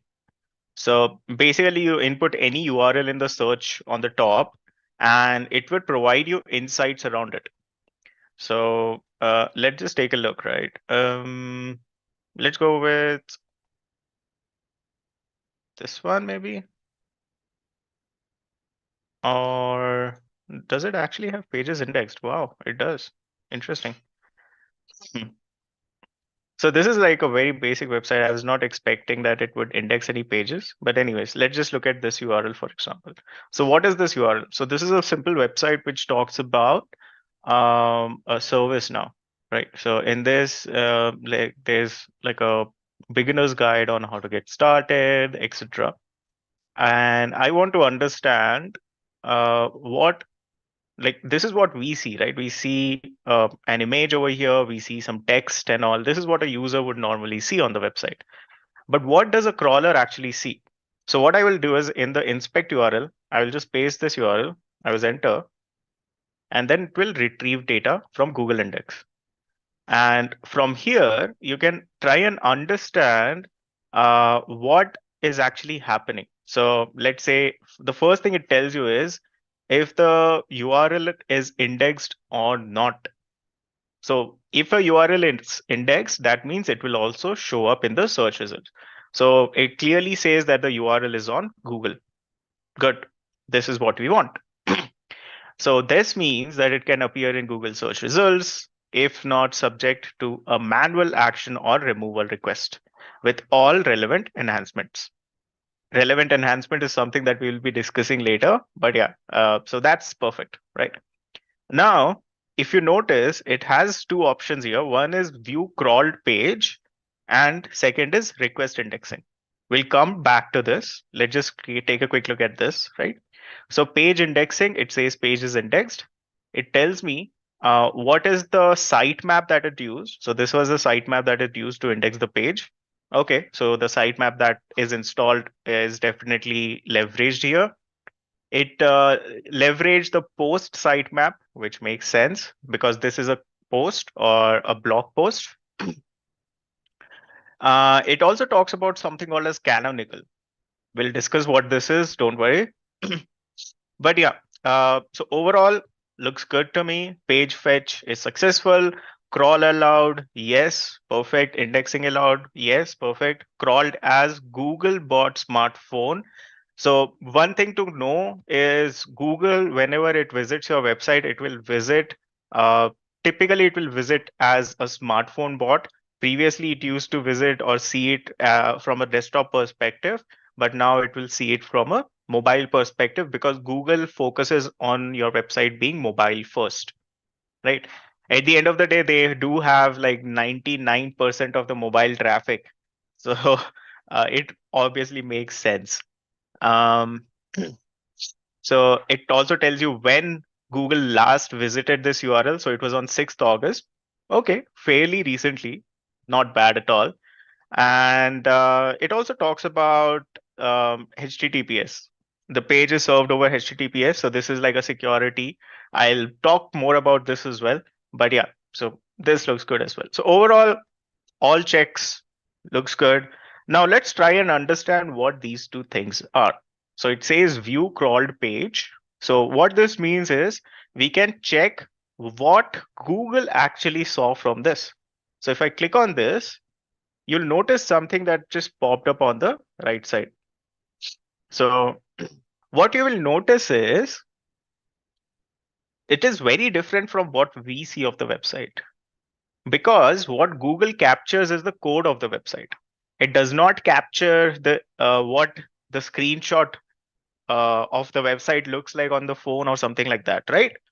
What it tries to do is it captures the code of what actually was available on the website. So this includes what it had in, let's say, the head section, what was, let's say, meta robots, some of the meta codes like canonical meta, meta property, and then let's see, meta description, meta title or the page title, right? So all of these things is what it will capture. So if you want to know what Google will typically capture, the most simplest thing to do is just right click on this view page source.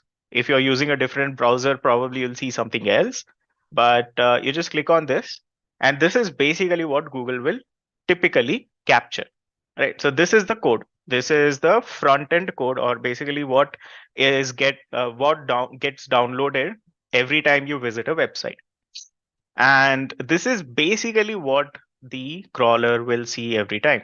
So as you can see, it's a bunch of different code, the same thing that I just showed you guys, and you can just review it, right? In addition to that, you also have a screenshot option, but this is available only when you test a live URL. So I can just click on that. It'll take like a couple of minutes to get that. And yeah, like that's basically how it works.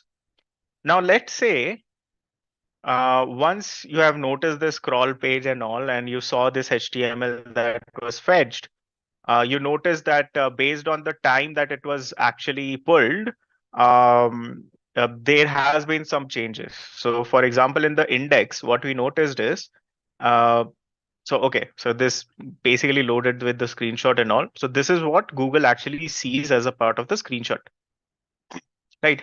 So this basically tells you what you can expect the bot to see. And this looks like a pretty decent website, to be honest, on the screenshot. So yeah, not too bad. In the more info, we have more details around what the content type is. If it is, let's say, an image or a PDF, it will say that over here. HTTP response code. Okay, this is also something we'll be talking about shortly.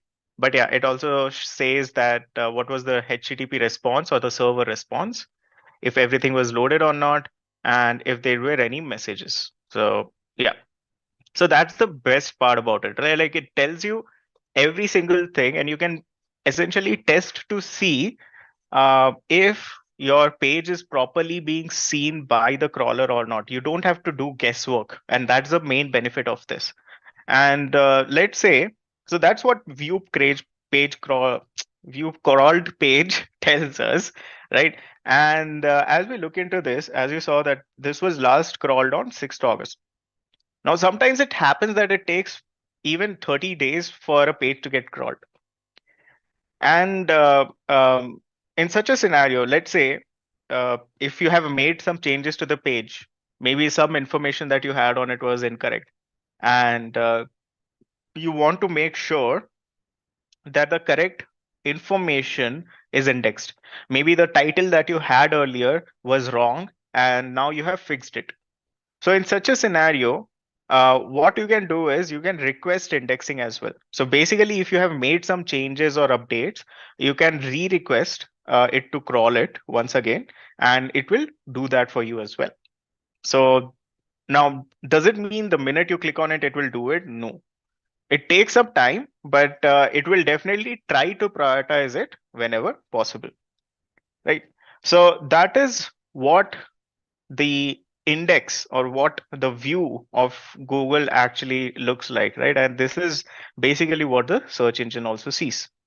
And when you look deeper into it, you also get to find out what this looks like, what indexing overall looks like on Google Search Console. So what I just showed was just one page, right? But what if there are multiple pages? And this is a pretty good example for that. The website that I'm showing right now, as you can see, in the last 3 months, it had around 1 lakh clicks from SEO or Google search, right? So the reason is because it has decent number of pages indexed already. So what you can do is to understand what those are, you can just go to pages and you can see all of the details of it. We understand what is URL inspection. We understand what is performance.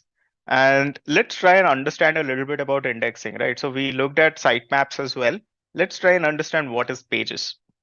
when it comes to indexation, what does it actually look like? Let's take a look.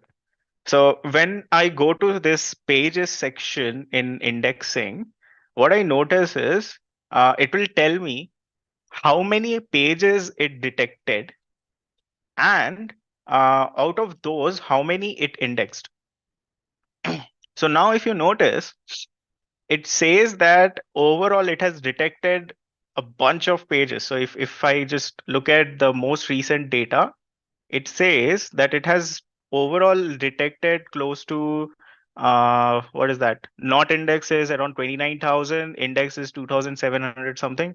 So that means around 31,000 or so pages were detected by it, but out of that only 2,700 pages were indexed. Yeah, 31. So now what can I do with this data? How can I actually look into this? So the first thing is I can check what are the pages that actually got indexed. So I've just deselected this. So now I have only selected the indexed pages. And within this, I can see like, okay, these are the pages that got indexed. So if I want, I can also click on view data about indexed pages. And I will know like what are the pages that got indexed. Now, if you notice something interesting over here, it tells me that around 2,771 pages were indexed. And then uh, over here, it says like from 30 July to 31st July, it says 2,737. So that means around 20, 30 plus pages are no longer indexed, right? Maybe there is some drop in it, maybe there is something that the Google bot detected, but this kind of a drop is very normal. But if, let's say, instead of something like this, what we saw is from 2,700 or something like that, maybe all of a sudden there is a big drop. It just became 2,000, or maybe it became 1,500. That's like a massive drop. And even if it happens over a period of time, that's a cause for concern, right? So over here, like in that's not the case, so that's good. But I'll also talk about what you should be doing if something like that happens. So yeah, over here, if I scroll down, I can see what are the pages that got indexed and when it was last crawled. I can also filter uh, like based on specific things like URL. So let's say if I want to see URL that's related to NL, I get all of those URLs that is related to D. I can also get those, and I can like quickly validate if all the pages that I want are indexed or not, right? Once I'm done with this, as you just noticed, there were quite a few pages that were not indexed, and it says 12 reasons. So let's try and understand what they are. Okay, so it says alternate page with proper canonical tag. So that's 16,623. What is this? So this is nothing but um, essentially it detected a bunch of duplicate URLs or content where the same content with multiple URLs. And that's the reason it says like there are already other pages that exist, and hence these pages, these duplicate pages did not get indexed. And this is a very common thing. So this is a normal reason. You don't really need to worry about it. You can safely ignore this, right? And the reason it did not index it is due to something that got added to it, right? Some parameters, etc. I'll talk more about that later. So don't worry, more's coming. There's a lot more coming, right? Then out of 29,000, that is 29,000, right? Out of 29,000, 16,000 or so have this, which is perfectly fine. Then 4,000 plus have a redirect, which basically means that it is going from the URL to a different page. 3,000 plus are not found. Okay, so maybe something that I should be looking at, and so on and so forth. So what are these exactly? These are the reasons why some pages were not indexed. And this is also something that I can use to understand and fix. Over here, there are a bunch of reasons. We'll be exploring that, but that is basically what Google Search Console can help you with. It helps you in not only tracking and understanding how your pages are currently indexed, but it will also help you in making sure that if something is not indexed, you can work on fixing the same. And that's what brings us to some of the common issues. So once we have gone through some of these things over here, we will try to debug whatever we saw over there as a part of issues. So let's try and understand some of the things around indexing, right? What are the common issues? So we looked at what indexation actually looks like. Yes, things are indexed, great. But what about the things that did not get indexed? So if a URL isn't indexed, if you have a specific URL that you found is not indexed, the best method is to just use your URL inspection tool on Google Search Console to identify why. And typically it will tell you why it is not indexed, etc. But if, let's say, you're dealing with hundreds or thousands of pages, you can essentially use the indexation pages section of Google Search Console, which we were on just now, to get the details of why and how many pages are indexed, how many are not indexed, what are the issues behind it, etc. And commonly, the things that you will notice are as follows. So monitoring indexation obviously is very important, right? Now, overall, if you look at it, some of the things that issues that you will notice is the first one is that there is a drop in index pages, but there are no error.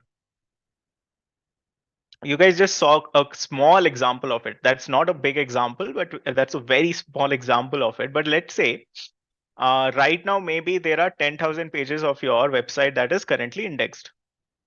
Okay, great. But over a period of time, what you have noticed is from 10,000, it starts to go down to 7,500, 5,000, 2,000. Now, if pages are going down or not being indexed, that's bad, because if pages are no longer indexed, or if the index pages are dropping, that means your page will not show up in the Google search. So as a part of that, what you will do is you will try to understand what is actually happening. Again, using URL inspection, you can actually find what could be the potential reason. But typically, the reason it happens is maybe accidentally the page was blocked due to the robots.txt, right? So in the robots.txt, maybe you mentioned that, okay, this page should be blocked or something like that. Maybe it's a login page, maybe it's a duplicate page, maybe it's a page that is something that Google essentially does not want to index for whatever reason, right? And you can get to understand that from the URL inspector. But if you see all of these drops, most probably it happens because maybe it is restricted by the for the crawler to visit because of any number of reasons. Sometimes those reasons could be technical, sometimes those reasons could be an accident as well. So usually that is what you should be looking at. Second is, as we just saw, there's a high number of non-indexed pages than indexed.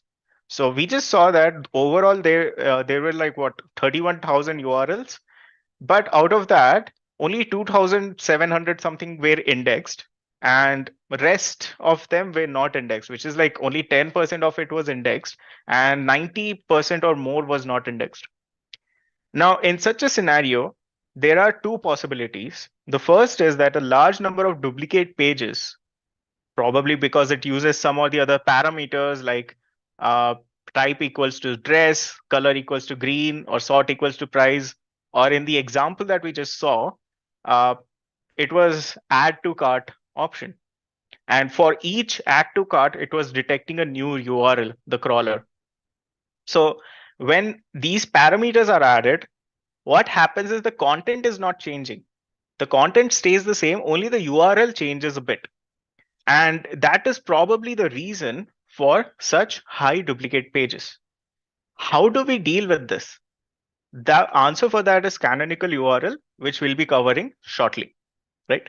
And the second issue is probably because these pages like won't even be indexed.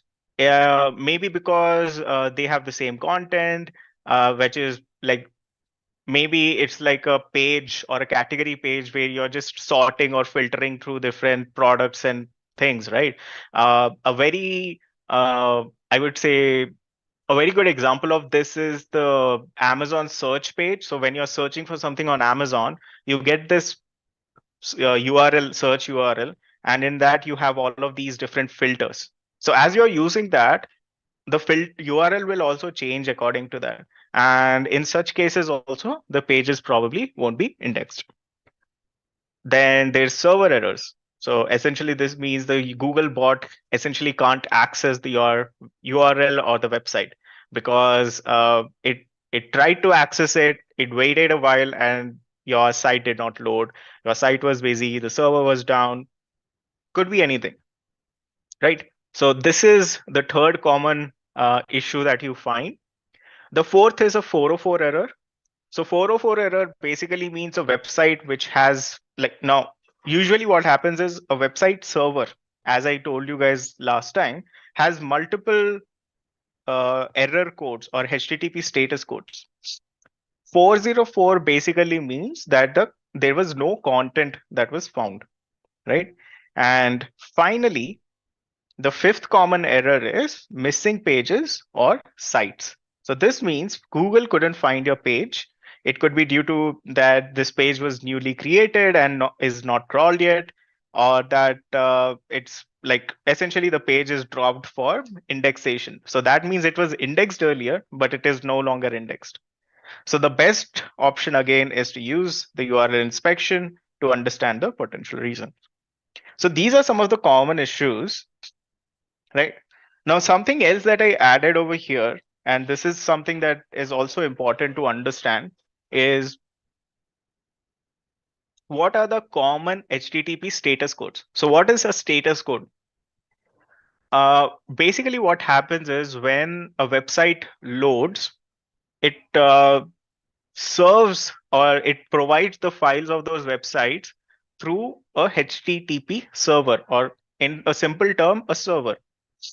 Now, these servers will show different status codes. Now, there's like a bunch of different status codes, right? If you are like a nerd who wants to like go through all of those, I've attached a link for that as well, but it is not necessarily. As someone who's into SEO, you will probably only need to look at some of these. From this also, you will only need to understand a few of these. So let me just go through really quickly what these status codes are and what it means. Typically, if the status code says 200, so where did we see 200? In URL inspection, let's say if I add this one, I'll just search for this. Yeah, so I can ignore this because I've already checked on that. But view crawled page, more info. Yeah. So over here, you can see the HTTP response or HTTP status was 200. So if it is 200, that means it is good and it is okay. So 200 is normal. Now, there is another one that you should be aware of, which is 301 and 302. What are these? So sometimes what happens is maybe you are having a website issue, or maybe you're doing some maintenance on the website, and that maintenance is for maybe 2 hours or 4 hours or something like that. In such a scenario, what you will do is every time someone visits the website, they will, instead of visiting, let's say, google.com, they will be visiting google.com/maintenance. The reason is because you are temporarily redirecting every user who visits google.com to google.com/maintenance. So that is a temporary redirect. You're doing it only for 4 hours. Now, within that 4 hours, let's say if Google crawler shows up on your website, Google crawler will be confused. Why is maintenance loading up? So to make sure that Google crawler knows that it is just a temporary redirect and there is no action that it needs to do in terms of updating its pages, etc., you will need to use 302. However, maybe you have made a change in the URL altogether. Previously, the URL that was indexed was okay. So let's just say if you had a page which had 2020 in the URL as a year, and now that it is 2024, you want to change that part in the URL as well. So in such a scenario, you would be using a permanent redirect, which is a 301 redirect, right? Because you want to make sure if any of those old URLs are also indexed, those are also permanently redirected to the new one. Then 400 is bad request. So this basically means that the URL is incorrect. 401 is unauthorized. So this means that you do not have access to it. 403 is also forbidden, like it is not even allowing you to visit the website. 404 is not found. So this means there is no content or the URL itself does not exist as a page. And 404, as we just saw, is a very common error because oftentimes what happens is some URLs gets created, but there is no content in them at all. This is a very common thing that happens, and that's the reason it is called as 404. And finally, the next most popular is 500. So this is an internal server error. I don't know how many of you noticed, but there were a bunch of those issues over here as well. 500, right? So for these pages, there were some server issues, and that's the reason it did not get indexed. But yeah, I think I can understand and I can live with it not being indexed because, anyways, like these are not the pages that I want indexed. So that's fine, right? So that's basically some of the common HTTP status codes that you should be aware of. So let's try and understand a little bit better about both canonical URL and redirect, right? I've talked about this a little bit over here, but let me just show you what it actually means with some examples as well. So canonical URL, let's first look into that. So search engines, what you need to understand is why is canonical URL even a concept? Search engines rely on unique URL and index all the pages they find on the internet. So as you just saw, multiple type of URL could be created because of n number of reasons. And as such, now if Google search were to index all of those URLs, what will happen is it would have so much data which is like worth nothing. And that's the reason search engines rely only on the unique URL. That means it will rely on pages or URLs which has unique content. Now, while there should be a unique URL or a single page, often web pages can introduce slightly different URLs for the same piece of content. We just saw an example of that, add to cart. So a common reason for this is the use of URL parameters, the extra bits of data appended at the end of the URL. And the problem is that search engines can't decide what are important URL parameters for content and which ones aren't. So what we do is, as a solution, we ourselves tell to Google what is the canonical URL by using the canonical meta tag. This is a tag that is added to your page in the header section. And this line of code tells search engine that no matter what the URL might show up, the URL that they should be using should be the canonical URL when they are indexing the page, right? So this is a quick example over here on what the code actually looks like. And this is an example of Amazon. So the meta tag, this meta tag that I've highlighted here is added to the head section of a page that tells search engines which is the preferred page. So I actually got this entire content from Amazon's website directly, right? I just clicked on a random product on it. And when I looked at its code, within that particular code, the meta text and all, the canonical URL was this, right? So, but if any of you have noticed, Amazon's URL are never that small. It is never this small. Always, whenever you are sharing the URL or something like that, it will have a bunch of different things after it, right? Like something like this. Whenever you're clicking on any product page on Amazon, it will have a bunch of different things attached to it. So the canonical URL is this, right? And this is both the pages will basically have the same content. So let's just take a look at that. So let me just load this and let me load this as well. Both of those URLs have loaded. And as I can see, this one is pretty much the same as this one. Now, in such a scenario, obviously Amazon would want only the most unique URL to be indexed or the most sleek URL to be indexed, not this long URL with a bunch of different parameters and data, etc. Right? And that's the reason canonical URLs are used. So no matter what page you're creating, it is always important to at least have a self-canonicalization. What that means is, if let's say you're creating a page which is website.com/SEO, you can just put a canonical URL for that itself so that it is very clear that no matter what other parameters get added, Google will still have the right URL. That's basically what it is. It's the unique URL that you want indexed. Now, what does that actually mean? So in the inspect URL, if you notice, now if you don't declare a canonical URL, Google will select a canonical URL by itself.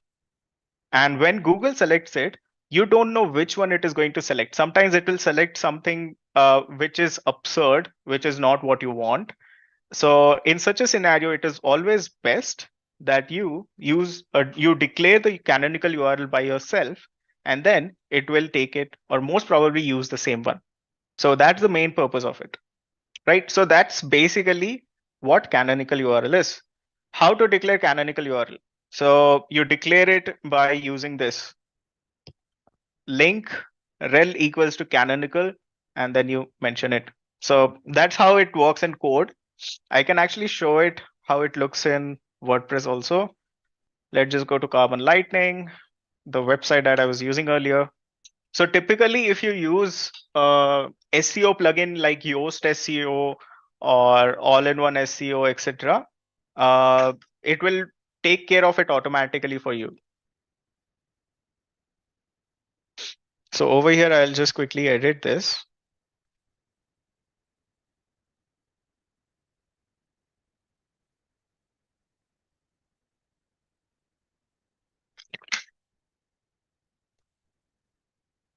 Let's scroll down. Now in this, as I scroll down, there is something called as advanced in Yoast SEO. I'll just click on this. And over here, it will say canonical URL. Now, if I wanted to use the same canonical URL, and if I don't want to make any changes, it will use the self-canonicalization. And I will show you what that is. But if I want to make sure that this is not the URL that I wanted to canonicalize, I can enter that manually over here. So I just need to enter the URL, that's it. So let me just show you what the page actually looks like.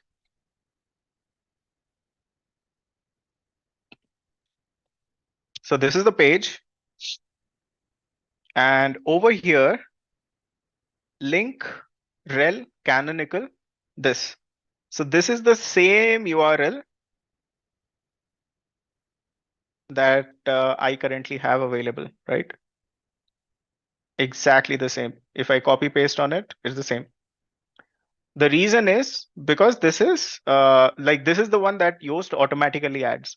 So now, even if this page gets loaded like this, maybe something like, let's say, source equals to SEO or something like that, and someone visits it, even then it will still use the proper canonicalized version for indexation.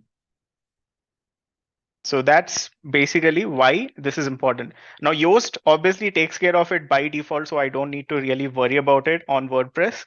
Similarly, if you're using a different content management system, there should be like a SEO tool which should probably take care of it automatically for you. If it doesn't, you should be able to at least mention this in the like customized fields of your page headers. And what that basically means is it will look something like this. This is the example of it. And finally, redirect. But basically, another reason that duplicate content might exist is because a web page may have moved from one location to another on your site. The old location and the new location could potentially be in the search engine's index at the same time. And to avoid this situation, whenever you move content around, it's important to implement proper redirect rules. Okay, so what does this mean? I just showed you a quick example of it, but let me just show something over here as well. Carbon lightning. So you guys just saw that I had this review page, right? Okay. Yeah, there it is. So I had the solar panel review in depth. Now, what will happen is maybe because this is 2023, I want it to be for 2024, which is current year. So in such a scenario, I will change the URL. So what happens is when I change the URL, the old URL, which is 2023, will cease to exist and it will show a 404 error. And since this is the URL that is indexed on Google, Google will think that this page does not exist anymore. So my ranking for this page will start to drop. So for such a reason, it is very important that I also redirect this old URL to the new URL, which is 2024. So similarly, a lot of times you will be making changes to the URL of the page. And whenever you do that, make sure that the old URL is also redirected or has the right content so that Google does not confuse or create like duplicate indexations of it. And that's the reason redirects are important, right?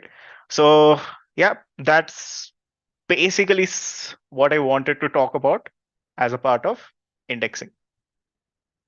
Okay, so let's look at the next part of it, which is rich snippets, right? So this is a rich snippet about rich snippets, right? What does it say?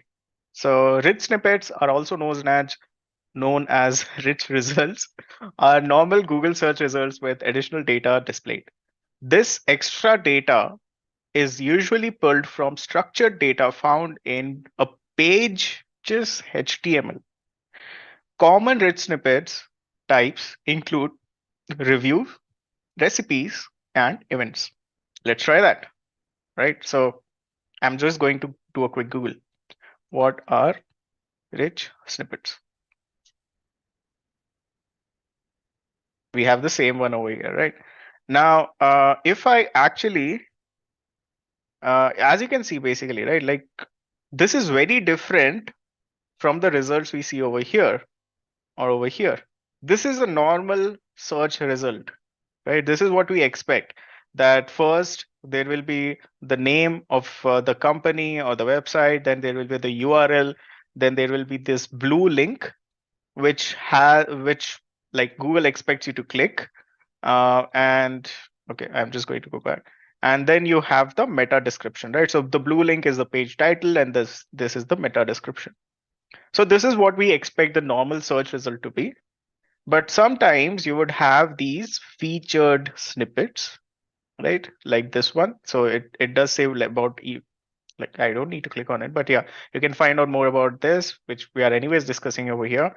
But featured snippet, as you can see, is a very prominent thing because the minute I search for it, it shows up over here, right? And as I scroll down, you can also see even these videos are a part of some of the rich result.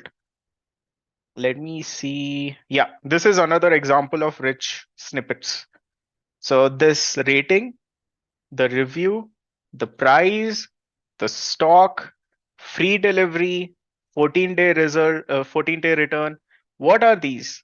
These are additional information in addition to what is already available. And how do you actually get this? You get it by using something called as schema. So what are the examples of rich snippets? Let's take a quick look. This is an example of rich snippet. So obviously, as I said, right, a search result can contain more information than just a regular title, slug, and meta description. For example, when you search for a funny cat video, the snippet may contain the thumbnail of the video, the duration of the video, the upload date, and the person who uploaded it. Just like this. It has a thumbnail, the duration of the video, the person who uploaded it, and when it was uploaded, right? Then this is another, I would say, like around stock market that Google has. And then we have a bunch of different types, right? So for example, this is related to reviews and rating. This is for songs, which would include genre, release date, when it was recorded, when it was produced, and some of the other site links around it. This is rating with a bunch of different reviews, amount of time it would take, the amount of calories it contains. This is for a movie which has a streaming date, runtime, rating, genre, and release date. And finally, this is for a product. It says in stock, the price, the reviews, free delivery or not, 14-day return or not, etc. Right? So, what are these? How do you actually get those to show up in a search result? The answer is you do it by using schema.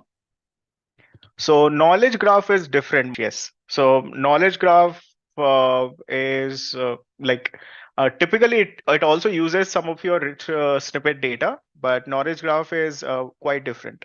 Google usually partners with providers for knowledge graph. Okay, so let's try and understand how to get rich snippets. So there is something called as structured data. Structured data is a piece of code that you put on your website. So what is structured data? It's a piece of code that you put on your website. It's a code in a specific format written in such a way that the search engine can understand it. Now, obviously, for a search engine to directly pick up this data, it's going to be so difficult, right? So that is the reason you have to format it in specific order and a specific way. And that is by using structured data. So when I say structured data, what does it mean? It means by leveraging the schema or the structured data codes from schema.org. So big search engines have developed a project called schema.org where you can find all the structured data markups supported.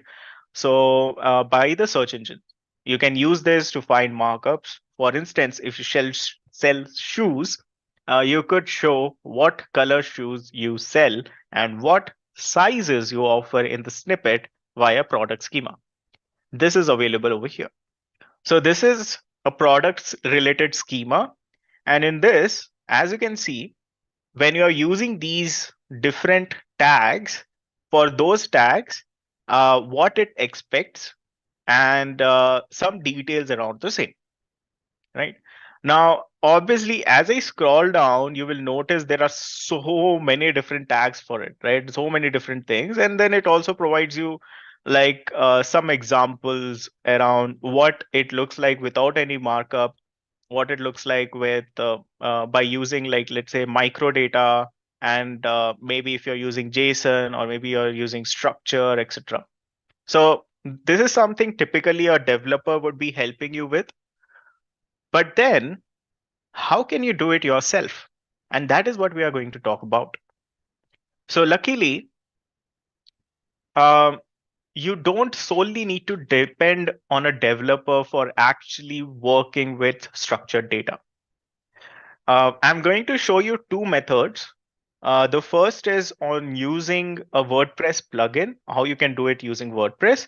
And second is how you can do it manually if you don't have WordPress at all. So let's try and understand. Now, these are some of the tools that you would be using for working with it manually. So there are 3 steps to it. The first is you need to identify the type of snippets that you want to use, and you can look at the previews of that over here. So this is a direct guide from Google itself, right? So developers.google.com, search docs appearance structured data article. So this is the article structured data, but let's open it. So what is this? Article structured data helps with article, news article, blog posting, etc.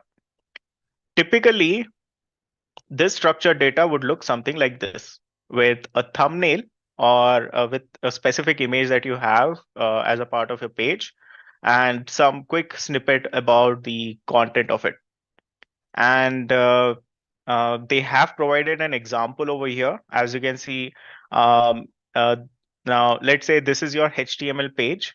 Within this, this is where your structured data script is provided. So it has the type of content it is. It's a news article. The headline of it, basically the headline of that particular news article. What are the images that you're using?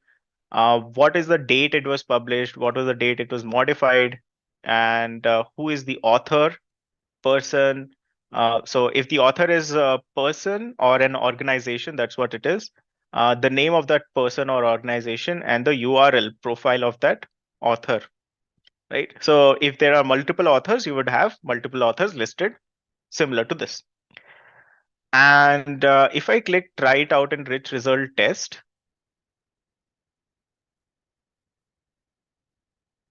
code,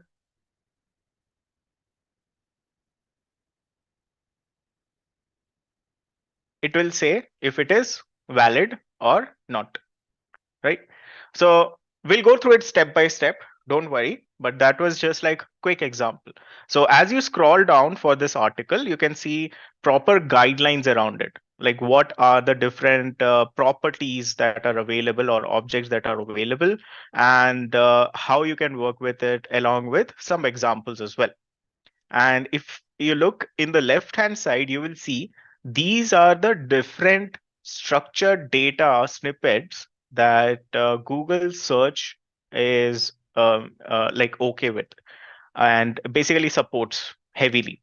So book actions, breadcrumbs, carousel, course info, course list, discussion forum, Q&A, salary estimation, employer rating, events, FAQ, jobs, math solver, movie carousel, right? Then you have within product, you have product snippets, merchant listing, variants, product variants, that is your profile page, recipes, review snippets, right? Videos. So you have all of these different snippets. And as you go through it, it will also give you examples of what those snippets could look like. So over here, as you can see, when I selected video, it shows like a quick example of what it could look like. So over here, it's like, this is how it could load the video. In the image also, it could show the video sometimes. In the video section, it could show it. And of course, in the discovery page of Android phones also, it could show it. So yeah, that's how you can identify different structured snippets data that is available. So this is like all the list of it. You can also see like different type of things. So for example, let's say if there's an event or maybe you're conducting an offline event, etc., you can use this to actually get extra traffic from it, because Google also supports searching for offline events, etc., right? um, and yeah, so that's the main thing. At the end of the day, why would you want to use this? The reason is so that you can show more information on Google search, and when you do that, there's a high chance that you can also get not only better ranking but better clicks or traffic to your website, which is much more informed. So this is where you can find. So once you have identified the type of snippet and like that you want to use, you can now, if you're using WordPress, it's a much more straightforward way. So I will show that in the next slide. But if let's say you want to generate it manually, the way that you would do that is you would be using the schema generator tools over here. So over here, for example, schema generator tool, I have listed 3. You can use any of these. It's not like you have to use all 3 of these. You just need to use one. I'm going to select the Google one. Right. Now, what this does is it helps you create the schema that you want. So I'm just going to, let's say I'm going to open the Carbon Lightning page only, the solar panel one, this one. I'm going to copy this URL and paste it over here. Now, once I've selected or identified the structured data that I want to create, I will just identify that over here. So this is an article. So I'm just selecting articles over here, right? And then I will select start tagging. So what it does is it loads that web page for me. And over here, using this tool, I can directly select the text that I want to use for tagging purposes. And if I don't want to select from here, I can directly enter the details also. So let's just do that. So I want this to be the title. So what I'm going to do is I'm going to select this, right? And then it says article body. I'm going to select maybe some of these. Maybe I'll just keep it till here to keep it simple. Article URL. Now URL, I don't really have one. Image. I want to use this as the image. Date published. I don't think I have date published on this. Oh, that's something that I should definitely add. Author name. I have the author available here. So this is the author. And if I want to understand what are some of the things that I don't know, I can also like hover on it. I think this is supposed to be article name if I'm not wrong.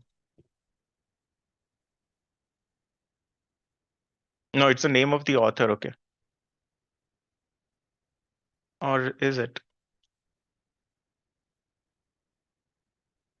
Yeah, it's the name of the author. Okay. So in that case, this is going to be author type, I guess. But anyways, I'm just going to select this as the name of the author.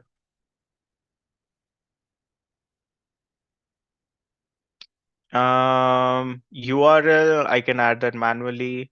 Publisher, aggregated rating, etc. Okay, so I've selected whatever I could find. I'm just going to add missing tags. So let's say if maybe I want to add the URL. So URL is going to be this one. What is that? Cover Lightning, this one.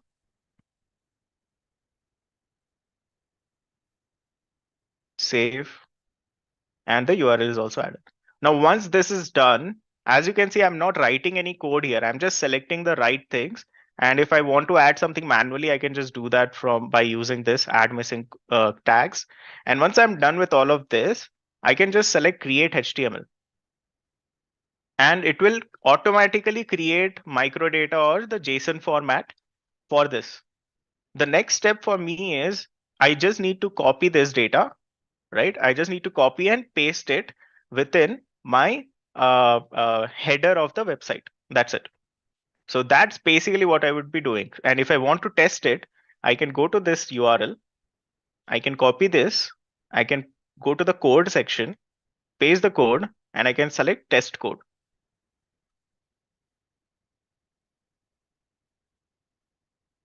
It will test the code and it will tell me if everything is valid or not. And it says there are non-critical issues. So I can also understand like, okay, unnamed item. So looks like headline and author is missing, which basically I can add. So this is essentially how you work with it. If you don't have access to some of the schema generators, etc., right? If you want to, or if you have to generate these manually or understand how to work with it without having knowledge of proper code, this is how you can work with it. But if let's say you have something like WordPress, etc., there are plugins for this as well. Okay, so on WordPress, let me see the plugin that I have installed. Yeah, schema and structured data for WP. So this is the one that I have installed. And over here, if I go to my post, I'll just click edit. Now, all I need to do is I'll just scroll down. There's Yoast SEO. After Yoast SEO, you will see as you keep scrolling down, there will be something called as schema and structured data on this post. So it automatically fetched the right schema for me here. But if I want to make changes to it, I can do that. I'll just click modify article schema output, and it loads what it has already identified, right? The headline, the description, the article section, the article body, right? It has automatically created all of this for me, including the author type, person, and even my photo. Nice. um, all of these things it has automatically identified, and if I want to make changes to it, I can do that. So that's the best part about these tools. They know like what are the things and what are the different parts or aspects that they need to select. And based on that, it becomes super easy for me to directly not worry much about it. So if let's say you're using WordPress or any of those other tools, you can use these plugins as well. There is a plugin called as Google Sitekit. So just install that plugin, and from that you'll be able to validate your Google Search Console access. So the process for structured data, I'll just do a quick overview on it, right? So there are 3 steps. The first is to identify the structured data type that you want to use. You can go to the developer for URL over here. So just go to that and you'll be able to find all the different type of articles and other different type of structured data types that are available. Select the one that is more relevant to like basically know like which one that you should be using. Once you have done that, the next step is to use one of these tools to generate the structured data. And once you have done that, you can test that in this particular website. So how do you actually use these tools? What you would do is you would basically just go to, let me just open this tool once again.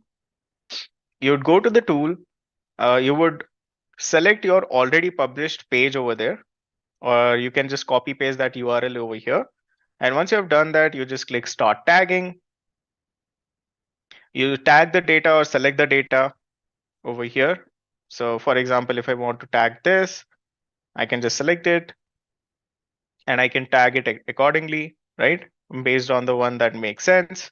Once I'm done with that, I can just like create HTML and get started with it, like by and implement it.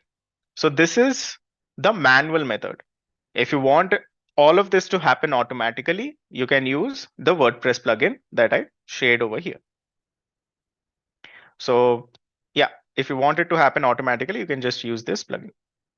You can also use WordPress.com, free version of WordPress.com. I don't know what, actually it's been a while since I've used the free version, so I don't know if you can install plugins in this. I don't think you can.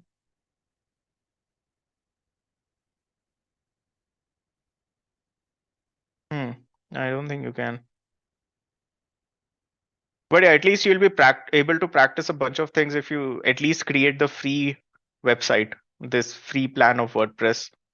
You'll be able to practice connection with Google Search Console, working with that, posting content, etc. You'll be able to work with all of those things if you at least work with the free account of WordPress.com, right? So yeah, that's what rich snippets or schema is all about. Okay. So let's talk about the next part, which is experience. So now what is experience exactly? Let's try and understand this. So experience is so far what we have been doing and what we have been talking is all about how the Google bot sees our website, and how we can make it easier for Google bot to work with our website as well. So in such a scenario, what does experience actually mean, and why is it a part of technical SEO? The reason is, the next part, to make sure that your website is good, in a good standing, and people can actually visit and work through it, is the experience that you're delivering to your users. Let's try and understand what this is. Technical SEO experience. Essentially, what is this? This is the experience that a user will have when they visit your website. So essentially, there are a few things that you should be taking care of. The first is that there is something called as Core Web Vitals. I will be showing how you can measure this, right? And this is a very important aspect for your website to know and understand what are or what type of performance users are seeing when they visit your website. Second is that it should be mobile friendly. I don't think I need to say this or explicitly talk about it anymore, but it is very important because we often forget it as like we work on it, right? What happens is, most of the time when we are creating a website or working with a website, we would be doing that on a desktop. And as we are building it, as we are working with it, etc., we tend to forget what the website would look like on the mobile phone. And in doing so, we oftentimes would see that even if we are offering an amazing experience on the, like, let's say, horizontal screen orientation, something like the laptops, desktops, etc., the vertical screen orientation of your mobile phone is probably having a lot more difficulties. So it is very important that your website is mobile friendly, because in today's day and age, almost 80 to 85% of your mobile traffic of your traffic is going to be from mobile phones. Being mobile friendly is an important aspect. Third is to not have a lot of intrusive interstitials. What is interstitial? Interstitial is nothing but pop-ups. Let's just go to any of the Indian news website. I'm just going to type it. Money control, yes. Oh, wow.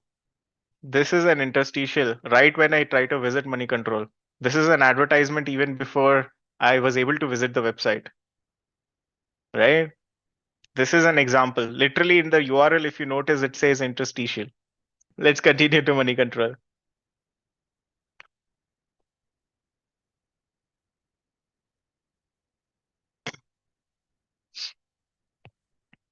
Okay.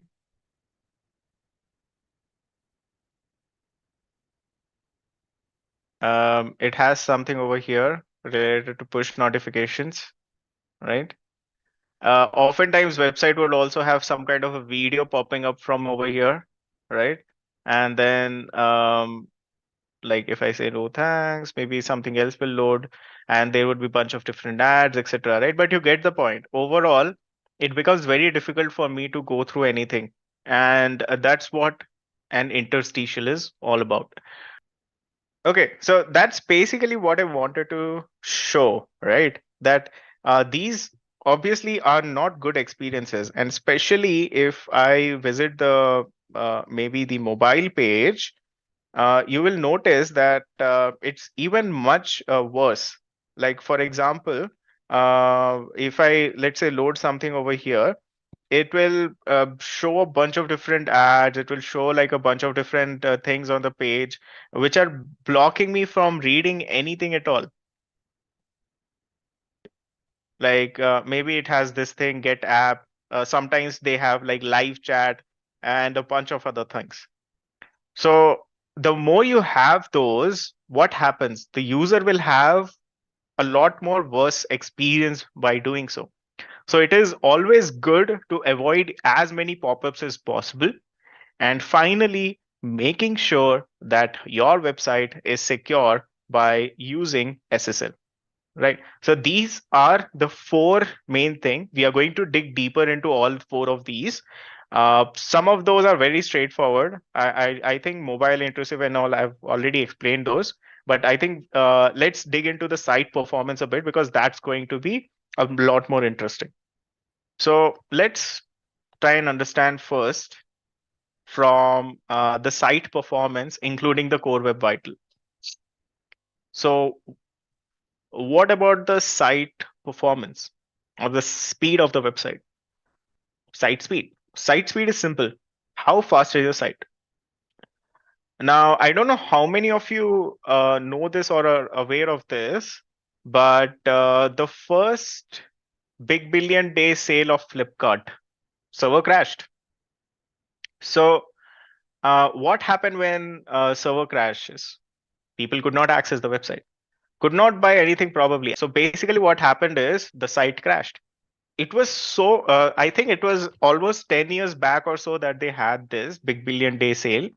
And that was massive. Literally, the prices that they had was crazy, because they were like spending a bunch of money on investor money, that is, on all of those things. And what ended up happening is, because they all of a sudden got so much traffic, the website was not at all loading. It loaded for the first few minutes, but then it completely stopped working at all. And it was down for almost 1 to 2 hours, if I'm not wrong. So, and that's the thing, right? Like, now what happens is, when the website is not loading, people will not be able to visit it. And if people will not visit it, unless and until they actually want something from it, they will abandon it. They'll be like, okay, if it is not working, I don't want to go on it anymore. So Big Billion Day was an exception, because people knew that, okay, they are going to get a good deal. So they kept trying to go to it. But they are not going to do that with your website, right? Like, especially with SEO, where they have so many options. Like literally, if let's say if you're searching for maybe how to type on a keyboard, maybe that's a search query, and you find a bunch of articles around it. Yours is one article out of 10. If they went to your website, it does not load, what will they do? They're like, I don't care, I have a bunch of other websites, I'll visit one of those, right? And that's what happens. So site speed matters a lot. uh, like, unless and until you are offering something as tempting, people are not going to be just waiting until the website loads, right? And that's the main thing. Like, obviously, now, does that mean it's simple? Not really. Like, even today, a lot of websites go down, and that's quite common. A lot of websites become slow. That's also normal. So it's not simple, but at the same time, there are a few things that you can do to make it easier. So the site speed, however, can be determined in various ways and at different times while loading a page. This includes the time until you see something on the page to happen, or on the screen to happen, the time until the entire page is loaded, the time until the site is ready to be interacted with, and the time to first byte, the time it takes for your server to send back the very first tiny bit of information. What does that mean? So if I go to moneycontrol.com, I'm doing the cardinal sin once again. What happens? It loads something. It loaded the text on the top, and after a bit of time, then it loaded this advertisement. Now, if I go to this, the first thing it loaded are the ads on the top. Apparently, ads are faster. Then it loaded a bunch of other ads at the bottom as well. Finally, it loaded the menu, and then it loaded some more content over here. And finally, at the end, it loaded the ads on the right-hand corner. So as you can see, there is a sequence. First, it would load something, second, third, fourth, fifth. So, and all of those we could clearly see. Now, how do I visualize this? There's a tool for that as well. Let me just do that. Let me just put this at the bottom. I'll remove the responsiveness network. Okay. Now, disable cage. Let's throttle it to 3G. You guys don't need to worry about what I'm showing right now, right? So let's just reload this. Okay. Now what just happened is, as you can see, this is like a good visualization of how long it is taking for each of the elements to load. And as you can also see, there are so many different elements that are getting loaded. 229 requests so far, and the entire page has not even loaded. 231. 2 MB has been transferred. The resources are 3.6 MB in size, right? And I think it is still loading if I'm not wrong. Or is it stuck? I think it is stuck. Oh, wow. But you get the point, right? Like, as you can see, this is how long it took for the entire content of the website to load. So if, let's say, the content that you want people to interact with is somewhere over here, there's a high chance that some of the people will drop off in this time frame itself. Okay, finally everything loaded. Yeah, it went to this size. See, I don't think I would have waited this long, right? If I had other options. And this is why there are different stages to a website and different stages to how fast a website is. This is still going on. And that's what I mean. So it should be a fast website. This is something that is available in any of the browser like Chrome. So what I did is I just pressed F12 and then I went to network. Again, you don't need to worry about this. I'm going to show a much more simpler tool for you to do this. Right. So that's what site speed is. So let's try and understand a little bit more about this. The importance of site speed. If your website is slow, people will bounce off, bounce rate increases. And the bounce rate, if let's say the load time is up to 5 seconds, it increases by 90%. If the site takes 10 seconds to load, the chances that the bounce, but that's true, right? Like no one is going to wait like 10 seconds for a website to load. There are like so many other options. Why should they wait? So, and that's the reason Google has officially announced that page speed will be a ranking factor, and it is, including the mobile first index part. So there are a lot of ways that you can look at improving your site speed. I know a lot of you maybe not understand this properly, but a quick win is to make the images file size smaller and improve the load time, compress the files, use better servers, etc. So how do you actually identify all of these issues, right? So I'm not going to go through these because this is something, again, if you're technically savvy, you can quickly understand these, but I'm going to show you ways of how you can actually work with this. So let's start with page speed insights. So there is this website called as pagespeed.web.dev. So what is pagespeed.web.dev? Over here, you can enter any website that you own, which you want to analyze and work with it, right? Now, in addition to owning the website, even if you don't own it, you can still analyze it. There is no issue with that.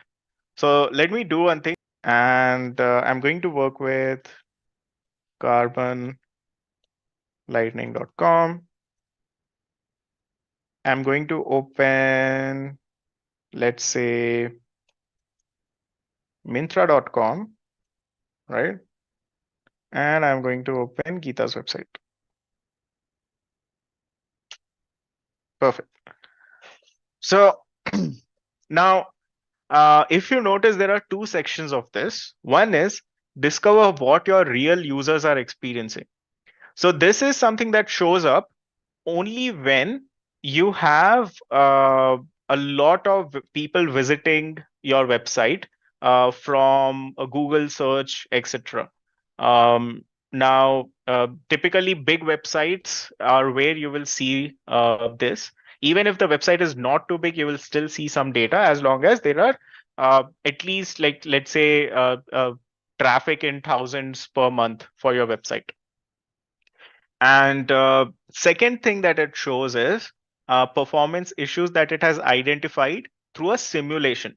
So this is not a simulation. Real users one is not a simulation. It is based on what actual users are experiencing. And this one is a simulated thing that Google has built based on its bot. And if you notice, it has mobile and desktop sections. So you can check what the performance looks like in both of these segments. So in mobile, it has 4 different sections. The one that I'm going to primarily focus on is performance. So as we scroll down in performance, you can see it has some metrics over here. It has first contentful paint, largest contentful paint, and cumulative layout shift, right? These are what you call as the core web vitals. These 3 metrics help identify how users are experiencing your website overall. Total blocking time is basically, so I'll explain all 3, don't worry. And then total blocking time in the sense like how long it takes for the website to load without blocking anything. And what is the speed index overall, how long it took for the entire website to load. So speed index is quite bad of this website, 7.4 seconds. And first contentful paint. So what is first contentful paint? This means how long it took before it was able to load anything at all on the website. So it took about 1.8 seconds. Second is, after that, whatever is the biggest element. So let's say if your biggest element is an image or a video or something like that, how long it took for that to load. So that was 2.3 seconds, which is fair. The third is cumulative layout shift. So what this means is, once the website is loaded, did the layout change? And I will show you a very good example that Google has for this as well. So as we scroll down, we also get this tree map of how Google saw this website load. If I click on view tree map, but yeah, as you can see in this snapshot, maybe I can zoom in to show a little better.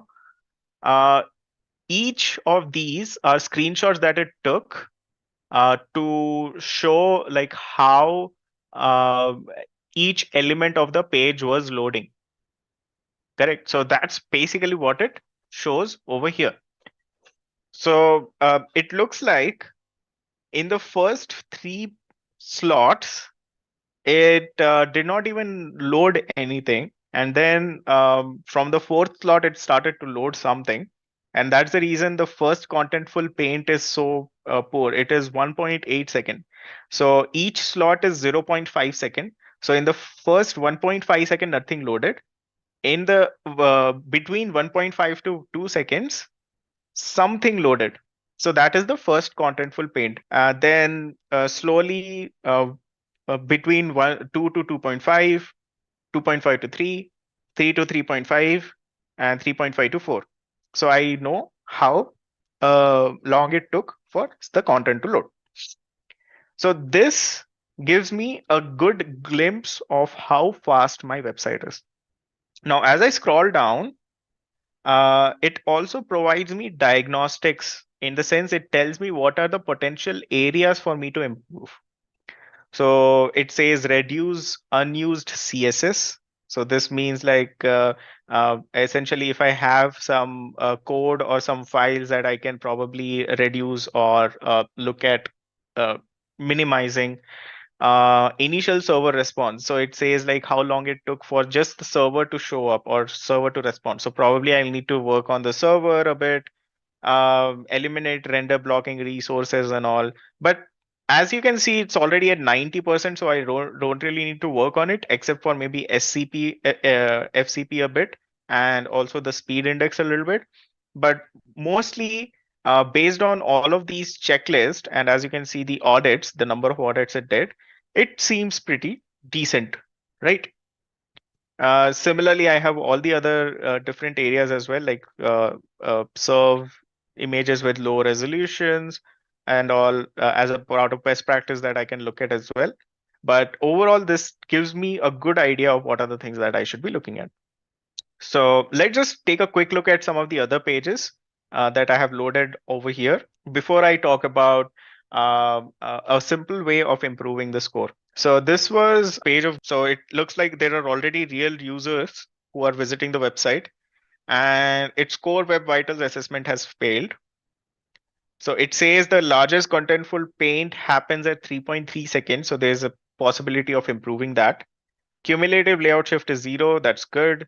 Interaction to next paint. So this is an interesting one as well. I'll talk about this. First contentful paint is at 2.9 seconds, and time to first byte is 2 seconds. So that means for first byte to show up, it takes about 2 seconds, right? However, the overall performance is rated at 83. And some of the things that Geeta can probably do to help with this are also mentioned here. Like, for example, this background image can be much more smaller, right? But this is not that big of a website. So let's try and understand what a big website looks like Myntra. Even Myntra has failed its core web vitals. What does that mean? It means that sometimes it all depends upon, see how bad this is. It all depends upon how you're optimizing and what you're working with and the type of users you're working with. Just yesterday, I think I was analyzing one of the websites which had a pretty decent site speed. Let me just load it 1 second. So as you can see, this is another website, Storebox. I was just analyzing this yesterday, and you can see its core web vital actually passed. FCP in green, LCP in green, INP, FID, everything is in green, right? And now the thing is, how can you make this happen, or how can you make something like this happen? Now, obviously, there's a bunch of different things, right? It's very complicated. As you just saw, there's like a bunch of different areas that you should be working with. So, as a part of Quick Win, the main thing is that you should optimize your website with by having smaller websites, smaller file sizes, etc. Make sure that you're using the latest technologies so that it is much faster. You're combining files so that it is again much faster. You're using compressing the files. You're using the latest servers, etc. Now, all of this can be a bit technical. So the most easiest way is essentially use a plugin, right?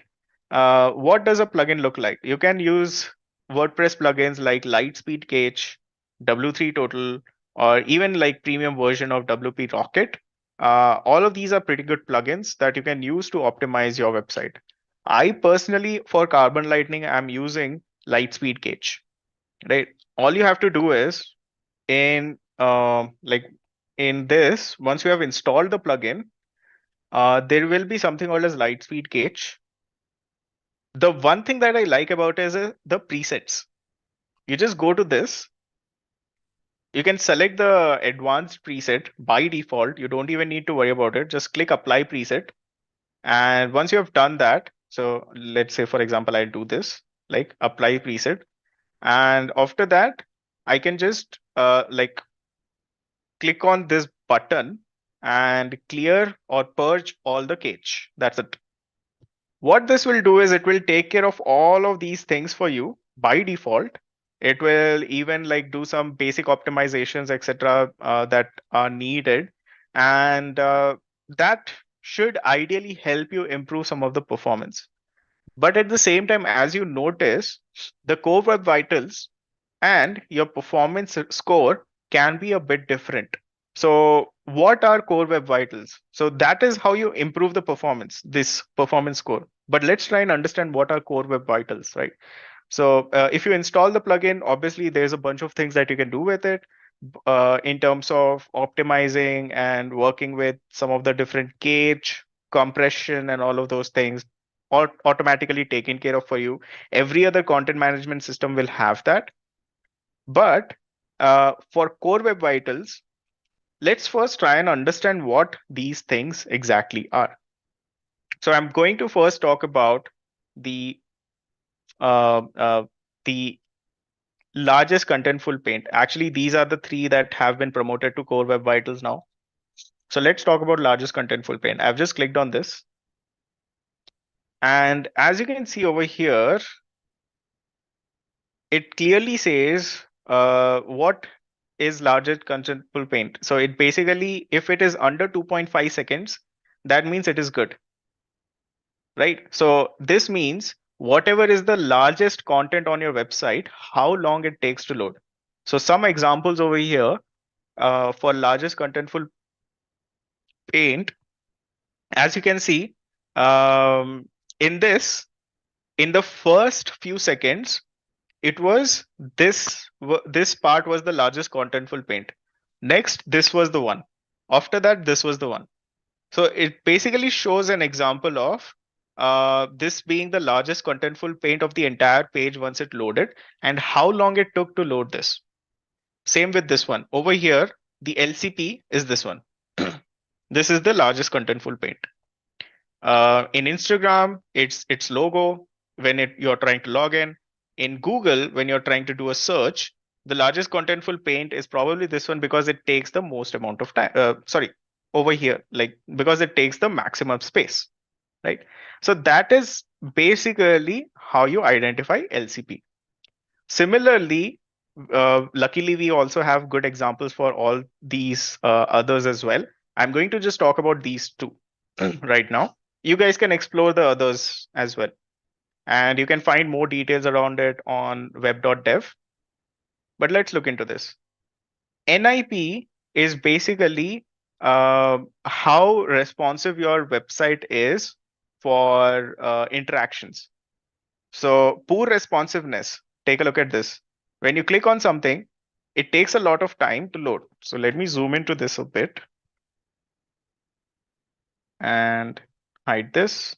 As you can see, it is taking so long to load, but over here, a good responsive website loads quickly. So this is a very strong part of the experience that your users will have once they load the website. And that is what INP is. Interaction to next paint. So how long it takes to interact with the next part of the content. So what is this? This is nothing but a sudden shift in layout.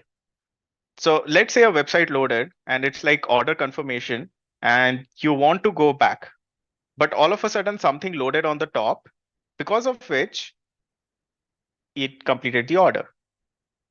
What happened? Why did it happen? It happened because the layout shifted because something loaded later on. Something on the top, it loaded later. And if there is a shift in the layout as your website is loading, that means your cumulative layout shift score is high. And if it is high, that is bad. It should be 0. So what that means is there should be no shift in the layout as the website is loading, right?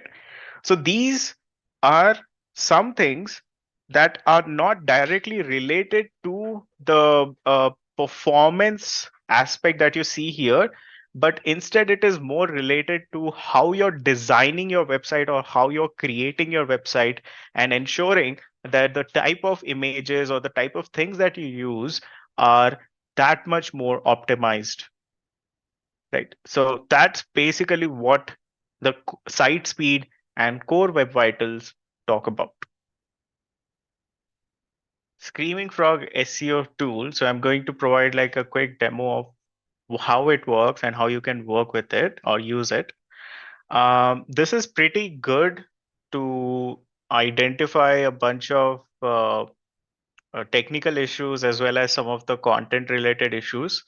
But don't worry, we'll have like a pretty good walkthrough with this one.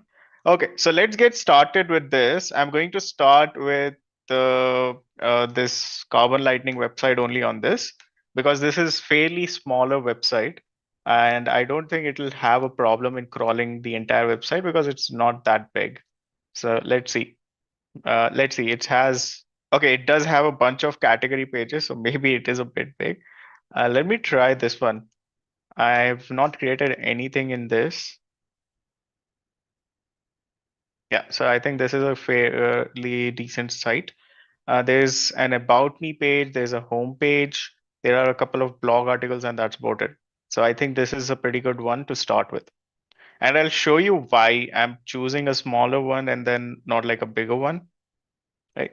So before I start, let's just try and understand what is Screaming Frog SEO, or the Screaming Frog, this tool that is there. So this is the tool. So what it does is it is something that you install on your desktop, be it Windows, Mac, or Linux, and you can use this as a website crawler. So what it will do is it will crawl your website and help on improving your on-page SEO issues. So this includes both the content as well as the technical part, but primarily it is on the content. Primarily it is on the technical aspect, right? So what it will do is it will for the free version, it will download and crawl 500 URLs, and if you buy a license, it will become unlimited. Basically, there will be no limit. That's the main thing, right? So it does do all of these things. You can like go through it. If you download the app, also you'll be able to check it out. And these are the things that is included as a part of free version. In addition to that, in the paid version, you also have like, let's say, crawl configuration, JavaScript rendering, near duplicate content, mobile usability, crawling validation, structure validation, grammar and spelling checks, custom extraction. So there's like, okay, apparently crawl with OpenAI and Gemini is also there. But yeah, as you can see, there's like a bunch of different additional features that they have available with the license. So now, obviously, I'm not expecting that if you're just learning that you go ahead and make a purchase of the license, because that wouldn't really make sense. Even me myself, unless and until I'm doing it for a purpose of actual work, I wouldn't use a licensed version, right? So that's why even for me, as you can see, it's an unlicensed software. So once you download and install the software, this is what it would look like, right? It's fairly easy to download. There's nothing like a registration or anything. You just click download and it will download the particular software for you. You select the operating system and done. Once you do that, it would have a bunch of different things on the screen, as you can see. There is the file where you can like look at different recent things that you have crawled probably, right? You can look at different modes like list, SERP, or spider. So SERP is like search engine result page that it has. Configuration, if you want to configure something, if you want to export some of the reports, get the sitemap, visualize some of the things, etc. Right? Like it has a bunch of different features, and these features are actually built over a period of time. Screaming Frog SEO, if I'm not wrong, it was created almost a couple of decades back.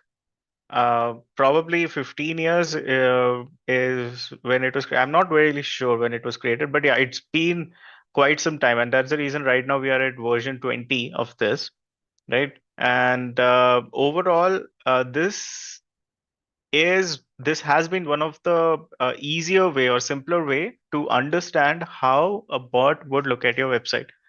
So to get started, you would just paste your website link over here. I'm just doing that. I'm pasting the website link. And after that, you can select the option. You by default just go with subdomain because that's like the normal one.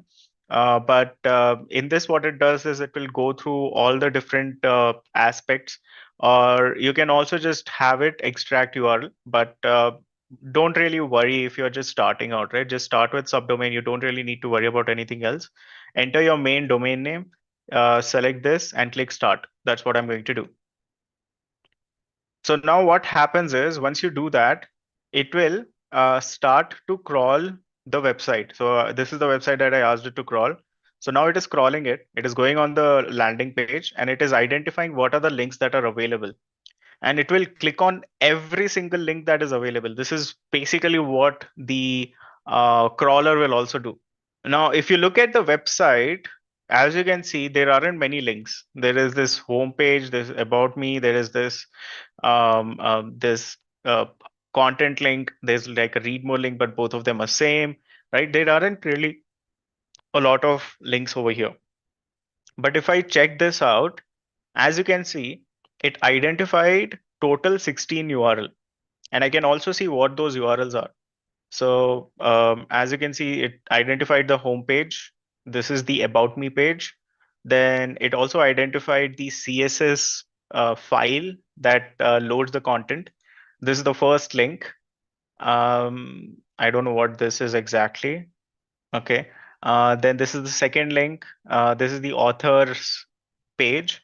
And then there's like a bunch of other files that are related to working of the website. And finally, an uncategorized category page, right? So these are the pages that it identified. Pretty simple, pretty normal. And as you saw, there aren't really a lot of pages that are indexed, or a lot of pages on the website itself. So that's the reason it just identified these. Now, in addition to that, I can also check the external pages that it identified, and we can also see like what those are. So LinkedIn it identified, Chrome extension it identified, and a bunch of other articles and URLs as well, right? If I go to security, I will be able to understand if like there are any issues or errors over there. So 200 means everything is okay. 404 means not found. So obviously this particular page is not found, and that's the reason we have that, right? And so on and so forth, right? Like you have all of these different things like response codes, URL. If you just want to validate every single thing, you can just check this nice little sidebar that they have created over here, which includes everything. Over here, it tells you like what are the different types of pages that are there, what are the HTML pages. You would probably be looking at the HTML pages only. Then in terms of security, are there basically any content which has HTTP or HTTPS? So if there is even one piece of content which is HTTP, probably good idea to move it to HTTPS because you should be using SSL, right? It says that there are some content or some content policies missing. So this is something that can be improved. Okay. Um, and as I scroll down, right, I also get to know like some of the other things, like how many were properly loaded based on the response codes. As I can see, like out of 16, 11 properly loaded, two had a 404 error probably, and the three were redirects. Okay, so these are the redirects, and I can see like what they are. These are 404. Okay, interesting. So that's what it is, right? And then internal also, I can take a look at what the internal data tells me. If something was not found, yes, of course, this page is not available. Um, in terms of URL, if there is something. So as you can see, it has analyzed so many different things. It also analyzed the page titles for me.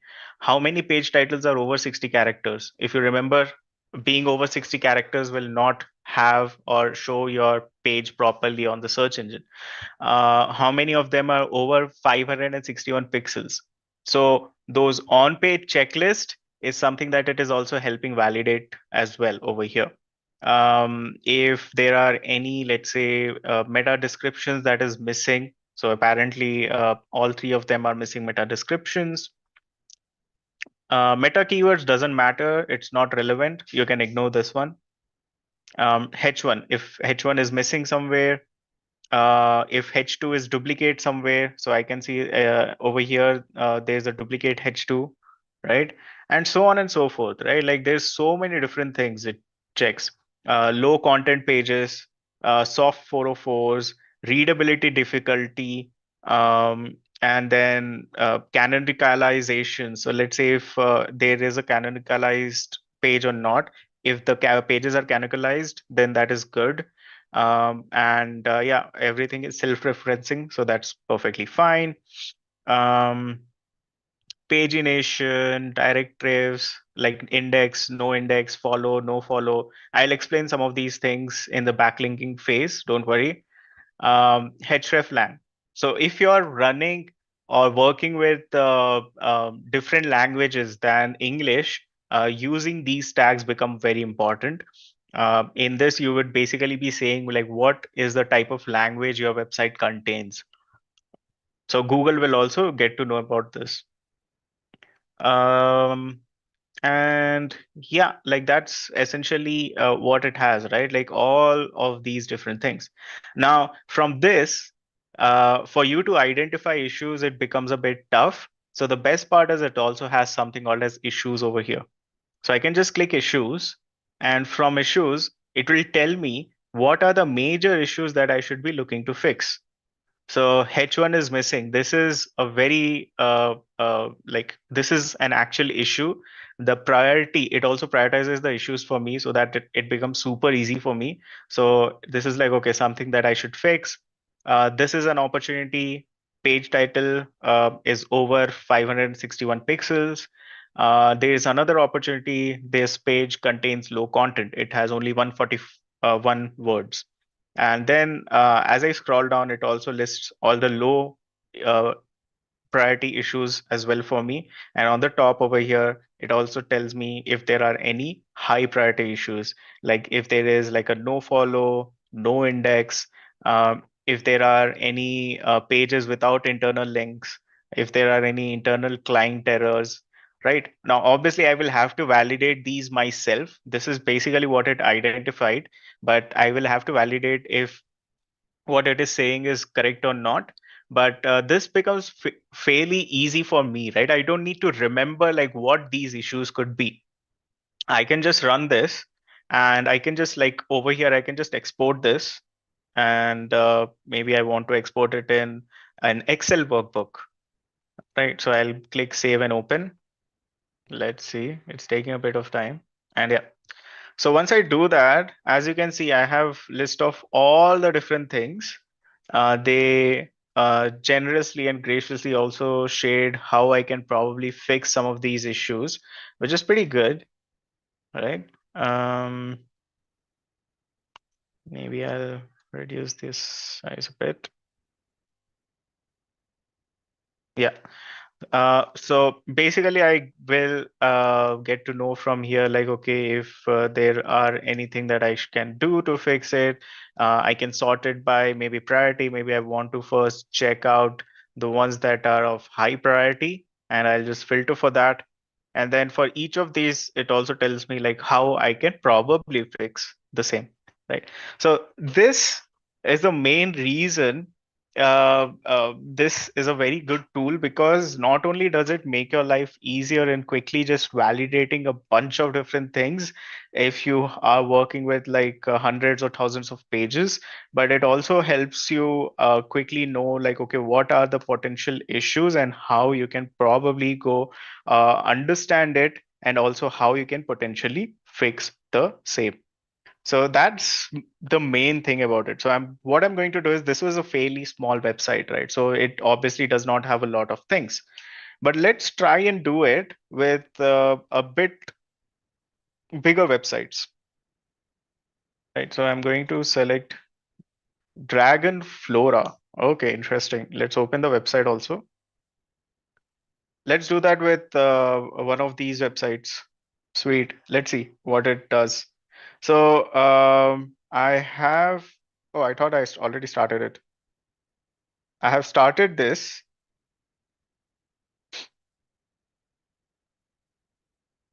Okay. And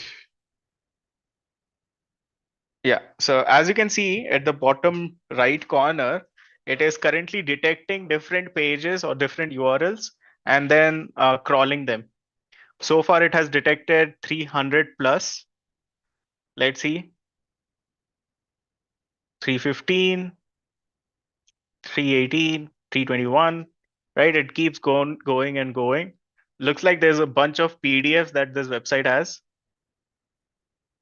Looks like it's almost done detecting, but it keeps detecting more and more URLs, right? So Okay, so while it keeps working, we can still access or go through some of the data. But anyways, it's almost reached. Oh, wow. Okay, so there's 479 URLs in this. Perfect. So it is done, right? So it has done this analysis. And now, as you can see, basically this is the main URL. This is the like www is actually redirected to this. Perfect. Looks good. And these are all the internal pages or URLs that it has detected. As you can see, it clicked on every single button that it found. So page number 0 or something. So these are, I believe, paginations.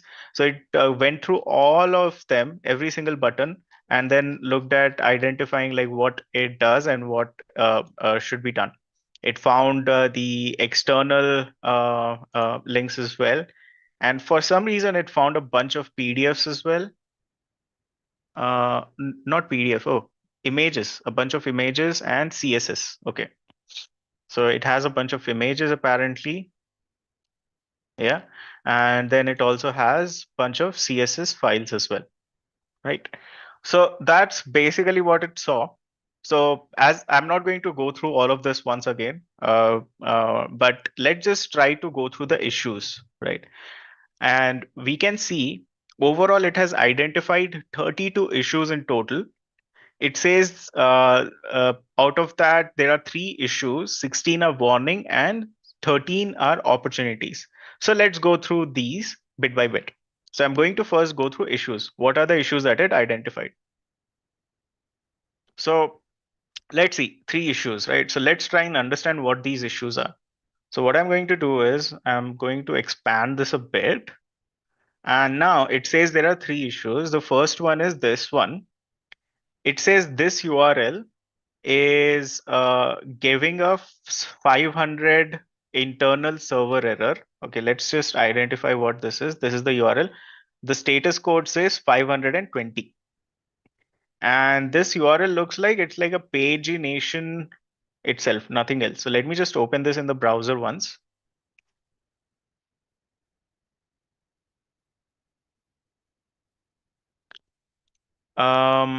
Okay, so yeah, it says that there is a issue over here with indexing this. But I think that is probably because of this. So as you can see, there's like a bunch of different images as a part of the slider, and it essentially could not index one of these, is what I'm assuming, right? So, okay, anyways, this is completely fine. I don't really need to worry about this right now. It does load the URL for me, so I'm perfectly fine with that for now. Now over here, it says these are medium issues. H1 is missing. So it says in contact and the blog, H1 is missing. So let's just take a look. So when I open this, yeah, basically there isn't like a proper H1 or a page title. But yeah, that could be something that can be added over here because I think these are H2s, if I'm not wrong.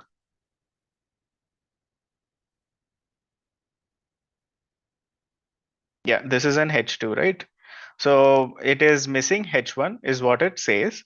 So there should be only one H1 per page.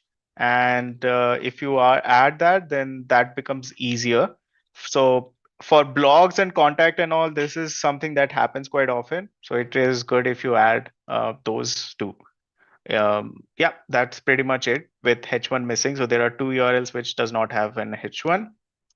And then there are all of these images where there is no alternate text. Now, what is an alternate text? Alternate text is something that is very beneficial for accessibility as well as for crawlers, etc., to read the or understand what your image is all about. So that's the main point of it. So if I open this image, for example, this is the image, and looks like I can also see where it got that image from. So if I scroll, maybe not. Okay. Image details. Okay, so when I go to image details, it tells me where it got this image from. It was from the home page. So on the home page, this image could use an alt text. So that's basically what it says. So same for this one, right? In product and services, this image does not have an alt text. This one, this one, this one. And essentially, if I add that, it becomes easier for me to make sure that all of these are also properly accessible by the crawler. So that's basically what it says. Similarly, I can go through the warnings as well. So it says like there are some no follow links, which is fine. This is fine. So I just need to check the warnings if those warnings are fine or not. And that is how I can proceed. So similar to that, I can take a look at this one, like no index, uh, email protection. Yeah, completely okay. Canonicalization. So it says pages that have a canonical to a different URL. Okay, so it just says like these are canonicalized pages. So when I go to gallery, what does that mean? URL details, let's see. It says it is canonicalized, and the canonicalization link is gallery itself, which makes sense, right? So essentially, all of these are additional parameters that are getting added. And for that, this is the canonicalized URL, which is perfectly fine. So I'm completely okay with this. And then canonicals missing. So in this particular, for this particular URL, there is no canonical, which is again fine because this is like a file. This is like a PDF file. So we cannot really do much for that, right? So that is basically how you would be validating each of these. And as you click on each of these warnings and issues, etc., you will be able to read the description and how to fix it as well.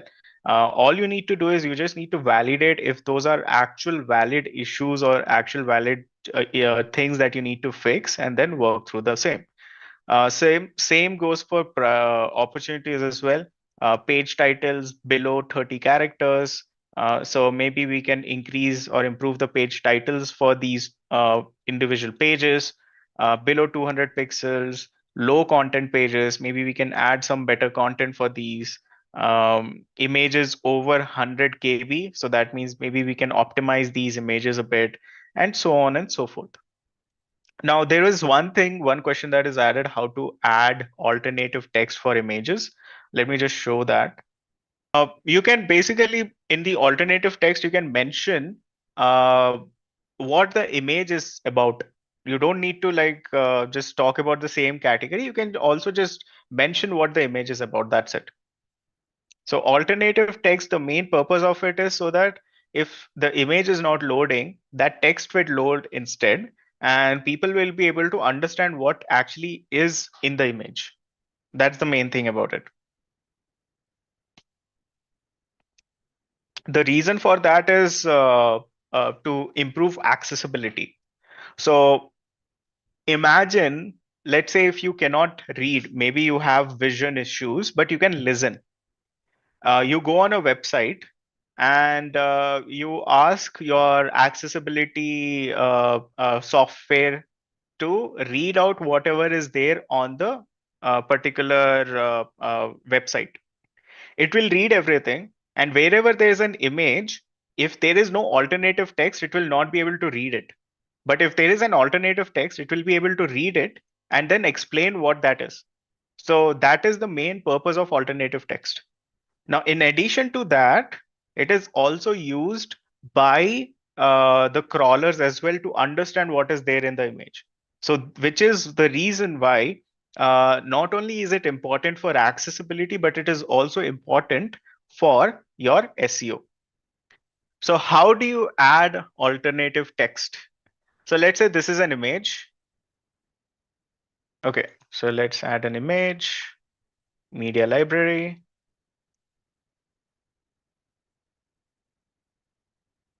Maybe I'll just upload something.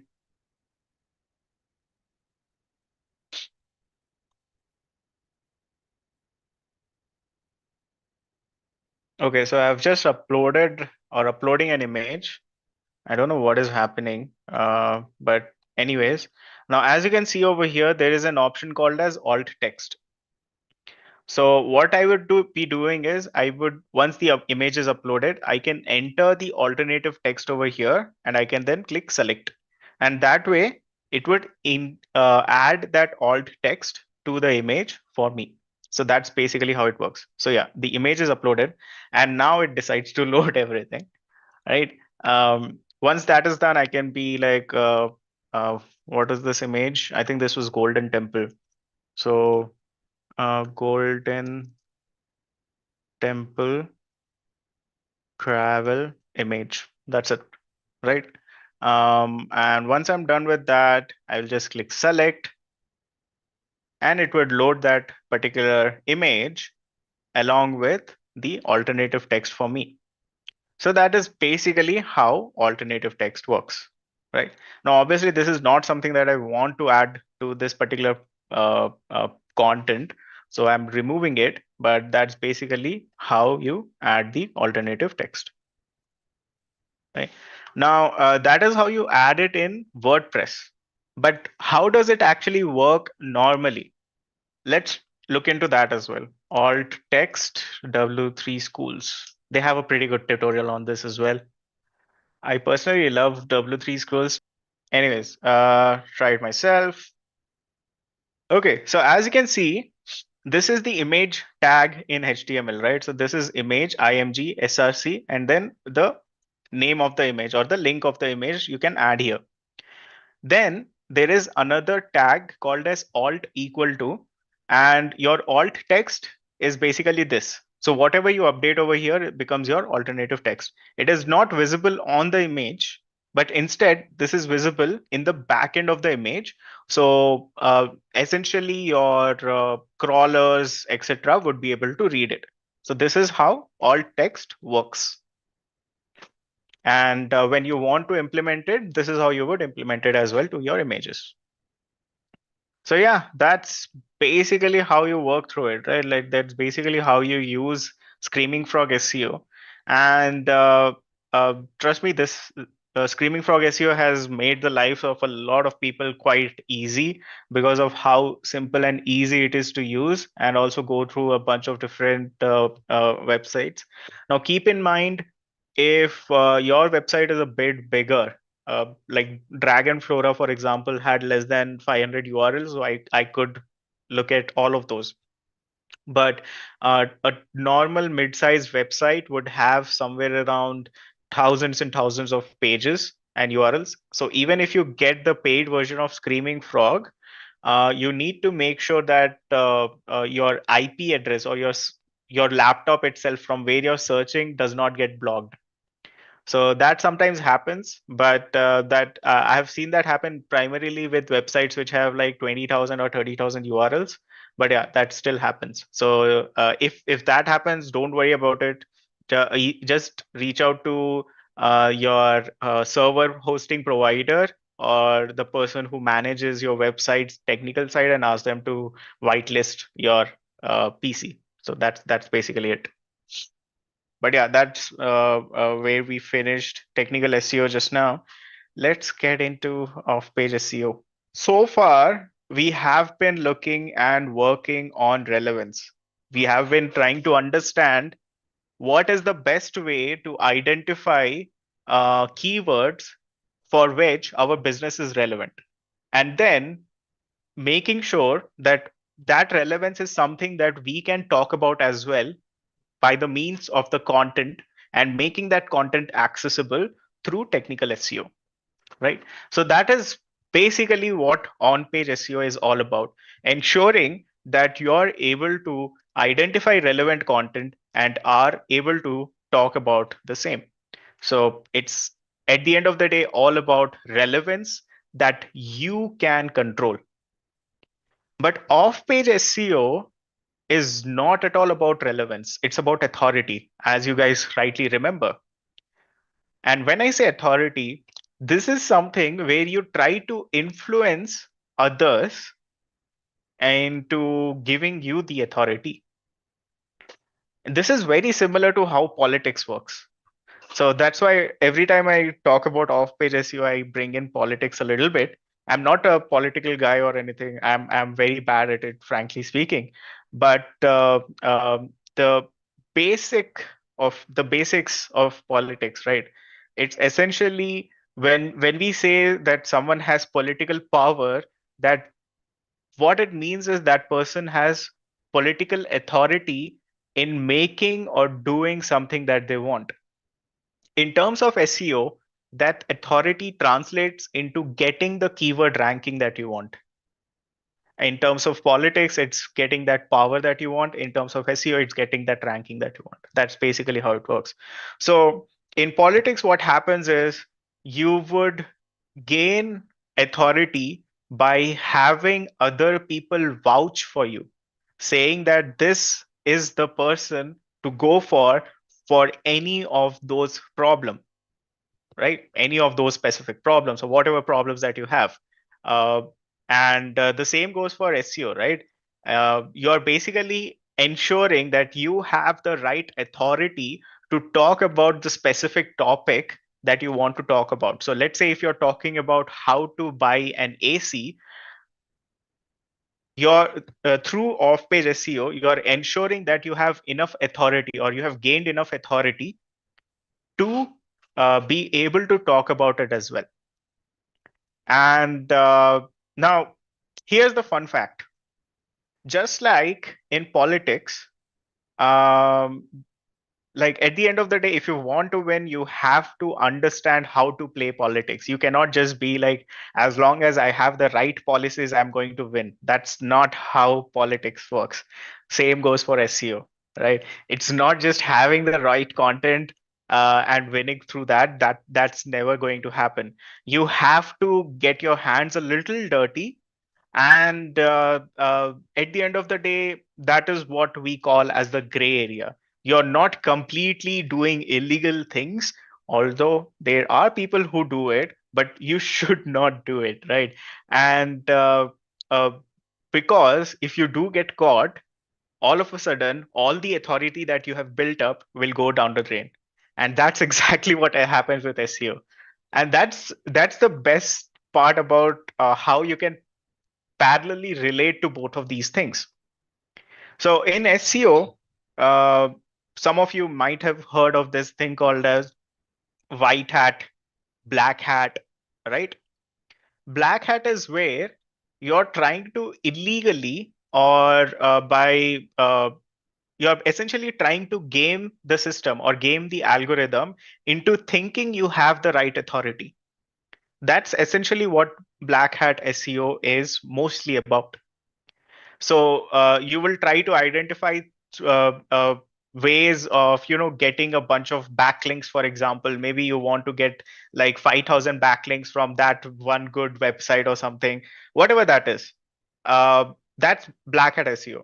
And just like the legal system, etc., have evolved over a period of time.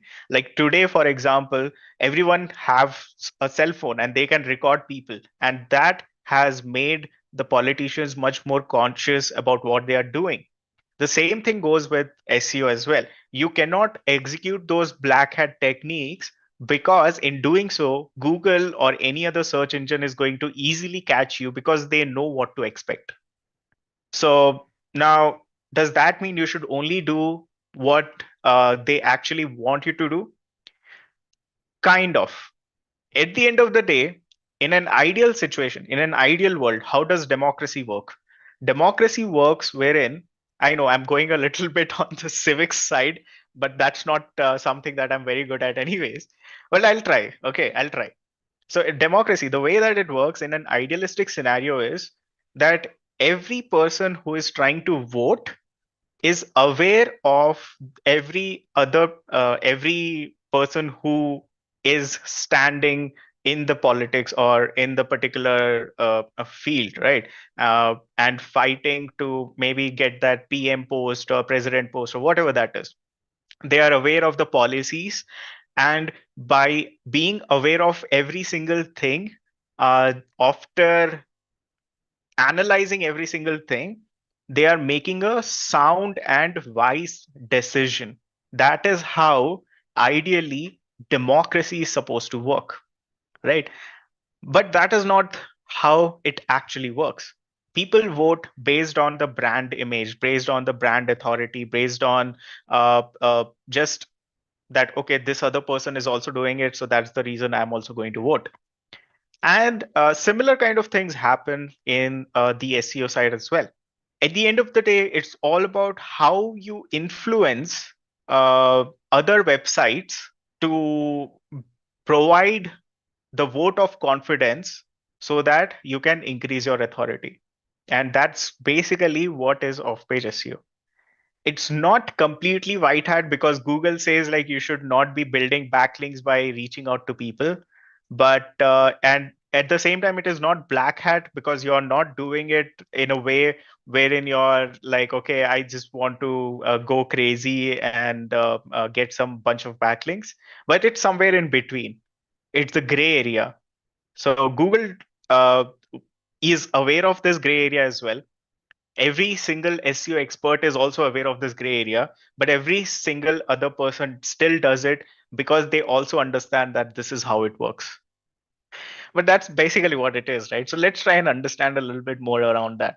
So off-page SEO, what are we going to look at? We are going to try and understand what is link building, what are the different types of backlinks, traits of a good backlink, and backlink or link building strategies.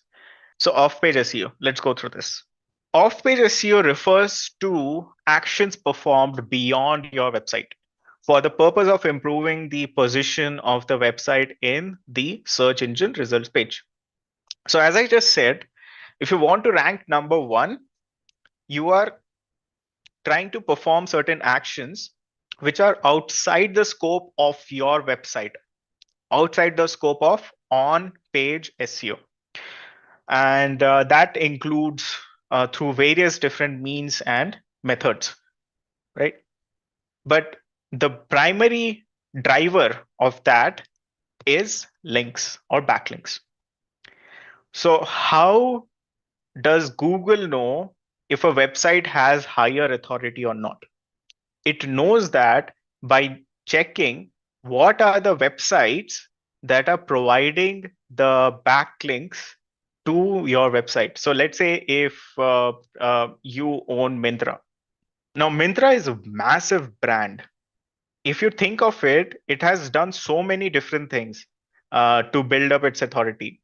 It has worked on a lot of brand advertisement, brand marketing. It has worked on a lot of different type of campaigns. It runs a lot of advertisements. But at the same time, in addition to that, a lot of websites also have URL to Myntra. Today, if you go on Google and if you type in top shopping websites in India, there's a high chance there's going to be a bunch of articles. Now, I don't know if this is true. I'm just making it up. But there's a high chance that there are going to be a bunch of articles which will list out Myntra as well. Why will they do that? Because it has that kind of authority that by default, you will be saying like, okay, Myntra is the website and this is the link for it. This, if you click on it, you can go to myntra.com. And what happens with that? That link is basically a backlink for Myntra.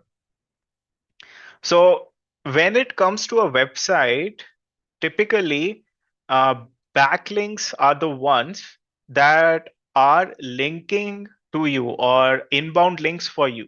That's basically what it is. And the more inbound links that you have, the higher the authority that you have. But it's not that simple. It's not just about getting a bunch of backlinks. There are a lot of other factors involved, and that is what we are going to learn today. Right. So as I said, it's the most important a component of SEO, and any SEO campaigns that ignores quality link building will fail. So your website with backlinks equals to high ranking and traffic. At the end of the day, that's how politics works. Okay, I'm probably going to stop talking about politics for a minute here. But yeah, that's basically how it works, right? So if your website does not have good links pointing to your website, links that convince the search engines your site is valuable, it may not be possible to rank on search engines. So the way that a crawler works is, now think of it this way, just like the crawler comes to our website, it will also go to other websites. And on every website that it goes, it will check what are the links that are available on all of them. And by checking those, it will identify uh, how many times, when it comes to the external links, is your website being mentioned. And those external links becomes backlinks for you. So what is link building anyways? Let's try about learn about this. So when it comes to link building, it does not mean that you are literally going to a website and placing your link. That is not what it means. A lot of people get confused. This is not something that you can do. You have to literally influence someone else to do it. And that is what link building is all about. Now, there are process of it, but basically link building is the process of getting links from third party websites, or basically other websites, and having them point to your website. These links are called as backlinks. So there's a pretty good example in this image here. So let's say this is your website and this is some other website. And on their website, they have provided a link back to you that is a backlink, right? Now, it does say strong backlink and all. We'll talk about this a bit more, but that's basically how it works. A good backlink is the one that is also contextually relevant. Like if you are talking about how to run a marathon, and the website is about Fitness Weekly, and they have provided a backlink to you, that's good. That's a good vote over there. So that is what backlink is all about. And you need backlinks to rank. Like I said, backlinks are like votes to your site. Each of these votes essentially tells the search engine this content is relevant, credible, and useful. More votes you get, the higher your site will rank in Google and other search engines as well. So if this is your website, all of these backlinks are like votes to your website. Now, why is link building important? Links from other sites help your site in ranking in 4 ways. These two are some of the things that you may have noticed in some of the tools, like for example, SEMrush, Ahref, if any of you have used it, right? But there is something called as page authority and domain authority. So getting links from other websites will help in adding value to the page and improving the authority of the page, and at the same time by adding value to your entire domain as well. So let's say if you have 10 different pages and you get one link for each of those pages, not only will it add value to those pages, it will also add value to your entire domain as well. So those are the two things. Then the third is it also helps the search engine understand the topic of your website. So imagine this. Let's say every backlink that you have is coming from, let's say if you are an electronics store, and every backlink that you have is coming from uh, tech websites or electronic related websites, etc. That tells the search engine that, okay, your website is also tech or electronics related, which is good. But if those links are coming from maybe pet related website, health related websites, or wellness related websites, etc., then search engine will also be confused. So having other websites provide relevant links for you will actually help increase and help the search engine understand the topic of your website as well. And finally, those links can also help you get traffic from those websites. So let's say if I'm on any of these websites, I can just click and go to that website and become a visitor of it as well, right? So essentially, you would also get some traffic from it as well. And that is why backlinks are important. Okay, so that's the reason why we should be building backlinks. I think all of you understand why backlinks are important, but what kind of backlinks to build? So there are backlinks that make very small difference, by the way. These are backlinks coming from low authority and websites that are kind of relevant, not exactly relevant. Then there are backlinks that can make a lot of difference. These are from websites which have a lot of high authority and they are also highly relevant. These are the ones that you want. And then there are backlinks that can also hurt your rankings. So keep that in mind. It's not just about going out there and getting a bunch of backlinks, but there are also links that can hurt your ranking, and you should always avoid those. So those are spammy or link milling websites, or let's say bad PR, backlink, etc. So overall, there are different types of backlinks. We will talk more about what those different types of backlinks are. But essentially, what we want are the ones which have high authority and high relevance, right? So, types of backlinks, let's go through this. The type of backlink that you want is a do follow link. So, what is this? What is do follow? Essentially, if a link does not have this attribute, rel equals to no follow. Even before we get into this, what is a link?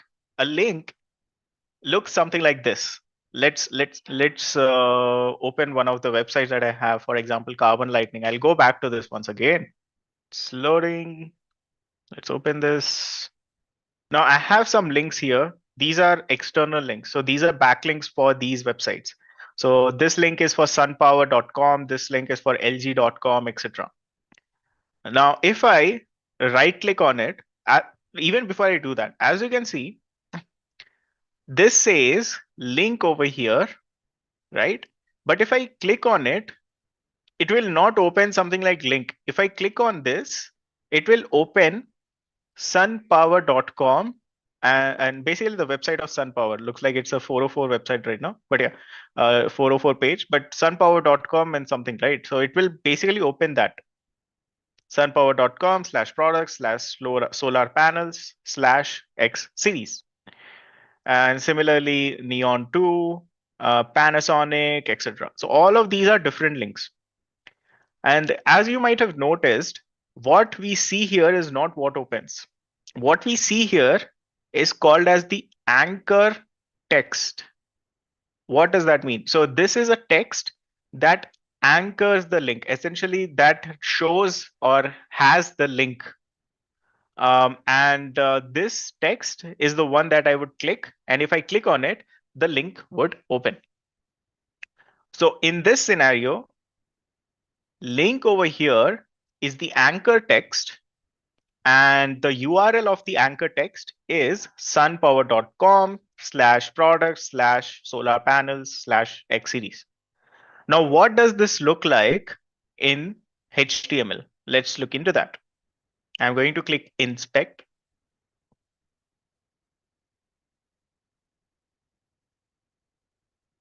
Okay. So this is what the link looks like over here. I'm just going to open this a bit. So this is the highlighted part. A is basically anchor, and then href means you're adding the URL. So this is the URL. Target equals to blank. This means that the link should open in a new tab. This is again not relevant. This is something that you typically add if you want to make sure that it opens in a separate tab. Then rel equals to.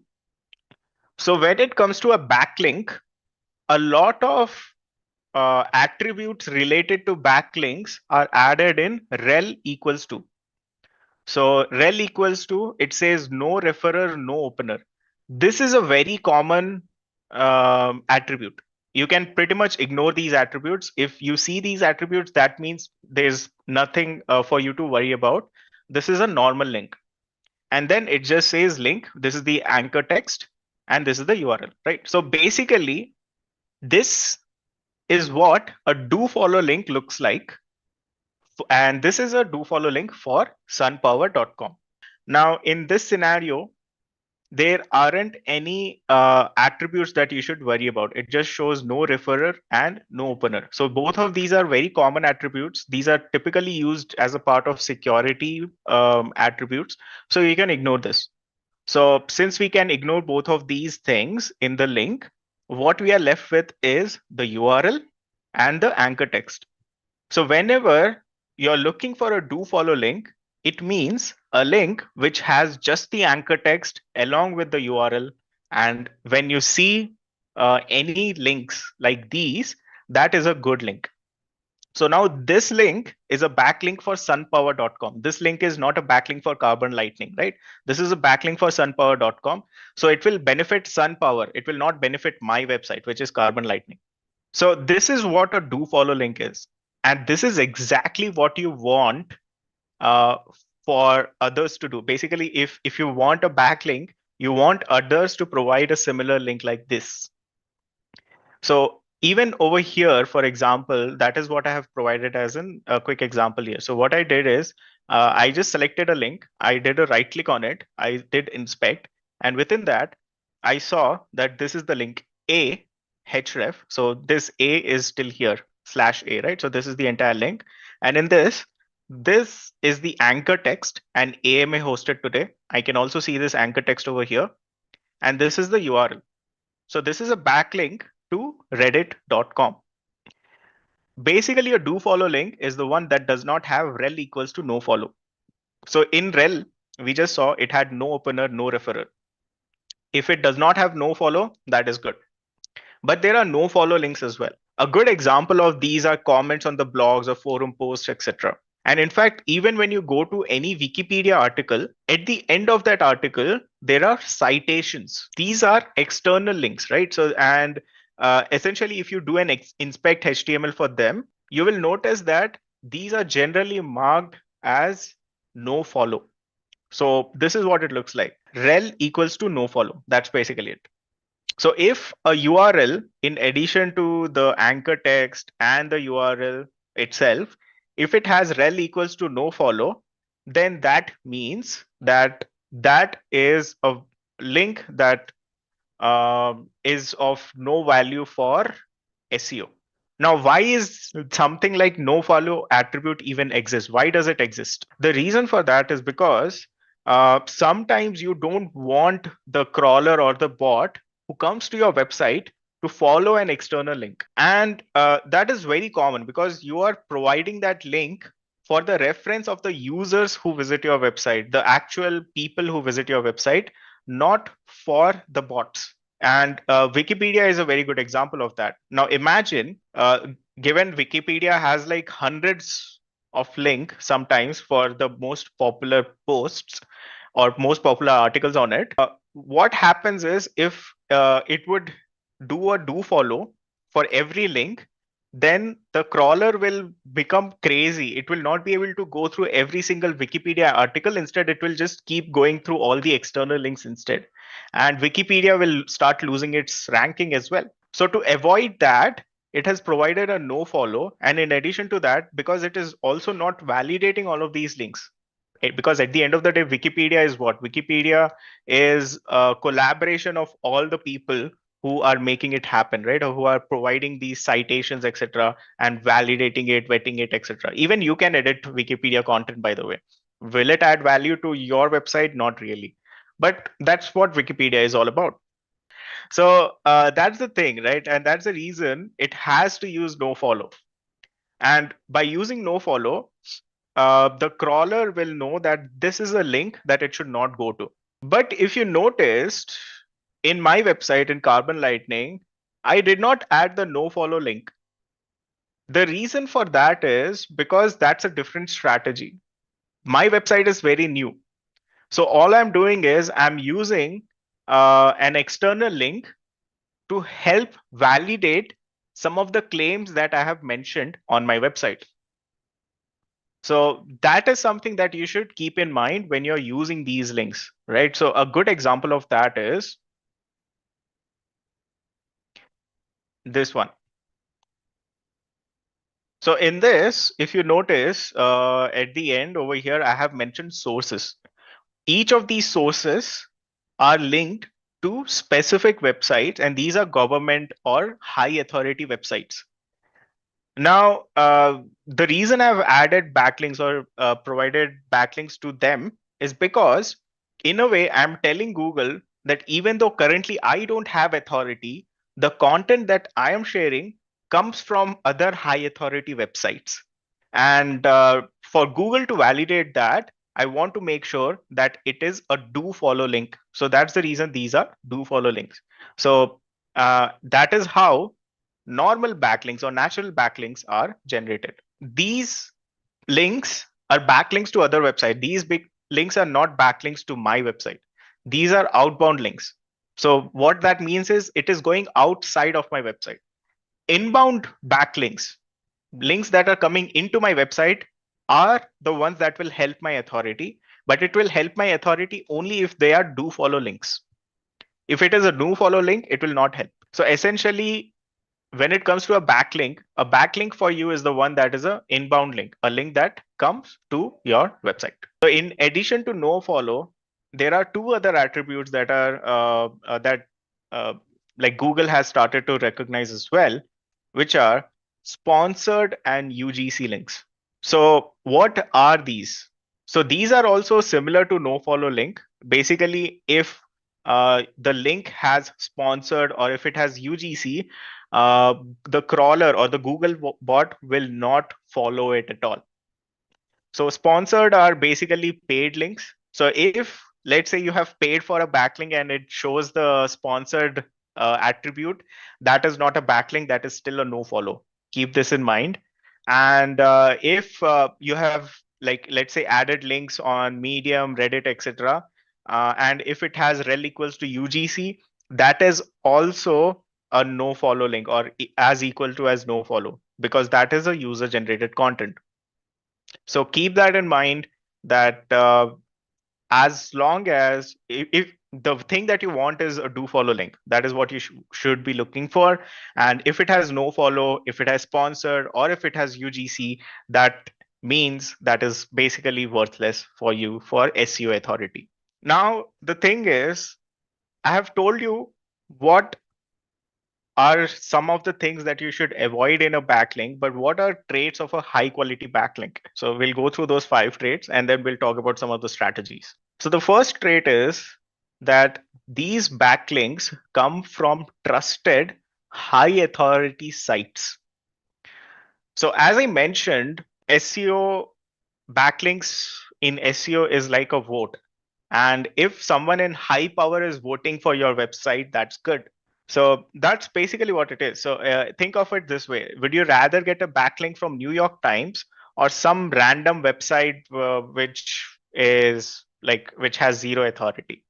Obviously, the answer is New York Times, right? So when it comes to building high quality backlink, you would want to make sure that they come from high authority websites. So there is a concept called as domain authority. Essentially, the more authority a site has, the more authority it can pass on to your website as well. Can authority be transferred? It cannot be transferred per se, but you can at least pass on a little bit of authority when you get a backlink, and that builds up over a period of time. So that's basically what happens, and that's what Google thinks of as well. So what is authority of a website? A very simple way to understand this is how important Google thinks your website is. Now, the thing is that Google does not have any number or any official metric around authority. So because of this reason, the only way for us to understand or know the authority of a website is by using third-party tools. So that is the reason that every third-party tool like SEMrush, Ahref, Moz, any of these, they also have an authority score. But the authority score will be different because the way that they measure the authority score is going to be different. So what does it mean for you? Two things. One is that the authority score that you see on these tools are supposed to be used with a grain of salt. What that means is those are directional. It does not mean an actual metric or number that you should focus on heavily. But instead, those are directional numbers that will help you understand where you stand overall in terms of authority. And the second thing is that since these numbers are generated or created by an algorithm of these third-party tools, there are also ways to game or mimic it. There are websites which do it as well. So don't fall into the trap that if a website's domain authority on Moz is 50, that means it is a good website to get a backlink from. You should check for two things. One is it should have a high domain authority, and at the same time, it should also have good organic traffic, because both of them are always together, right? So that is how you would be checking the authority of a website if you are pursuing it to get a backlink from them. So authority of any web page is combination of number of external backlinks and their quality, relevance with the content, the traffic, etc. Right? Authority of all web pages contribute to overall authority of the website. You can check the authority using tools like Moz. So let's just do that. I'm going to load up Ahrefs.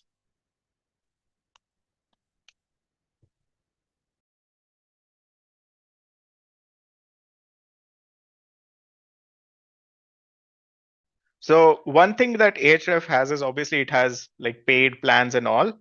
Oh, it started the starter one, but it really has like nothing of value. I really like these free tools that it has. So what I'm going to do is it should have an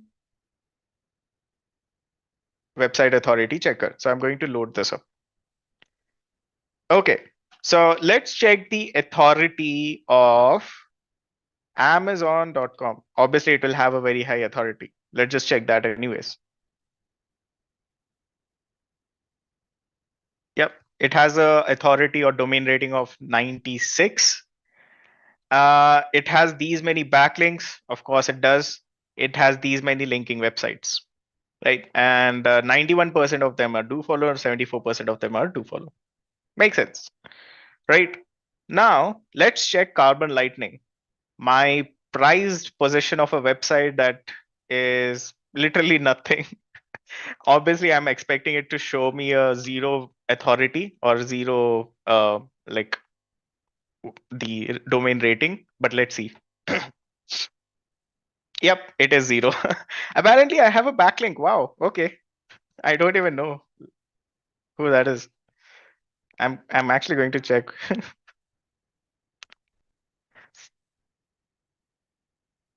Okay, interesting. I don't even know what this website is, but yeah, apparently they have provided a backlink to me, whatever that is, right? So this is the domain rating. Now let's check a mid-level website.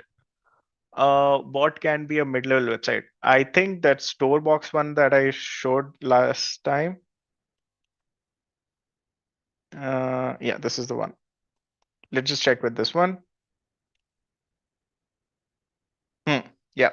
So this is 25. It has 6,000 backlinks. 95% of them are do follow, and it has 191 linking website. 75% of them are do follow. You guys notice something interesting here. Basically, what is happening is there are 191 websites which are providing a backlink to it, but overall, there are multiple pages within these websites that also provide backlinks to it, because of which overall the number of backlinks it has is 6,000. However, when it comes to your authority, this numbers matter more than this. So this should be higher, or at least like this is the one that you should focus on, not this. Linking websites. So the total number of unique domains that are linking to your target, right? 75% of them are do follow, and yeah, the domain rating is 25, which makes sense, right? So this is basically how you can understand or identify what is the authority. Now, the higher the authority, the better it is. The second question was, how can you know the traffic of a website? Typically, you cannot know that, but one thing that you can definitely do is there are again tools for that. I think even Moz, if I'm not wrong. Okay, Moz does not show that. But yeah, typically what you would be doing is you will be checking the type of keywords that those websites rank for, and if those are like high search volume keywords or not. And that's a very simple way of getting to know it. Another way is basically just, let's say, use some of these extensions like the keyword surfer extension. So I don't think I have that installed right now. Let me just install it.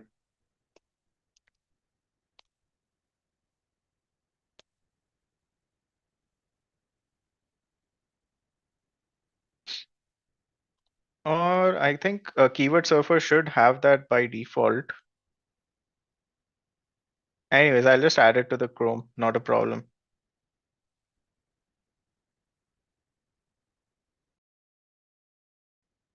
Anyways, like I'll just add this and show you like what there are a bunch of different tools that can provide you an estimate of it, and that's basically what you want to check. So in this scenario, I've just installed this tool, and this gives me an estimate for this website, right? Like how many visits it has. Look like it is not able to estimate for this one, but for LinkedIn, it is able to estimate the monthly traffic. For domain in India, okay, India. I think if I change the location, it will probably tell me.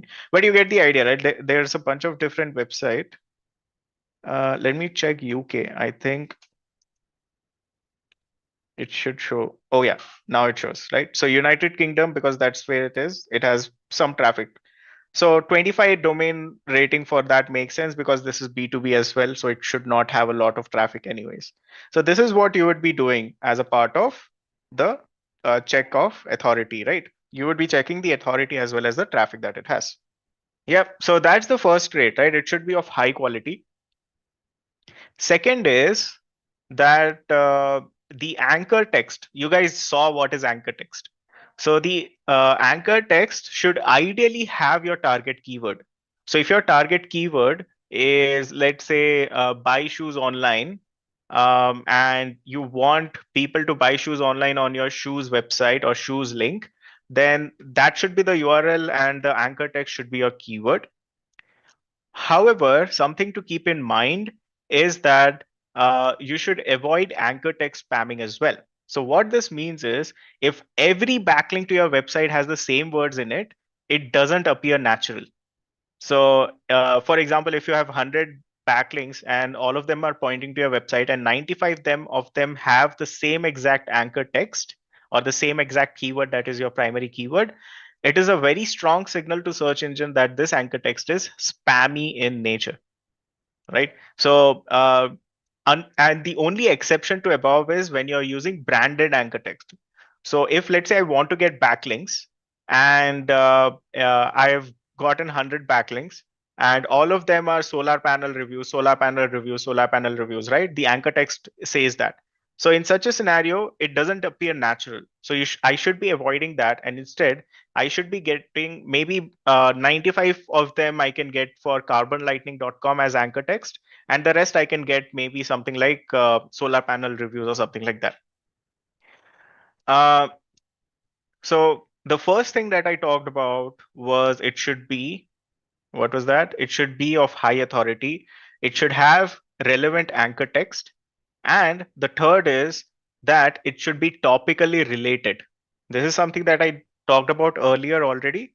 But yeah, as you can see in this image, basically, if you are getting a backlink, ideally it should come from someone or a website or a topic that is actually related to the link as well. If it is not related, then there's a high chance that it is a spammy link or probably it is not of high value. There's a high chance that it is of not high value, but that's the main thing. If it is topically related, that increases the quality of the backlink. The fourth is it should be a do follow link. So avoid no follow link. I talked about this already.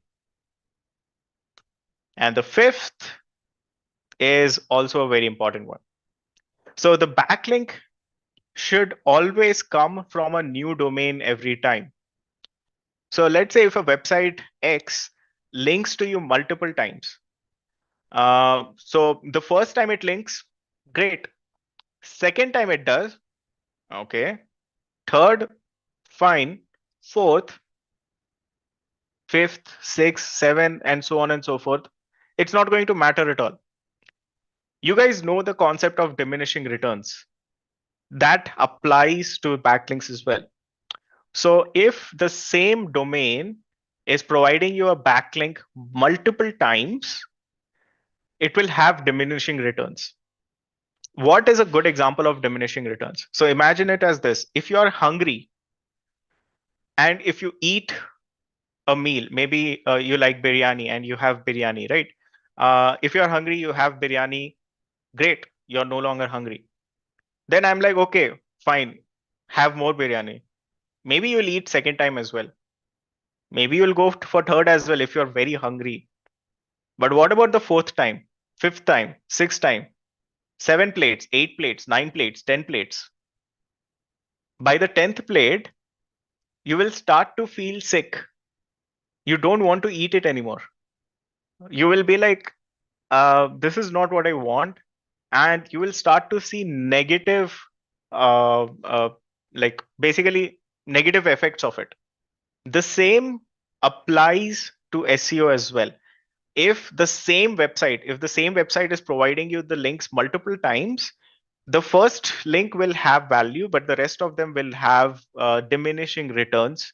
So whenever you're trying to build backlinks, it is always a good idea to get backlinks from new website every time instead of going for the same website again and again, because that will not add much value. So when I showed the linking website, that means those are the unique websites that are linking to that particular website. And maybe some of those websites have provided multiple links to it. But the main thing that you should focus on is what are the unique websites that are providing you the links. Okay, so those are the 5 traits of a good backlink, right? And yeah, high authority, and making sure that it is basically a to follow link. It is also having backlinks from new domains. It is also at the same time, what do you call it? It is topically related, and it is not doing anchor text spamming, right? So these are the five traits of a good backlink. So whenever you're doing link building, keep that in mind. Now, as we go through it, I know some of you are like, when am I going to learn how to build these links then? How can you find the right people to give you the links? And that is where it becomes a little tricky, right? And that is where we have some link building strategies as well. Because uh, building links is almost equal to trying to do sales pitch in a way.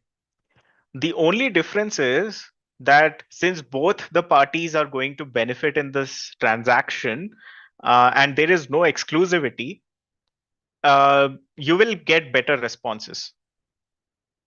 So let's look at some of the link building strategies, right?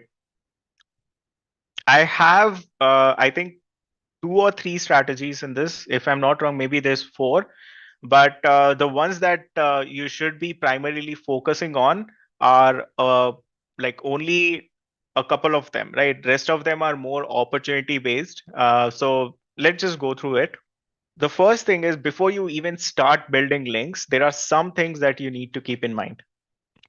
Make sure you have key pages for popular products and services on your website. What this means is making sure that your website is actually ready to get backlinks. If your website is not ready, all the efforts towards getting backlinks is going to be nothing, worth nothing, in fact. So make sure that you have key pages for popular products or service on your website. So let's say if you are into flower business, make sure that you have pages related to flowers, or pages that sell flowers, so that you can create backlinks for those. Second is, focus on creating inbound links to these key pages. Oftentimes we create links just to homepage, but it is much better if you create links to the key pages instead of homepage, because you would want to increase the authority of the pages which make the sale than the homepage. Homepage will anyways get high authority because of the transference of it. So make sure that the backlinks are geared towards those key pages. Third is link velocity. So this is the rate at which a piece of content or a page earns link over time. It should appear natural. So what this means is, let's say if you just created a page today, And tomorrow you went on Fiverr, you found this nice Fiverr gig where the person says, I will give you 1,000 backlinks per day. You were like, $5, 1,000 links, let me just do that. And maybe all of those are like very high quality and all of those things that I talked about. But a new page all of a sudden gets 1,000 backlinks for the next 10 days. There's like 10,000 backlinks overall. That is unnatural.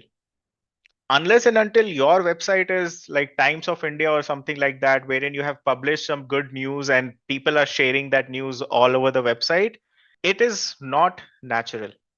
So basically, the velocity or the rate at which you are getting backlinks for your pages should also be natural. Typically, you can build a few links per month is also fine. Sometimes getting even one or two is fine. Sometimes getting 5 per week is also fine as long as you have good authority or good traffic from SEO already. But don't just go crazy and build like hundreds or thousands of link per day. That's not what you should be doing. It should appear natural. It should be something which is the within the realm of reality. Uh, Fourth is that whenever you're approaching a website for guest posting or link building or anything at all, it should be on relevant, trustworthy, and high authority sites. And finally, uh, one of the basic thing is analyze your competitors' backlink and identify link opportunities to understand what could be the potential areas or potential websites that could provide you the link. So this is typically how you get started with it or how you prepare. This is you just preparing yourself. Sorry, I've just shaken the desktop. But yeah, this is just preparing, right? This is where you're just like, okay, I am ready to get started. Once you have all of this, then you can start applying different strategies. So these are the 4 strategies that I'm going to talk about. One is link insertion. Second is guest posting. These two are a lot more active. Third is creating linkable assets. This is a passive strategy wherein you're creating assets or creating things which would help get you backlink automatically or naturally. And fourth is more of an opportunistic strategy, wherein if you find an opportunity, you go ahead and grab it. That's basically what it is. So let's try and understand this. Let's start with the active ones first, which is link insertions, and then we'll go to guest posting. So what is link insertion? A link insertion is also known as niche edit. It is a process of getting a website owner to include a backlink to your website in one of their existing posts. So what this means is you find a good website where you saw that, okay, there is a content that is relevant to your website as well. You would reach out to that website owner and ask them to include your website's URL into that existing content. So that's basically what you're doing here. So since the content is already there, there is less friction and they are more eager to actually add your link. Once they do add that link, it's pretty much that, right? So there are some things that you should keep in mind as a part of this. The first is that the website is topically relevant. The post that where you want your link to be inserted should also be topically relevant. The website should have organic traffic. I mentioned this earlier as well, but it should have some organic traffic from the target location that you have. The backlink should be do follow backlink, already mentioned in the good traits. And of course, it should not be marked as sponsored because link insertion are typically something that you may have to pay for quite often as well. So what does it actually look like? What is the process for this?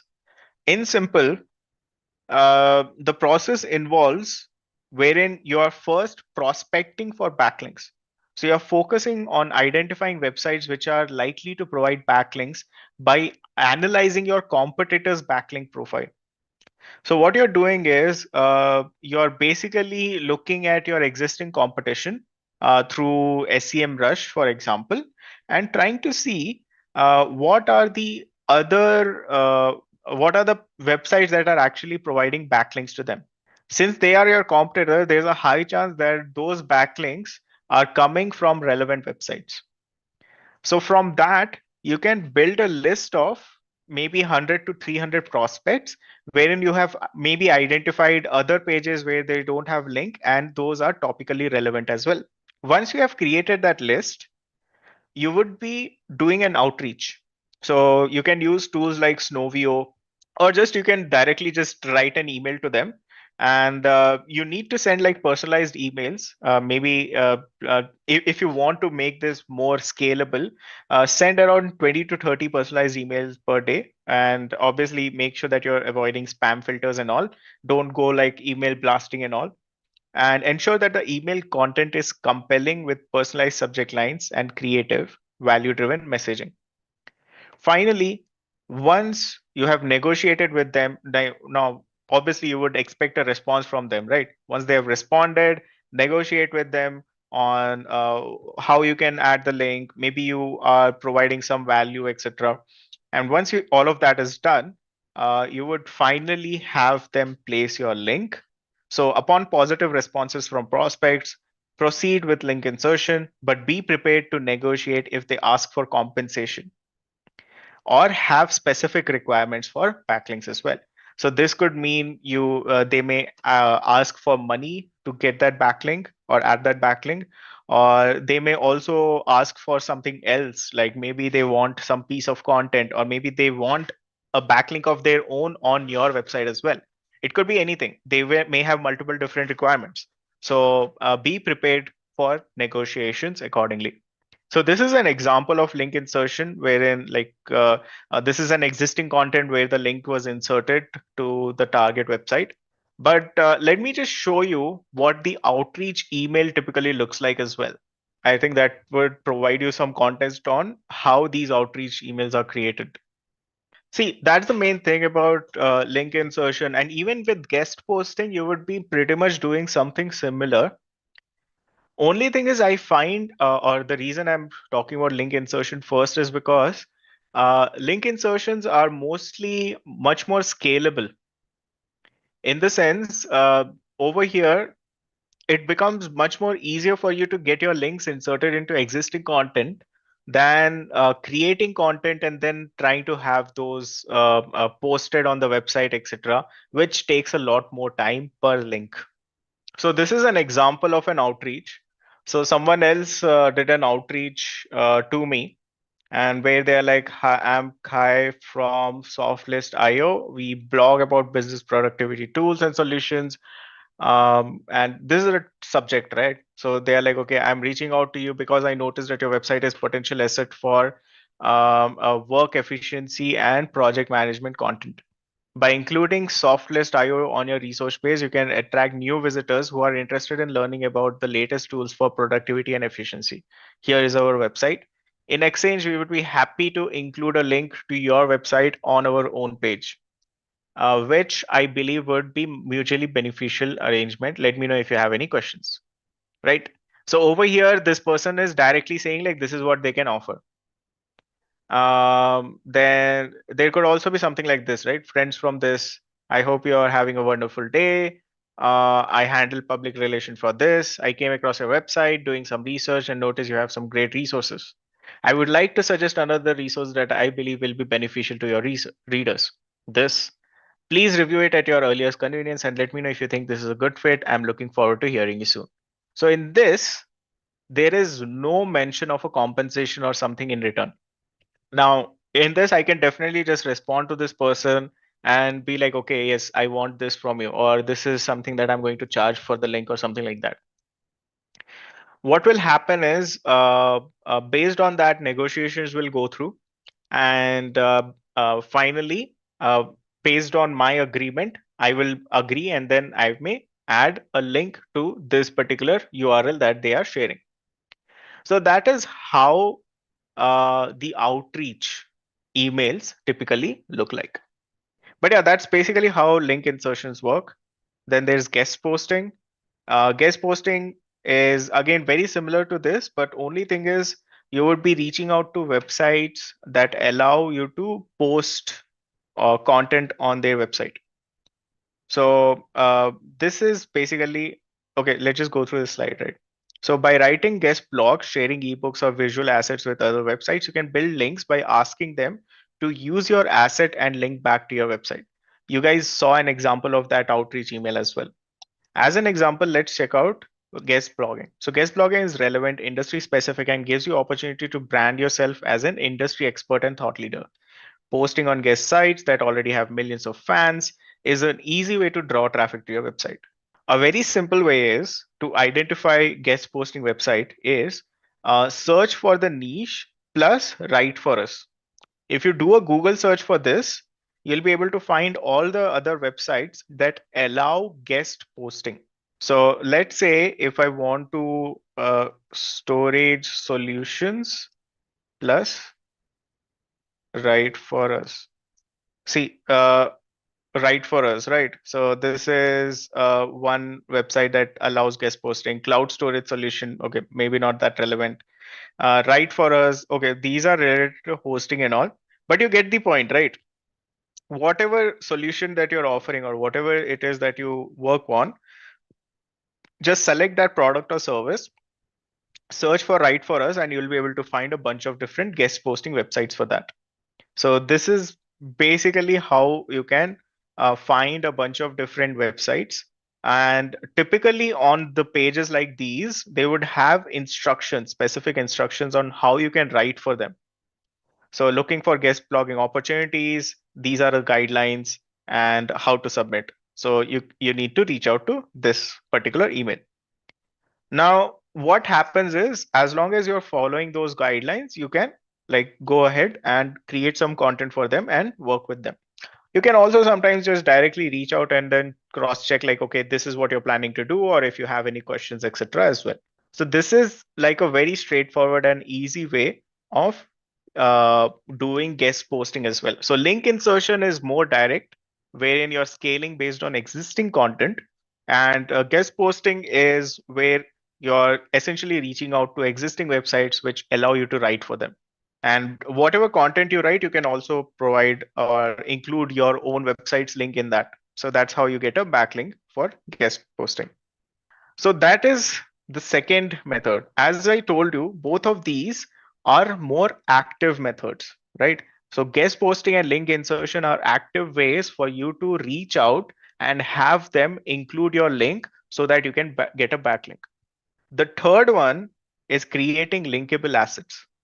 So this means creating assets or creating content that people would want to link to. So these are the ones that normally earn backlinks naturally. These often includes resources like infographics, original research, in-depth guides, etc. But before you create any asset, you must understand that what people in your niche are linking to. So a very simple way is to check out your competitor's backlink profile, and you'll see or understand what are the different type of content that people generally link to or provide backlinks to, and you just need to create similar ones, right? So that's basically what it is. So a good example of linkable asset would be anything that you may want to link back to or provide a link back to. So let's say, for example, if I had provided an in-depth analysis of how solar panels function, people may want to provide a backlink to this website. But instead of that, what is happening is I found this how do solar panels works from US Department of Energy. Yeah, so I found this thing, right? Like from National Renewable Energy Lab, talking about cell research efficiency and all. And this is like a very good research. This is an original research that they have published over here with a bunch of different PDFs, charts, etc. So this is something that takes a lot of time and effort. And I can definitely provide a backlink to it because this is of such high value. So if you are able to create similar assets, that will naturally attract people to provide backlinks to it. And finally, by examining your competitors' backlinks. So in addition to doing active and the passive methods or strategies of link building, you can also look at examining your competitors to see and reverse engineer what they are doing. What type of content tends to earn more backlink for them? Who is linking to leaders in your niche? And look for different patterns, right? Like what are the different top pages, topics, style, length, and format. So, for example, does your competitor write about how to style or controversial subjects? And it is basically able to get backlinks through those. Uh, what is the format? Is it long content? Is it short content? Are they using a lot of images, videos? Do they use a lot of pictures, graphics, GIFs? And what is the style of writing? All of these things will help you understand more about what are the different areas and what are the different ways that you can build backlinks, what are the different websites that may be interested in getting your backlinks, or even what are the directories where you can get yourself listed, just like we saw with Storebox. So that's basically like how you like some of the strategies of how you can build backlinks overall. Next up, I'm going to give a quick demo on SEMrush. I already did this a little bit, but I want to show a few other things. Let me just open it up. So SEMrush, we looked at how you can do a little bit of competitive research, but let's do it once again. I'll just run some website over here. Um, let's see, which website should we run? Um, 3PL companies in Bangalore.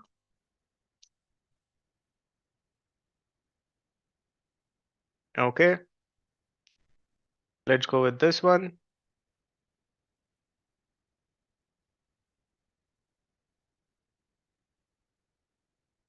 Okay, what does this look like?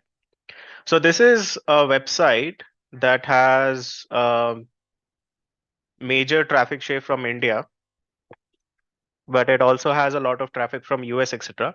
But basically, what this does is when you run it, similarly in SEMrush or Ahrefs, etc., for any website, it will provide you a lot of information about their rankings, their authority score. DA equals to authority score. Yes, it's the same.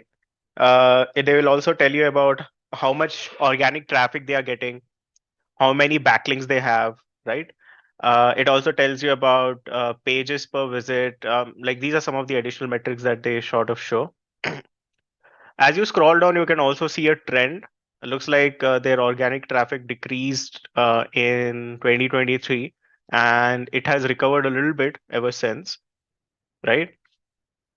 As I go down, I can see these are the top keywords that they are currently ranking for: software companies in Hyderabad, good firms, cloud computing companies in India, medical billing companies, right? These are the keywords that they are ranking number one for. Branded traffic, they have around 5%. So that means most of the keywords are non-branded keywords. We also have a split by intent. Looks like majority of it comes from navigation, informational, and then navigational is the major. And then these are other similar websites which also have similar set of keywords or similar set of keywords that they're ranking for. So clutch.co, manifest.com, DesignRush, these are some of the other websites that are also ranking for similar keywords. Looks like DesignRush has a higher density of overall keywords and traffic, etc. Clutch.co also has a better one. So these are the two that are like proper competitors, right? So this is basically how you can quickly understand each of the different things. Yeah, 33% commercial. That's pretty interesting, actually, in fact. Yeah, absolutely, right? So this tells you basically in a very nice overview of how things are running for them. So now what we can do from this is let's say if I want to understand the keyword that they are ranking for, and if this is a good competitor for me, I would go to the details of this, and I will get all the not all, but at least a significant list of keywords that they are ranking for. And if these are the keywords that I want to rank for as well, I can basically get those and do that.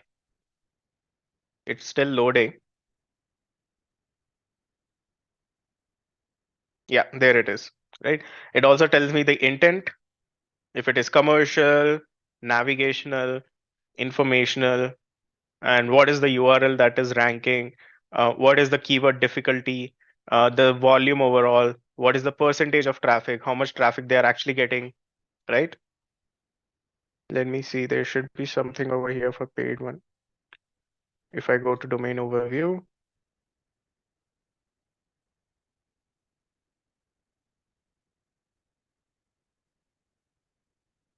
so this is the organic segment, and this is the advertising research. In advertising, they don't have anything right now. So major traffic is coming from organic.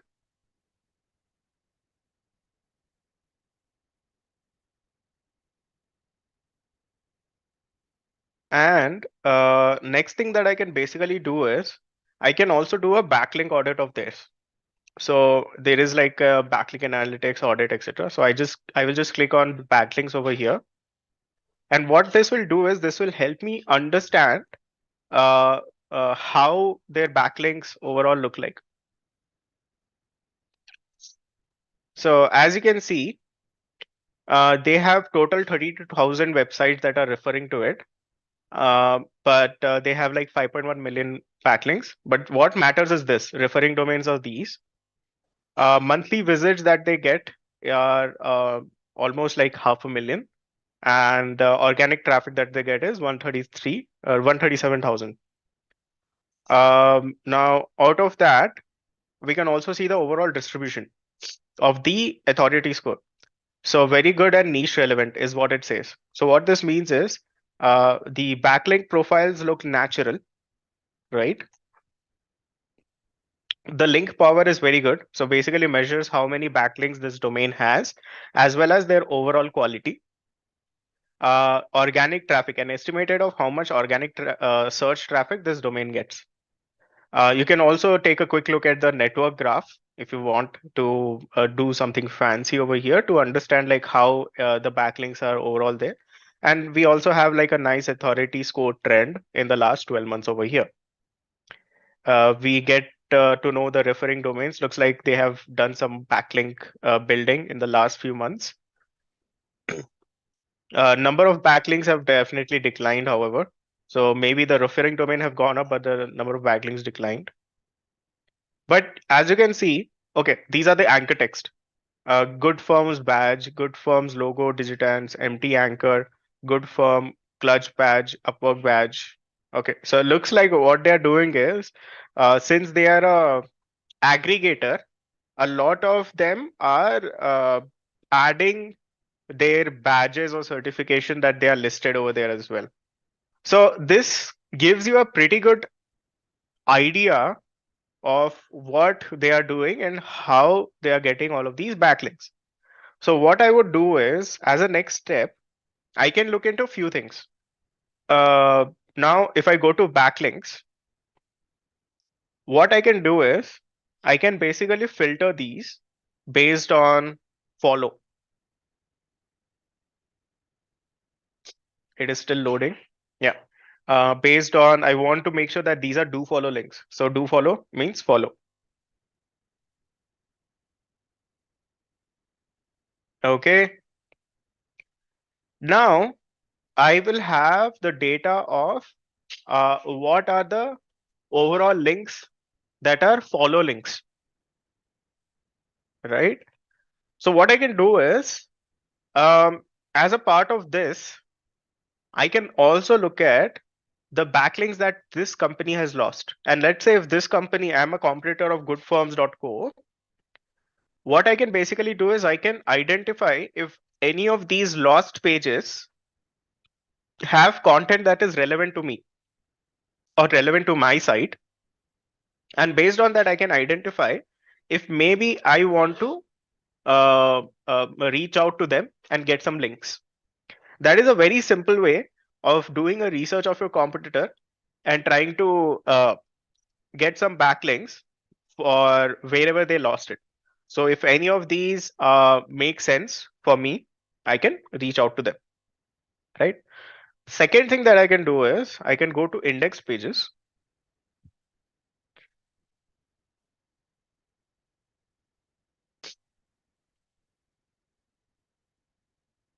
And in index pages, looks like overall they have 1.3 million pages indexed. So probably they have a lot more pages, but these many pages are what indexed. Basically, what this means is these are the number of pages that Google has indexed of their website. Now, out of this, what I can do is I can select this. What are the broken pages?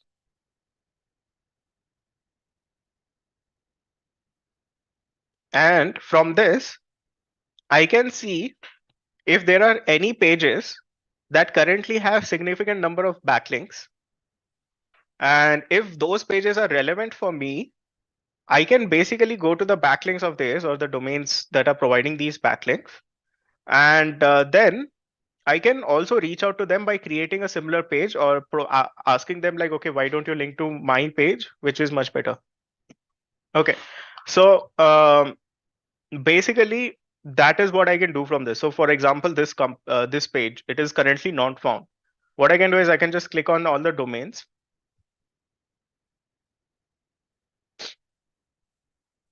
And then in this, I can essentially go to these websites if they make sense to me. Let me just sort by this first. Authority score. Looks like these are very small domains, so doesn't really matter much. But yeah, as you can see, like this is another opportunity that I can find, wherein if there are any websites that have good authority score and they are pointing to links that are broken, I can essentially ask them to replace that with my link. So these are some of the small things that you can do to quickly get some backlinks as well. So let's try and understand something. Let's just go to overall. Let's just go back to this.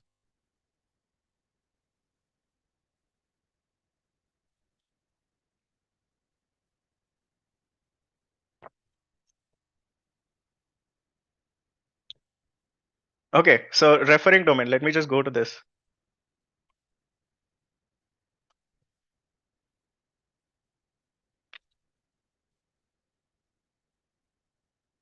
Okay, now if you notice, this one domain has provided 1.3 million backlinks.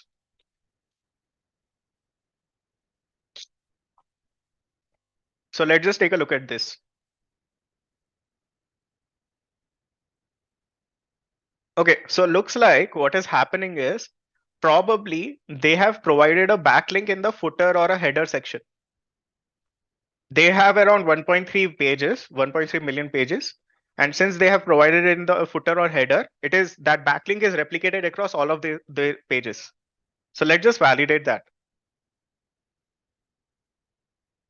See, they have put it in the footer. So that's why the number of backlink are shown for every single page. So if they have 2 million pages, it will show that this one domain has provided 2 million backlinks just because it is in the footer. So that is basically what is happening here. Does that mean it's good? Doesn't really matter. As long as there is one backlink, that is also good enough. Okay. So this is typically how you do your competitive analysis. Now, obviously, SEMrush has a bunch of different tools and methods of doing it. And you can like use all of those. In fact, you can also use something like site audit to do like a quick SEO audit as well. Yeah, so that's basically how you kind of look into your competitor, right? And try to identify what you can do with them. Now, SEMrush, personally, I think it is a pretty good tool, but also it is quite pricey. So, like it has a free version as well, but it is quite limited. But you can still use it to explore what the tool looks like overall. So, what about the free tool? These are two which are available. The first one is small SEO tools. These are like small things that it has like a combination of all of them, and you can basically try to quickly like use some of these to get what you want. These tools are ad supported, and even these have some limitation, but it is still a bit better, like text analysis, which plagiarism checker and all. They also have like a design tool, image editor, keyword tool. This is related to SEO, backlink tool, right? But yeah, these are still some decent tools that you can use, and they are available for free because they are supported by advertisements. And then there is SC Optimer.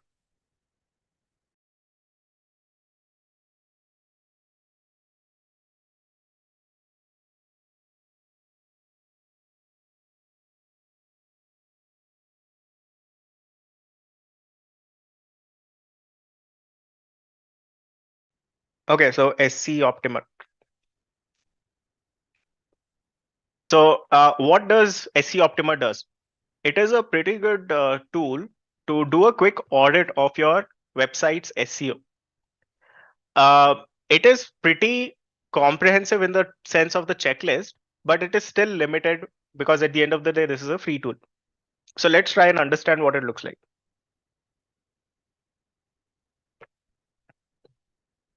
So what it does is it checks 5 to 6 different areas of your website, and from that it tries to identify the different things that needs to be improved. And yeah, 5 different things. It's almost finished. Yeah. So this is where it is. So it checks your on-page SEO, it checks the links, usability, performance, and social media.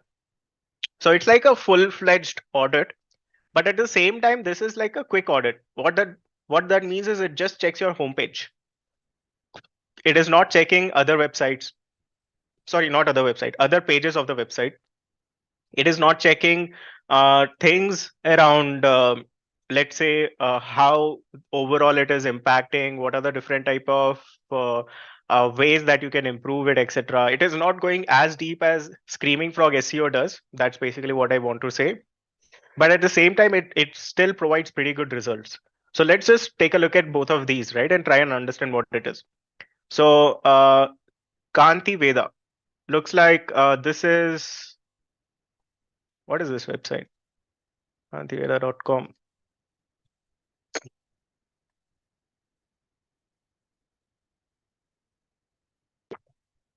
Home Organic.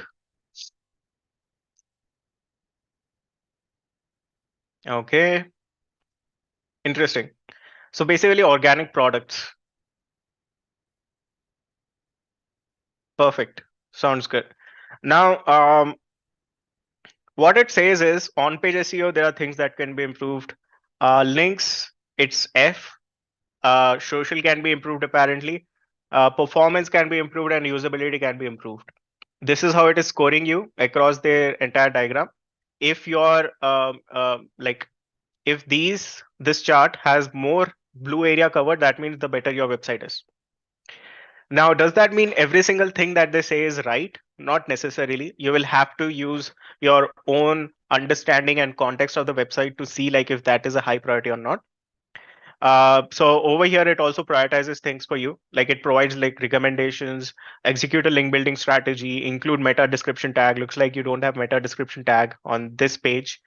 Uh, Reduce your total page size, increase length of title tag, add H1 header tag, improve side load speed. As you can see, there's a bunch of different things, right? And if I want, I can take a look at those independently or individually as well. So for title tag, it says it should be between 50 to 60 characters in length. Meta description is not there. It shows like a quick snippet. Obviously, this doesn't look that great because the meta description, as well as there can be improvement with the title. Um, okay, language, it has detected English US.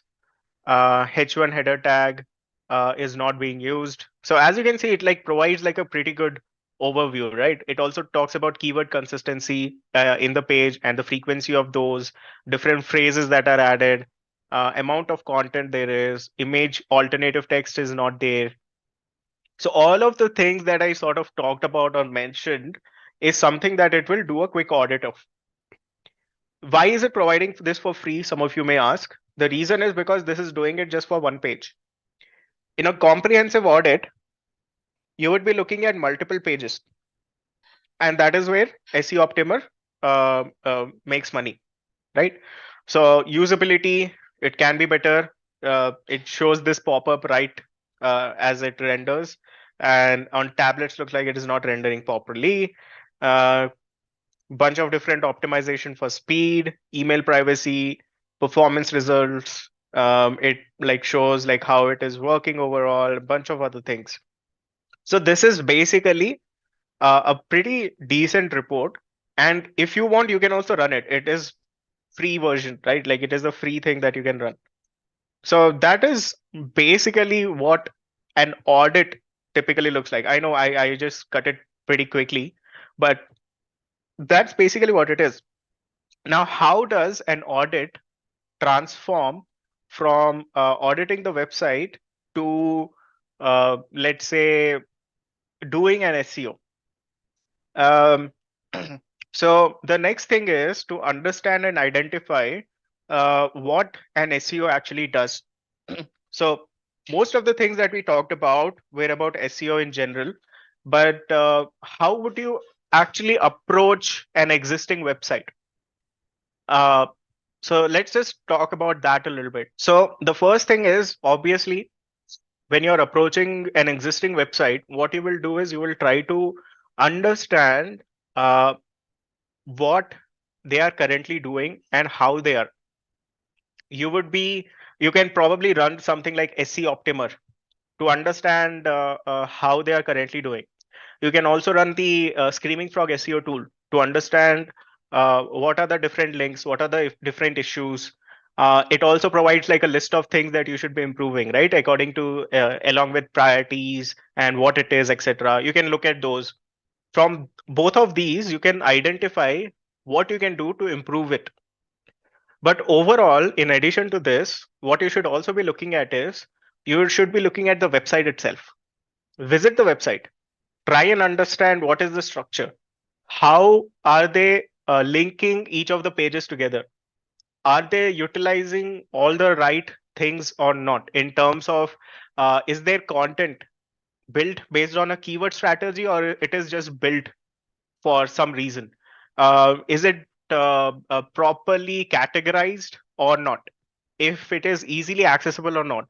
Their robots.txt, their sitemap, how they are indexed. Are all the pages are indexed or not? Check their Google Search Console.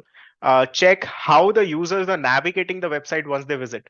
If they already have some traffic, see if they are visiting the website. Uh, what is the user doing? You can do this from Google Analytics, right? You can check like once they visit the first page, are they going to other pages or not? What are they doing? Are they achieving the goal that they want or not?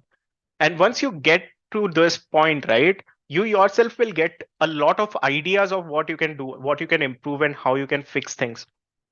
And only after that, you just need to create a list of things that you would want to do to fix the existing setup. Once you have done that, the next step then starts from the basic keyword research.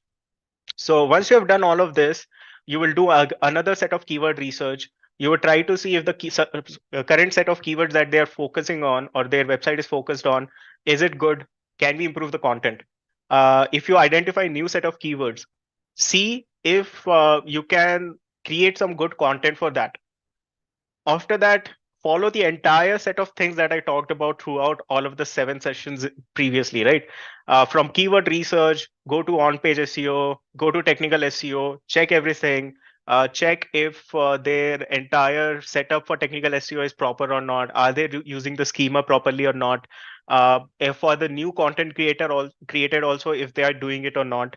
Are they applying the Google Eat methodologies or not? and so on and so forth. You would also be then looking into backlinks, what type of backlink they currently have, what are the different opportunities around that, can you get some links for them. And that is how you start to build an entire data around not just what is the challenges right now, but you will also be able to identify what you would want to do. And this audit that I'm talking about is not a simple audit. This sometimes it takes about 2 to 3 weeks of time for you to just work on it. And after you have comprehensively built it, that becomes like a plan that you can follow for the next 1 year. So that is essentially how you should be thinking or approaching any existing website as well, right? Um, so yeah, that's basically how you do SEO. So what I'm going to do right now is I'm going to talk about a success measurement a little bit, about what are the key metrics that you should be looking at. So success measurement, as it says, SEO not only involves the analysis of basic metrics like traffic from organic search, but it also requires a holistic approach to measure success or measure business outcomes and making adjustment based on the data. Sales is one of the important business outcome that they're looking for as a part of SEO, which makes sense. At the end of the day, why invest money and resources and time on SEO if it is not going to achieve a business outcome, right? And that is the entire reason businesses invest in SEO altogether. So what are the challenges when it comes to measuring SEO value? The first thing is that you don't own the data, right? What this means is every SEO data that you see is provided from Google. um, Basically, Google Search Console will tell you if your website is good or not, if your website is indexed or not, what kind of impressions you're seeing, etc. um, and then obviously, uh, sometimes you may not have proper analytics setup or proper ways of measuring setup. That's also a big issue. Tracking is properly not set up, there are not proper people to help out with this, and at the end of the day, you don't trust the measurements that are currently set up, right? So this is based on a survey that was conducted, but this tells you that what the major challenges are. So when it comes to measuring, the simplest and easiest way is essentially to use an analytics tool like Google Analytics. Now, does that mean you will see 100% measurement? Not really. It will, but still be around 90 to 95% of the measurement. So, for a small website, it doesn't really matter much. But when you're working with, let's say, millions of traffic and millions of websites, or sorry, millions of pages, that is when you will start to see the major issue or challenge with this. So the first thing is, anyways, that the first thing is that you should install an analytics solution like Google Analytics. Second is define your business objectives and KPIs. Similar to sales, for some of you, it may be traffic. For some of you, it may be leads. For some of you, it may be just getting newsletter signups, right? So what are those? You need to define them and then configure those within the analytics. So in analytics today, you can also set up events to make sure that you're measuring those business objectives in terms of the traffic, in addition to the traffic that you're getting as well. So overall, what are the metrics that you should be tracking? The metrics that you should be looking at least from SEO perspective, are the first one is keyword ranking. How can you look at keyword ranking? You can use tools like SEMrush again. Or you can also, like, for free, you can use Ahrefs. There's like a free tool in Ahref for checking your ranking. Let me just open that.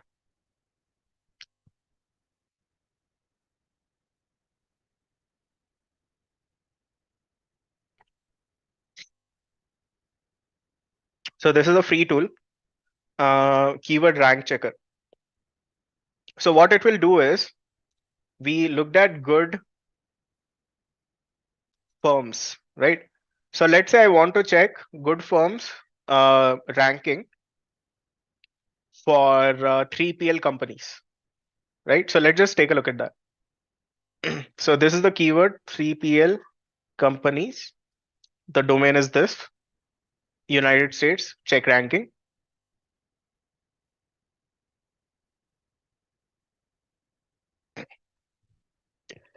And it tells me that, okay, where my website or good firms ranks, which is at 47 right now. And it also tells me like what are the current websites that are ranking 1, 2, or 3, right?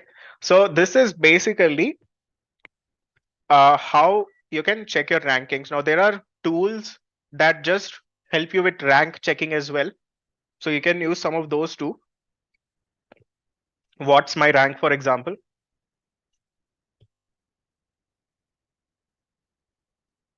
What's my SERP, I think. But there is rank tracker, multiple different rank trackers, right? Like you can track your rank. So for your website, for example, it will give you a list of what keyword, what is your position, how much traffic you're getting, etc. And so on and so forth. So the first thing is, as I mentioned, keyword rankings, tracking these are important. Uh, Backlinks. What are the quality of backlinks and what are the quantity of backlinks? Measure that, monitor that. What is your domain authority? You can get the authority score from multiple different third-party websites. What type of organic traffic you're getting? Organic traffic is going to be separate from paid traffic, social media traffic, or direct traffic. Uh, how much time someone is spending on a page? What is the bounce rate? So, and then how much mobile traffic you're getting? Typically, it is going to be around 75 to 80% these days. And finally, what is the click-through rate for your SEO? So, for example, when someone sees your listing, are they clicking enough or not? And if they are not clicking enough, that's something that you should be fixing as well. So yeah, that's basically the ways that you sort of measure and work through SEO. What you need to remember is everything that I taught you guys so far is more of the foundational concepts. Once you learn this and understand this, and as you dig deeper into it, you will notice that there are a lot other things that will show up. And that is quite common. At the end of the day, it's up to you, your grit, and how you go through them, which matters, and how you like tackle those things. Because at the end of the day, SEO is ever changing. And this is something that you guys will also know and understand because of how everyone is also fearing AI, and at the same time, how everyone is like looking at different search. Google keeps releasing different algorithm updates, and so on and so forth. So it is very important to keep yourself updated. Just a quick info, guys. Intellipaat offers digital marketing course in collaboration with iHub IIT Roorkee. Through this course, you will learn complete digital marketing from search engine optimization, search engine marketing to PPC, analytics, and social media marketing, and much more from the IIT faculty and industry experts. With this course, we have already helped thousands of professionals in successful career transition. You can check out their testimonials on our Achievers channel, whose link is given in the description below.